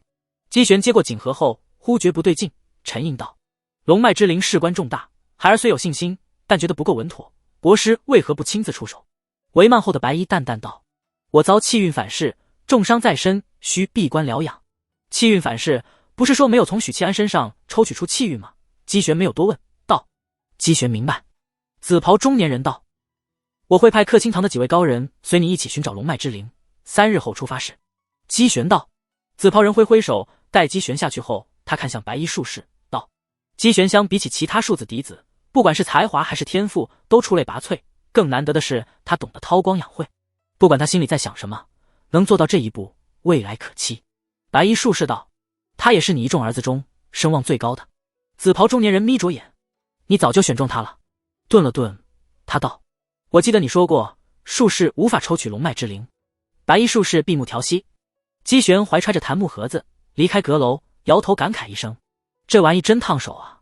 走了片刻，迎面碰上一个紫裙少女，青丝如瀑，用一根紫色绸带绑着，简单雅致。“七哥。”紫裙少女矜持一笑，道：“娘请你过去，有话要问你。”“姑姑找我？”姬玄沉吟一下，眯眼笑：“好，劳烦表妹带路。”两人一前一后拐过重重庭院，走向小园深处。途中，紫裙少女许元霜低声道：“我娘是想问她的事。”姬玄笑了笑，意料之中，这些年来族人对姑姑言辞苛刻，竟说些不好听的。但我觉得姑姑当年所为乃人之常情，为人母哪有不疼自己孩子的？许元霜看他一眼：“七哥是暗指我父亲禽兽不如？”姬玄笑容不改：“国师只是做出了取舍而已。元霜表妹对那人又是什么态度呢？”许元霜叹息一声：“父亲和舅舅要他死，我改变不了，但对我来说，他终究是一母同胞的兄长。我能做的只是尽量不关注他，当他不存在。”姬玄眯起眼睛：“可我听袁怀说，你常主动打探他的消息。”许元霜柔美的脸庞红了一下。两人结束交谈，沉默地走了片刻。呼呼呼呼，一阵呼啸的宛如风声的响动传来，拐入一座大院，才发现原来是一个少年在练枪，手里一杆9尺大枪使得虎虎生威。那杆大枪枪杆漆黑，枪头是一颗金灿灿的胶头，张开大口，口中吐出枪尖。他脸色冷峻，挥舞大枪，呼呼作响，院子里呼啸着清风，卷起尘埃。袁怀。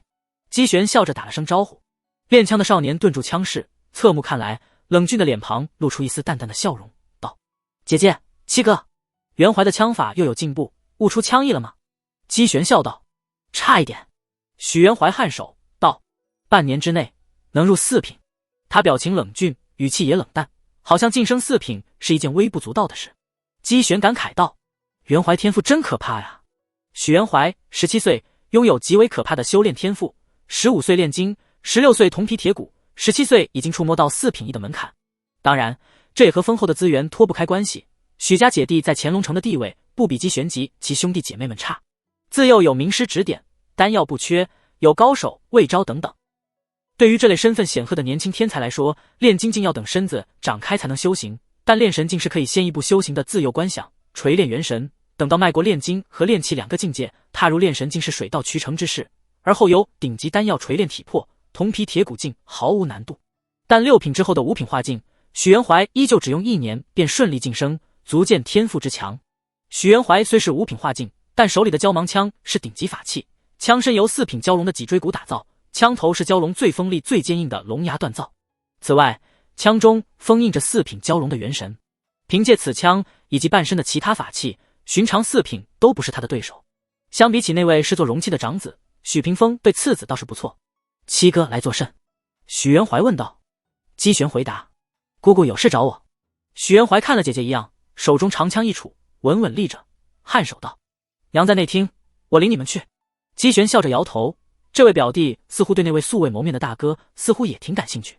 表兄妹三人穿过大院，进了内厅。高椅上坐着一位华服美妇人，有着一张端庄的鹅蛋脸，雪肤阴唇，五官极为标致。她已经不再年轻，但岁月并没有在她美丽的脸庞留下刻痕，反而沉淀了她的气质，让她拥有少女不具备的成熟韵味。她的眉宇间有着淡淡的忧伤，宛如结着忧愁的丁香花。姑姑。姬玄笑眯眯的行礼问候。娘。许元怀和许元双姐弟俩也喊了一声。美妇人端着茶碗，青葱般的玉指捏着茶盖，轻轻刻着杯沿，声音磁性柔美。她回来了。问话的时候，美妇人的目光死死地盯着姬玄，捏着茶盖的手指微微用力几分。国师已经返回，方才与父亲一起召见了我。姬玄笑起来就眯着眼，一副亲意近人，很好相处的模样。美妇人屏息了一下，缓缓道：事情成了吗？许元怀和许元双姐弟俩立刻看了过去，静等答案。姬玄沉吟道：姑姑要问的是许七安体内的气运是否已经取出。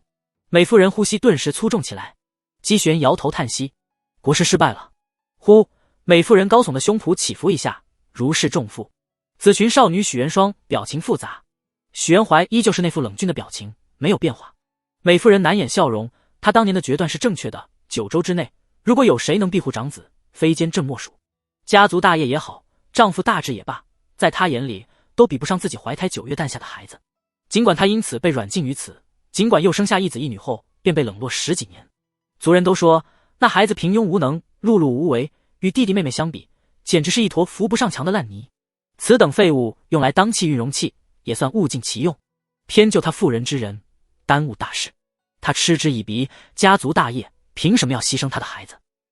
废物的说法，这10几年里常被族人拿来调侃，拿来刺他。经察之年时，这样的说法渐渐少了，到如今再没人敢说那孩子是废物。他的孩子若是废物，世上还有能人？姬玄又道：不但失败，而且受了重伤，或许要闭关一段时间方能恢复。监正果然强大，爹想谋划他实在太过勉强。许元双嗓音悦耳，微微摇头。许元怀淡淡评价：一品术士自然不好对付，父亲当以阴谋为辅，阳谋为主，堂堂正正的攻城略地，打下大凤疆土，如此才能取而代之。姬玄思忖道：听国师话中之意，似乎也不是奸正伤的他，而是气运反噬。气运反噬？许七安现在如何？你说清楚。美妇人秀眉紧蹙，一叠声的追问。见姑姑和表弟表妹都看过来，姬玄耸耸肩道：反正父亲和国师也没说这是机密。国师这次失败，似乎是因为许七安提前猜出了他的身份以及气运相关的幕后真相，因此早有布局。至于气运反噬，国师没有详说，但这显然和许七安有关。早就猜透了他的身份，美妇人既惊喜又悲伤。惊喜是长子能力强大，纵使是2品术士，也已经无法轻易主宰生死，让他骄傲。悲伤是这样的真相会给他造成何等打击。许元双微微睁大眸子，美丽的少女眼里难掩震撼之色。她走的是术士体系，深知父亲的强大和可怕。那个远在京城的兄长，竟让父亲20年的谋划毁于一旦，并反击中将父亲重伤，这是何等的精彩绝艳！许元怀依旧面无表情。美妇人吸了一口气，又问道：他有说许七安如今的情况？姬玄点头：有的。许七安被佛门的封魔定封印，修为尽废，想要解开封印，千难万难，多半是没希望了。美妇人低低的压了一声，眼眶发红，又担忧又心疼。许元怀皱了皱眉：废了呀。姐姐许元双却露出了惋惜的表情，她看着姬玄道：七哥，父亲和舅舅找你，不是只说这些事吧？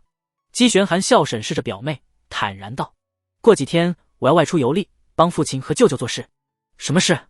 许元双问。搜集溃散的龙脉之灵，增强我们的气运，为取代大凤皇族的大业添砖加瓦。许元怀眼睛一亮：七哥，我和你一起去。许元双蹙眉。姬玄嘴角笑容缓缓扩散：好啊，不过你先和父亲还有国师打过招呼。雍州城，穿着青衣的年轻人牵着马从官道走来，马背上坐着一个姿色平庸的女子，随着马匹的行走颠啊颠，时不时踩着马蹬撅起腿儿，缓解一下屁股蛋的酸疼。在这个时代，对普通人来说，长途奔波是极为疲惫的事，身子骨弱的甚至会病死在途中。好在两人一路走来，又乘船又骑马，速度都不快，偶尔会在客栈住1-2天，缓解奔波的劳累。这对平庸的男女混入百姓中，毫不起眼，还没有女子胯下那头神骏的小母马来的吸引眼球。至少这匹马高大体壮，曲线优美，一看就是顶尖货色。雍州城我来过一次，为了救一个朋友，我告诉你一个秘密：城外南边几十里的山里有一座远古地宫，里头沉睡着一具几千年的古尸，非常邪异。木南之露出害怕的表情。你骗人！许七安挤眉弄眼道：我骗你做什么？晚上睡觉时记得把门窗锁好，有人敲门千万别开。木南之狐疑地看着他，那个会敲我门的人就是你吧？瞎说！许七安一本正经，咱们走了这么多天，我有敲过你的门？倒也是。木南之又撅起屁股蛋，半趴在小母马身上，缓解翘臀的酸疼。两人进了城，街上行人如织，牌坊步服随风飘摇，热闹繁华景象。许七安向路边百姓打听雍州城最好客栈在哪儿，问明地址后，牵着马朝好心人的指引的方向走去。木南之嘴角露出笑意，这个臭男人还算有信用，果然带他住最好的客栈，吃最好的美食。现在到了雍州城，他打算去逛一逛胭脂水粉铺子。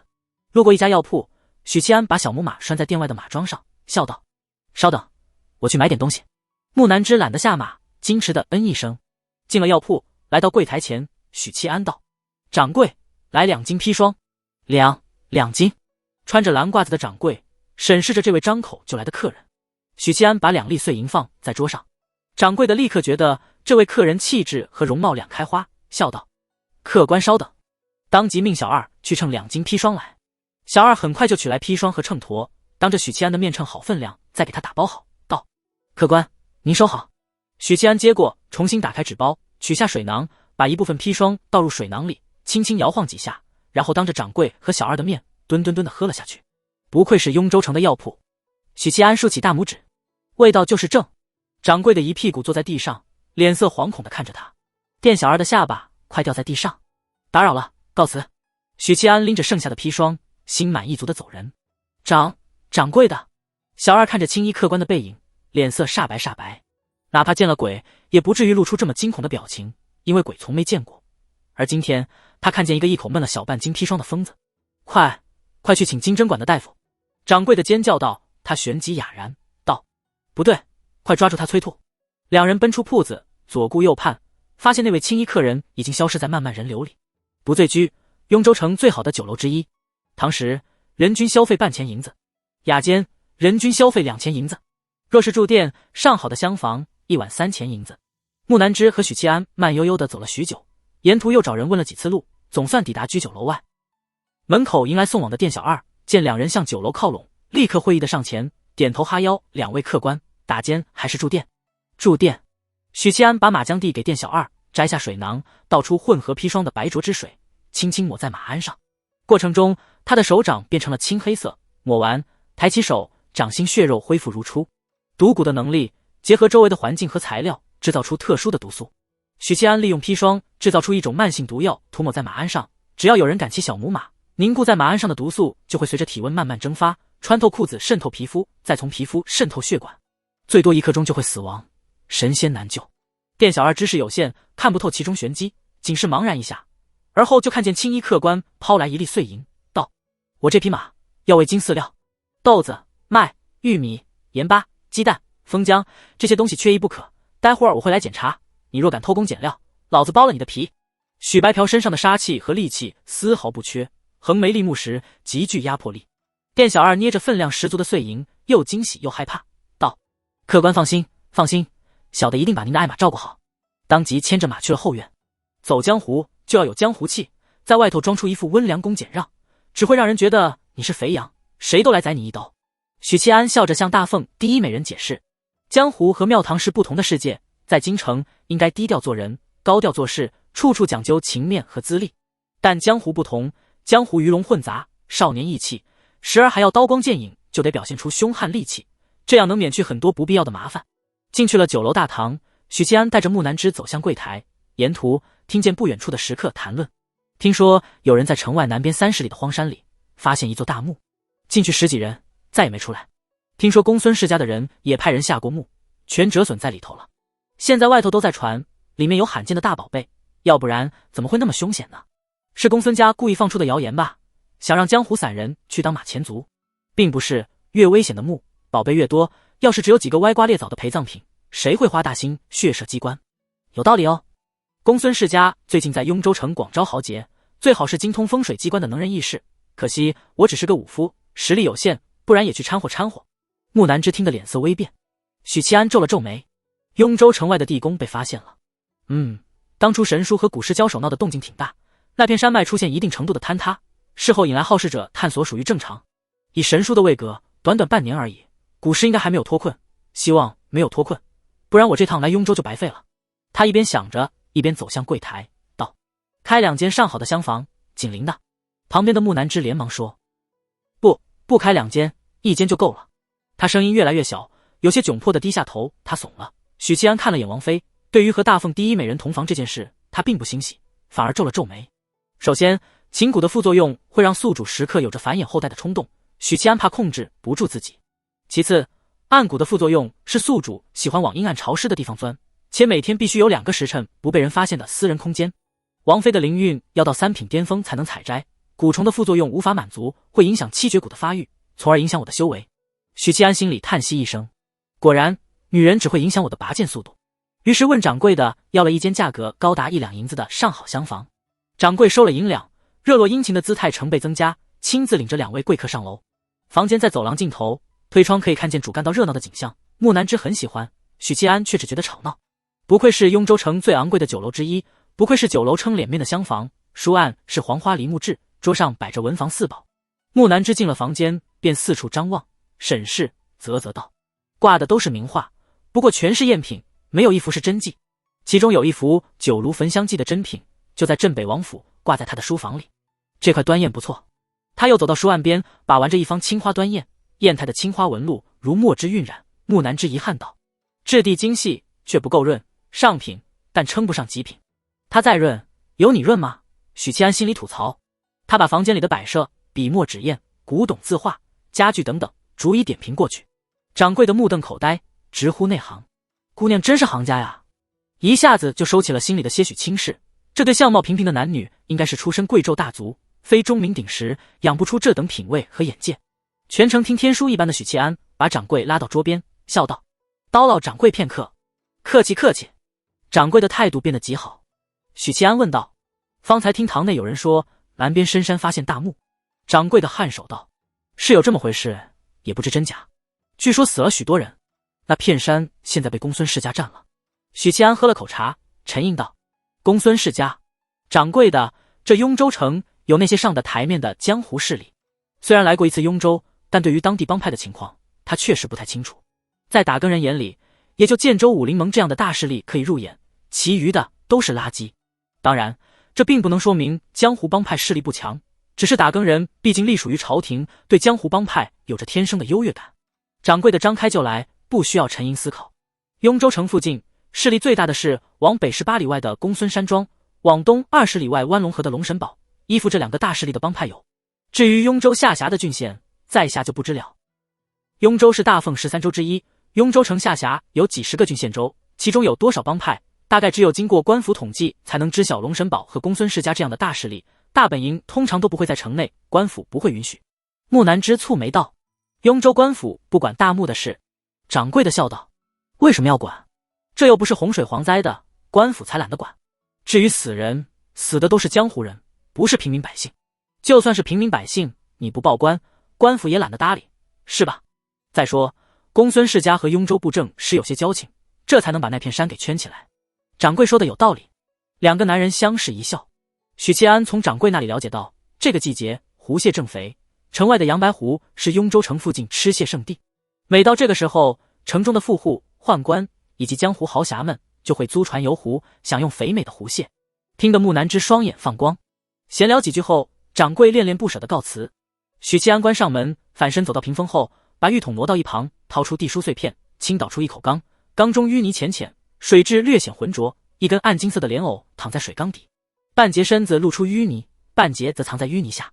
他这趟游历江湖，带着王妃有2个目的：一路游历至建州，把莲藕交给武林盟老匹夫，兑现承诺。但莲藕还没成熟，索性就把人和藕一起带上，想来等他游历到建州时，9色莲藕应该成熟了。2，他想试着寻找一些毒性猛烈的植物，交给花神来培育，以壮大独谷。这样的话，木南枝就一定要带在身边。呼！许七安吐出一口气，以力谷现在的气力，抬一口大水缸还是有些吃力的，还是得多吃东西。还好我离京了，不然家里多了3个吃货，婶婶要心疼的哭出声。他心里腹诽着，坐在黄花梨树岸边，思考着自己接下来要做的事。龙气散落各地，没有雷达这种东西，想要找出龙气宿主，只有通过2个方面：一、强大的情报网，龙气宿主短期内不会有异常，但时间一久，立刻锋芒毕露，不会一直寂寂无名；二、靠龙气和气运的聚合效应，也许我不用刻意寻找，游历到某一处时就能碰到，而只要龙气宿主离我不超过100米，我就能通过的书感应到它。我本身就相当于一个范围只有100米的小雷达。神书的残躯暂时没有消息，但九尾天狐肯定有线索，只要等着他来找我便成。现在最重要的是收集招魂中的材料。招魂中的材料里有2件材料是千年古尸的指甲和毒液，许七安恰好认识一位古尸，因此把第一站选在雍州城。只要神书的封印没有减弱，我就有把握不让古尸发现我的真实状态。修行方面也要加把劲。7绝谷的7种能力中，毒谷最容易培养，只要有源源不绝的剧毒之物，就能立竿见影的成长。其次是力谷，只要不停的吃，不停的打熬体魄，它也能迅速成长。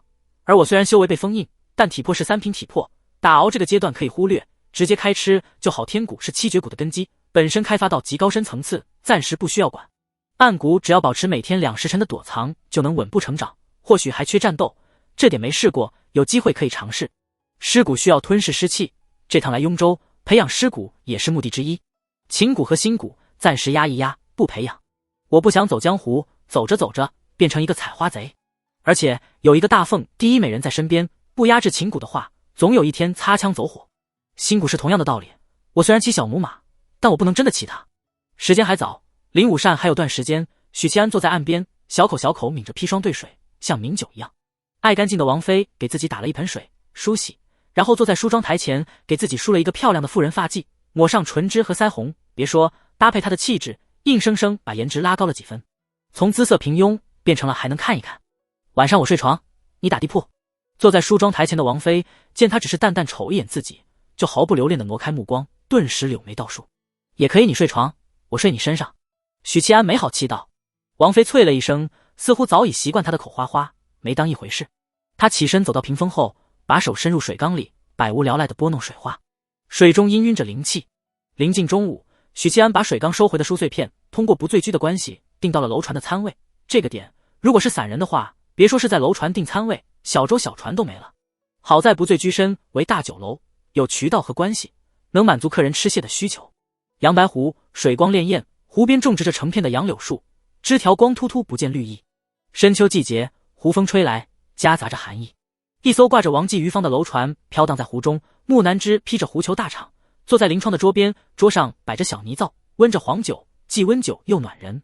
几碟小菜，20只肥美的打河蟹，醋的味道不错，可惜酱料太少。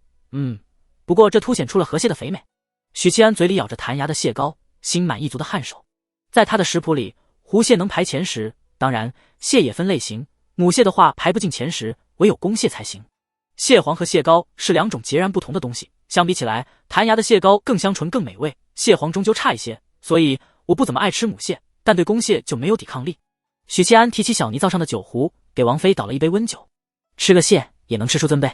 木南枝给了他一个大白眼，抿了一口小酒，脸蛋红扑扑，身子暖洋洋。他把目光望向湖外，忽然低声道：看，那是公孙氏家的船。许七安扭头从窗外望去，果见一艘2层大船破浪而来，挂着公孙的旗帜，挂着公孙家族旗帜的楼船缓缓驶来。2层2面透风的观赏舱里，坐着一桌把酒言欢的江湖豪侠。公孙秀端着酒杯，笑盈盈地招待着6位新招揽来的能人异士。这6人修为都不差，其中2名更是炼神境巅峰的水准，足够让公孙世家奉为上宾。而最让公孙秀重视的是那位自称清谷道人的老道士。五夫生死搏杀是把好手，探寻目的则不是他们的强项。懂风水看鱼的，要么是道士，要么是术士，前者大多都是骗子，后者江湖上凤毛麟角。而那位清谷道长，公孙秀已经试过水，的确懂看鱼之术，对阵法也略知一二。今晚探索南山大墓，全要依仗诸位了。公孙秀笑盈盈的举杯，席上五夫慌忙举杯，知道公孙大小姐是客套话。公孙世家在雍州是数一数二的地头蛇，传承300多年，当代家主多年前就是画境五夫。距离4品只差1步，一旦他晋升4品，那就是江湖上的一方霸主。除此之外，7品炼神和6品铜皮铁骨，公孙世家超过双手之数。不过公孙世家这一代的话事人是眼前这位大小姐，她容貌秀美，穿着宽袖对襟的月白色华衣，下身是百褶宽松如裙，秀丽斯文，宛如知书达理的大家闺秀。但熟悉这位大小姐的人都知道，此女修为高绝，去年刚入化境，在公孙世家只有家主能压她一头。此外，她在经商方面亦有建树，公孙世家的产业在她的打理下蒸蒸日上。作为江湖势力，公孙世家以武为尊，哪怕是女子也坐得家主之位。愿意给公孙世家当赘婿的雍州少侠们多如牛毛。喝完一杯，众人继续享用美食，肥美螃蟹。公孙秀没什么食欲，侧目看向湖面风景，看向周遭一艘艘或大或小的船只，看向越来越临近的王继余方，看见甲板上几个吃饱肚子的孩子跑出船舱嬉戏。我们吃我们的。许七安说了一句，便挪回目光，自顾自地啃着蟹脚。他今晚打算去一趟地宫，找干尸界指甲、毒液以及尸气，薅一薅那位千年古尸的羊毛。但公孙世家的举动让他有些头疼，这么大张旗鼓的继续张扬下去，动静闹得越大，死的人会越多。3品以下，在那具神秘道人的遗退面前，与土鸡瓦狗何异？等那具古尸攫取的精血越来越多，从而积蓄力量破开封印，必将为祸一方。国之将亡，必出妖孽，各方面都在印证这句话。许七安心里叹息。窗外传来银铃般的娇笑声，侧头看去，是几个吃饱了蟹的孩子在外头嬉戏，沿着船舱外的过道追逐嬉闹。他们穿的衣服颇为不错，面料上乘，想来是家境殷实的家庭出身，但与大富大贵又差了不少。追逐间，一个虎头虎脑的孩子为了抢道，用力挤撞了前头的女孩身子失衡，惊叫着向着湖面跌去。许七安放下手里的蟹脚，眼眸里幽光凸显，身体突兀消失。下一刻，他从小姑娘的影子里钻出来，揪住了小姑娘的后衣领，暗谷的阴影跳跃。哇！周围的几个孩子满脸崇拜地看着他。许七安反手一个头皮，每人削一个，教训道：“滚回舱里，再敢出来瞎闹，老子揍死你们！”说话的语气有着浓浓的江湖风格。王继余方的船同时充当渔船，为了方便拉拽渔网，甲板上没有护栏，并不是很安全。几个孩子挨了揍，不敢顶嘴，灰溜溜的走了。他随之返回船舱，刚坐下没多久，便有一对夫妇过来，妇人手里牵着一个孩子，正是方才险些跌入湖中的小姑娘。多谢兄台搭救。年轻男子拱手答谢，他穿着时下流行的长衫，打扮非常体面。小妇人头上更是戴着一只金步摇。许七安摆摆手，不耐烦道：“别废话，这桌螃蟹你请了。”年轻男子一愣，反而松了口气，笑道：“应该的，应该的。”又道了几声谢，笑容满面的回去。小姑娘被母亲拉着离开，忽然回头朝这个脾气暴躁的怪叔叔扮了个鬼脸：“你怎么了？”木南之觉得他的情绪有点古怪。许七安没好气道：“特么的，要下雨了。”心情顿时变得很差。木南之眨巴着美眸，看一眼窗外，阳光灿烂，哪里有要下雨的迹象？另一边，全程目睹的公孙秀眼里闪过异彩，道：“诸位，有谁看出他刚才是怎么出手的？”几位粗鄙的武夫皱眉，面面相觑，他们没有注意到刚才那一幕。等公孙秀说完，顿时露出惊诧之色，饶是众人见多识广，也说不出个所以然来。倒是蓄着山羊须的老道士沉吟道：“听大小姐描述，那应该是古族按古部的手段。贫道早年游历南疆时，见过他们的手段，擅长从影子里跃出，神出鬼没，防不胜防，只有练神境的武夫能克制。”公孙秀蹙眉道：“古族的手段能外传？自然不能，那人不是南疆人。”公孙秀道。青谷老道一愣，摇头道：“那许是老道猜错了。”公孙秀没有犹豫，当即起身笑道：“偶遇高人，小女子过去打声招呼，诸位轻便。”他抓了2根筷子，抖手甩出去，2根筷子刺入湖面，又缓缓浮出。公孙秀从2层船舱跃了出去，他轻盈如没有重量的羽毛，在湖面飞掠，脚尖点在2根筷子上，筷子微微一沉，仅是泛起轻微涟漪，而他却借力掠出数10丈，稳稳落在王继余方的甲板上。远处近处，但凡看到这一幕的游客纷纷鼓掌叫好。许七安也注意到这一幕，但他并没有意识到这位秀美的女子是来寻他的，还抽空点评道：“不错不错，5品化境里都算是厉害的，功夫很俊。王妃很羡慕这种飞来飞去的能力。他要是有这等手段，就不骑马了，屁股蛋也就不会酸疼。”公孙秀进入船舱，目光扫过舱内食客，迅速锁定许七安这一桌，面带笑容的走过来，落落大方的抱拳：“小女子公孙秀，不知兄台高姓大名？”许七安审视着他，回应道：“徐谦。”他把许改为徐，戚安改为谦。公孙秀笑道：“有幸认识徐兄，小女子欣喜万分。”你欣喜得太早了。许戚安没好气的吐槽，然后克制住了自己暴躁的情绪，淡淡道：“公孙姑娘有事。”公孙秀顺势道：“不介意的话，能否请徐兄移驾到公孙家的楼船一叙？”他看向挂着公孙旗帜的大船。许戚安心里一动，他正愁公孙家对地宫的探索会帮助古尸解开封印，当即颔首：“好。”转头对王妃说：“你在这里等我。”木南之斜了公孙秀一眼，蒲柳之姿便收回目光，放心的点头：“哦。”被大凤第一美人打上蒲柳之姿标签的公孙秀灿然一笑，秀美绝伦，道：“请。”两人出了船舱，公孙秀说道：“我这便让人派艘小船过来。”说完，他听身边相貌平平的青衣年轻人摇头道：“你只管回去就好。”公孙秀也不废话，爽快的点头，再次秀了一遍身法，脚尖在2根筷子上连点，轻盈如鹅毛，掠出数10丈，顺利回到自家楼船的甲板上。方甫落定，他似乎感应到了什么，豁然回头，看见自己的影子里钻出一道黑影，化作穿青衣的年轻人。真的是古族的人。公孙秀不动声色地说道：“徐兄好手段。”许戚安冷漠点头，在公孙秀的指引下进入船舱，来到2层的瞭望厅。厅子不大，装饰的古香古色，圆桌边坐着5个气血旺盛的男子，一个穿陈旧道袍的老道士。6人或侧目，或转头看过来，目光带着审视。公孙秀笑着引荐，把许戚安介绍给众人认识。徐兄是何方人士？一位练气劲的汉子问道。京城人士。许戚安道。原本对他没什么兴趣的武夫们眼睛一亮，笑道：“可见过许银罗。”许戚安入座，回应道：“见过几面。”公孙秀闻言颇有兴趣地加入话题：“听说许银罗风度翩翩，是世间难得的美男子。”许银罗的事迹和传说已经听得太多，身为未出嫁的女子，她对那位传奇人物的外貌更好奇，更感兴趣。许戚安沉吟一下，喟叹道：“他是我见过的皮相最好的男子，每每见到他，都忍不住感慨上天不公。”皮相最好，公孙秀睫毛颤了颤，喃喃自语：“真是个奇男子。该死，我这个吹牛皮的臭毛病还是没改，地书碎片的前车之鉴不能忘啊。”许戚安心里自我反省。接下来是一场围绕着许银罗展开的吹捧，众武夫对大名鼎鼎的许银罗敬仰至极，直言没有许银罗就没有大凤。弑君壮举已经传到离京城不算远的雍州。公孙秀意犹未尽地结束话题，说起正事，道：“许兄，你来雍州多久了？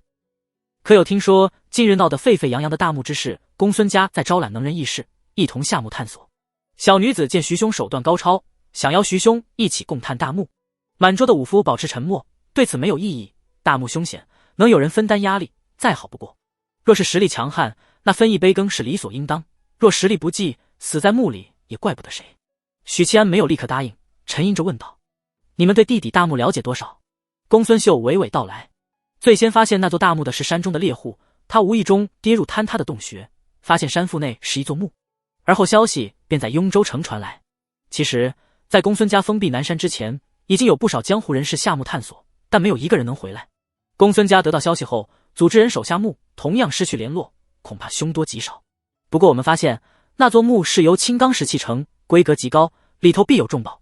那里最大的宝贝已经被我取走了，只剩一具千年古尸。许戚安道：“此墓大凶，武夫不懂堪舆风水阵法，贸然入内，凶多吉少，大小姐三思。”公孙秀笑了笑，没有说话，而是看向青谷老道。老道士抚须微笑：“据贫道观察，此墓因年代久远，发生过极其可怕的坍塌，里面便是有阵法，也破得七七八八，或许还残留着些许凶险。先前几批人应该就是死于那为数不多的凶险。因此，这次公孙世家牵头，组织我们一起下墓，大伙也能分一杯羹。”许戚安看向姿容秀丽的公孙家大小姐，道：“你们打算几时下墓探寻？”公孙秀道：“今晚。”“今晚啊，正好借这群人先探探路，摸一摸古尸的状况，看他恢复了几成实力。”许戚安知道，光凭自己几句话，不可能打消这群江湖人士对大墓的向往。他捻着酒杯，故作犹豫，无奈道：“在下才疏学浅，便不凑热闹了。多谢大小姐款待。不过还是想多劝诸位一句，此墓凶险，若遇到无法解决的危机，一定要大声念出。你忘记与那人的约定了吗？”众人一愣，他再看向公孙秀，道：“劳烦大小姐送我回去。”公孙秀难掩失望，安排人去给他准备小船，送他回王鲫鱼坊。许戚安起身离席，行至楼梯口，回身微笑道：“马上就要下雨了，秋雨绵绵，今夜探墓，记得带雨具。诸位，告辞。”他顺着楼梯下楼，噔噔噔的脚步声里，一位练气劲的武夫撇嘴，嗤笑道：“大小姐这次打眼了，请了一个胆小之辈。胆小便罢了，还故弄玄虚，什么约定，什么下雨，都是挽回面子的托词。”众武夫纷纷摇头，带着揶揄嘲讽的评价。害怕便害怕了，偏偏此人不但胆小，为了脸面，竟说一些故弄玄虚的话来忽悠人。公孙秀摇了摇头，举杯道：“喝酒。”他亦是满心失望，方才那人谈吐气质都与寻常江湖人士不同。众人把这段插曲抛之脑后，继续畅谈饮酒。不知过了多久，忽听啪啪声密集传来，包括公孙秀在内的武夫们愕然看向湖面绽开密集的涟漪，大雨潇潇而下，秋意凉人。这公孙秀瞪大了眼睛，厅内瞬间安静下来。秋雨绵绵，没有夏季雨水的狂暴，却有着一股沁入肌里的寒意。雍州临近京城，偏南，空气湿度大，阴雨季节时寒意特别粘人，家家户户若是不关好门窗，被褥、家具、衣服都会染上一层潮湿。前一刻还把酒言欢的厅里，众人外面潇潇的雨幕陷入了诡异的沉默。一位练神劲武夫沉吟道：“雨前会有征兆，倒也不算什么。”沉默的气氛被打破，另一位武夫附和道：“对，湖中的鱼儿方才应该有钻出水面吸气。”他提了一个可以预见雨水的小知识。见状，其他武夫纷纷发表意见，说着自己知道的可以预见下雨的一些小知识。说着说着，便觉得方才那年轻人的铁口直断，其实也就那么回事。之所以给他们带来震撼，是因为老天爷实在太配合，说下雨就下雨，给人的感觉仿佛是那年轻人言出法随。公孙秀抿了一口酒，见老道士沉吟不语，脸色肃然，蹙眉问道：“青谷道长，你似乎有不同看法？”众人顿时看向老道士。道号青谷的老道士恍然回神，没有立刻回答，而是沉默了几秒，沉声道：“那老道就有话直说了，天象变幻莫测，有些雨是有征兆的，有些雨是没有征兆的。有些雨明明有征兆，却没有降；有些雨明明没征兆，却说来就来。知道今夜要下幕，凭到昨晚夜观天象，却没有得到半点今日要下雨的征兆。”老道士看向湖面，道：“这便是无常雨。”公孙秀想了想，缓缓道：“湖里的鱼儿并没有透出水面吸气。”他这是在反驳刚才那位武夫的说辞。这下子，众人的表情又变得怪异起来。过了一阵，那位练神劲的武夫试探道：“如果不是巧合，那他算是什么境界？”预测天象这种操作，在粗鄙的武夫看来，简直是神仙手段。不只是武夫，于百姓而言，能预测天象、能祈雨的人物，都是陆地神仙。老道士悠悠道：“我只知道，巫神教的雨师能祈雨，司天监的术士能观天象、定黄历，南疆天蛊部的蛊师能识天时、知地利。且有一点可以确定，掌握类似手段的人物，品级都高得吓人。”众武夫面面相觑，心头凛然。公孙秀起身走出厅内，在雨幕中眺望阳白湖，烟波浩渺，秋雨阴冷，早已不见了王继余方的影子。“你忘记与那个人的约定了吗？”公孙秀喃喃重复着这句话。深秋，这场雨足够缠绵，下了2个时辰，依旧不见消停。许七安在楼船的茅厕里，从地书碎片内取出蓑衣和斗笠，游历在外，自然是备了雨具的。王继余方的船缓缓停泊在岸边，食客们各自散去。木南之蹙着眉头，小心翼翼地看路，试图绕过泥泞的地方，但这只是徒劳无功。绣花鞋上依旧沾满泥浆，这让他很不开心。“你不是花神转世吗？按理说应该很喜欢雨天和泥浆才对。”许七安看着他独自生闷气的模样，心里腹诽。泥浆，我要是藏在泥浆里，谁都发现不了。不，停下，不能再想了，我是人不是泥鳅。他竭力地抗衡着暗蛊的副作用，方才接连使用暗蛊的能力，引发了强烈的后遗症。回到客栈，许七安让店小二送上来美酒美食，开启第2顿午餐。木南之进了屋子，便将绣花鞋踢到门后，赤着白嫩嫩的小脚丫在屋子里走来走去。他打开窗户，马上又关上，撅着嘴说：“我一点都不喜欢雍州，又潮又冷。”说起来，这是他离开王府，卸下王妃身份的第1个冬天，告别了奢华的地暖，这会是一个难挨的冬天。知道冷，还赤着脚丫子。许七安低头瞅了一眼，便收回目光。方寸复原光质质，白罗绣蟹红脱里，说的就是这种堪称神品的玉足。许七安在教坊司睡过不少花魁，没有任何一个女子的脚能与木南之这双玉足相比。这一是因为教坊司的女子要练武，养不出柔弱无骨、白里透红的脚丫；二是美人也分3、6、9等，是人便有缺陷，不可能做到完美无缺。唯独眼前这位大凤第1美人花神转世，是真正的钟灵毓秀，即使是最挑剔的目光，也找不出她身体和容貌上的瑕疵。上面的评价草率了些，毕竟许七安和他还没有知根知底。你几时这般能吃了？王妃坐在桌边，托着腮帮，笑盈盈地看他。自从被人打废之后，吃啥啥香，身体倍儿棒。许七安自嘲道。他快速吃完满桌的佳肴，喊到店小二收拾餐盘。木南枝悄悄把一双玉足缩进裙底。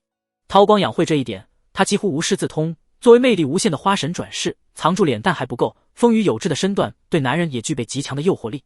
因此，他穿的衣裳都是故意加大了尺码的。天色渐渐暗沉，许七安站在窗边看了片刻，道：“我晚上要去一趟地宫，见那句千年古诗。”木南枝 Sigma， 我去看看那东西的状态，顺便向他借几样东西。放心，天亮之前我会回来。许七安宽慰道。恰好此时，一辆马车行驶而过，许七安的身影突兀消失，出现在马车底下。他在阴影中潜藏着，随着马车一起远去。许七安在几辆马车之间不停跳跃，渐渐靠近城门，随后在一辆牛车浅浅的倒影里出了城。以他现在对暗谷的掌控，阴影跳跃的最大距离是方圆50米，藏在影子里的时间不能超过1刻钟。牛车顺着官道朝西边行去，驾车的是个老翁。从车板上残留的菜叶子来看，老翁是附近村庄的菜农许七安。从阴影中钻出来，目送着牛车远去，接着从地书碎片里抽出一把普通的刀，转身朝南边走去。此时天色清明，夜幕将近，他穿着青衣在雨中独行，雨夜带刀不带伞。许七安默默独行，离开官道，在泥泞中靠向南边山脉，走了许久，南山的轮廓清晰起来。这时他看见山坳处有一个漆黑的深坑，坑口长着衰草，看起来应该是土质松软坍塌而成。许七安深深地看了一眼深坑，毅然而然地转身离去。几分钟后，他又折返回来。时间还早，现在进地宫的话，就成了我给他们探路。正好今天的独处2个时辰还没达成，一切都是为了修行。该死，我从未想过有朝一日，一个坑对我的诱惑竟比女人还强。他一脸抽搐地跳了进去。南山山脉某处地势平坦的山道边，几个帐篷搭建在清理出的空地上。这一片的山林里都有公孙世家的人把守，负责驱赶试图混进山偷鸡摸狗的江湖散人。公孙秀坐在帐篷里，与青谷老道以及几名公孙家族的子弟围坐在炭火边，喝着热茶。帐篷的帘子掀开，披着蓑衣的公孙向明大步踏入，一边摘下斗笠，一边说道：“秀儿，这雨越下越大，我们要么尽快下去探索，要么等天晴了再来。我担心雨水会让洞口再次坍塌。”公孙秀皱了皱眉，摇头道：“六叔，再等等，墓里的东西不上钩，咱们就不下去。”其实他白天在船里说的话半真半假，最先发现地宫的确实是一位猎户，但他已经死了。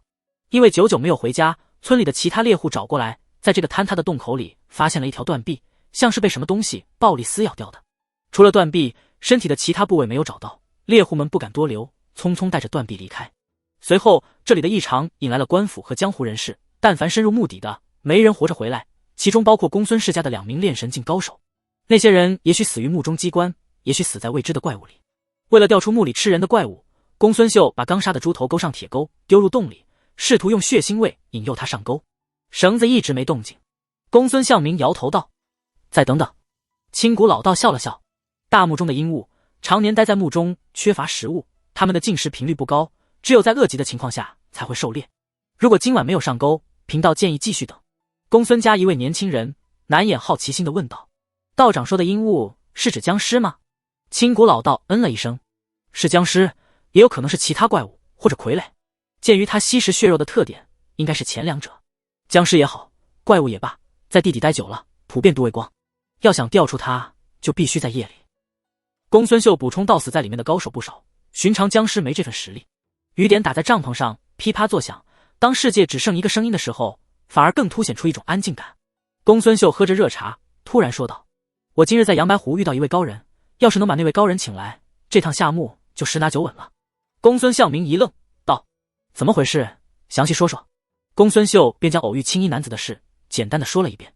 公孙向明皱眉，倒也未必是高人，没准只是湖州或碰巧而已。青谷老道笑了笑，没有反驳，道：“六爷说的有理，都只是老道的猜测罢了。事实也确实如此。”公孙秀问道：“六叔，你以前在京城小住过几年，可有听过徐谦这号人物？”公孙向明摇头失笑。京城卧虎藏龙，但高手普遍都低调，不是性情如此，而是没人敢在京城高调跋扈。打更人衙门的10位金罗，监正的6位弟子，都是极为强大且低调的顶级人物。此外，还有军中高手、达官显贵府上的客卿等等，4品高手的数量远超你的想象。这些人真实存在，却又名声不显。江湖上那些名震一方的豪杰，进了京城连屁都不敢放。那徐谦就算真是个高手，我也不得而知。公孙家一位年轻子弟感慨道：“正因为如此，才显得许银罗的与众不同。许银罗自出道以来便一直高调，且越来越高调。以前的高调还只是破案，后来是斩国公，最近又高调了一回，于是皇帝没了。当初朝廷邸报传到雍州时，没人敢相信。雍州的不少江湖人士还为此特意去了京城一探究竟。公孙相明摆摆手，大奉建国600年，出过几个许银罗这样的人物。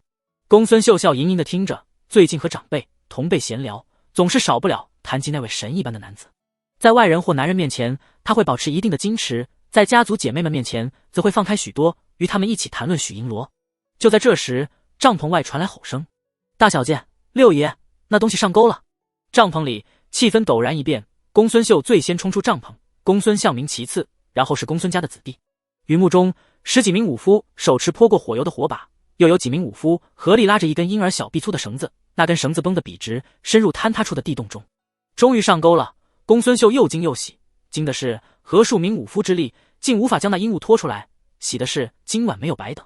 准备火油、铁丝网。公孙秀一边高声下达命令，一边急冲过去，双手拽住由铁丝、麻线编织成的绳子，娇斥一声，与身后的武夫同时用力。嘤嘤，洞中传来婴儿般尖细的叫声，一道黑影被拉拽了出来，风雨飘摇，火光晃动，照出了这只阴物的模样。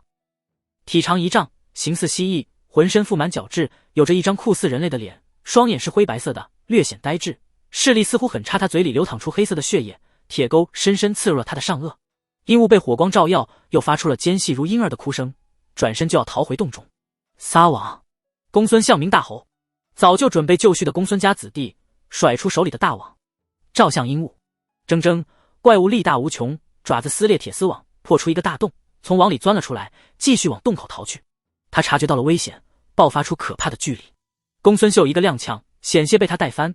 这位年纪轻轻就踏入画境的秀美女子，脸色陡然涨红，光洁的额头凸起青筋。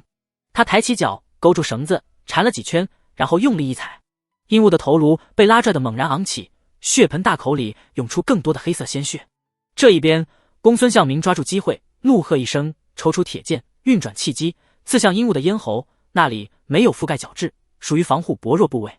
雨幕瞬间被撕裂一般，不幸与这一剑接触的雨点像是滴到了一块滚烫铁块上，嗤嗤作响，化作一阵烟雾。噗！铁剑刺入阴物的咽喉，黑色的鲜血立刻沁出，宛如的涌泉。应！阴物凄厉尖叫，修长有力的尾巴横扫，当的抽打在公孙相明胸膛，抽得他如断线风筝般抛飞出去。铜皮铁骨！吃了大亏的阴物激发了力气，不再想着逃亡，而是扭身，四肢一撑，化作黑影扑向公孙秀。拥有武者对危机预感的公孙秀朝侧面翻滚，完美避开。他身后的2名炼神境同样做出规避，但另外3人因为没有炼神境的神意，无法提前预判，没能避开。骨断筋折，当场毙命。公孙秀翻滚几圈后，身形毫不凝滞地腾身而起，只有画境武者才能做出如此圆润自然的动作。他劈手夺过一名武夫手里的罐子，一脚把他踢向阴物。其他武夫纷纷效仿，砰砰砰，罐子在阴物厚厚的角质甲胄上砸碎，火油淋了他一身。公孙秀手持火把，发足狂奔，过程中他突然双膝跪地，身子后仰，一个滑铲过去。恰好此时，阴物四肢一撑，扑杀公孙秀，双方一上一下，错身而过。武者直觉让他预判到了阴物的攻击。公孙秀冷静地举起火把，在怪物肚皮上划过，点燃了火油，火焰迅速蔓延，将阴物吞噬。雨水无法浇灭火油，阴物发出凄厉的尖叫，在泥浆里疯狂打滚，试图扑灭身上的熊熊烈焰。公孙秀冷静地下达命令：矛！10几名武夫拖出准备好的长矛，拧腰摆臂，奋力投掷。噗噗声里，有的长矛刺穿了烧得发脆的角质，钉入阴物体内；有的长矛则被角质弹开。很快，阴物被穿刺成了刺猬，它渐渐不再挣扎，火焰依旧燃烧，空气中弥漫着一股焦臭和奇异的恶臭味。这种阴物浑身是毒，尸体烧出来的气味都带着剧毒，欢呼声四起。公孙家族的子弟在灌木丛中找到了公孙相明，这个族长的6弟受了不轻的内伤，体表神光暗淡，只差一点就被破了铜皮铁骨。六叔，没事吧？满身泥泞的公孙秀上前问候。休养半时辰就能恢复。公孙相明吞下几粒丹药，回帐篷里吐纳疗伤。在方才的战斗中表现得一枝独秀的公孙家大小姐，则带着亲骨老道等人前去查看阴物半焦的尸体。各位捂住口鼻，这阴物毒得很。青谷老道撕下一片湿透的衣角，一手捂口鼻，一手持火把，审视着怪物的尸体。众人有样学样，凑在尸体边打探。这是什么怪物？没有危机预警，没有妖丹，似乎不是妖族，但速度和力量比炼神境武者还强。不是比铜皮铁骨境还强。没看六叔刚才被一下子抽飞了吗？单打独斗的话，恐怕秀姐姐也不是他对手。议论声里，公孙秀询问青谷老道的看法。道长觉得呢？青谷老道沉吟道：这应该是镇木兽在地底活了太久，一代代繁衍，一变早就变成全新的怪物，看不出他的先祖是什么东西了。镇木兽这般实力，墓主的身份不容小觑啊！众人又紧张又激动，危机与收益是成正比的，危机越大，收获越大。当然，反过来也一样，因此他们接下来可能还要面临更大的危险。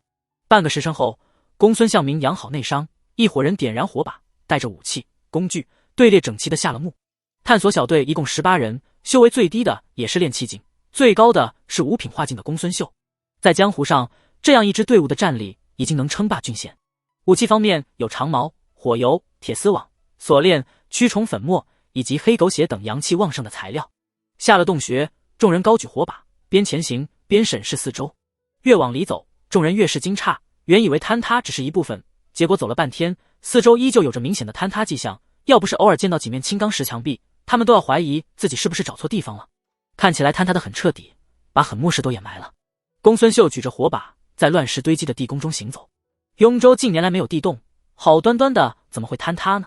公孙向明皱紧眉头，继续往前探索。不多时，他们来到一座半坍塌的墓室，墓室一半的面积被乱石掩埋，另一半横陈着石棺，石棺别散落着几条断臂、断腿和脑袋。这些残肢断臂漆黑枯瘦，非寻常人的手臂。是僵尸。青谷老道皱着眉头，想必是被那阴物挖出来吃掉的。他刚说完，便听公孙秀蹙眉道：不对，这只手断口平齐，是被利器斩断。公孙向明分析道：可能是阴物利爪所致，那阴物爪子锋利，不比金铁刀尖差。公孙秀点点头，算是接受了这个说法。众人搜刮一阵，竟没有找到陪葬品，又走了1刻钟，他们始终没有遇见第二只阴物，竟出乎意料的风平浪静。直到一座高数丈的雄伟石门出现在众人面前。看到这扇石门的刹那，众人精神一振，仅凭石门的规模，不难判断门后是主墓，是这座大墓主人的寝房。公孙秀停下脚步，看向2名炼神境武夫，吩咐他们去推石门。这个境界的武夫拥有敏锐的直觉，能有效避免机关和危机。喳喳，石门缓缓推开，2名炼神境武夫手持火把，回头说道：安全。公孙秀松了口气，带着有些迫不及待的同伴们进了石门。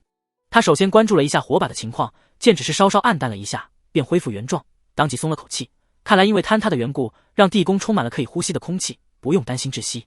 接着他看见火把的光芒照亮的前方，愣住了。前方并没有路，准确的说是没有他想象中的路。龟裂的地面散落着或大或小的石头，乱石堆积，给人的感觉是碎石凌乱的矿石，而非墓室。这里也发生坍塌了。一位江湖武夫沉声道：拿罐火油过来。公孙秀从族人手里接过1罐火油，火把往罐子口一抹，而后用力投掷出去。砰！罐子在空中炸裂，里面的火油四溅，化作纷乱耀眼的火星，朝四周溅射出去。整座墓室骤然一亮，众人借机看清了主墓的情况。这里确实发生了坍塌，与其说是墓室，用石窟来形容更加准确。除了堆积的乱石以及嶙峋的石壁，主墓内再无其他。突然，公孙向明瞳孔微缩，低声道：那是什么？一群人顺着他的目光望去，隐约看见一道黑影盘坐在远处，但这个时候爆射的流光纷纷坠落，暗淡静谧燃烧，无法照亮远处。公孙秀立刻做出反应，他凭借方向感甩出手里的火把，火把旋转着飞向远处，落地溅起刺目火星。他不恰好掉在了那道黑影的正前方。化境武者对力量的掌控细微入智，熊熊火把照出了那尊身影的真容。他穿着破烂的看不出年代的黄色袍子，他头发稀疏，皮肤包着面骨，呈干枯的青黑色。他的鼻子只剩2个鼻孔，闭着眼睛一动不动。这是一具年代极为久远的尸体，他没有躺在棺材里，而是盘坐在废墟中。僵尸？不对，僵尸怎么可能懂得打坐？要么是不一般的僵尸。艺高人胆大的公孙秀正要带领大伙靠近，不料那具干尸自己先睁开了眼，略有些空洞的眼眶里嵌着一双黝黑的眼珠子。瞅见生灵闯入领地，黝黑的眼珠子闪过红芒，干尸张开嘴，用力一吸。霎时间，气旋滚滚，干尸的嘴仿佛化作漩涡，将周遭的一切往内吸扯。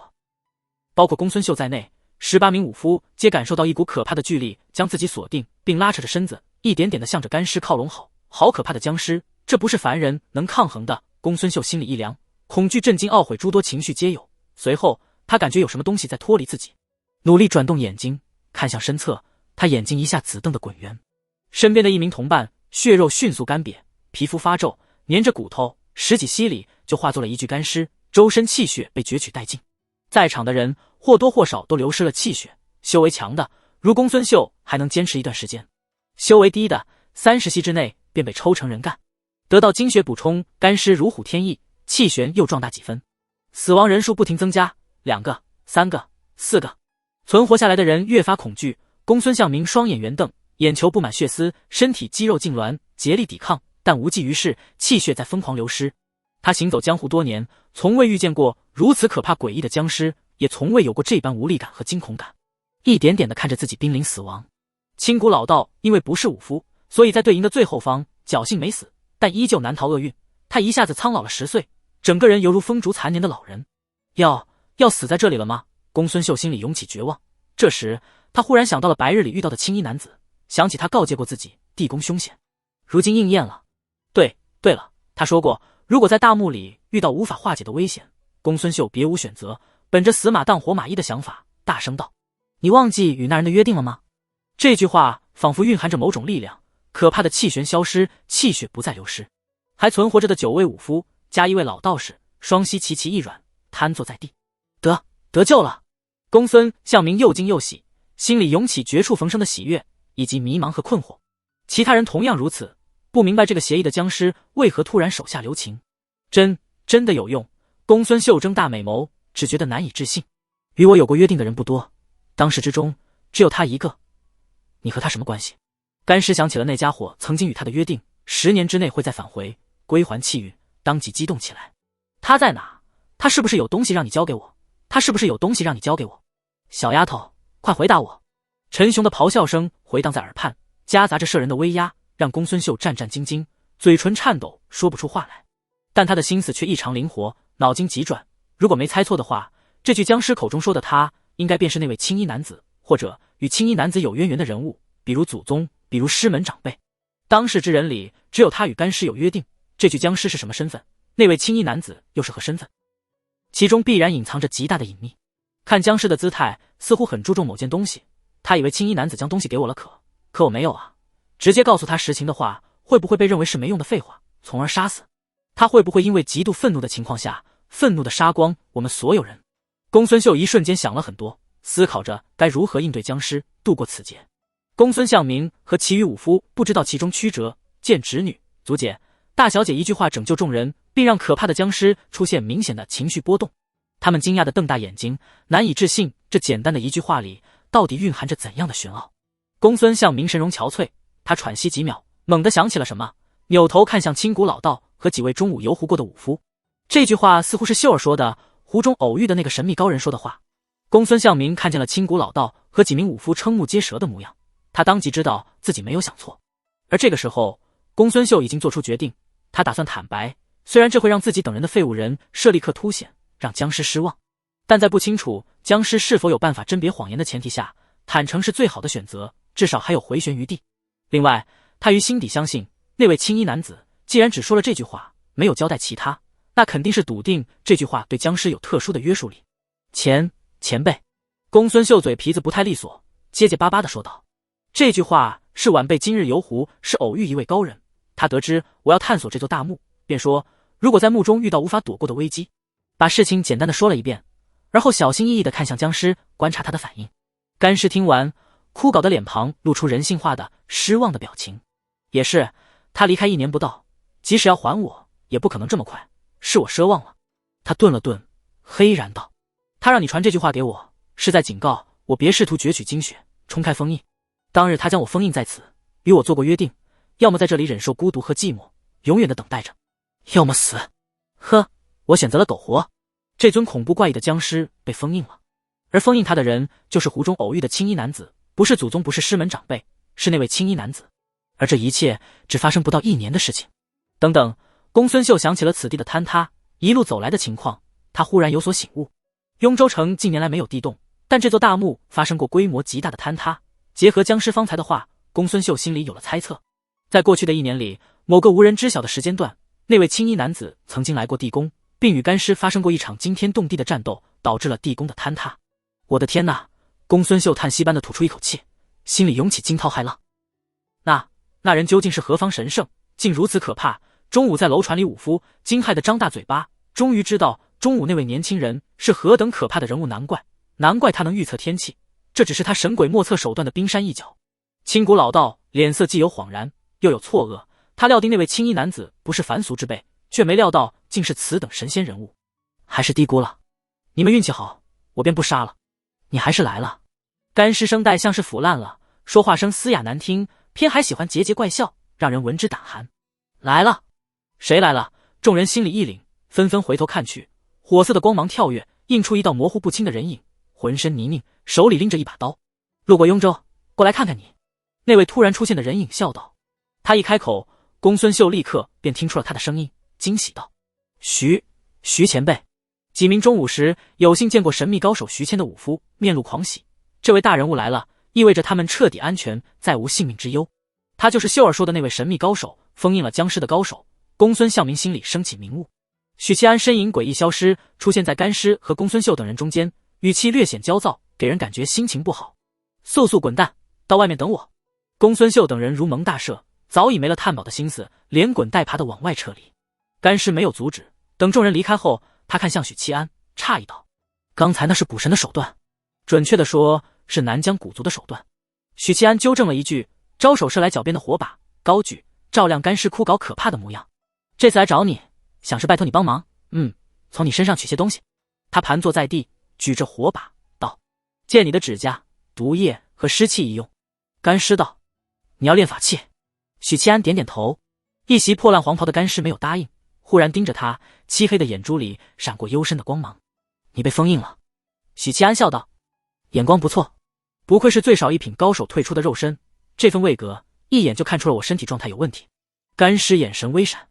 许七安满不在乎地笑道：我试图效仿你主公，于是弑君称帝，遭到了当代一品术士监正的狙杀，如今修为被封印。说着，许七安解开衣襟，给他看自己体表镶嵌的钉子。你……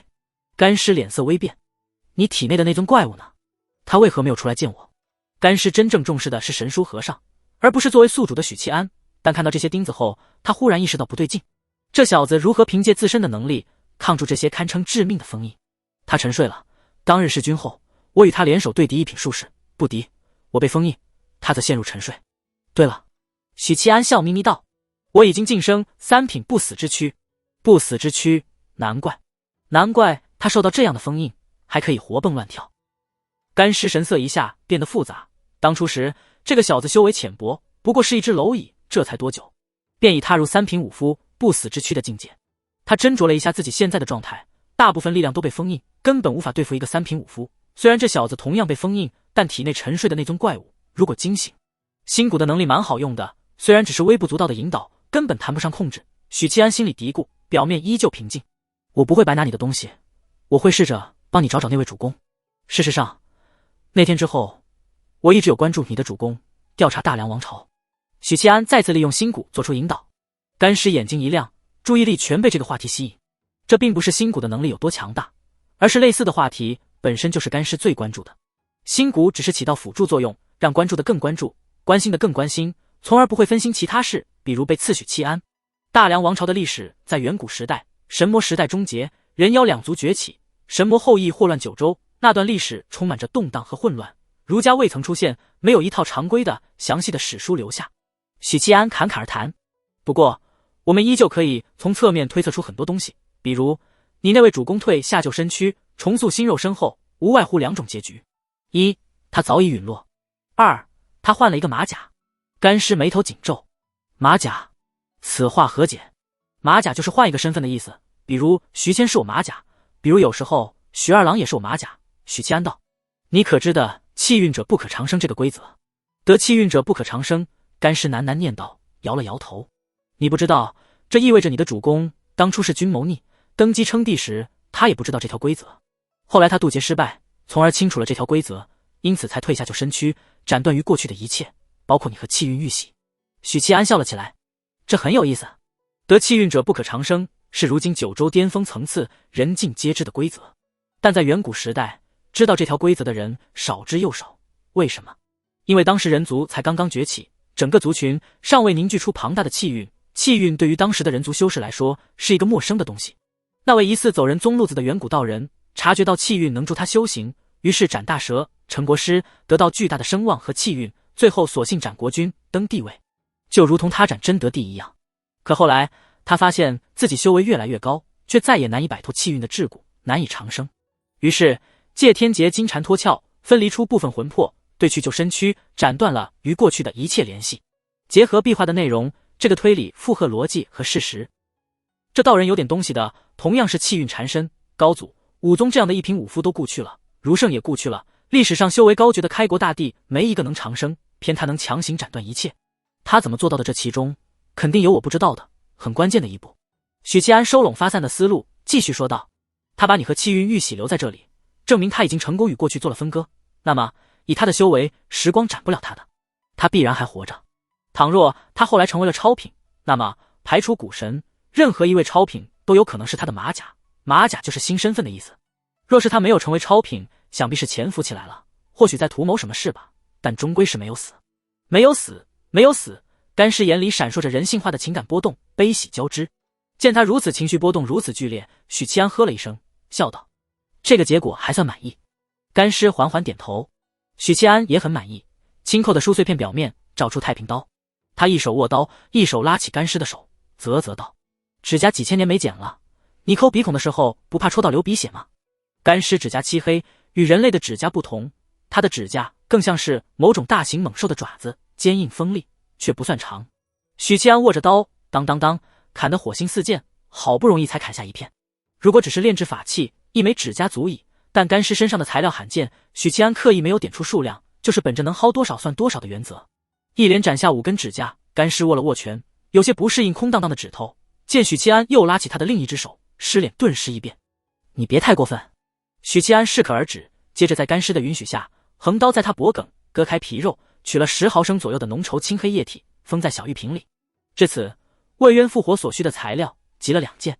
许七安松了口气，只觉得内心深处安定了许多，由衷欣喜。最后才是借对方的尸气温养尸骨。干尸嘴中喷出2道黑烟，袅袅挪挪，在空中凝而不散，一看就是剧毒之物。许七安收缩小腹，吸气，黑烟袅挪地涌入他的鼻孔。刹那间，他像是喝酒上头的人一样，瞳孔涣散，脸颊凸起漆黑的血管网，让他看起来狰狞可怕。这个过程持续了足足20分钟，他才彻底消化尸气，黑色血管网退去，瞳孔恢复焦距。他闭目感受了一下七绝骨的变化，象征着尸骨的能力有了质变，一跃成为天骨之下最强的骨术。现在的他能较为完美的操纵3位7品个体系的高手，较为完美指的是能还原他们80%以上的战力技巧。干尸忽然眉头一皱，道：你盯着我看作甚？许七安表情诚恳，突然觉得你还蛮眉清目秀的。干尸面无表情地看着他，许七安潇洒一笑，起身作揖，告辞。他转身离去，毫不留恋。一路走出地宫，穿过石门，他举着火把在某处墙边停下，用脑袋轻磕墙壁，骂骂咧咧道：太他妈尴尬了，太他妈尴尬了。过了一阵，抚平内心的鸡皮疙瘩，许七安轻车熟路地返回地面。秋雨绵绵，带着寒意，打在脸上、肩上、脖颈上。他扫了一眼，发现公孙秀等人还在洞外等待着，或穿蓑衣，或戴斗笠，或什么语句都没有。见到许七安出来，公孙秀如释重负，躬身抱拳，多谢前辈救命之恩。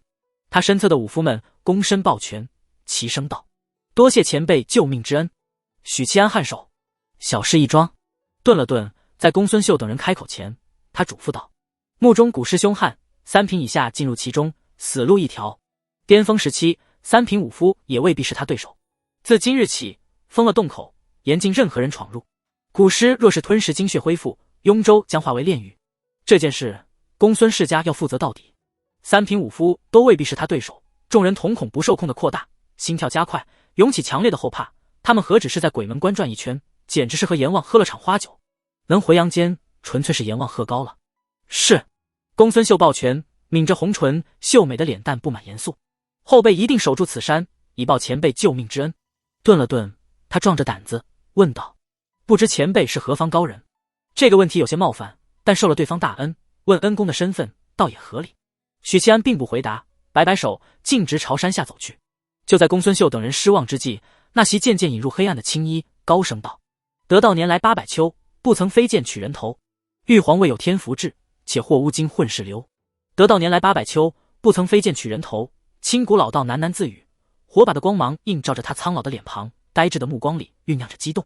得道年来800秋，这位高人是800年前的人物，天呐，岂不是比大凤的国龄还高？大周时期的神仙人物，神仙啊！周围的武夫们激动得浑身发抖，他们已经知道地宫下面峰印着一具可怕的古尸，知道那里的坍塌是大战所致，也知道了今日午时在阳白湖发生的奇事。这些方才公孙秀等人上来时已经告知众人，因此听见这首诗，没人怀疑青衣男子的水分，认定了他是属于那种平踪一线的世外高人。公孙秀微微动容，火光把他的脸庞染成温润的橘色，黑润的眸子里跳跃着火焰。他望着青衣男子消失的背影，久久无法收回目光。许七安下山后，沿着山坳绕了一大圈，进了山脉西侧。他在山中漫无目的搜寻着毒草，追寻剧毒的花草是毒蛊的天赋能力。哪怕许七安对毒药一无所知，只要容纳毒蛊与他合二为一，就能从毒蛊身上继承这项能力。他耗费足足一整晚，找到10几种毒草，毒性强度不一，毒性浅的至多让人上吐下泻，毒性深的可以见血封喉。此外，他还挖掘出不少冬眠的毒蛇，提取了它们的毒液。药铺里能买到的剧毒之物有限，且品类单调，这不利于毒蛊的发育。趁着这趟出门，他干脆在这里搜集一点毒物，回去之后搭配蛊师的毒液，调制出见血封喉的剧毒之物，喂养毒蛊。这能让他的实力再涨几成，拥有更强的应对风险能力。我感觉再这样下去，江湖中会出现一位毒君子徐谦，没准还能位列江湖100强榜，也有可能是采花大盗徐谦、生死之交徐谦、兽王徐谦。当然，徐谦做的事和我许七安有什么关系？我依然是大凤百姓心目中的神。这一次徐谦这个马甲不能掉了。他收集好毒草、毒蛇液，找了一个水潭，清理身上脚上的泥浆。他在天亮前回到了居酒楼大堂里，店小二趴在柜台前酣睡，几个炉子里烧着热水，炭火已经非常微弱。像这样的大客栈，秋冬2季彻夜供应热水是最基本的服务。店小二并没有发现一道身影无声无息地潜入客栈，朝着住房区行去。许七安走在漫长的廊道里，耳廓忽然一动，听见某个房间里传来男女欢好的声音，床铺有节奏的咯吱轻响，男人的喘息和女人的闷哼声交织在一起。真是的，晨练也太早了吧，距离天亮还有2个时辰呢。许七安心里嘀咕着，从发出不可描述声音的房间经过，继续往前。说起来，暗蛊和琴蛊搭配简直是采花贼梦寐以求的手段，这让他愈发欣喜自己脱离了粗鄙武夫的范畴，是一个足够花里胡哨的成熟的江湖侠客。来到尽头的房间，明亮的烛光透过门缝照出来。咦，他还没睡？许七安敲了敲门，房间里没有声音回应，但许七安听见了轻微的拉被子的微响，以及紊乱且剧烈的心跳声。他又敲了一下门，里面依旧没有回应。他身体化作阴影消失，随后从桌底的黑影里钻出来。温暖如春的卧室里，摆设雅致，宽大的锦榻上，木南枝蜷缩着，被子拉过头顶，盖住脑袋，瑟瑟发抖。不是吧？害怕的一晚没睡？知道你胆子小，怕鬼，但这也太怂了吧！他本来就是个喜欢逗女人的家伙，见王妃如此不济，当即悄悄靠了过去，双手悄悄深入被褥，从被子里透出一条缝，看向门口的王妃，并没有注意到那双深入被窝里的手。就在他高度紧绷时，一双冰凉的手突然箍住小腰，耳边传来一声大叫：“嘿！”王妃整个人淡了一下，发出高分贝的尖叫。她像个只学过几手3脚猫功夫的蹩脚学徒，胡乱踢腾双脚，在被窝里打王八拳，红润的小嘴里不停发出尖叫。明明只是掐了他的腰一下就已经松手，结果后遗症这么大，他踢打尖叫了好一会儿才渐渐安静，然后听见了床边传来熟悉的笑声。含泪看去，许七安坐在床边笑出了眼泪。我跟你拼了！木南枝一边哭着一边扑过来，要手撕许银罗。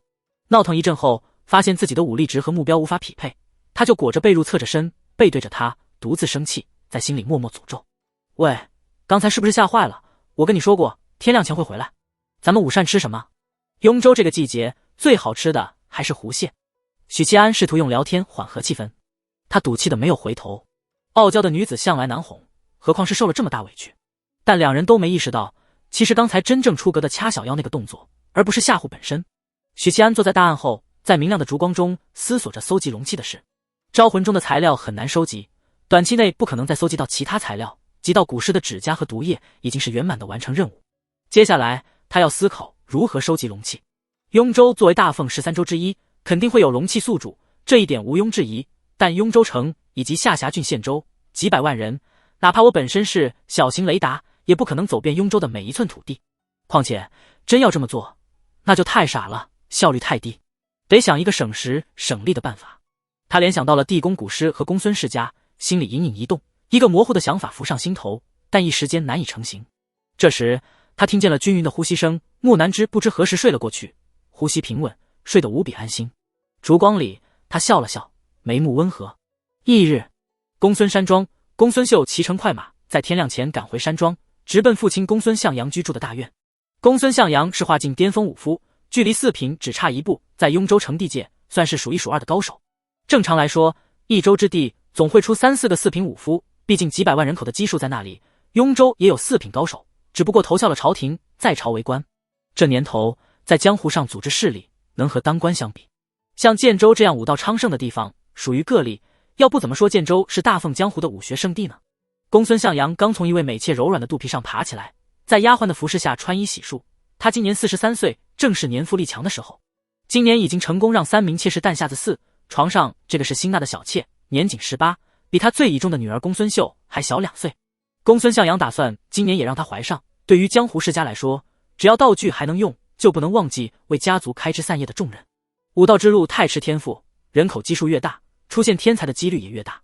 那些生孩子只生单数的家族，最终都不可避免地走向衰弱。还没洗漱完，便见自己倚重的闺女风风火火闯进院子，站在院子娇声道：“爹，有急事。”知道女儿昨夜组织族人下墓探寻，公孙向阳当即从丫鬟那里抓过汗巾，擦了擦脸，大步出屋。公孙向阳看着风尘仆仆的女儿，大吃一惊：“秀儿，你……”短短一夜，年方双10的闺女竟憔悴了许多，脸色苍白，眼神疲惫，不复以往明眸皓齿、精神夜夜的气象。女儿气血大量流失，休养一段日子便会恢复。公孙秀道。公孙向阳脸色顿时严肃，上下审视女儿，见她没有受伤，微微松口气，低声道：“大墓里什么情况？族人伤亡如何？”女儿回来就是为了此事，此地不宜说话。爹，去书房。公孙秀道。公孙向阳无声点头，扭头朝屋檐下的丫鬟吩咐道：“通知伙房，给大小姐准备药膳，越滋补越好。”父女俩进了书房，公孙向阳打开书柜后的暗格，抽出一个木盒子，当着公孙秀的面打开。铺着黄绸布的盒子内部躺着一根品相难看、皱巴巴的紫参，它只有1根中指那么长，但根须密密麻麻，像缠绕在一起的线条。这种品相在人参中极为少见。这紫玉参王是爹最珍贵的藏品之一，一甲子长到萝卜那么大，再一甲子。公孙向阳指了指盒子，道：“就变成这样了，浓缩了精华，是1等1的大补药。爹将来年纪要是大了，就全靠它。”公孙秀看了一眼，摇头道：“既然是爹留着年老后延年益寿的，女儿便不要了。女儿不是非吃这些东西不可。”公孙向阳厚着脸皮嘿嘿2声：“这东西乃能延年益寿，这东西是爹将来年纪大了，给你生弟弟妹妹食用的，所以是大补药。80岁老翁也能重振雄风呢。”公孙秀没好气道：“你生再多的儿子，也没我能打，家主之位肯定是我的。”公孙向阳笑呵呵道：“那也得生到一个天才，还能给你施加压力，再不济也能给你添几个帮手。”公孙秀翻了个白眼，接过父亲扯下来的几簇根须，嚼了几口，咽下。家主公孙向阳年轻时是个有趣的人，吃喝嫖赌无一不精，要不是天赋实在太强，家主之位根本不会轮到他来做。当了这么多年家主，性格依旧那样，不至于嘻嘻哈哈，但所谓上位者的尊严在他身上几乎看不到。父女俩讨论起家主继承人的事，反而更放得开，更坦然。公孙向阳见女儿脸蛋涌起一抹潮红，气色好转了许多，心底悄然放松，道：“试着炼化药力，别浪费了。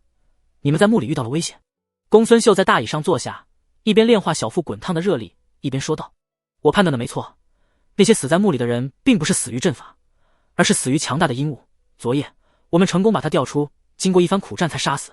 若是在地底遭遇他，恐怕要死不少人才能杀死。”当下把围杀阴物的经过说给父亲听。做得不错。公孙向阳听完微微颔首。而后我们组织了18位好手下墓，墓中曾经发生过规模极大的坍塌，毁了七七八八，根本挖不出有价值的东西，直到进了主墓。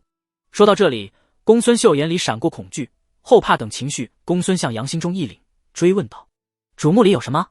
公孙秀吸了一口气：“地底大墓里有一具古尸，年代不清楚。我们下墓时遭遇了它，非常强大，张嘴一吸便生出气旋。”他着重讲述了古尸的可怕，让一行18人毫无反抗之力。公孙向阳噌地跳起来，双手撑着桌案，瞪大眼睛：“雍州里有这么可怕的怪物？不应该啊，不应该啊！如果是这样的话，他不可能这么多年毫无声息。听你话里的意思，他极度渴求惊险。”公孙家主又惊又惧，雍州是公孙世家的大本营，地底真要有这么可怕的东西，那于雍州来说绝对是大灾难。公孙向阳的第一反应是通知官府，让雍州部正式上书朝廷，朝廷派遣高人来处理此事。那古尸绝非4品可以定论，邪异可怕，或许有3品，朝廷没有3品5夫，但司天监的术士能解决。总之把事情通报上去就对了。王朝能统治中原，哪怕如今国力衰弱的厉害，也不是江湖势力能比拟。等等，念头急转间，公孙向阳突然醒悟，他瞪大眼睛看向闺女：“你们怎么回来的？”如果古尸真有他描述的那么邪异可怕，现在站在自己面前的应该是女儿的亡魂，不，恐怕连亡魂都不会有，因为我们遇到了一个高人。高人？公孙秀颔首，这还得从昨日午时说起。我在阳白湖宴请几位侠士，无意中看到王继余方楼船里有个孩子不慎跌入湖水，青谷道长说那是暗谷部的手段，于是我想邀请他一起探索大墓。像这种拥有诡谲手段的人，在墓中能发挥的作用要超过5夫。他没答应，不过走之前留给了我们2句话。公孙向阳忍不住眯眼，似有震惊，但耐着性子没有插嘴，听女儿说下去。一句是如果在墓中遇到危机，可以说出你忘记与那人的约定了吗？另一句话是今晚有大雨，记得带雨具。公孙向阳立刻望向窗外，蒙蒙细雨。这场秋雨证明了那位高人拥有预测天气的能力。前一句是什么意思？他脸色严肃，却又难耐好奇。公孙秀没有直接回答，继续说道：昨夜进墓后，我们在主墓室遭遇古尸，原本是必死无疑的。我想着试一试这句话也无妨，于是大声说了出来。结果怎么样？公孙向阳身子微微前倾，古尸果然罢手，没有杀我们。公孙向阳瞳孔微不可察地收缩了一下，分析道：那位高人和古尸有交集，约定是不是正因为那位高人的存在，所以古尸一直待在墓中，没有出来作乱？公孙秀点头，给予肯定的答复。古尸是被那位高人封印的，墓穴中的坍塌正是2人交手所致，这一切发生时间不足1年。随后那位高人出现在墓中，似乎与古尸进行了深谈。我能感觉出古尸非常忌惮他，非常忌惮他，一个邪异可怕的古尸非常忌惮他。公孙向阳盯着女儿的眼睛道：后来呢？那位高人还有出现吗？知不知道他的跟脚？公孙秀露出一抹敬仰道：我试探过他的身份，他没直言，但留了一首诗。什么诗？公孙向阳声调陡然拔高：得道年来800秋，不曾飞剑取人头。玉皇未有天福至，且或乌金混世流。得道年来800秋，公孙向阳紧握拳头，微微颤抖。秀儿，你遇到了隐士的高手，不是游戏人间的高手，这是大机缘，真正的大机缘啊！3品高手当时都是凤毛麟角，但踏入这个境界的高人拥有漫长寿元，几千年下来总能积累一些的。这些高人要么隐士不出，要么游戏人间，便是见到了你也认不出来。能结识这样一位高人是何等的机缘，爹就知道你是有大福分的孩子，选你做家主是最正确的决定。他一脸的兴奋和激动。爹，那位高人走之前交代过，不得再入大墓，并且嘱咐我们守护好大墓，不能让人进去，尤其是江湖散人。公孙向阳平复情绪，颔首道：这是应该的，古尸出事，雍州不得安宁，我们也就不得安宁。江湖势力的地盘意识很强，享福的同时也会尽量维护一方安稳，因为这也是在维护他们自己的利益。朝廷纵容江湖帮派，不管是王征文还是魏渊，都没有刻意去打压，原因就在于此。一个守规矩的江湖势力对治安其实是起到积极作用的，真正的不稳定因素是什么？是那些四处浪迹的散人。那些家伙时不杀一人，失了拂衣去，并且还能深藏功与名，无以立犯禁，多指这部分人，但不能完全由我们公孙家来扛。我稍后拜访一下龙神堡，把大墓的情况告诉雷堡主，不管怎样也要把他们拖下水。公孙向阳说完，思考了几秒，又道：派人去问问王继余方的人，记不得那位高人，再派人在城里暗中打探，如果能找到他，爹亲自上门拜访，找不到就罢了。云雾缭绕，仙山若隐若现，白鹤啼叫，猿猴攀岩。冰夷元君脚踏仙鹤，衣袂翻飞，身下是缭绕着云雾的一座座仙山，仙鹤振翅，带着他朝主峰掠去。不多时，一座巍峨的仙宫出现，它掩映在四季常青的林莽间，傲立峰顶。冰夷元君琉璃般清澈的美眸里闪过一道红光，对面遥遥飞来一道红绫，缠着一位仙风道骨的中年道士。玄成师兄。冰夷元君红唇轻启，声音宛如冰块碰撞，清冷悦耳。冰夷师妹。玄成道长颔首，表情同样冷漠如霜。两人不再多说，驾驭着各自的坐骑法器，向着仙宫而去。降落在仙宫外的巨大广场，仙宫巍峨，18根立柱撑起高高的穹顶，一条红毯通向宫殿尽头。红毯尽头，2丈高的台基上盘坐着一位玄色道袍的老人，他须发洁白，头顶莲花冠，盘坐在洁白的莲花之上，脑后有一道4色轮转的光晕，象征着地、风、水、火。红毯两侧站着7位道士，坤冠乾冠皆有，一个个眸子流离，冷漠无情的模样。同样冷漠无情的冰夷元君和玄成道长飞入大殿，冷冰冰的行礼，冷冰冰的开口。天尊。盘坐在莲花台，身穿玄色道袍的老人低眉闭目，恍然不觉，但他的声音回荡在殿内。有弟子传回情报，李妙真入世2年，成了名震中原的飞燕女侠。冰夷元君淡淡道：先入世再出世，甚好。李妙真是他的亲传弟子。天尊依旧低眉闭目，像是睡着了，声音飘渺回荡。他先行侠仗义，劫富济贫，名誉中原，后于云州组织军队剿匪，得大奉朝廷和民间赞誉。不久前，大奉皇帝被诛，他一身在其中。冰夷，你教的是江湖大侠，还是天宗弟子？天宗弟子入世修行，需把握分寸，入世不能沉沦。李妙真已然走错道路，她为天宗圣女，是门中弟子的典范。冰夷元君冷冰冰道：天尊想让我如何？捉拿李妙真回宗门，重新研读天宗宝典。尊法旨。玄成道长看向天尊，冷漠道：天尊召师弟，又为何事？圣子1年前失踪。玄成道长看一眼冰夷元君，道：弟子这就下山寻找，捉拿圣子回宗门，重新研读天宗宝典。玄成道长冷漠的脸庞出现一丝困惑，这是何意？他入江湖之后，1年中与超过100位的女子结下情缘。玄成道长冷若冰霜的脸庞轻轻抽搐一下，一位女官冷冰冰的道：天尊，不如废去圣子圣女，另立新人。这2名师门败类，便逐出天宗吧。天尊不说话，低眉闭目，像是睡着了。龙神堡建在距离雍州城20里外的湾龙河，这里有一座繁华的大镇湾龙镇。龙神堡就是湾龙镇，以及周边村落百姓眼里的土皇帝，在百姓眼里，龙神堡说的话比官府还要管用。湾龙河宽20多丈，漕运业务发达，湾龙镇上唯一的码头就被龙神堡掌控。靠着这个码头，龙神堡富得流油，靠龙神堡吃饭的百姓多如牛毛。正因如此，镇上百姓遇到纠纷就喜欢找上司龙神堡处理。久而久之，连湾龙镇的治安都归了龙神堡管。当代堡主雷正是个火爆脾气，眼里揉不得沙子，很重视规矩，处理事情铁面无私，得了一个雷公的美誉。雷公雷正，善使大刀，无品无者。与公孙家主不同的是，他是个不近女色的无聊之人，每日只爱练刀，持着一口大砍刀潜入河底挥刀，不挥够500次绝不上岸。镇上的百姓都说，如果哪天看到某段河面波涛汹涌，那一准儿是雷公在河里练刀。龙神堡大堂内，雷震喝了一口茶，摸着手边的大砍刀，声音嗡嗡作响：我要去练刀了，你有什么事长话短说，别打搅我练刀。雷震今年刚过50，身高1.9米，光头，浑身肌肉膨胀，体格比年轻人还要强健，给人的感觉是那种一言不合就会拎刀砍人的莽汉。事实上他确实如此。雷震的身侧是嗜好女色的公孙向阳，这位年少时的花花公子笑眯眯道：你练了这么多年的刀，多久能进4品？雷震冷着脸道：这与你无关。公孙向阳黑道：我得防着你啊，哪天你晋升4品，一刀把我砍了怎么办？龙神堡的历史比公孙世家要短，当年龙神堡先祖来雍州打天下，没少和地头蛇公孙世家发生冲突，双方的子弟日日争斗，闹出过不少人命。后来因为团战规模太大，影响到了百姓，对雍州的治安产生极为不好的影响，雍州城官府介入其中调停。当然那是200多年前的事了。时至今日，双方虽仍有摩擦，但都在合理范围内。墓里出状况了。公孙向阳的一句话打消了雷震送客的意图，这位肌肉膨胀的光头堡主眉头微皱，这和我有什么关系？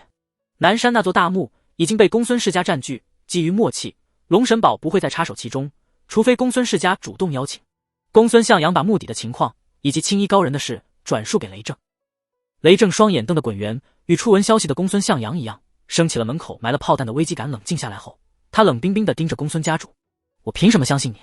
公孙向阳徐徐道：“你可以亲自下墓看看。如果不怕死的话，那位高人的住处我已经查出来了，就在居酒楼。他让公孙家看牢南山，南山太大，想要看紧了需要不少人手。龙神堡和公孙家都是在雍州混饭吃，你们不能置身事外。另外，我说的是真是假，咱们亲自去拜访那位高人，不就知道了吗？”雷正冷哼道：“你是自己想去，但又不敢，于是拉上我壮胆，分摊风险。”公孙向阳嘿嘿笑着，没有反驳。雷正握刀起身，在这等一个时辰，我练完刀再和你去。你竟不把那位高人放在眼里？呵，高人不高人，全凭你一张嘴说。雷正保持怀疑态度，毕竟他既没下过墓，也没在阳白湖吃过蟹，仅凭公孙向阳的一席话，就想让他诚惶诚恐。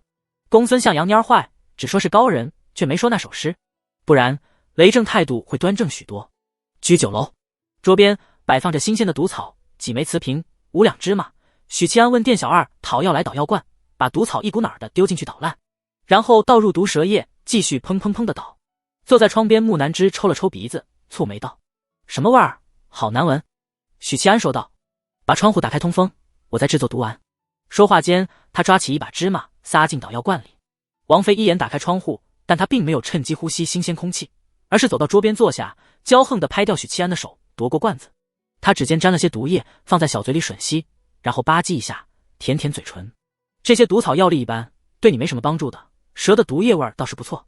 对花神来说，毒草也是草，毒花也是花，和普通花草并无区别。许七安直呼内行，两人就此展开探讨，像是在讨论共同喜爱的某种美食。我这次去地宫找蛊师借了些毒液，数千年尸体中孕育的精华，它能极大程度的刺激毒蛊，使其净化。许七安说着，取出装了蛊师毒液的玉瓶，拔开塞子。味太冲了。木南枝捂着鼻子溜走。许七安倾斜小玉瓶，粘稠的青黑色液体缓缓倒出，滴入罐子。瞬间，捣药罐里的草渣染成了深邃的青黑，只看色泽就能让人联想到毒性。接着，他把捣药罐放在小炭炉上，用文火炙烤，烤到微微干燥便停止。接下来要做的就是把它们团成小药丸，每天服1粒。蛊师的毒液过于猛烈，以毒蛊现在的水平，一次性无法承受过量的毒性，不然会被毒死。小药丸团好之后，许七安把它们逐一摆在桌面，自然晾干。空气中充满了毒素，换成普通人在这里，不超过1盏茶，定然毒发身亡。木南枝坐在窗边，边翻白眼，边看他在闹市街买的闲书。这时，房门敲响，店小二的声音传来：“客官，有2位也找您。”“找我的。”许七安一愣，语气平静地回复店小二：“何人？”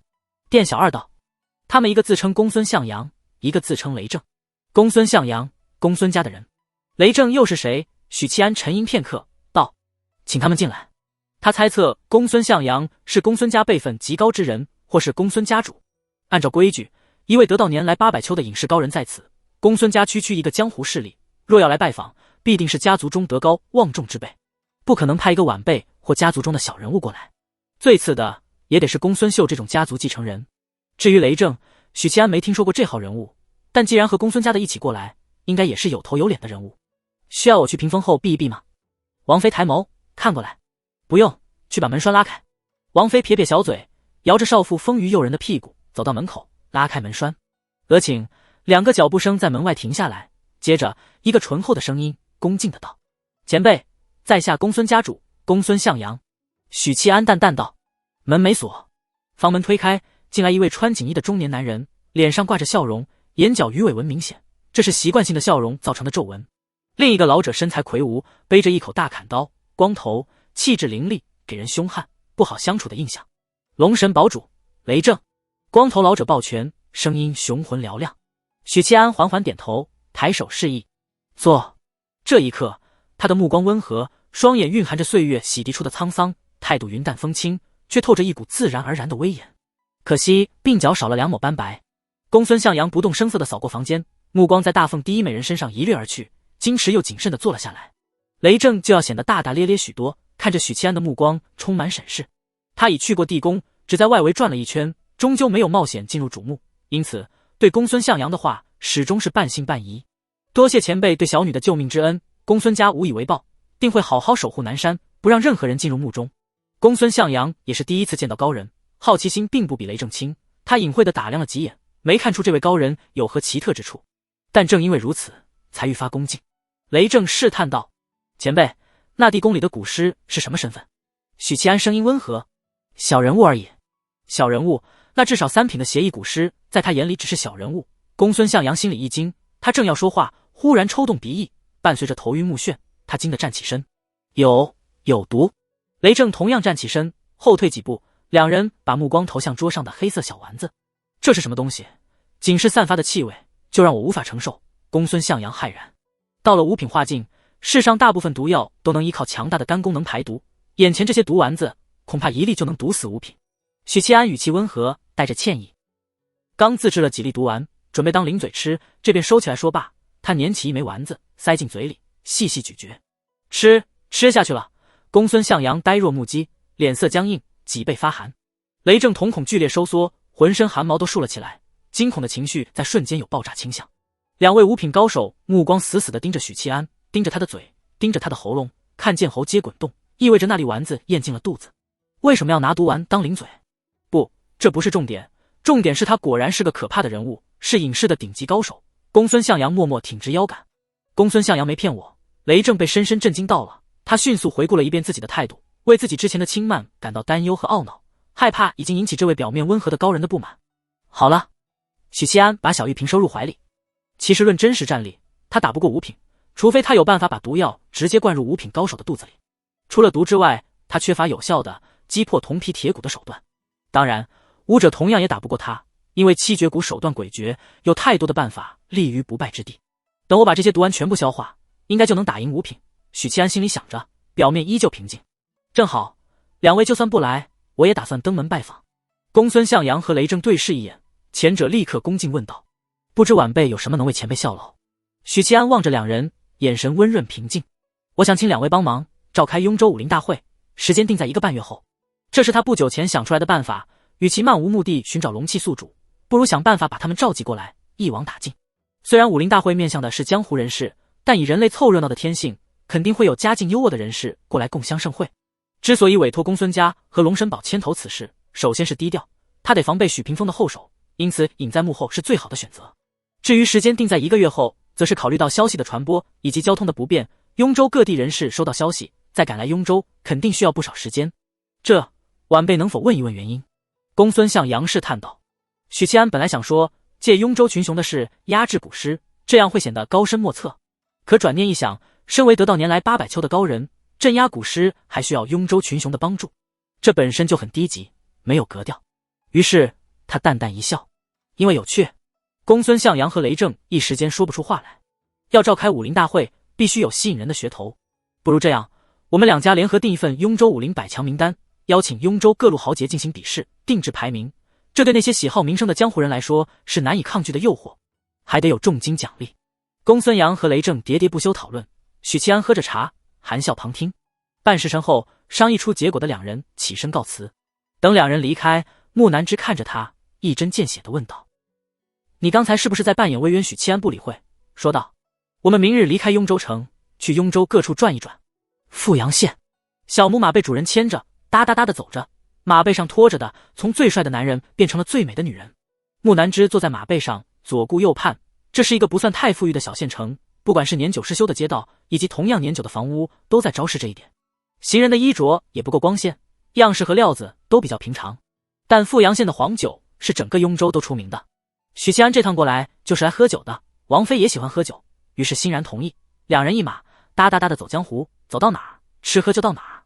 途经一条小河，河上有座石板桥，白墙黑瓦，小桥流水，若是再有烟雨蒙蒙，家人撑着油纸伞，那便完美了。许七安牵着小母马上了一座石板桥，忽听不远处传来惊呼声：“有人跳水啦！有人跳水啦！”他和王妃一起侧目看去，上游处一位妇人随着河水再沉再浮，情况分外危急。两岸的行人或指指点点，或者找到竹竿伸向妇人，试图搭救。妇人呛了几口水，脸上扭曲，努力扑腾的想自救，但水流颇急，自身又不通水性，越扑腾呛进去的水越多，渐渐的就剩半条命了。救人！快救人！远处的百姓见到桥头有人，立刻高喊。纵身跃下桥头，抓起妇人的肩膀，脚尖在水面挤点，轻飘飘返回岸边。许七安脑海里完成一系列操作，然后他纵身跃下桥头，扑通，他砸入冰冷的河水里，奋力朝着妇人游去。七绝谷的7种能力中，没有一个是能飞行的。周遭百姓这么多，许七安打消了在众目睽睽之下利用暗谷救人的想法。有时候，粗鄙的武夫也能比别的体系更优雅。捞起落水妇人的刹那，许七安心里涌起这样的念头。后生握着竹竿，一个老汉站在岸边，朝许七安伸出竹竿。在老汉和路人的帮助下，许七安抓住竹竿，和妇人一起被拉上岸。妇人呛了口水，神志不清，她脸色苍白，五官竟颇为不错，是个极有姿色的小妇人。许七安一掌拍在她后背，哦！妇人吐出一大口水，昏沉的神智得以恢复，但她并没有死里逃生的喜悦，反而痛哭起来。让我死吧，死了干净，求求你们了！她捂着脸哭泣。这不是张伯子的媳妇吗？好端端的跳什么水？唉，她是个可怜人。周围的百姓低声议论。哒哒哒，小母马踩着优雅的小碎步，驮着王妃小跑过来。他打了个响鼻，轻轻蹭着许七安的脸，后者不停地抚着他的脖颈，将他安抚。王妃则解开挂在马背上的包裹，抓出一件青袍递给许七安，而后他看一眼小妇人，略作犹豫，把自己的棉衣也取了出来。穿上吧，感染了风寒，救人也白救了。深秋季节，雍州的气候阴冷到骨子里，人刚从河里捞出来，不及时更换衣物取暖，一旦染病，死亡率还是很高的老汉家就在前面，到老汉家去换衣裳吧。握着竹竿的老汉忙说道。许七安抱着干净的青袍和棉衣，作揖道：多谢老人家。当即牵着马，拽着小妇人跟在老汉身后。周围的百姓依旧在议论，指指点点，或说八卦，或感慨张伯子的媳妇命大，遇到了一个水性好又愿意在大冷天不顾感染风寒跳水救人的。走了100米不到，老汉拐入铺设鹅卵石的小巷，推开黑色的布满腐蚀痕迹的木门，门后是一个小小的四合院，头顶是四方天井。小妇人此时已是脸色铁青，嘴唇发白，浑身不停哆嗦。如果许七安还是武夫的话，气机渡送很容易就能驱除他体内的寒意，但气机属于武夫的专利，在中低品级时，各大体系中只有武夫能施展气机。到了高品，其他体系随着肉身的增强也能施展气机，但远无法和武夫相比。就如丽谷，到了丽娜的层次，她可以主动炼精化气，以肉身为主，气机为辅，更好地发挥战力。带她去换衣服吧。许七安把大包裹取下来，丢给木南枝。王妃紧紧抱在怀里，看了小妇人一眼，悄悄把那件漂亮的棉袄塞回包裹，取出一件不怎么漂亮的棉衣。刚才草率了，一不小心拿了件好衣裳。望着两人进了主卧，许七安在老汉的引导下去偏房换衣裤。老人家，您要不先避一避？许七安委婉地说道。老汉一愣，纳闷道：怎么的，后生你还害羞？不，我是怕吓到你。许七安歉意地笑了一下，看着老汉没说话。老汉便把干净的汗巾放在桌上，退出房间。许七安解开袍子，脱下里衣，他前腹、后背各有4根钉子潜入血肉，伤口暗红，狰狞可怖。他的头顶百会穴更有1根钉子封住了元神。封魔钉封印了他的修为，包括气力。如今空有3品武夫的皮实，但挥不出足够的力量，便是想靠肉身坚硬这个特点来杀人都难以办到。换好一套干爽的衣裳，许七安和老汉坐在简陋的堂内，烤着炉火，炉上架着一壶黄酒，两人闲聊着。老人家，家里就你一个人住？是啊。家人呢？老伴去年走了，有1双儿女，女儿嫁到外乡，好多年没回来看过我了。至于儿子……老汉停顿了一下，略浑浊的眼里闪过无奈。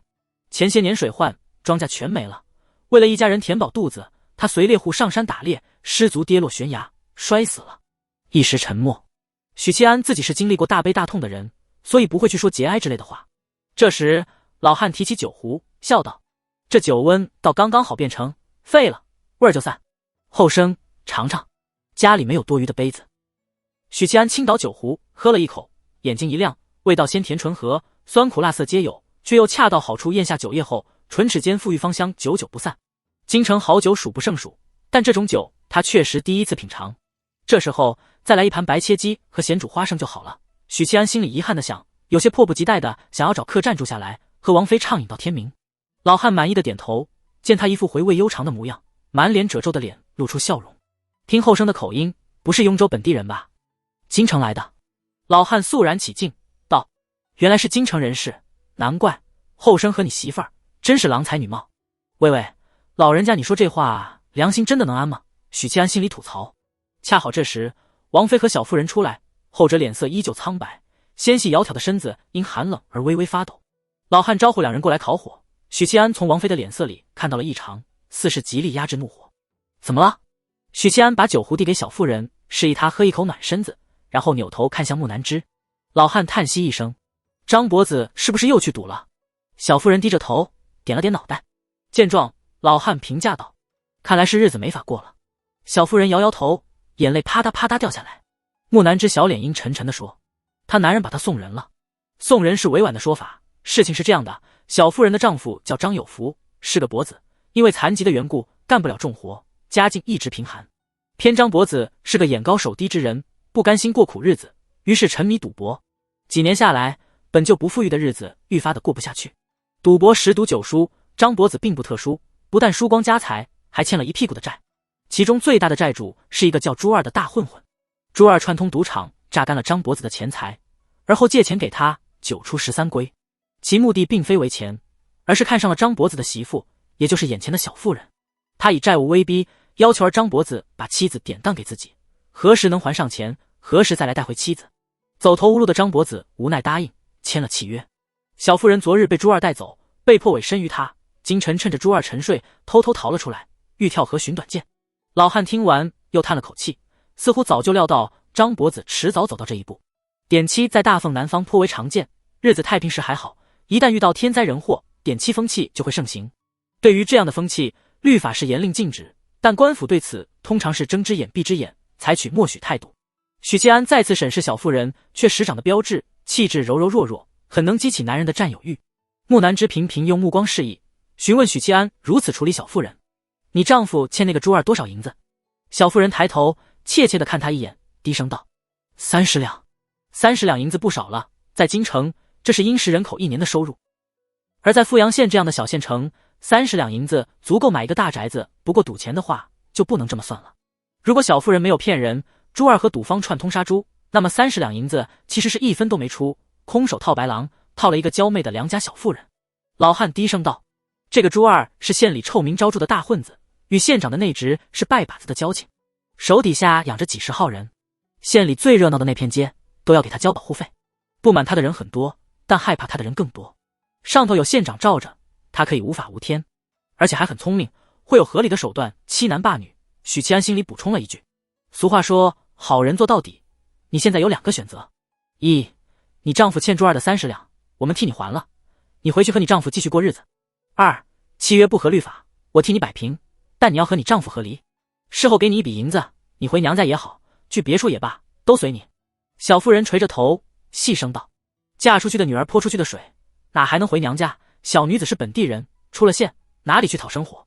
许七安知道他选择了第一种，当即给小妇人留了30两银子，牵着小母马和木南枝离开老汉家。后续有什么问题，到县城最好的客栈来找我。老人家酒不错，谢谢款待。两人一马走出小巷，渐渐远处。老汉目送他们离去，回到屋子，愕然发现那位后生方才坐过的地方留了一锭官银。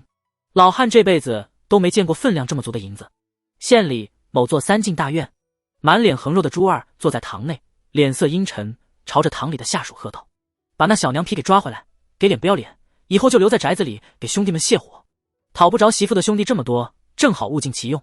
那小娘子的滋味他已经尝过，朱二向来是个喜新厌旧的人，虽说契约里并不容许他这样处置，但那脖子一贫如洗，别说30两，3两银子都拿不出来。这女人从今以后就是他的，他想怎么处置就怎么处置。咕噜，几个汉子吞了吞口水。朱二很满意下属们的反应，认为自己的决定无比正确，极大的笼络了人心。这段时间以来，朱二觉得自己时来运转，这主要表现在4方面：一，他在赌坊赌钱，赢多输少，这里指的是没有出千的情况下，纯粹是手运滔天；二，他经营的几个铺子、产业、生意突然变好，红红火火；三，原本态度不冷不热，一边收取贿赂，一边又看不上他的县老爷，忽然转了性子，与他称兄道弟。从赌场方面下套，榨干张伯子，而后以债务逼迫，把小娘子收入房中的主意，就是县老爷提点的。要不然，按照朱二的性格，他更喜欢霸王硬上弓，然后威逼良家女子服从。县太爷不愧是读书人，想的法子滴水不漏，没有任何后遗症。四，手底下的兄弟们对他愈发的敬畏，中心财力和势力急剧膨胀的朱二，甚至动了去雍州城闯荡的想法。相比起雍州主城，富阳县这个小小县城又算得了什么？朱二收敛发散的思绪，思考着寻个怎样的礼物送给县太爷。女人直接从选项里剔除，县太爷会缺女人。银子也剔除，因为银子一直有送，且不够有特色，无法展现出他的心意。这时，一名下属匆匆进来，道：“二爷，张伯子和小嫂子来了，说是来还钱。”还钱？朱二一愣，差点以为耳朵听错，沉声道：“让他们进来。”额请走路一瘸一拐的瘦弱汉子拉着一个姿容俏丽的小妇人进来，小妇人怀里鼓胀胀的，紧紧护着。她脸上有几处淤青，似乎刚挨过打，但依旧抱紧怀里的东西，不曾松懈半分。二爷，我们是来还银子的。张伯子点头哈腰，满脸谄媚。朱二没有搭理，而是看向小妇人，眯着眼道：“你跑哪儿去了？”小妇人又紧了紧怀里的东西，有些畏惧又强行壮胆的模样。“我们是来还钱的，契约呢？”朱二盯着他。“银子呢？”小妇人把布袋子取出来，里面装着3锭官银，每锭10两。官银不是普通百姓能用的，倒不是说没资格，而是面值太大，普通百姓一般用铜钱和碎银居多。哪来的官银？朱二瞪眼，大声问道。小妇人吓得一抖，张伯子连忙说：“一个外乡人给的。”当即他把事情说了一遍。小妇人回去后，把事情的经过告诉了张伯子。张伯子当时的想法并不是还债，而是拿着银子去赌。但这个典当出去的媳妇死命护着，他本就瘦弱，腿脚不便，一时竟抢不过来，只好妥协，先来把人给赎回去。外乡人有钱。朱二目光一转，忽然拍桌怒喝道：“贱人，你好大的胆子，竟敢趁我睡觉偷我的银子！把他们2个绑了关到柴房。”张伯子夫妇脸色大变，哭闹着被拖了下去，关进柴房。二爷高明。下属嘿嘿道：“张伯子哪来的30两？说出去都没人信，必是从二爷这里偷的。”“二爷，那个小媳妇。”一名下属露出垂涎欲滴之色。刚才朱二说的话，他们可是记在心里的。急什么？人都关起来了，害怕逃走。朱二皱眉，训斥道：“没出息的东西，你去查一查那个外乡人，看是什么来路。嘿，能随随便便拿出30两，就能拿出300两，甚至更多。”县城最好的客栈里，许七安手里拎着一壶酒，刚温过的酒，让酒壶也增了几分暖意。王妃坐在桌边，手边也有一壶酒，酒里泡了姜丝、香料。她酒量不好不坏，喝了几口后，脸蛋酡红如醉，倒是有了几分娇媚。古来圣贤皆寂寞，唯有饮者留其名。他轻声道：“好诗。”王妃大赞，侧头看他。下面呢？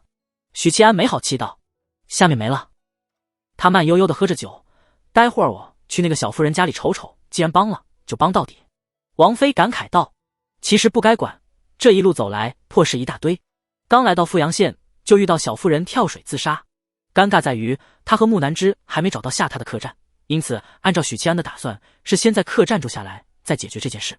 但小妇人会相信一个外乡人说的话吗？30两银子在他眼里是巨款，事实上确实算是一笔丰厚的财富。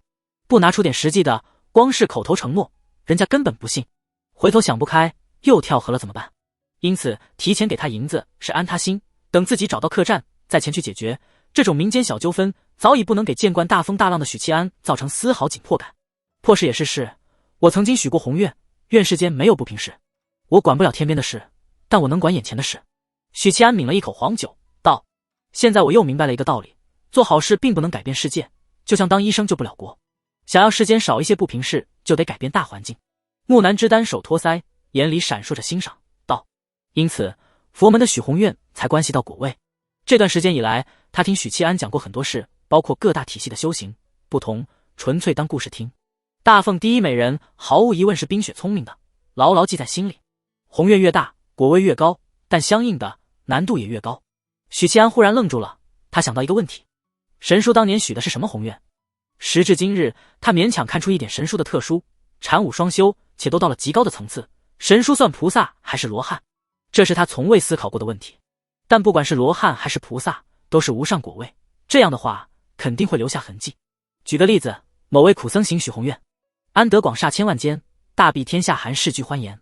那么苦行僧必定要做出相应的举措，比如疯狂盖房子，发展房地产行业，这样的话就会留下很明显的痕迹。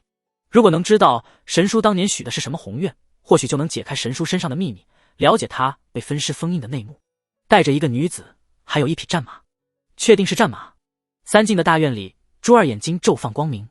那匹马特别神俊，个头也比一般的马高大很多，那身体曲线真是让人欲罢不能。负责打探的下属赞不绝口，战马是稀缺物，有钱也买不到那种。随着今年朝廷与巫神教的战争，大凤军队死伤惨重，战马一下子变得更加紧俏。而在朱二眼里，值钱还是其次，关键是它罕见，用来送县令老爷正好。这年头没人不喜欢马，尤其是好马。朱二沉吟许久，灵机一动，去通知李捕头，让他带几个兄弟去山阳客栈。富阳县的黄酒确实不错，口感极佳，不懂酿酒的许七安只能猜测是水质或谷物的原因。一方水土养一方人，一方水土有一方水土的特色。离开富阳县的时候，买几坛酒带着。木南枝抿着嘴，乐滋滋地说：“对他来说，行走江湖最大的好处就是可以品尝各地美食美酒，欣赏不同的风土人情。虽然途中会因为一些不好的见闻让心情出现消极和不快，但那也是阅历之一。”两人放下酒壶，结伴出门去处理小妇人的事。顺着楼梯来到客栈大堂，忽闻急促的脚步声响起，4名快手，还有一群满脸横肉的凶悍汉子冲进客栈。为首的中年男人穿着黑色为底、镶红边的捕头叉服，这身装扮实在太熟悉了，让许七安莫名的升起亲切感。中年捕头目光一扫，看向客栈小二，沉声道：“今日是否有外乡人住店？”店小二立刻看向许七安和木南枝：“差爷，他俩就是。”中年捕头审视着许七安道：“有人状告你奸污民女，跟我们去一趟衙门。”“我奸污民女？”许七安觉得自己受到了巨大的污蔑。堂堂许银罗，如果想睡哪家的小娘子，小娘子们会开心的合不拢腿。何须奸污？奸污民女？客栈里，食客们纷纷看过来，听到外乡人间污本地良家，食客们顿时露出敌视的表情。谁告我？有凭票吗？许七安很清楚衙门拿人的流程，说话的同时，他目光自然而然地看向那群彪悍的汉子，看向其中一位衣着光鲜、膘肥体壮的男子。在许七安的视线里，此人缭绕着淡淡的金光，隐约有一道细小的龙影盘绕游走，这让他又高兴又遗憾。高兴是因为出来这么久，终于见到一位龙气宿主；遗憾则是这位宿主的龙气属于细散类型，不是那9道关键性龙气。那衣着光鲜的中年男子嘿了一声道：“我叫朱二，便是我向衙门告你，今日你在河边救了一名失足落水的女子，可有此事？”许七安颔首。朱二悲愤道：“你以换衣为由，将他带去一个寡居老头屋里，趁机将他奸污。那返回家后向我哭诉了此事。”说着，他看向中年捕头道：“李捕头，你要为草民做主啊！”许七安恍然，脸色冷峻地盯着他：“原来你就是朱二，设套坑张伯子倾家荡产，而后霸占其妻，逼他跳河自尽。我见他可怜，出手相救，并给了他30两银子还债。怎么，坏你好事了？”“张伯子的媳妇在你那里。”他心里升起明悟，凭借龙气和气运的聚合效应，他这一路走来，迟早会遇到那些龙气宿主，只不过时间尺度无法掌控，可能需要1年，可能需要2年，甚至更久。闻言，堂内的食客立刻就懂了。虽然这是个外乡人，但县里百姓谁不知道朱二的为人，谁不知道他和县老爷搭上关系。相比起他的话，大家更愿意相信外乡人说的。李捕头一脸公事公办的姿态：“废话少说，跟我们回衙门。县老爷明察秋毫，从不冤枉人。”突然，高亢的马嘶声传来，伴随着惨叫声，众人奔出客栈。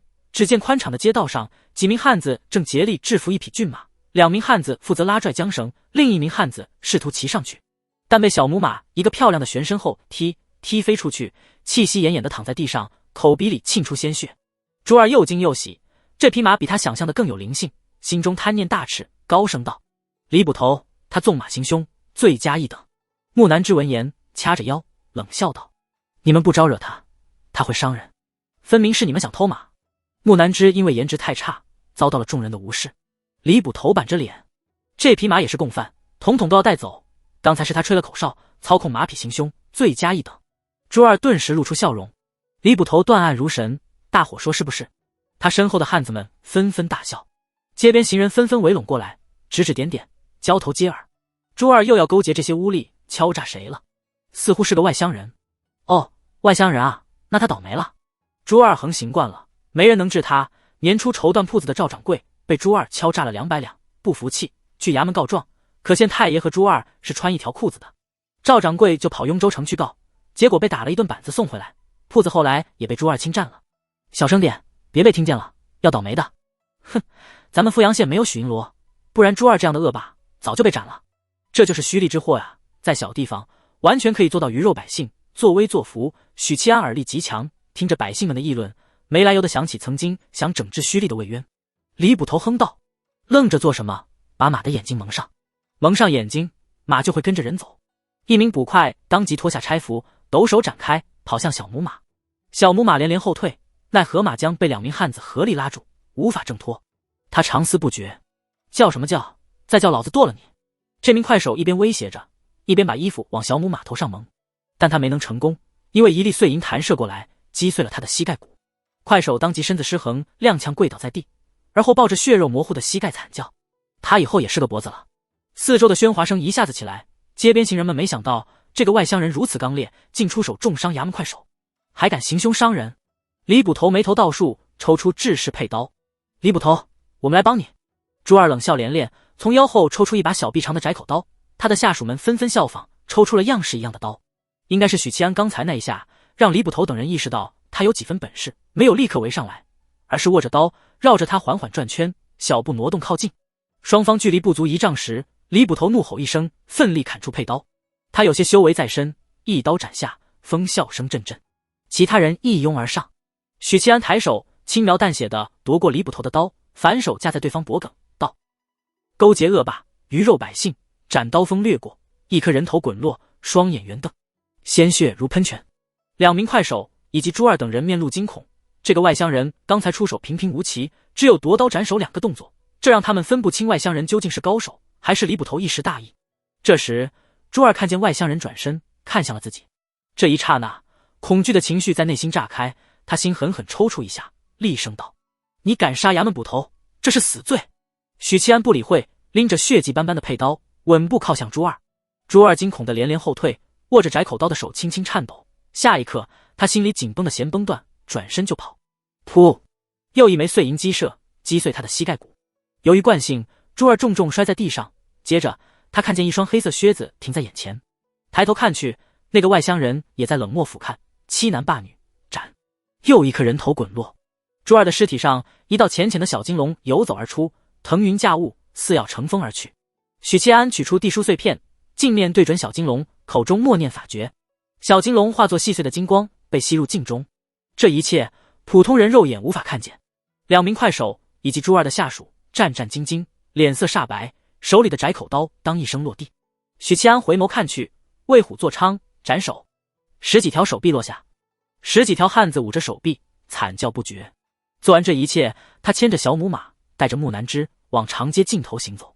过了一阵，有人颤声道：“朱二死了！”他突然激动起来，高声喊道：“朱二死了！”沉默被打破，人群沸腾起来。明明是血腥至极的一幕，街边的行人却拍手称快，振奋不已。这狗贼终于死了！呸！活该！碰到惹不起的人了吧？死有余辜，死有余辜啊！外乡人是个行侠仗义的大侠。城外救出小妇人之后，许七安骑着小母马在官道上狂奔，木南枝倚在他怀里，身子颠啊颠，断断续续道：“慢些，你太快了，咱们这是逃跑吗？”许七安专注驰骋道：“不然，待在客栈里等县太爷调兵过来围剿，然后再杀光。我们现在是江湖人，做的是江湖事。”木南枝喘着粗气：“江湖事，十不杀一人，千里不留行，失了拂衣去，深藏身与名，快意恩仇，路见不平拔刀砍人，这就是江湖。”说完，他不再理会大凤第一美人，一缕元神沉进入地书碎片，灰蒙蒙的境内空间里，一条体型纤细的金龙静静凝固在半空。它像是被地书碎片封印，又像是在沉睡。我对龙气的感应范围没变，但可以通过地书碎片来增加这个范围了。将来收集到的龙气越多，范围会不会越广？另外，我现在也相当于龙气半身，运气会变好，每天捡银子的美好时光感觉又要回来了。我体内气运已经彻底复苏，早已脱离了捡钱的范畴，因此不得不用天蛊部的手段屏蔽。虽然只是一道细小的龙气，许七安依旧振奋无比。七绝蛊培育的还算成功，招魂中法器材料也收集到了2件，现在龙气也成功收集一道任务，顺利的推进着。4天后，2人来到一个叫平洲的地界。许七安牵着小母马行走在官道上，今日阳光灿烂，许七安心情明媚。木南枝坐在马背，翻看着大凤地理志，一本正经地说道：“平洲是个好地方呀，矿产丰富，盛产瓷器。看着看着他脸色一垮，可惜没有好吃的东西。没有好吃的，许七安顿觉索然无味。不过平州的婆娘尤为水灵，一二不俗，且多情。木南枝随后补充道：多情，不管是形容男人还是女人，都意味着很容易勾搭上床。许七安眼睛一亮，脑海里闪过勾栏和青楼。好地方啊，你看你看，我随便一说你就来劲了。木南枝指着他大声道：啊，骗人的呀！许七安顿觉索然无味。临近午膳，两人终于进城。许七安盯着路边的小娘子猛看，发现大多姿色平平。木南枝来到这里就像回了家一样。突然两人听见唢呐声声奏响富有节奏的乐曲，伴随着一阵阵沉闷但同样富有节奏的鼓声。转头望去，只见一队人马缓缓而来，前头高举旗帜。东海龙宫队伍中心是一乘轿子，它没有顶，用帷幔代替。铺设着兽皮和软枕的大椅上坐着两女一男。透过轻薄的帷幔，年轻男子剑眉星目的极品皮相清晰可见，他双手各搂一个女子，嘴角挂着邪魅的笑容，似是非常享受左拥右抱的感觉，时而与他们低头耳语。最引人侧目的是那两名穿着轻便、丰满身段若隐若现的女子，她们是女子最诱人的少妇年纪，明眸若星，秀眉似黛，五官精致。她们长得几乎一样，但一个冷若冰霜，一个慵懒妩媚，都半倚在男人怀里，露出甜蜜的表情。这两个成熟的水蜜桃，随便拎出一个都是那种拔尖的美人儿，一旦成双成对，那意义可就不一样了。许七安冷静地收回目光，他敏锐地察觉到周边行人羡慕嫉妒恨的情绪，当然他能察觉到这种情绪和他自己也羡慕嫉妒恨没有任何关系。东海龙宫是什么江湖势力？双胞胎姐妹花，许七安喃喃着，不忍再看，牵着小母马迅速远去。一路问询，两人来到平州最大的客栈。平州非常富裕，依仗着丰富的铁矿和瓷器，加之城外的漕运码头，商业发达。木南枝看完《大凤地理志》，觉得这里没有好吃的，其实闹市里有各种铺子，卖各种特产和小吃。作为城里最大的财源客栈，有着阔气的3层高主楼，后边还有几个雅院，提供给财力雄厚的客人，比如许七安这样狗大户。这家客栈还有一个极大的特色，住在雅院里的客人入住时，店小二会奉上城里规模最大的青楼青瓷阁里姑娘的画像，客人挑中某个，客栈就会替你换那位姑娘过来。哦，客栈的东家和青瓷阁的东家是同一个人啊！许七安恍然大悟，然后在木南枝冷冰冰的目光里恋恋不舍地把画像丢还小二，道：不必，姿色一般，我瞧不上。客栈小二慌忙捧住画像，薄薄一答，闻言顺势看了看木南枝，那客官自便，有什么需要尽管吩咐，院子外一直有人候着的。他笑容满面的转身，撇了撇嘴，就这个老阿姨的姿色，青瓷阁哪个姑娘不强她10倍100倍？这位客官看起来年纪轻轻，虽说相貌平平，却出手阔绰，怎么就看中一个年纪又大又没姿色的女子？莫非是有着奇怪的癖好？当然了，什么样的癖好都不奇怪。客栈小二还见过喜欢惨绿少年的大爷，夜里在院外守着的时候，听见惨绿少年撕心裂肺的惨叫声，当真是叫人菊花一紧。许七安和大凤第一美人坐在院子里喝黄酒，享用午膳，脚边摆着小火炉，温着浸泡姜丝和香料的黄酒。这时候再来个土鸡蛋就好了，敲进黄酒里一起煮。许七安忽然想起前世老爹喝黄酒的口味。这时一位穿着靛青色长裙的女子不经同意推开了院子的门，她目光扫了一圈，淡淡道：这位兄台，我家主人住这座院子，希望兄台割爱。她神态倨傲，但做事还算规矩，从袖中摸出一枚金锭，这是我家主人补偿给你的。许七安认识他身上的衣服，就是不久前在街上偶遇的举着东海龙宫旗帜的队伍。那个疑似龙宫公主的男人左拥右抱一对双胞胎姐妹花。许七安侧头看向木南枝，征询他的意见，后者摇摇头，嫣然一笑。他高兴在于许七安总会给他最大的尊重，凡事都要征询他的意见。对于木南枝来说，这是很新奇的体验。他觉得自己被人重视了，觉得和他相处时，两人的地位是平等的，而不是附庸关系。抱歉，一路奔波，风尘仆仆，我们不想挪地儿。许七安婉拒了靛青长裙女子，她秀气的眉头皱了皱，倒也没说什么，收回金锭，转身就要走。今儿你不挪也得挪。突然冷笑声传来，那位疑似东海龙宫公主的俊美男子跨过门槛，趾高气扬地说道。他穿着黑色为底、绣金银丝线的袍子，环佩叮当，华贵之气扑面而来。许七安扫了一眼，在他身上至少看见3处以上的余规之处。我现在要还是银罗，你人已经没了。他暗暗皱眉，这位公主的态度让他反感，淡淡回应：不挪又如何？俊美男子的嘴角一点点挑起，悠然道：卓儿，教训他。靛青色长裙的女子毫无征兆的出手，两枚暗器甩向许七安，在她侧头避开的同时，这位俏丽的少女动若脱兔，一记大开大合的崩拳直冲许七安面门，拳劲呼啸。突然，她嘤咛一声，拳到一半，身子像是没了力气，脚步踉跄，站立不稳，练气巅峰，差了些。许七安呵了一声，一个鞭腿把少女踢飞出去，她重重砸在墙上，轰的一阵，捂着腰，小脸煞白如纸，冷汗淋漓。练气境的武夫在他面前几乎没有还手之力，他结合空气，靠呼吸吐出无色无味的毒气，就能轻易麻痹没有危机预警的练气境。毒蛊能根据环境制造不同毒素，与空气结合能产生无色无味的毒气，效力差了些，只能麻痹，但足矣。力蛊则极大增强他的力量，刚才手下留情了，不然一个鞭腿就叫靛青长裙拦腰折断。见状，黑袍年轻人不怒反喜，鼓掌道：“厉害，厉害！”这时，一道冷清悦耳的女性嗓音传来：“李郎，你又闹事了。”院门外站着一位清丽动人的女子，一袭青色长裙外罩着件月白竹织纹斗篷，清灵静雅，给人一种禁欲少妇的感觉。青姐来得正好。黑袍袖金银丝线，华贵逼人的俊美男子遥指许七安道：“竹儿好言相劝，恳请他让出院子，他非但不愿，还动手伤人，可怜我竹儿疼成这样。”说实话，这位俊美男子的皮相在许七安见过的男子里堪称顶尖，论精致，只有许二郎能与他比肩。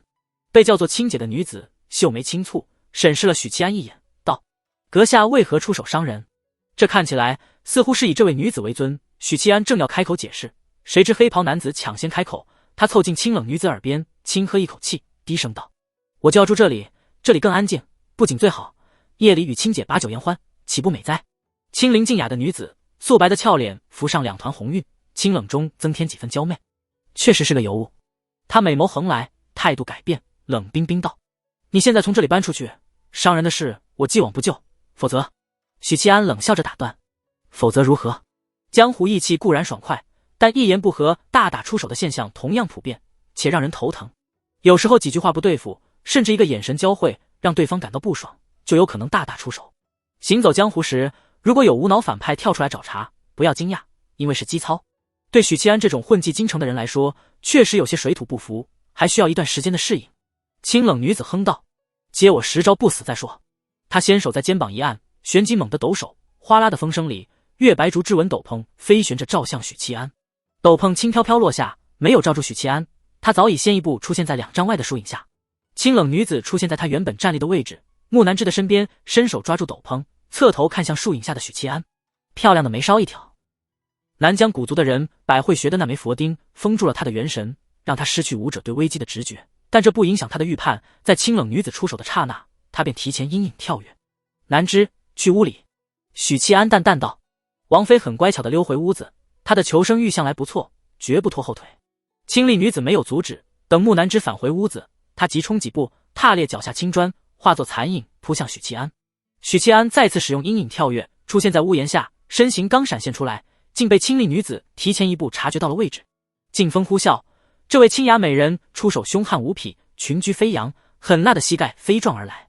许七安面不改色，左掌试图按下膝盖，右手成爪，一招豆腐乳。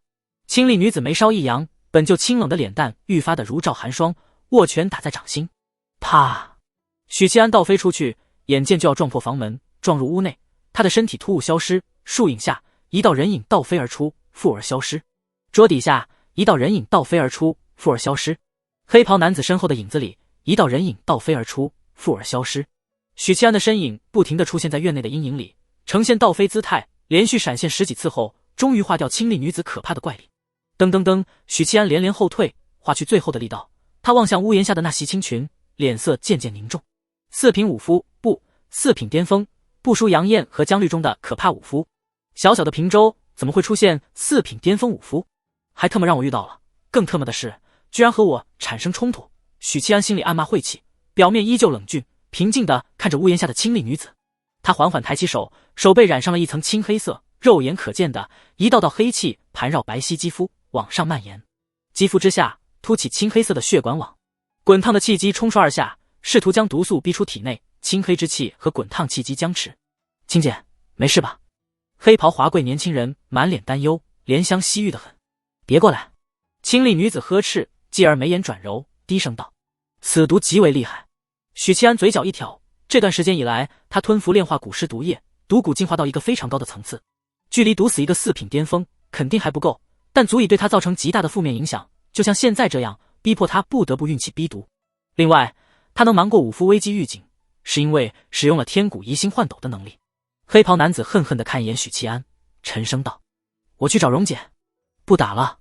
清丽女子蹙眉，似乎对此颇为抗拒，淡淡道：“走吧。”他也不看许七安，径直离去。虽然中了剧毒，但顶多是有些麻烦，受伤都不至于，更不可能危及生命。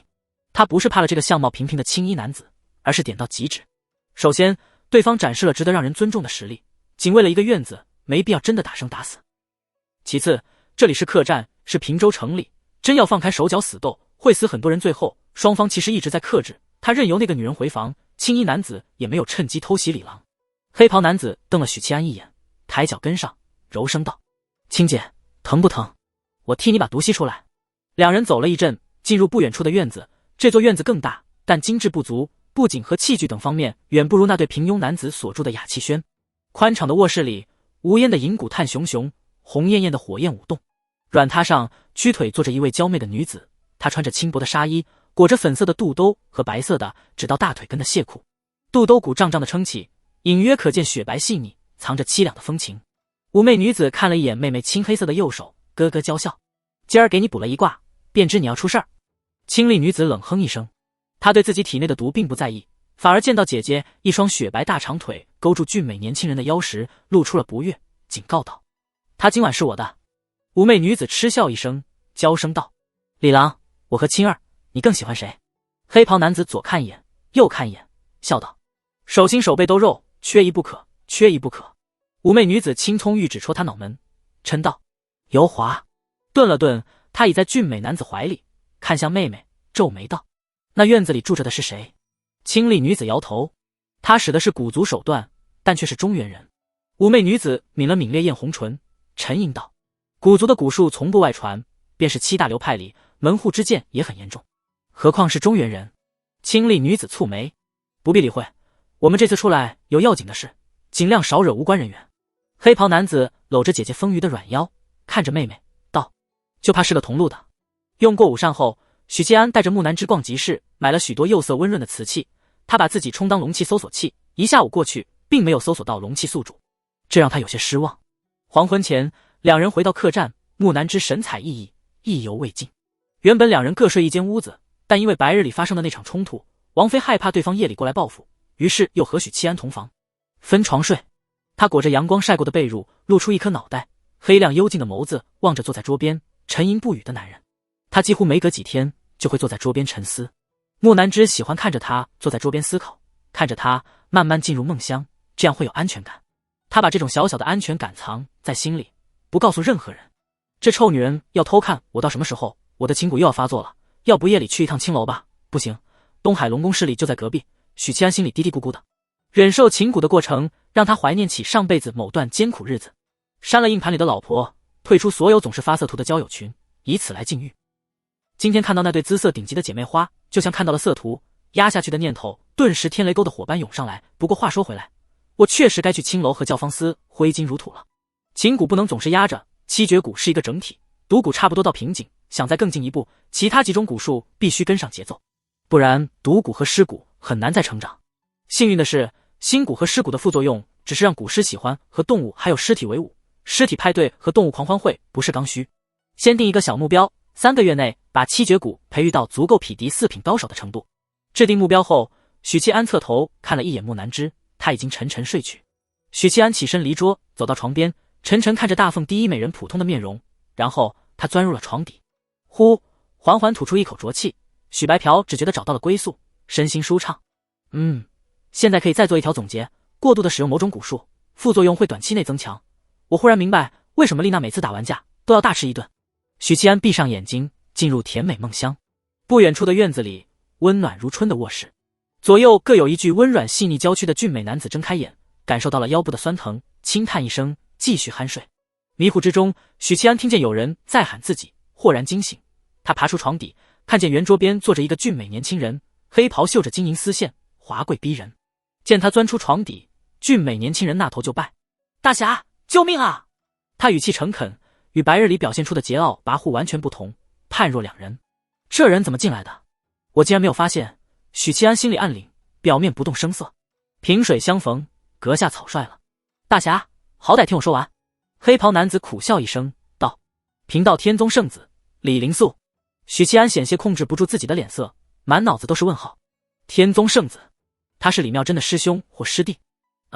我似乎确实听李妙真说起过他还有一个师兄在外游历，但是也太巧了吧，竟然在这里遇到李妙真的师兄。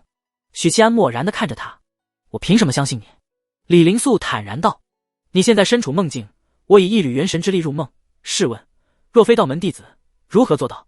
难怪我没发现他进来，原来是元神入梦。许七安抬杠道：“巫师也可以，而且更擅长。”李灵素一时哑然，他旋即叹息一声：“我若是巫师，每日给自己卜卦吉凶，也就不会落入他们姐妹之手。”许七安挑了挑眉，道：“难道那两个美人儿不是你的姘头？他俩确实是我的红颜知己，但我在他们身边没有自由，并不快乐，甚至有点腰疼。你特么的在向谁炫耀？”许七安面皮抽搐一下，沉声道：“说说看，怎么回事？我好斟酌帮不帮你。还有，为什么找上我？白天你是故意挑事？”天宗圣子李灵素连连作揖，满脸歉意。这是为了试探阁下的能力，如果此事会让阁下因此陷入危机，今夜我便不会前来求助。另外，亲姐不是嗜杀之人，双方没有结仇的情况下，他白日里会点到极致。看出来了。许七安坐在桌边，本想给自己倒一杯茶，突然想起这是梦境，便作罢。李灵素道：“2年前，我与师妹下山游历，问到红尘，途中游历东海郡，结识了东方姐妹，她们是东海龙宫的大公主和二公主。”许七安缓缓点头。混乱之城东海郡，东海郡毗邻东海，曾经属于大凤，后被巫神教侵占，再后来又被大凤夺回，双方拉锯多年，在大凤和巫神教的默契下，最后变成了混乱之城。东海郡的性质和云州一样，都是混乱之地，但后者更加没有秩序，充斥着江湖势力、散人以及巫神教和大凤的通缉犯。东海龙宫在东海郡是数一数二的势力吧？许七安对东海郡不甚了解，只闻其名而已。李灵素颔首：“姐姐叫东方婉容，是4品巅峰巫师；妹妹叫东方婉清，4品巅峰武者。说起来，我之所以会惹上他们，纯粹是我师妹害的。她有着旺盛的正义感，在山中修行时，环境简单，接触的都是同门师兄妹。我们天宗向来清心寡欲，便是欺负同门的事都懒得去做。因此，当时我们并没有察觉到她强烈的正义感。下了山后，她逐渐展露了本性，但凡看不过眼的事，都得插一脚。阁下行走江湖，必定听过飞燕女侠的名头，她便是我师妹。”对于天宗圣子的吐槽，许七安在心里点了个赞。也是因为一次行侠仗义中，我们师兄妹结识了东方姐妹，更因为一些机缘巧合，我与他们结下了深厚的情谊。能详细说说过程吗？教教好学上进的孩子吧。他嘴角一挑，给人皮笑肉不笑的姿态。所以与他们2人同时好上了。天宗圣子有些尴尬的点头。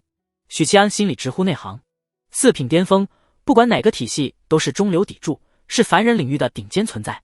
这样的一对姐妹花，竟然愿意共侍一夫。他看了天宗圣子一眼，目光里有了些许认同，沉吟道：“听你这么说，她们姐妹俩应该痴情于你才对，为何你要想着逃离？”闻言，天宗圣子怅然道：“阁下修为精深，想必知道天宗吧？”见许七安颔首，他便没有长篇大论的介绍天宗，直言了当：“我们天宗修的是太上忘情。何为太上忘情？师尊说，既焉不动情，若遗忘之者。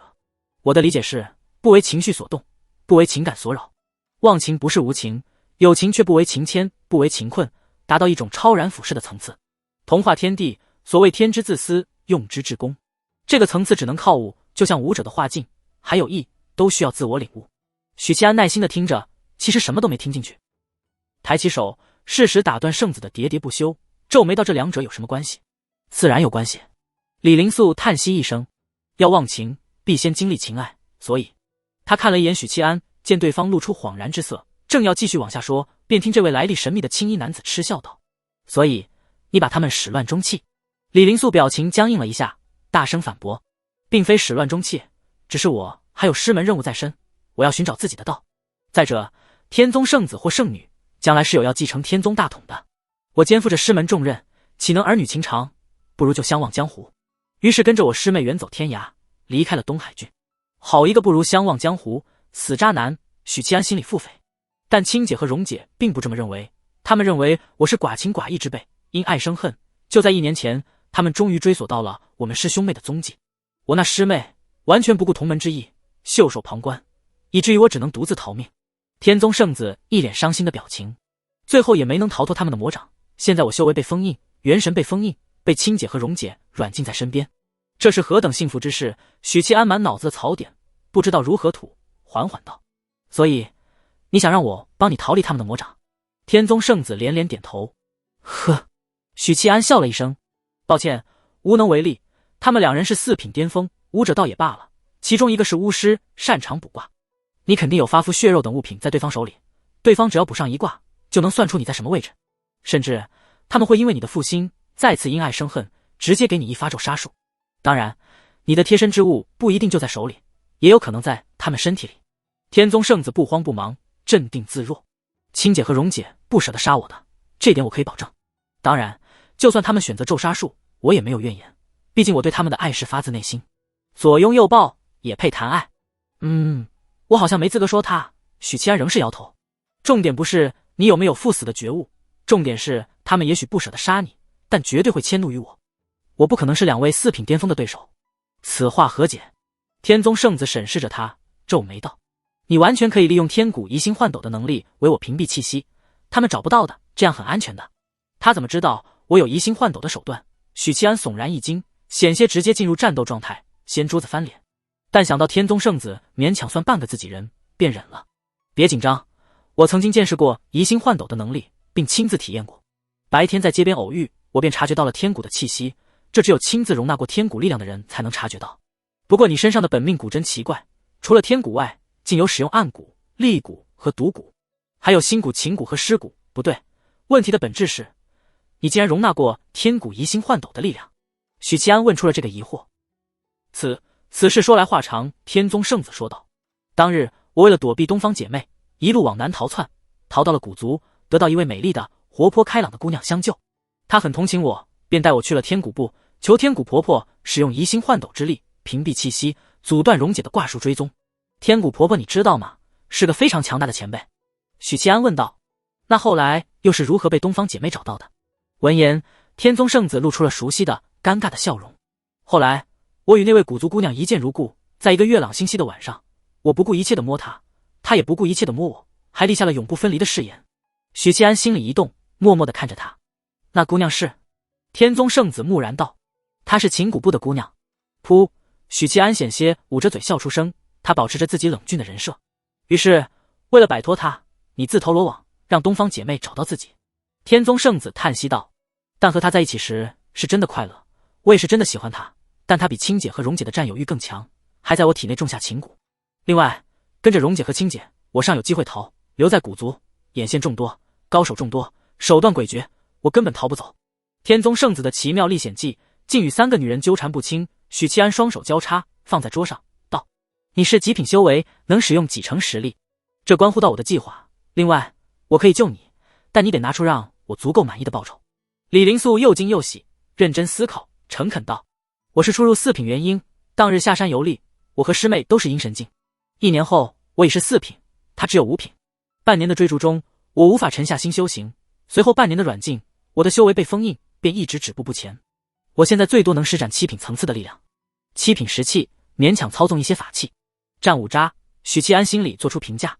李灵素说完，继续道：“至于报酬，我现在身无分文，我的地，所有东西都留在师妹那里，有金银、法器，一些天材地宝。阁下救出我后，我便带你去寻他，我所有的积蓄分你一半。哼，那是一笔不小的财富。阁下如果不相信我，也该相信飞燕女侠的信誉。”他一脸我师妹是大佬的表情。就江湖地位而言，李妙珍确实是大佬级别。许七安斟酌许久：“我会试着帮你，但不保证一定成功。”当即2人低声商议。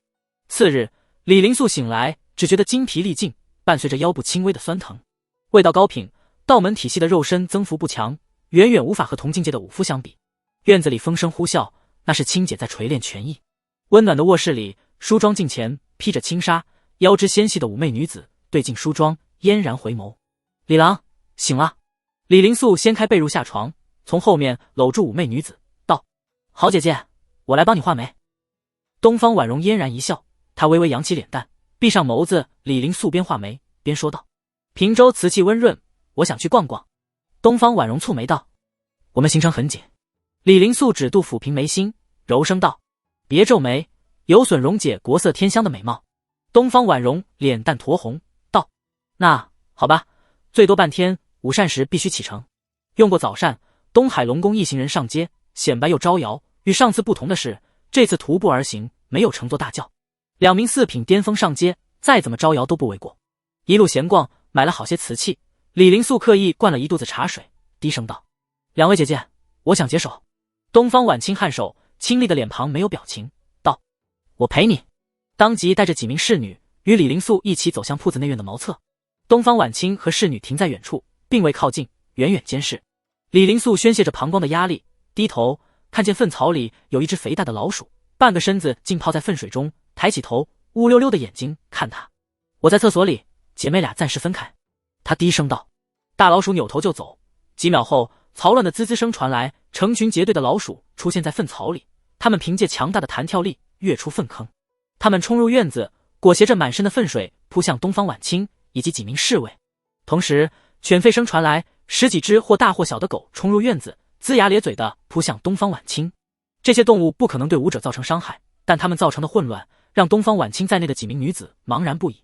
第一反应不是冲出包围捉拿李灵素，而是鼓荡气机，震开恶臭熏天的鼠群和疯狂的狗群。于是就给了李灵素非常宝贵的逃亡机会。许七安从李灵素影子里钻出来，按住她的肩膀，不紧不慢地看了一眼远处的东方婉清，看见这位清丽脱俗的女子，脸色大变。他收回目光，沉声道：走。两人旋即消失。混账！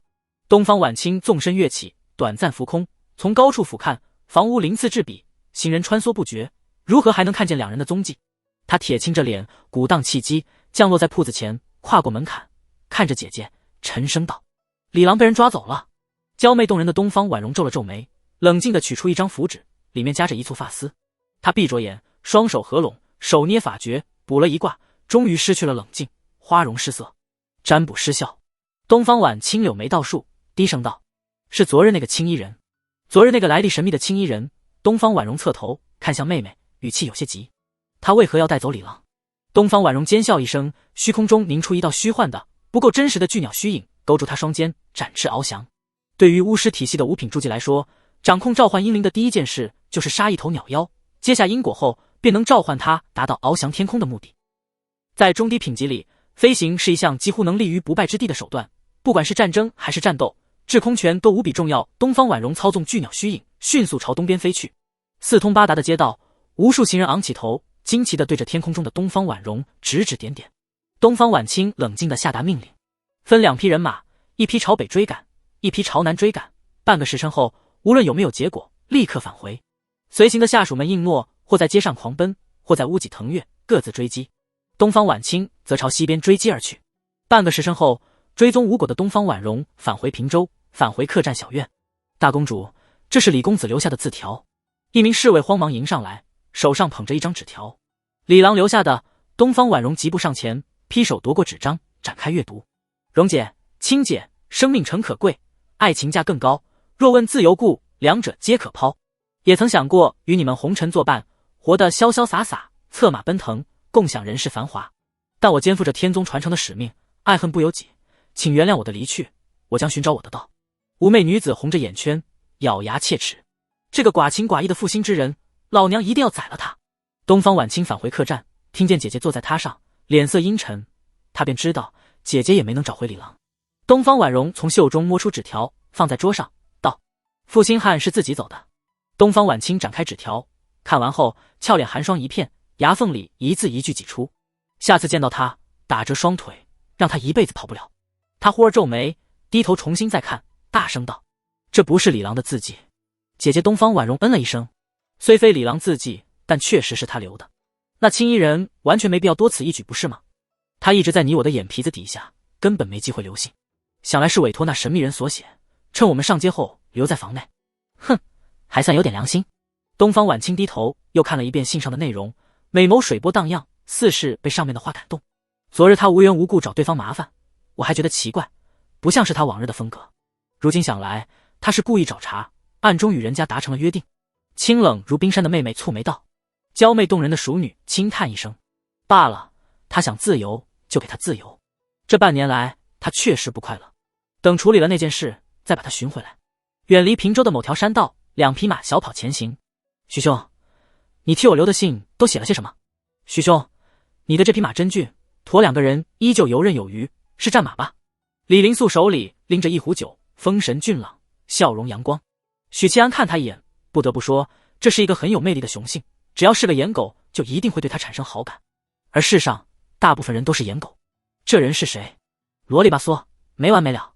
木南枝半倚在许七安怀里，小声嘀咕道：“大凤第一美人是罕见的，对高颜值男人无动于衷的女性，男人也好，女人也罢，在他眼里都是丑八怪。”许七安传音道：“他是李妙真的师兄，我们行走江湖讲究一个低调，你别把我真实身份曝光。”木南枝闻言顿时觉得有趣，似笑非笑地看一眼李灵素，后者回了一个恰当好处的礼貌笑容，搭话道：“这位是嫂子。”不等许七安搭话，木南枝抢先解释：“不是，只是结伴游历江湖而已。”以他傲娇的性格，绝对不会承认自己和许七安有关系，路人甲便罢了，这个李什么的是李妙真的师兄，勉强算个角色。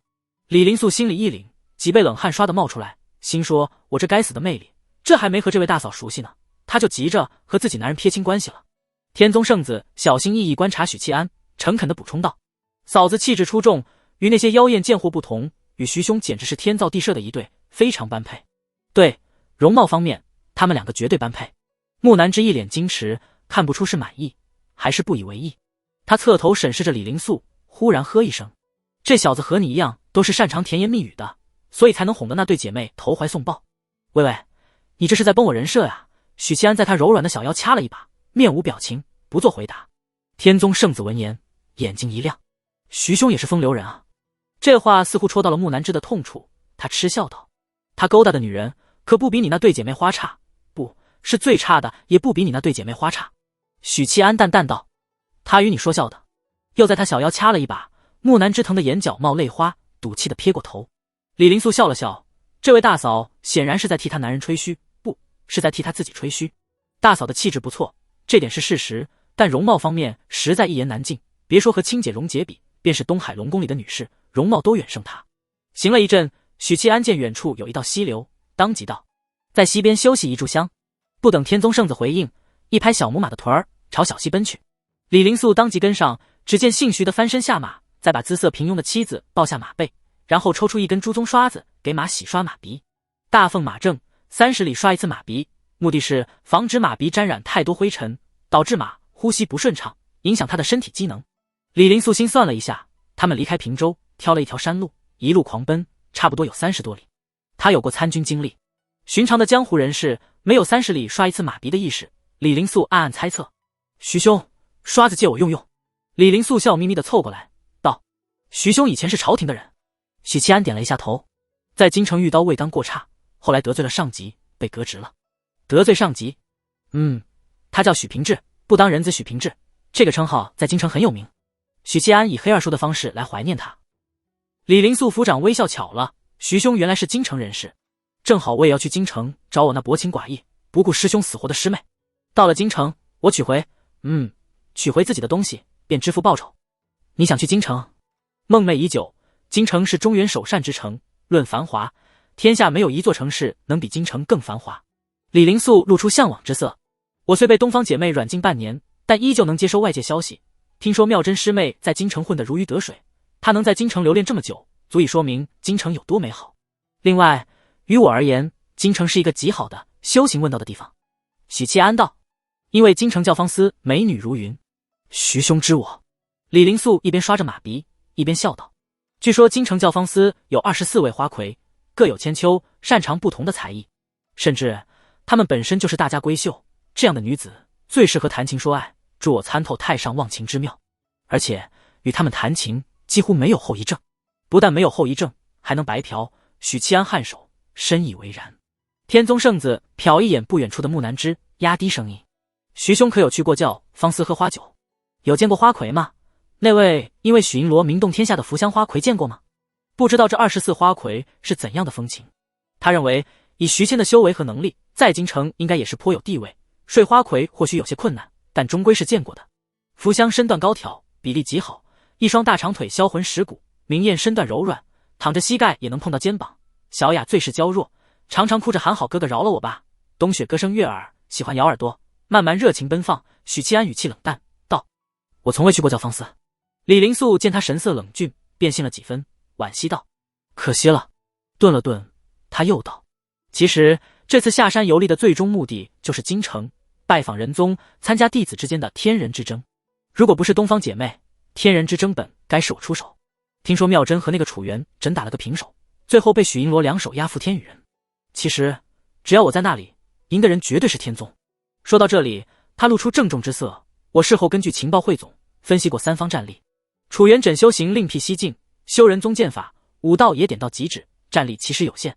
至于当时的许银罗，修为尚浅，靠着儒家的法术书籍才侥幸胜出。换成我是妙真，我有3种以上的方法规避，反败为胜。他的语气眼神不像是在吹嘘。不，就算没有东方姐妹，你还是没机会赢。最后的结局多半是你把楚元稹逼急了，他抽出长剑把你劈死。许七安心说，楚元稹那道蕴含10年书生意气的剑势有多可怕，3品的镇北王都吃了大亏。刷完马鼻，两人继续站在溪边闲聊。李灵素总喜欢把话题往女人身上带，许七安表面正经，实际上也不是老实人，并不反对。天宗和仁宗虽然不对付，但仁宗的道手骆玉衡听说是世间少有的美人。不但如此，仁宗的修行之法决定了到达高品被会7情6欲产生，也教业火缠身业火不但会灼烧本人，还会影响周围的人，勾起他们的各种念头，尤其是情欲为最。这个我懂，我曾经在骆玉衡身上看见善良的小姨、妈妈的朋友，以及朋友的妈妈和邻家的大姐姐。许七安保持冷峻人设，颔首道：知道一些，所以仁宗喜欢借助气运修行。李灵素似乎吃了一惊，审视着徐谦：徐兄知道的不少啊。许七安沉默，两人半晌无言。许七安忽然注意到小母马转了个身，动作轻盈，姿态曼妙，身体曲线玲珑。啪！他打了自己一巴掌。李灵素愕然道：徐兄！糟糕，用心骨操纵动物的副作用来了。许七安冷冷道：与你无关。为了化解略显尴尬的气氛，李灵素道：其实我最想见识的是那位镇北王妃，大凤第一美人。我和师妹行走江湖以来，提到女人，那些江湖匹夫们总要提一提王妃，说她是大凤第一美人，世间独一无二，比天仙还美丽。我问他们是怎样的美丽，他们却说不上来，因为谁都没见过，谁都是听说。许七安恍惚了一下，不由得想起那天晚上初见木南之真容，那种心惊神摇的惊艳感，至今记忆犹新。她不是美不美的问题，她是那种很少见的女人。遗憾的是，那晚天太黑，我没看见她的胸。李灵素笑道：这次去京城，我去见识见识大凤第一美人的芳容。徐兄要是想知道她长什么模样，待我见过了，肯定告诉你。顿了顿，他收起了轻浮的笑容，沉声道：我听说大凤的皇帝被许银罗斩杀，朝廷的告示说远景受到了巫神教的操纵，这显然是不可能的。徐兄来自京城，知道怎么回事吗？这是在试探我身份，还是打算交换情报？许七安沉吟一下，道：远景是道门2品，想长生久世，欲献祭国运与巫神教，被许银罗斩杀。他的解释言简意赅，听在李灵素耳中却如晴天霹雳，劈得他所有情绪都产生爆炸倾向，劈得他瞠目结舌，半晌无声。他没想到事情竟有这样的内幕，其中还有更多的内幕，比如远景竟然是2品，他如何怎样献祭国运？许银罗又是如何斩杀他？此事背后迷雾重重，仅是这短短一句话，我仿佛就感受到了不久前京城暗流汹涌。李灵素忍不住看一眼徐谦，心道：此人的身份地位不简单啊。这时他听许七安道：我听说天人之争的内幕并不简单，仁宗道手若是胜了天宗道手，就能借此冲击1品，而天宗道手不管胜负都没有影响，但若是放弃天人之争，就会诡异的消失。你可知其中内幕？噔噔噔，天宗圣子连退数步，脸色大变，死死盯着徐谦，声音略带尖锐：你究竟是谁？面对惊恐的天宗圣子，许七安嘴角一挑：你猜。天宗圣子张了张嘴，却不知道该说什么。徐谦展现出的神秘感太强，以至于他陷入巨大的困惑和茫然中，一不小心把天给聊死了。很显然，此事涉及到天宗隐秘，李灵素多半不会告诉我真相。想要套取情报，就不能明着问，交换模式也不行，得让他自己自愿说出来。许七安想了想，淡淡道：对你来说，这是天宗不能公之于众的隐秘，对我而言，却是早在几百年前就知道的事。几百年前，李灵素微微张嘴，愣愣地看着他。他是谁？他活了几百年，除了儒家之外，任何体系只有4品以上才能寿元悠长，这意味着徐谦至少是3品。不对，他虽然手段诡谲，但他连亲姐都打不过。一瞬间，各种各样的念头在李灵素脑海里闪过。你连亲姐都打不过，活了几百年。他皱了皱眉，质问道：我连一个4品都打不过，但古族会的我都会。许七安笑呵呵道。李灵素一时哑然，竟说不出反驳的话，愈发觉得徐谦这个人神秘莫测。许七安继续道：知道，但并不代表了解内幕。李灵素刚张开的嘴闭了上去，他刚才还想质问，既然你知道天宗的秘密，刚才还要问我，结果就得到了回答，没想到对方的逻辑如此缜密。天宗圣子沉吟片刻，道：我知道的并不比你多，但确有其事。当然，这不会记载在任何典籍里，但又无法瞒过任何弟子。理由很简单，天宗传承数千年，高手辈出，晋升3品超凡层次后，就能拥有极为漫长的寿命。按理来说，即使会因为天劫、战斗等因素折损部分前辈，但不可能全部死绝。但天地人3宗，超凡高手少之又少，地宗修功德却有入魔的风险。人宗业火灼身，几乎没有渡过天劫的道手。那么，我们天宗呢？天宗的太上忘情是大道，与业火灼身和堕入魔道并不一样。天宗的问题在哪里呢？很多弟子心里有这类疑惑，然而注定无法得到答案。只有师门长辈和少数杰出弟子才知道天宗修行之法，品级越高，越容易遭遇消失的危险。没人知道他们哪里去了。我猜测，就算连师门长辈都不清楚，或许只有历代道手自己才清楚，但他们从来不会说。说完，李灵素看向许七安，以交换情报的姿态请教道：徐前辈知道这些事是天宗机密，换成旁人他是绝对不会泄露。但这个自称活了几百年的徐谦一语道破，李灵素认为对方或许比自己更了解其中内幕。看来你也不知道真相，我刚打算从你身上薅羊毛，你反手就薅回来。许七安保持着得道高人的人设，呵了一声：道尊哪去了？李灵素瞳孔骤然收缩，表情呆滞。片刻后，他凝固的眸子微微颤动，呼吸随着急促。一瞬间，他仿佛想通了以前很久没有想明白的疑惑，又或者以前的某个疑惑得到了解答。多谢前辈解惑。天宗圣子诚恳地做了个道理。我什么都没说，我用的是疑问句。许七安默默嘀咕，他没有继续纠结这个话题，转而问道：你之前是怎么确认往西走，东方姐妹不会深追？李灵素嘿了一声道：因为他们本来就要去西方，准确的说是去雷州，似乎是寻一座浮屠塔。听蓉姐说她师傅能不能复活重生，就看此行。浮屠塔听名字就知道属于佛门，雷州是紧邻西域的州，属于大凤，东方婉容是巫师，他师傅必然也是巫师。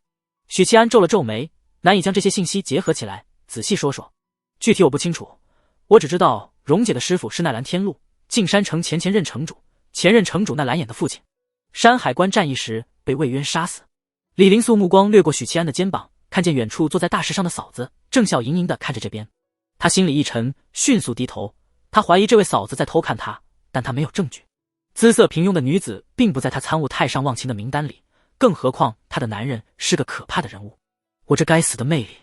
天宗圣子定了定神道：但你知道的，巫神教擅长元神修行，肉身一毁，元神难灭。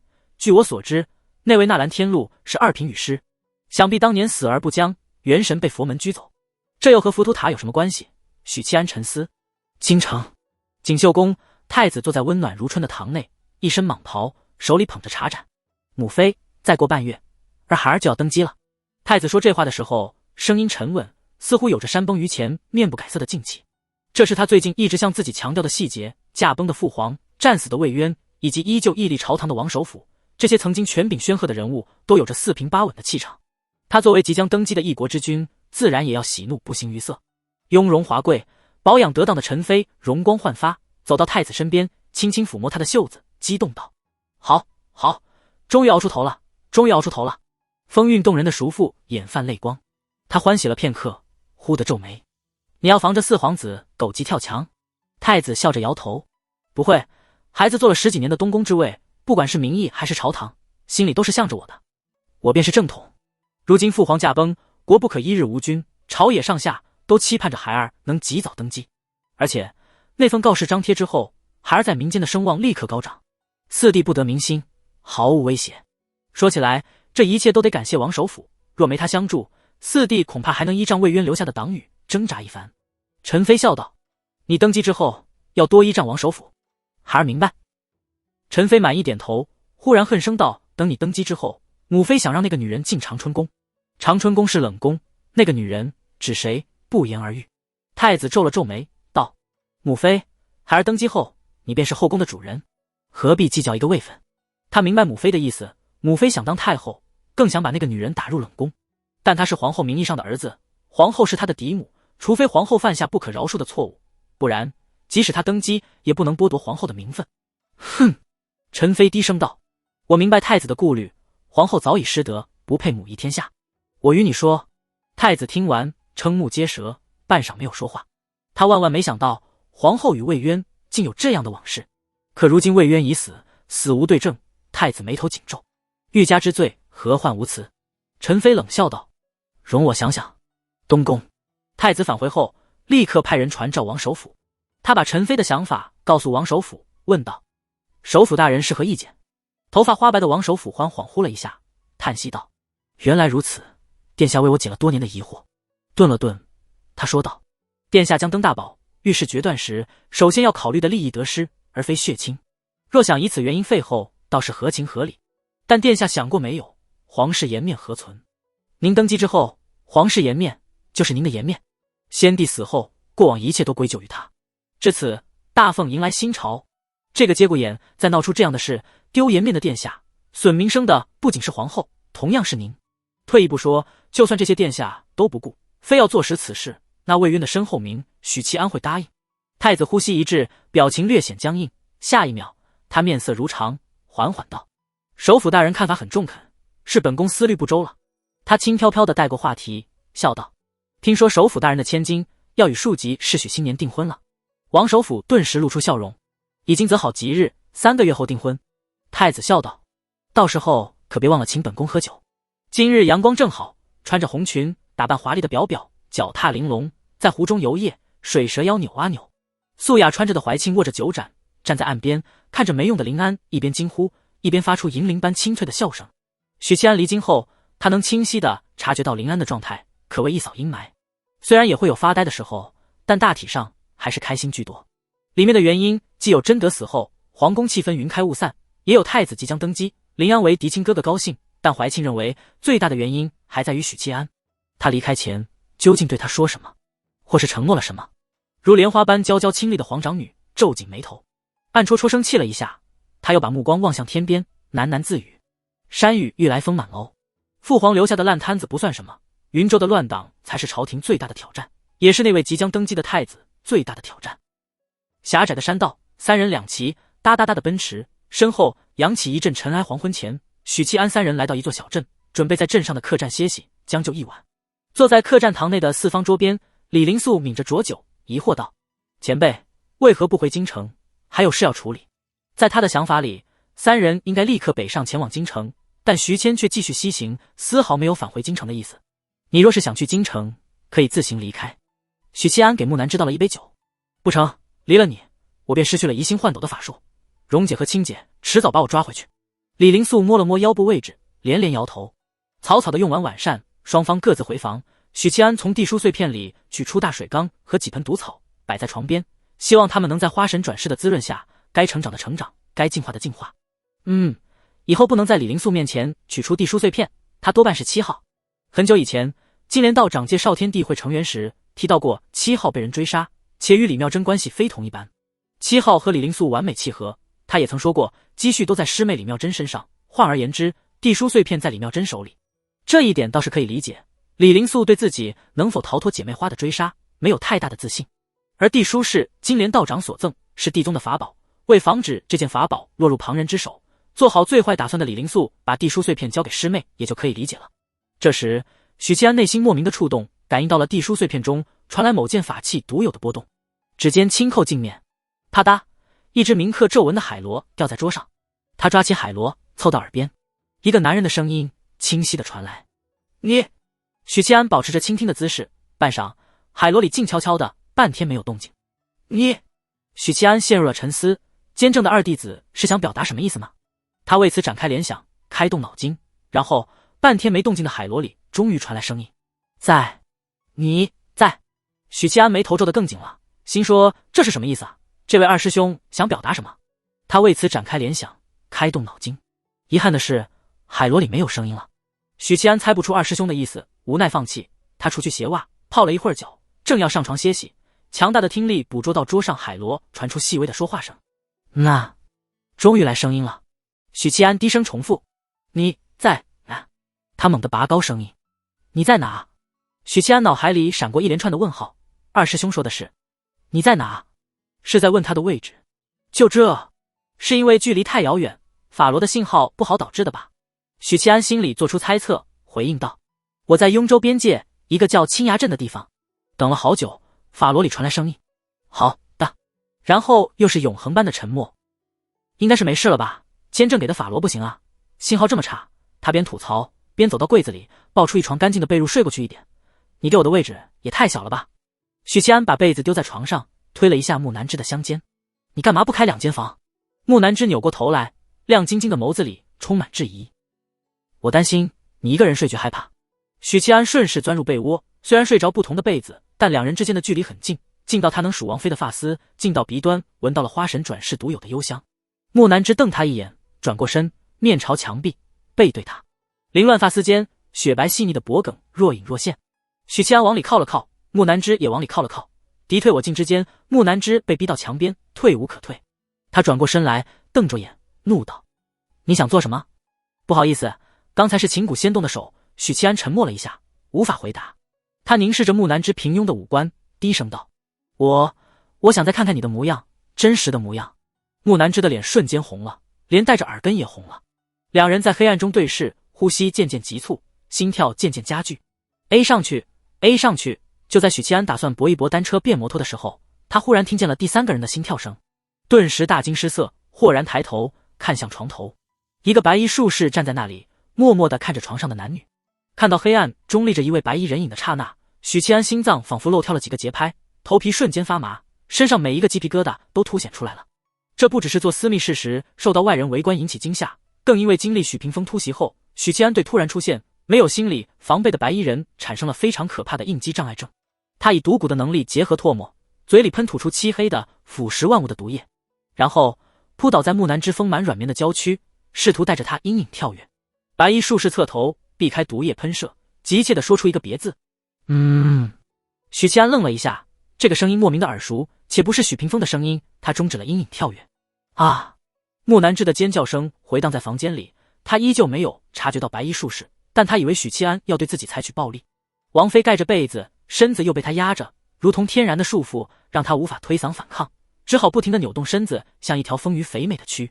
常言道，再高明的神射手也无法命中高速运动的物体。这时，他听见许七安的声音在耳畔响起：“你是二师兄孙玄机。”木南枝顿时安分了，昂着头朝床头看去，果然有一个白衣人影站在床头，黑暗中五官模糊。白衣术士俯瞰着床上的男女，沉声道：“怕什么？他怕什么？”许七安和木南枝脑子里闪过相同的疑惑。等等，他刚才还说了一个字，好像是别。许七安好像明白了什么，他是监正的2弟子孙玄机，孙师兄。许七安低头凝视着木南枝黑润的美眸，解释了一句。他旋即从王妃娇软丰满的身体上起来，披上袍子，走到桌边，点燃了蜡烛。火色的光晕驱散黑暗，带来了昏黄的光芒。许七安借着烛光打量着素未谋面的二师兄，他身高1.7米左右，很普通，五官端正，但与英俊2字无缘。同样很普通监正的弟子里，这位二师兄是最普通的。就算是逼王杨千嬅，许七安从未见过他长什么样。但炼金狂人宋清其实是一个颇为俊朗的男子。至于楚采薇和钟离，前者活泼可爱的大眼萌妹，后者虽然邋遢，但偶尔露出冰山一角的五官，可以断定是个极出色的美人。王妃全缩在厚厚的棉被里，只探出半个脑袋，明亮灵动的眸子安静地注视着两人，主要在孙玄机身上打量。孙玄机道：“老师，让我来找你。”这段话说完，一刻钟过去了。王妃重新睡了过去，发出轻微的鼾声。许七安木然地看着白衣术士：“孙师兄，这是语言障碍。”孙玄机一本正经的颔首，解释道：“我不。”许七安连忙打断：“无妨，不用解释。等你解释完，又一刻钟过来去。”他心里腹诽，监正让你来找我。许七安翻开倒扣的茶杯，倒了2杯热茶，皱眉道：“他老人家有什么吩咐吗？”“可以的话，请您说话快一些。”老师说：“浮屠宝塔开启，他希望你能去一趟。孙玄机说完了，许七安手里的茶水已经凉透。木南枝翻了个身，小声呢喃几句，睡得香甜。我好想打他，不然心中意难平。许七安面皮狠狠抽搐，只觉内心涌起一阵难以自制，想要捶胸咆哮的躁意。耐心听二师兄说话是一件痛苦的事，不亚于指甲刮擦黑板，或两块泡沫相互摩擦。春哥要是在这里，要么拔刀砍人，要么切腹自尽。许七安痛苦的想。孙玄机深吸一口气，继续道：老师，等一下。许七安打断，以最快的速度倒水磨墨，铺开纸张，抓起毛笔在砚台沾了沾，双手奉上，诚恳道：二师兄，咱们能动手就千万别逼逼，好吗？孙玄机微微皱眉，似乎更喜欢语言交流，勉为其难地接过笔，坐在书案边书写起来。呼，许七安吐出一口气，这流畅的书写节奏，这毫不凝滞的笔触，这静谧燃烧的蜡烛，世界真是美好啊！监正的弟子果然没一个是正常人，相比起帝王杨千奂、炼金狂人宋清，不高兴钟离，没头脑出采薇，这个孙玄机才是最可怕的人物，仅次于不当人子许屏风。二师兄，你要过来，为什么不提前招呼？许七安抱怨道。这鸟人不过来的话，他也许就能让王妃身体力行的明白 M 和 E 怎么写。我说，但你……不多时，孙玄机写完了，但他的话还没说完，看着许七安道：没搭理我。许七安朝他拱了拱手，接过纸张阅读。他越看越严肃，其中夹杂着激动。浮屠塔是佛门的至宝，专用于镇压炼化邪魔。500年前，佛门在中原传教，并带来了神术的2条手臂，右手镇压在桑坡，左手镇压在雷州三花寺的宝塔里。200年前，大凤背信弃义，实行灭佛政策，将佛门赶回了西域，只留下零星了佛寺在中原苟延残喘。三花寺和京城的青龙寺一样，并没有完全撤离，留下了道统。青龙寺的任务是盯着桑坡底下的封印物，三花寺也是如此。至于为什么佛门不把浮屠宝塔带回西域，孙玄机的解释是，雷州三花寺的封印和桑坡底下的封印如出一辙，都有监正帮忙布置阵法。佛门和大凤哥俩好的时候，这不会有什么问题，一旦塑料兄弟情破裂，监正的阵法反而成了阻碍。另外，佛门当初把神术的残躯送到大凤封印，就是因为他们无力再封印这部分残躯。封印在浮屠塔里的断臂肯定也会有一缕残魂，2道残魂结合，神术能想起更多的事。许七安按捺住激动的情绪，问道：为什么不提前告诉我这件事？孙玄机提笔写道：老师是下棋人，这意思是我这个棋子没资格提前知道消息。许七安心里腹诽，我听说巫神教也派人去雷州了。孙玄机皱了皱眉，露出恍然之色，提笔写道：浮屠宝塔有2种开启方式：1. 佛门和老师合力开启；2. 一甲子自行开启一次。后者的开启时限快到了。许七安顿时明白了，当年那个2品羽师被送入浮屠塔，是监正和佛门联手所为。山海关战役时，佛门和大凤的关系算比较铁杆。孙玄机写道：我不太清楚，那时候我还是个少年。你要做2件事，阻止巫神教，解救纳兰天禄的魂魄，以及带出神书断臂，我会帮你。监正自己为什么不出手？当年布置阵法时，老师与佛门以天道为证，立过誓约，不能做破坏封印的事。理解。许七安笑了起来，东方姐妹虽是4品巅峰，但孙玄机是3品天机师，再加上自己辅助，对付他们轻而易举。或许还有三花寺的高手，但问题应该不大。这进度可以啊，材料、容器以及神书断臂，有条不紊地收集着。当日监正给我法罗，我还以为他是想让孙玄机帮我搜寻容器，没想到伏笔在这里。孙玄机看了他一眼，脸色严肃，写道：不要掉以轻心。魏渊攻陷径山城后，巫神教元气大伤，才铤而走险，把目标朝向浮屠塔。他们极有可能派遣灵会师出手。灵会师，许七安瞳孔微缩。不等他说话，孙玄机再次写道：前几日我去了雷州一趟，以望气术观测到了一名护法金刚。许七安张大嘴巴：三花寺有护法金刚坐镇，那还怎么玩？孙玄机摇头，提笔书写：当年灭佛后，4品以上的佛徒全部退出中原，三花寺没有金刚坐镇。之所以会有这位金刚，我猜测是为了龙脉之灵来的。为了龙脉之灵，许七安心里一沉，这可不是一个好消息，意味着他继续收集龙气的话，注定会遭遇到这位金刚佛门收集龙气作甚。许七安脸色不太好看，丢了龙气，中原必将大乱；得了龙气，便拥有了入主中原的可能。在这方面，佛门和巫神教并无区别。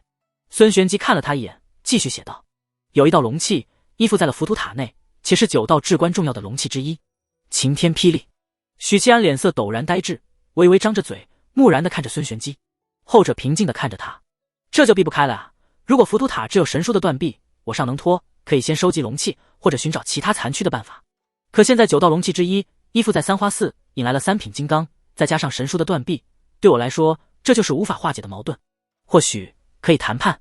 佛门不是想请我去西域做佛子吗？不能这么想。4大皆空，生不如死。佛门为什么要收集龙气？也有侵吞中原的想法，也可能是想借龙气要挟，再次传教中原。但可能性不大，佛门在这方面已经吃过亏，不会重蹈覆辙。许七安捏了捏眉心，他在深夜里感受到了几分凉意。护法金刚和灵慧师都是3品，我该怎么做？全盛时期的或许能做到。许七安愁眉不展地问道。4品以上进不了浮屠宝塔，这既有法宝本身的禁制，以及老师阵法的压制，不然九尾狐已经闯入塔中，带出神书的断臂。孙玄机写道。盯着纸张，许七安眼睛缓缓亮起来，迸射出希望的光芒。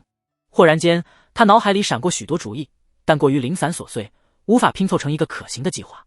这样的话，我可操作的空间就大多了，得花点时间制定计划。许七安喝了一口冰冷的茶水，道：可还有事？孙玄机写道：我需要做一些准备，你明日便启程前往雷州，届时以法罗联系，制定计划。我无法进入宝塔，但可以帮忙摆平外界的压力。许七安颔首，能把杨师兄也带来吗？他一定会喜欢这种场合的。孙玄机脸色忽然古怪起来，写道：杨师弟又被老师镇压了，为什么用又这个字？你离开京城不久，他便从地底出来，暗中调查太子。调查太子？据他说，已经搜集了太子贪污受贿、勾结朝中大臣以及凌辱宫女的罪证，就等着太子登基了。房间内一时间陷入死寂，只有木南之平缓的呼吸声。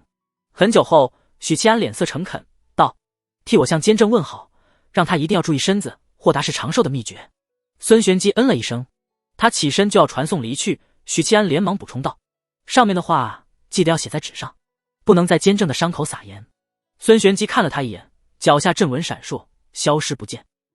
许七安等了片刻，确定他不会再回来，这才吹灭蜡烛，缩入被窝，进入睡眠。第二天清晨，许七安和木南之起床洗漱，来到客栈大堂用早膳，恰好看见一身华贵黑袍的李灵素返回客栈，他手里拎着一大包药材，用牛油纸包裹。李灵素悄悄把包裹藏在身后，露出一个高颜值的笑容。早啊，两位。穆王妃不搭理他，低头喝粥。许七安吸了一口气，淡淡道：鹿茸、锁阳、黄金、火草根、黑芝麻，都是壮阳补肾的药材。木南之抬起头，诧异地审视着李灵素。天宗圣子脸色涨红，心虚的左顾右盼，急道：你别说出来。见大堂食客不多，掌柜和小二都没有听到，他松了口气，在桌边坐下，沉声道：我得解释一下，并非本圣子纵欲过度，是青姐和蓉姐索取无度。说到这里，圣子露出了难过的表情。他们每天都要与我行房，轮番上阵，一天都不容我休息。而他们这么做的目的，是为了不让我有精力勾搭身边的俏侍女。圣子悲从中来，我从未主动勾结侍女，都是侍女一门心思勾引我。我这该死的魅力。许七安面无表情道：滚上去，1刻钟后我们出发。等李灵素返回房间，许七安把瓷勺一丢，怒道：索然无味。王妃趴在桌上，一手捂着肚子，笑出眼泪。1刻钟后，3人骑着马离开小镇。李灵素嘴里嚼着壮阳的药材，高声道：前辈，我们去哪儿？许七安望向远处，沉声道：一路向西。一路向西。天宗圣子脸色微变，皱眉道：为何？许七安没有回答，接着说道：去雷州，万万不可。李灵素条件反射般的大喊道。许七安嘴角一挑：你也可以离开。真是个性格恶劣的前辈啊。李灵素内心腹诽，叹息一声道：前辈，东方姐妹也要去雷州，咱们此行必会碰上。虽然天蛊部移星换斗的力量可以掩盖天机，但只要双方遭遇，东方姐妹必定认出他。在4品巅峰高手面前，任何易容术都是虚张声势，一看便能瞧出。这时许七安勒了勒马缰，小母马默契的减缓速度，改为小跑。李灵素不得不跟着降低马速。你看他怎么样？许七安指着路边一个表情木讷、五官平庸的汉子，他穿着厚厚的棉袄，拉着一辆驴车。李灵素茫然不已。10几分钟后，某条河边，李灵素蹲在河边，平静的湖面映出他的模样，表情木讷，五官平庸，正是不久前偶遇的那名赶驴车的汉子。惊了。天宗圣子回头，既佩服又震惊地看着徐谦，道：世上竟有改变面部皮肉和骨骼的易容术，高品强者也能做到这个层次。比如他凝练出阳神后，可以随心所欲地改变容貌，但那更像是变化之术。而这个徐谦展露的是依靠药水就能达到类似效果的手段，哪怕是普通人也能随心所欲地改变容貌，捏得还不错。许七安笑了笑，云淡风轻的姿态道：活得久了，总有些乱七八糟的手段，也会遇到乱七八糟的人。木南之悄悄撇嘴，不愧是活了几百年的老怪物啊，宁指的乱七八糟的人，应该不是说我吧？天宗圣子敬佩道：前辈厉害。许七安缓缓点头。12个时辰后，药力消散，容貌恢复原样。此外，虽改得了面容，却改不了气质。你与东方姐妹同床共枕半年，知根知底，若想近距离隐瞒过去，需时刻注意。午膳时，李灵素跃入河中，捕捞了几条肥美的鱼，转身一看，发现徐谦已经架起了2口小锅，一口锅煮饭，一口准备烧鱼做菜。对此，李灵素丝毫不觉得奇怪，这样一位深不可测的前辈，拥有一个储物法器，是再正常不过的事。要不是他被东方姐妹搜刮走身上的物件，他也有储物法器。一件是下山游历时师尊赏赐的储物袋，一件是金莲道长赠的地书碎片。哎，若非实力被封印，我如今应该修到4品巅峰了。这样的话，满3年就能回宗门。李灵素一边清理河鱼内脏，一边感慨：天宗弟子游历3年才可归，圣子圣女则必须达到4品巅峰才可回归宗门。4品和3品是一道门槛，天宗弟子想要超凡，踏入3品之境，就必须明悟太上忘情。3人的午餐时，河鱼汤、嫩豆腐炒肉、酱鸭、爆炒腊肠、冬笋炒羊肉，都是厨艺平平的木南之做的。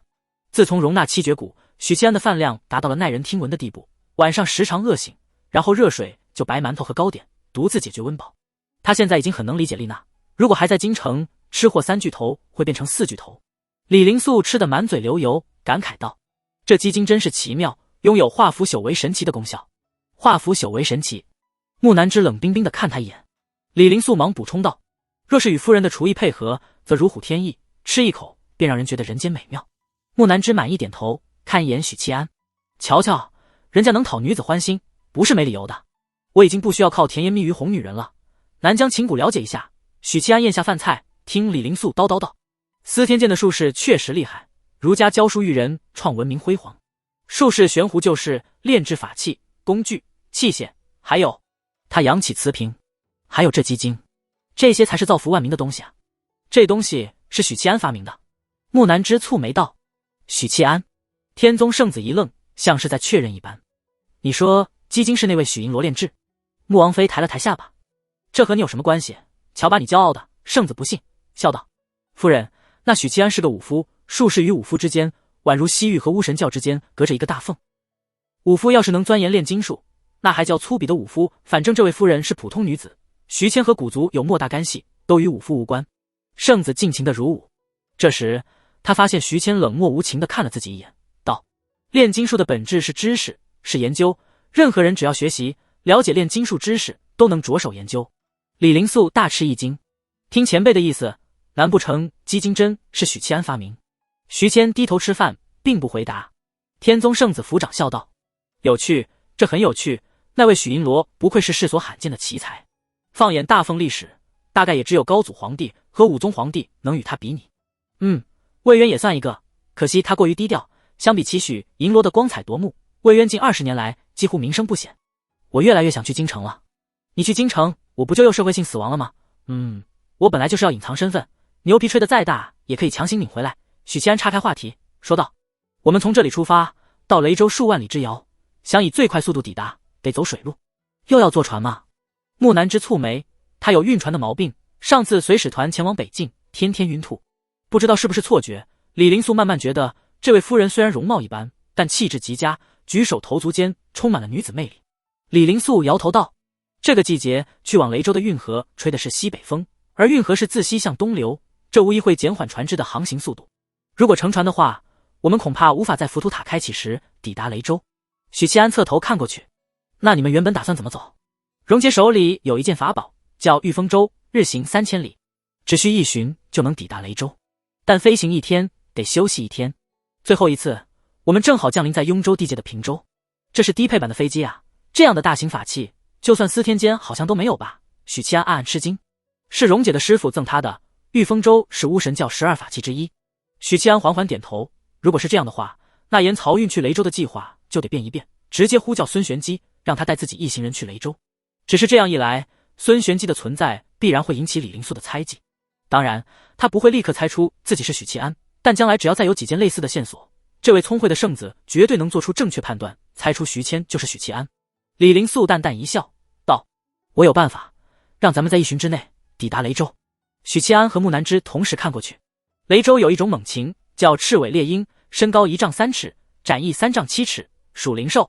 在雷州，当地官府有豢养这种猛禽，组建飞兽军。山海关战役时，赤尾猎鹰组成的飞兽军曾大放异彩。但山海关战役后，大奉国力日渐衰弱，赤尾猎鹰的食量太大，雷州官府养不起娇贵的飞兽军，大肆裁军，把半数赤尾猎鹰卖给了当地的商会、世家以及江湖势力。其中吸纳赤尾猎鹰最多的是雷州商会，专用于运送珍贵的物件，既安全又快速。正巧紧邻雍州的漳州就是雷州商会的分会，这赤尾猎鹰是有钱也做不到的。但我有办法搞到几只赤尾猎鹰，咱们骑飞兽去雷州。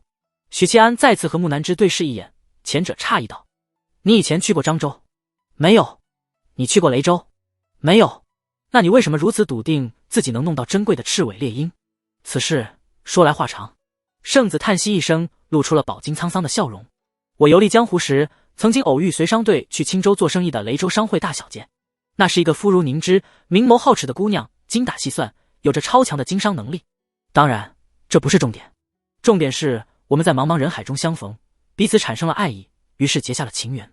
许七安惊呆了，这是什么时候的事？那会儿我正被蓉姐和青姐追杀呢，是逃亡路上遇到的柔。好家伙，我他妈直接好家伙！许七安颔首，那就这么办吧。你是女朋友遍布9州吗？我终于明白李妙珍为何见死不救。半旬后，漳州码头，许七安牵着小母马，踩着厚实的搭板下船，身后跟着同样牵马的李灵素以及步行跟随的穆王妃。一边走一边问，在当地百姓的指引下，他们抵达了雷州分会。这是一个大庄子，漆红大门上挂着鎏金大字书写的匾额，门外2尊1人高的大石狮子。穿劲装的侍卫守在门口。李灵素道：“当日分别时，柔儿赠了我一块手牌，可以调用商会本部以及分部的力量，可以挪用最多15万2白银的额度。可惜我后来去古族时不小心遗失了。不过就算没遗失，最后也会被青姐和蓉姐没收。”许七安冷冰冰地审视着他。所以，李灵素黑然道：“你等着，我自有办法。”说罢，他牵着马走向大门，朝拦住他的侍卫说道：“我要见分会的会长。”“你是何人？”高大威猛的侍卫审视着李灵素，见此人仪表堂堂，俊美不凡，顿时不敢大意。告诉会长，就说李灵素要见他。圣子负手而立，气度斐然。其中一名侍卫看了他几眼，匆匆跑入商会内部。大概半刻钟，一名富家翁打扮的中年人狂奔而出，在大门口顾盼，锁定了李灵素。“杨会长，一别半载，别来无恙。”李灵素右手握左手大拇指，左手抱右手背，形成一个太极鱼，标准的道门拱手礼。“李道长，既然是李道长，您才是别来无恙，可有摆脱那2个女魔头的追杀？”杨会长大喜过望，热情地迎上来。逃亡从未停止。李灵素感慨道。接着他看向许七安和木南之，介绍道：“这2位是我朋友。”杨会长连忙抱拳，在下杨有德，见过2位大侠。他知道李灵素是天宗圣子，属江湖人士，他的朋友先吹一声大侠总是没错。木南之矜持的颔首。许七安笑容温和的抱拳还礼。这位杨会长有炼神境的修为，气息内敛，虽身材发福，笑容和蔼，但这只是表象，真实战力不弱这世道，是容不得普通人赚大钱的。想要腰缠万贯，要么有背景，要么有实力。在杨会长的带领下，众人进了商会，在大堂入座。入座后，杨会长吩咐丫鬟奉上茶水，道：“漳州本地的白茶，3位尝尝。”3人端起茶杯品尝。李灵素和许七安眼睛一亮，开口称赞。木南之抿了一口，便轻轻放下。人情练达，观察细微的杨会长注意到这个细节，当作没看见。听说老白茶有2种喝法，一种要醒，一种则不必。我只觉得这茶好喝，不知属于哪种。李灵素笑道。同时他传音给许七安和木南之：“杨有德爱茶，我虽与雷州商会的大小姐有故，但赤尾猎鹰是商会的命根子，没有手牌，很难借出。所以这是一场商务应酬。”许七安心说：“这个我太拿手了，不管是前世混迹商场，还是在京城时的官场应酬，这是我的领域啊。可惜要顾及到高人的人设，如果展现的过于接地气和市侩，与之前表现出的风格割裂感太严重，那人设就崩了。小李啊，陪领导喝酒的事就交给你了。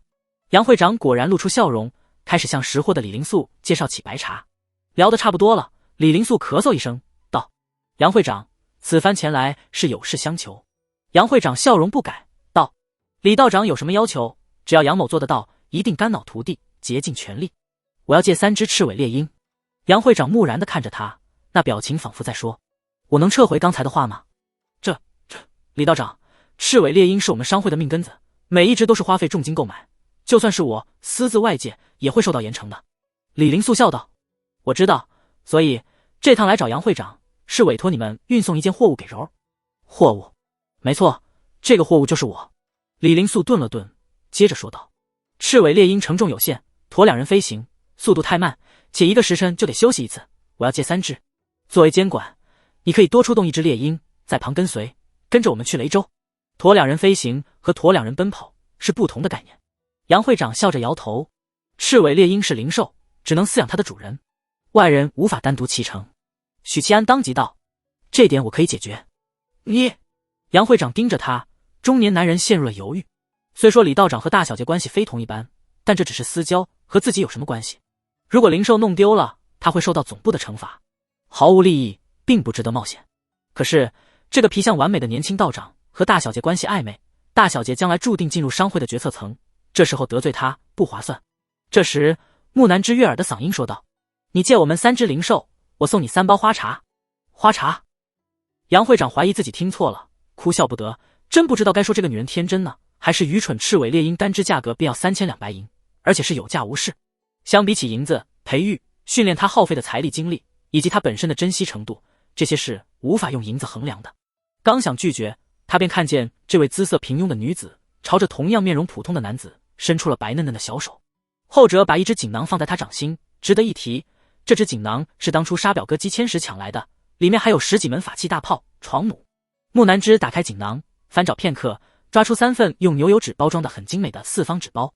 他把3包花茶放在杨会长手边的茶几上。多谢姑娘好意，只是……咦？杨会长看向纸包，他抽动鼻子，嗅到了悠悠的花香，甜蜜悠长，让人毛孔舒张，心旷神怡。杨会长这辈子都没闻过这么香的味道。他诧异地打开纸包，甜腻芬芳愈发浓郁，里面是干瘪的花瓣，有暗红，有黄白，有深紫，颜色各不相同的花瓣，它们有着自己的香味，彼此交织融合。杨会长嗅着花香，享受般的闭上眼睛，仿佛来到了花的海洋。李灵素抽动鼻翼，愕然道：这些是什么花？杨会长略有些激动：我能品尝一下吗？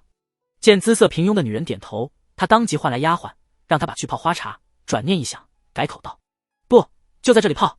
他怕丫鬟经受不住诱惑偷喝。丫鬟领命而去，端着热腾腾的铜壶进来。他倾倒茶壶，细长的水柱涌入茶盏，沿着瓷白的杯壁旋转翻涌。不多时，花香随着绵密的蒸汽盈满整个大堂。杨会长迫不及待地端起茶盏，吹了一口，浅尝，他眼睛绽放光明，而后缓缓闭上，沉默享受。许久后睁开眼，喃喃道：这是我喝过最好的茶，最好的茶。城郊的某座山中，一支旗队沿着宽敞的山道朝着山顶飞驰，扬起蒙蒙灰尘。山中10丈一处岗哨，守卫森然。沿途过了7、8个关卡后，他们来到山顶，映入眼中的是一片建筑群。杨会长把马匹交给下属，带着许七安等人穿过敞开的寨门，介绍道：赤尾猎鹰体积庞大，无数在平地起飞，需要借助流动的空气或从高处起飞，因此商会把赤尾猎鹰养在山上，需要借助气流。从高处起飞本身就是借助气流，看来鹰将是低等灵兽啊。许七安望向远处，他听见了雄浑的啼叫声。往内走了1刻钟，入眼是一座座高2丈的独立木屋。木屋的大门敞开着，可以清晰地看见屋内站着一只只巨大的雄鹰，身高接近3米，外观与普通的雄鹰相似，但尾羽是赤色的。每一只巨鹰的爪子都缠着粗壮的镣铐。它们每天有1个时辰的放风时间，饲养它们的骑手会骑乘它们飞行，风雨无阻。如果它们哪天没有翱翔，就会变得很暴躁。杨会长边走边说，像个热情的主人。漳州是大凤粮仓之一，土地肥沃，总部在这里养了10只赤尾猎鹰，饲养它们是一笔巨额的开支。这些灵兽太能吃了，因此1个时辰的放风既有助于排解它们的寂寞，又能让它们自信捕猎。你说话的样子像极了电视里的养殖大户。许七安轻叹一声：漳州啊，这里是郑大人的故乡。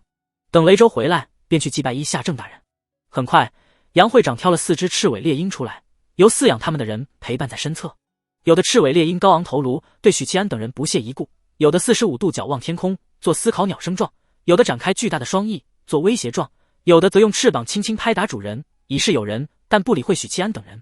杨会长无奈道：“他们就是这样，只认饲养他们的人，在他们眼里，饲养者是他们的奴仆，是伺候他们的佣人。”许七安看了看那只不停用翅膀拍打饲养者，一副老大哥照着小弟的高傲姿态的巨鹰，颔首道：“看得出来，所以你打算怎么骑成他们呢？”杨会长脸上挂着笑容，好奇地看着青衣年轻人。许七安抬起手，弯曲食指抵在唇边，吹了一个响亮的口哨。4只巨鹰同时收回目光，鸟头一颤，金灿灿的鹰眼直勾勾地盯着许七安。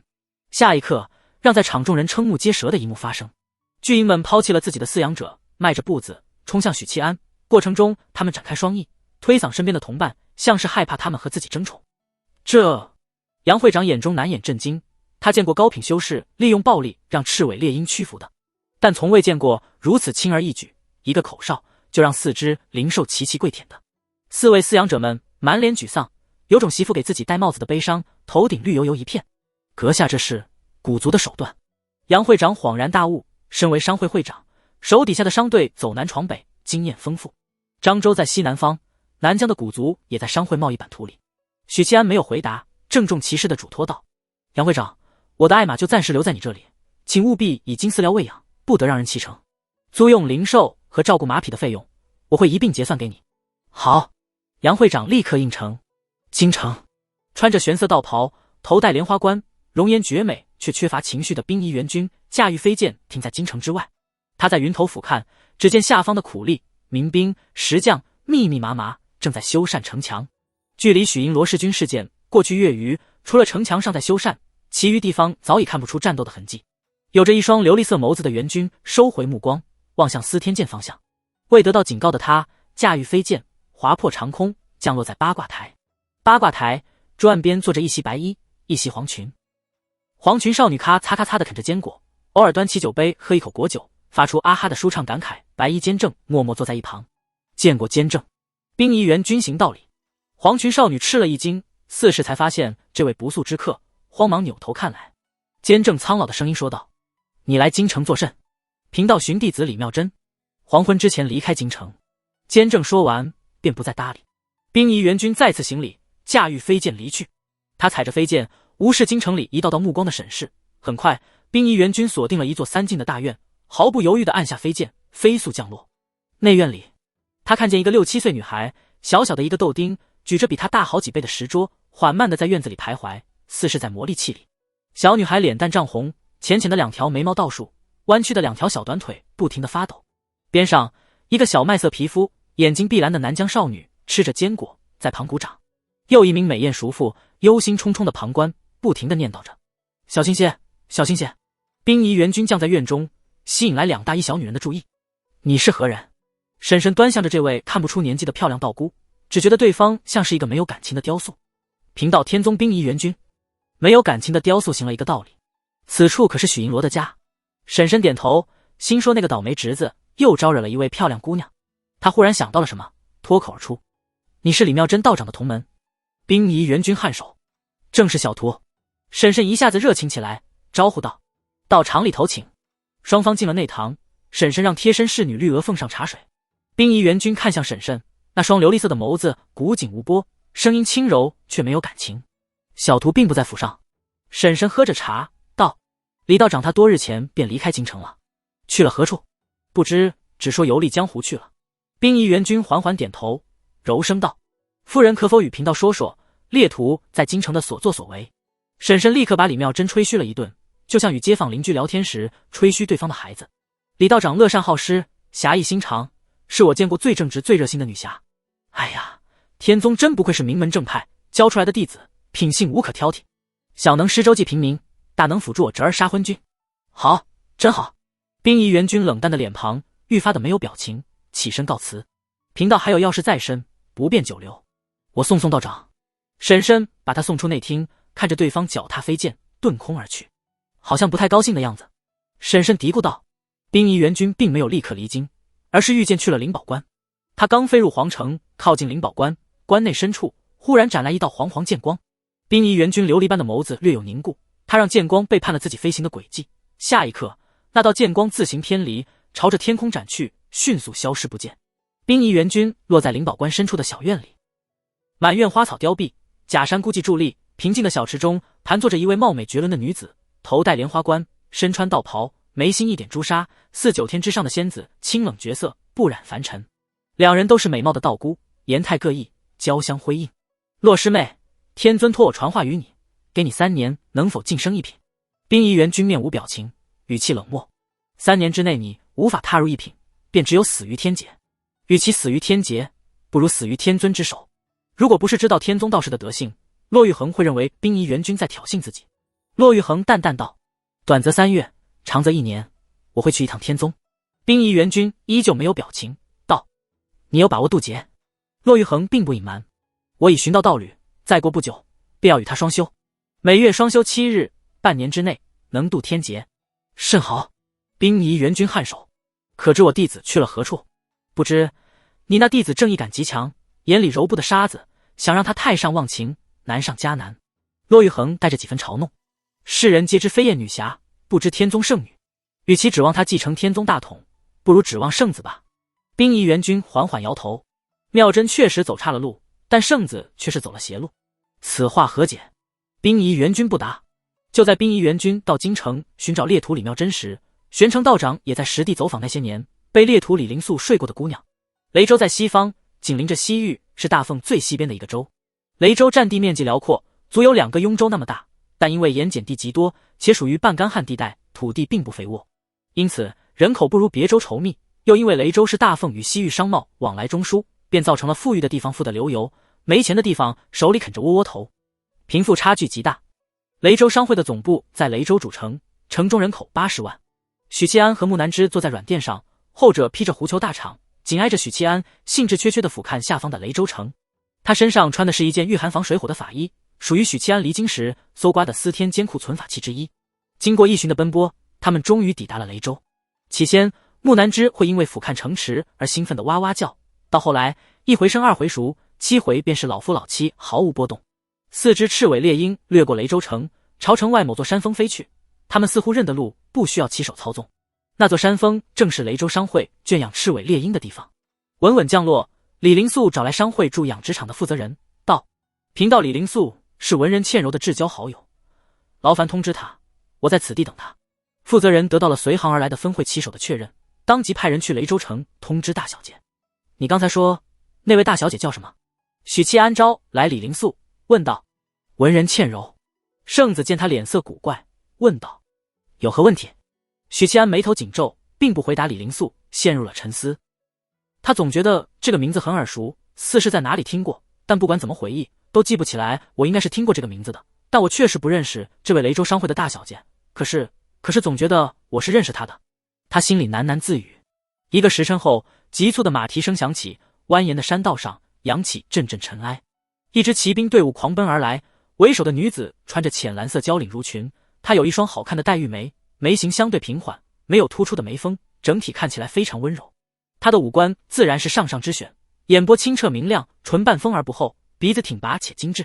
雷州属于高原，紫外线较强，她的皮肤比一般的女子要深，但这无损她的美丽，这种透着健康的肤色反而更让人欣赏。唯一美中不足的是，这位一脸欣喜若狂的美貌女子，她的发际线稍稍高了些。李郎，人未至，呼声已遥遥传来。马背上，雷州商会大小姐文人倩柔撇下身后的侍卫，从马背纵身跃起，横掠过10几丈，扑入李灵素怀里，双臂紧紧抱住天宗圣子的腰，哽咽道：李郎，一别半载，柔儿好想你。众目睽睽，李灵素有些尴尬，心说我这该死的魅力。许七安看到这一幕，不由想起前世读小说时的经典桥段，男女主阔别已久，男主突然出现给予惊喜，女主奋不顾身的投怀送抱。这必是个身份高贵或颜值惊动党的女人。然后周边的人震惊不已，对男主的身份暗暗震惊，女主无意之中帮男主装了个大逼。没想到今日有幸能救到这一幕。李灵素轻抚文人倩柔背部，声音温柔：好姐姐，我也想你。这半年来，吃饭是你，睡觉是你，沐浴是你，连打坐悟道时脑子里浮现的依旧是你。文人倩柔听在耳里，眼里泪光闪烁，感动、痴迷、爱慕等情感皆有。她旁若无人的全身上下打量李灵素，道：“姓东方的那对姐妹没有追到你？”李灵素摇头：“我一直在逃亡，并没有让他们得偿所愿。前阵子原本已经落入他们魔爪，最后还是让我逃出来了。”文人倩柔嗔道：“活该，谁让你招蜂引蝶？”李灵素愁眉苦脸，叹息道：“我只是犯了男人都会犯的错，直到遇见你，才知道什么是对。”文人倩柔是个聪慧的女子，帮助父亲把商会打理得井井有条，精明强干。但在爱情面前，她冲昏了头脑，只是一个普通的姑娘。一听这土味情话，整个人便飘飘然。那李郎是怎么逃出来的？这得多亏了徐前辈。天宗圣人当即把许七安和木南枝介绍给文人倩柔。柔儿，他们是我的恩人，也是朋友。文人倩柔连步款款走到两人身边，扶了扶身子，柔声道：“多谢两位恩公搭救李郎，大恩大德，没齿难忘。这就是渣男的自我修养吗？”许七安微微一笑，举手之劳，不足挂齿。同时，许七安做出判断，他并不认识这位雷州商会的大小姐，之所以熟悉，仅仅是名字给了他浓浓的既视感。他很快不再纠结这些细节，毕竟每个人都曾有过“我来过这里，我做过类似的事”的错觉。许七安暗中传音道：“雷州商会在雷州的势力如何？”李灵素回应：“听名字便知了，财力是数一数二的，高手方面有数名四品。其实当时若非蓉姐和青姐追得太紧，我会随柔儿回雷州，因为在雷州本土，就算是蓉姐和青姐也得忌惮几分。当然，硬拼的话，他们的战力还是能压雷州商会一头的。这些都不是重点。”许七安传音问询：“你有睡过这姑娘吗？”这情到浓处，一切都是自然而然的。不过前辈你放心，柔儿和东方姐妹不同，她没那么偏激，她知书达理。李灵素慌忙传音解释：“别说这些有的没的，反正我已经做好放弃你的准备了。”许七安面无表情。不知道两人私底下传音的文人倩柔笑道：“不知两位恩公是否愿意随倩柔回城，给倩柔一个招待两位的机会？”说话还是很有水平的。木南之下巴一抬，傲娇的嗯了一声。众人当即骑乘马匹赶往20里外的雷州城。文人府大堂，家父去北京做生意去了，运一批粮草、瓷器、布料等物品去和妖蛮换战马和牛羊。文人倩柔命人奉上茶水，端上雷州特产水果。因为昼夜温差大的缘故，雷州的水果要比其他地方更甘甜，这让花神转世非常满意，多吃了几口蜜瓜。许七安边吃边说道：“利润不菲吧？”文人倩柔笑着点头：“往常我们是不敢去和妖蛮做生意的，相比起那些蛮子和妖族，南疆的蛮族反而更有信誉。这完全依赖于古族，尤其是天古部。天古部从来不缺智者，且有足够的威望。他们认为南疆应该和大凤贸易，其他部族就不敢破坏。当然，南疆也有很多蚀骨不化的蛮族，茹毛饮血的，以活人祭祀的，甚至还有父子相残的。儿子想要继承父亲的财产，只有杀死父亲。父子相残，我觉得你在内涵我。”许七安心里嘀咕。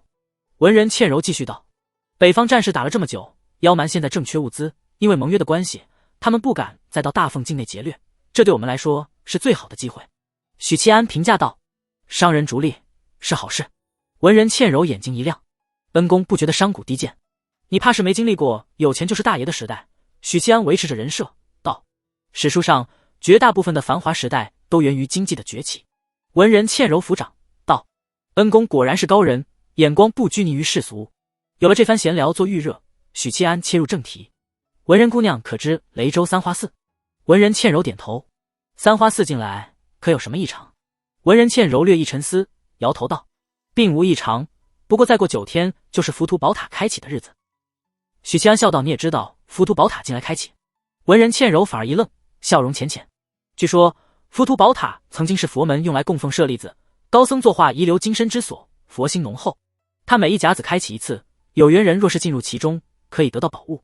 佛门有这么好心？”许七安沉吟道：“目的呢？”文人倩柔有问必答：“相传，但凡在浮屠塔里得到宝物的人，最后都皈依了佛门。对了，前阵子确实有人说浮屠塔金光大作，传出阵阵龙吟。三花寺对外解释是浮屠塔功德圆满，才会生出异象。明白了，一甲子开启一次，真实目的是在为佛门度化有缘人。呵，功德圆满。大凤的龙气什么时候变成你们佛门的功德圆满？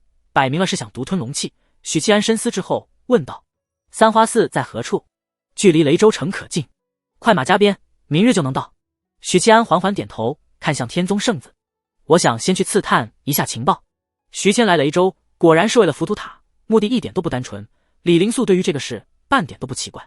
在徐谦说出一路向西时，李灵素已经猜出细节。你陪着我一起过去，剑内留在文人府。许七安补充道。好。天宗圣子看了一眼文人倩柔，沉声道：没问题，义不容辞。今天的圣经算是保住了。文人倩柔果然是个知书达理的，非凡不生气，反而体贴地说道：李郎稍等。额请。他捧着一个黑木盒子出来，打开盖子，里面躺着一把加长版的火铳。三花寺的和上拔互惯了，你现在修为被封，把这个带上，人家放心些。这把火铳是我爹耗费重金买的法器，炼神境一下必死无疑。至于炼神境，只要你锁定对方，就会被武者对危机的预感提前捕捉。当天两人变换着装，又有道门秘法改变容貌，骑乘快马除飞，按照地图前进，于次日黎明抵达了青宁城。三花寺坐落在青宁城的城郊，一座叫做金光山的地方。寺庙规模极大，庙中修行的僧侣多达2000之众。对于三花寺的和尚来说，虽身在大凤，却与西域没有区别。雷州本身就有许多西域人常来常往，三花寺距离西域边界也就3天的脚程。有爸爸撑腰，还怕什么朝廷？灭佛？雷州官府敢在佛门的眼皮子底下灭佛吗？因此才有这么大规模的寺庙。临近金光山，遥遥望去，一座座金碧辉煌的大殿坐落，掩映在枯枝败叶间。此外，还有连绵成片的建筑群，那是僧侣居住的院子。两人把马匹拴在三花寺的牌坊上，也不怕被人偷，涉级而上。眼见就要进入三花寺的内院，忽听上头传来争吵和怒骂声，紧接着砰砰几声闷响，伴随着气机迸爆的动静，几道人影从上方台阶滚落下来。这几人穿着劲装，或佩刀或握剑，浑身上下除了武器，再没有值钱的物件。江湖人士，且是底层的江湖人士，几位兄台，没事吧？许七安上前搀扶。那几名江湖人士自觉丢脸，连连摆手：无妨无妨，兄台们这是……许七安刚问出口，便见上方台阶冲出来一个拎扫帚的小和尚，年纪15、16岁，眼眶深陷，鼻子高挺，有着明显的西域人特征，穿青色内衣僧鞋，脑袋光秃秃，虽剃去烦恼丝，心似乎还留在红尘里，一脸不屑地睥睨着几名江湖人士，嗤笑道：凭你们几个歪瓜裂枣，也想进浮屠塔撞运气？连我这个扫地的小和尚都打不过，怎么不撒泡尿照照自己？呸！几名江湖人面红耳赤。三花寺说过，只要是有缘人都可以进来一试，往年不也是这般？小和尚昂首睥睨，冷笑不止。今年不一样，今年浮屠塔不接收有缘人，快快滚蛋，不然佛爷打的你们娘都不认识。你们这些癞蛤蟆想吃天鹅肉的中原人，三花寺是我们西域的三花寺，佛法精妙，是尔等大凤粗鄙武夫能领悟。一名手臂脱臼的汉子怒斥道：雷州是我们大凤的地盘。小和尚扬起手中扫帚，骂道：佛爷说是就是，尔等不服气，上来再比划比划，这会儿打得你们跪地喊爹。小和尚修为不高，嘴皮子利索得很，骂人很有一套。这几个江湖人士的年纪确实可以当小和尚的爹，但面对一个毛头小子的羞辱，却无可奈何。气煞我也！佛门弟子千千万，有大智慧的终究是少数，绝大部分西域佛门弟子都是这般自视甚高。许七安不由想起了佛门斗法时的西域使团。使团算是素质很高的佛门弟子了，但静思和静晨师兄弟挑衅京城时，做擂台挑衅京城群雄时，丝毫没有犹豫。而他们做的这一切，又是度恶罗汉受益的。西域佛门从上到下都是自视甚高的，独占西方，自诩九州之首。不同的是，修为高深的和尚不会把这种骄傲展露出来，修行不到家的小和尚则上蹿下跳。顶着一张平庸面孔的李陵素皱眉道：小和尚在江湖上太嚣张，是很容易被宰的。小和尚这个年纪最听不得威胁，拄着扫帚嗤笑道：佛爷的脑袋就在这里，来，有本事你就试着来看。本圣子游历江湖多年，最喜欢你这种有骨气的孩子。李灵素从袍子底下抽出加长版的火铳，对准小和尚，面无表情地说道：来，把刚才的话重复一遍。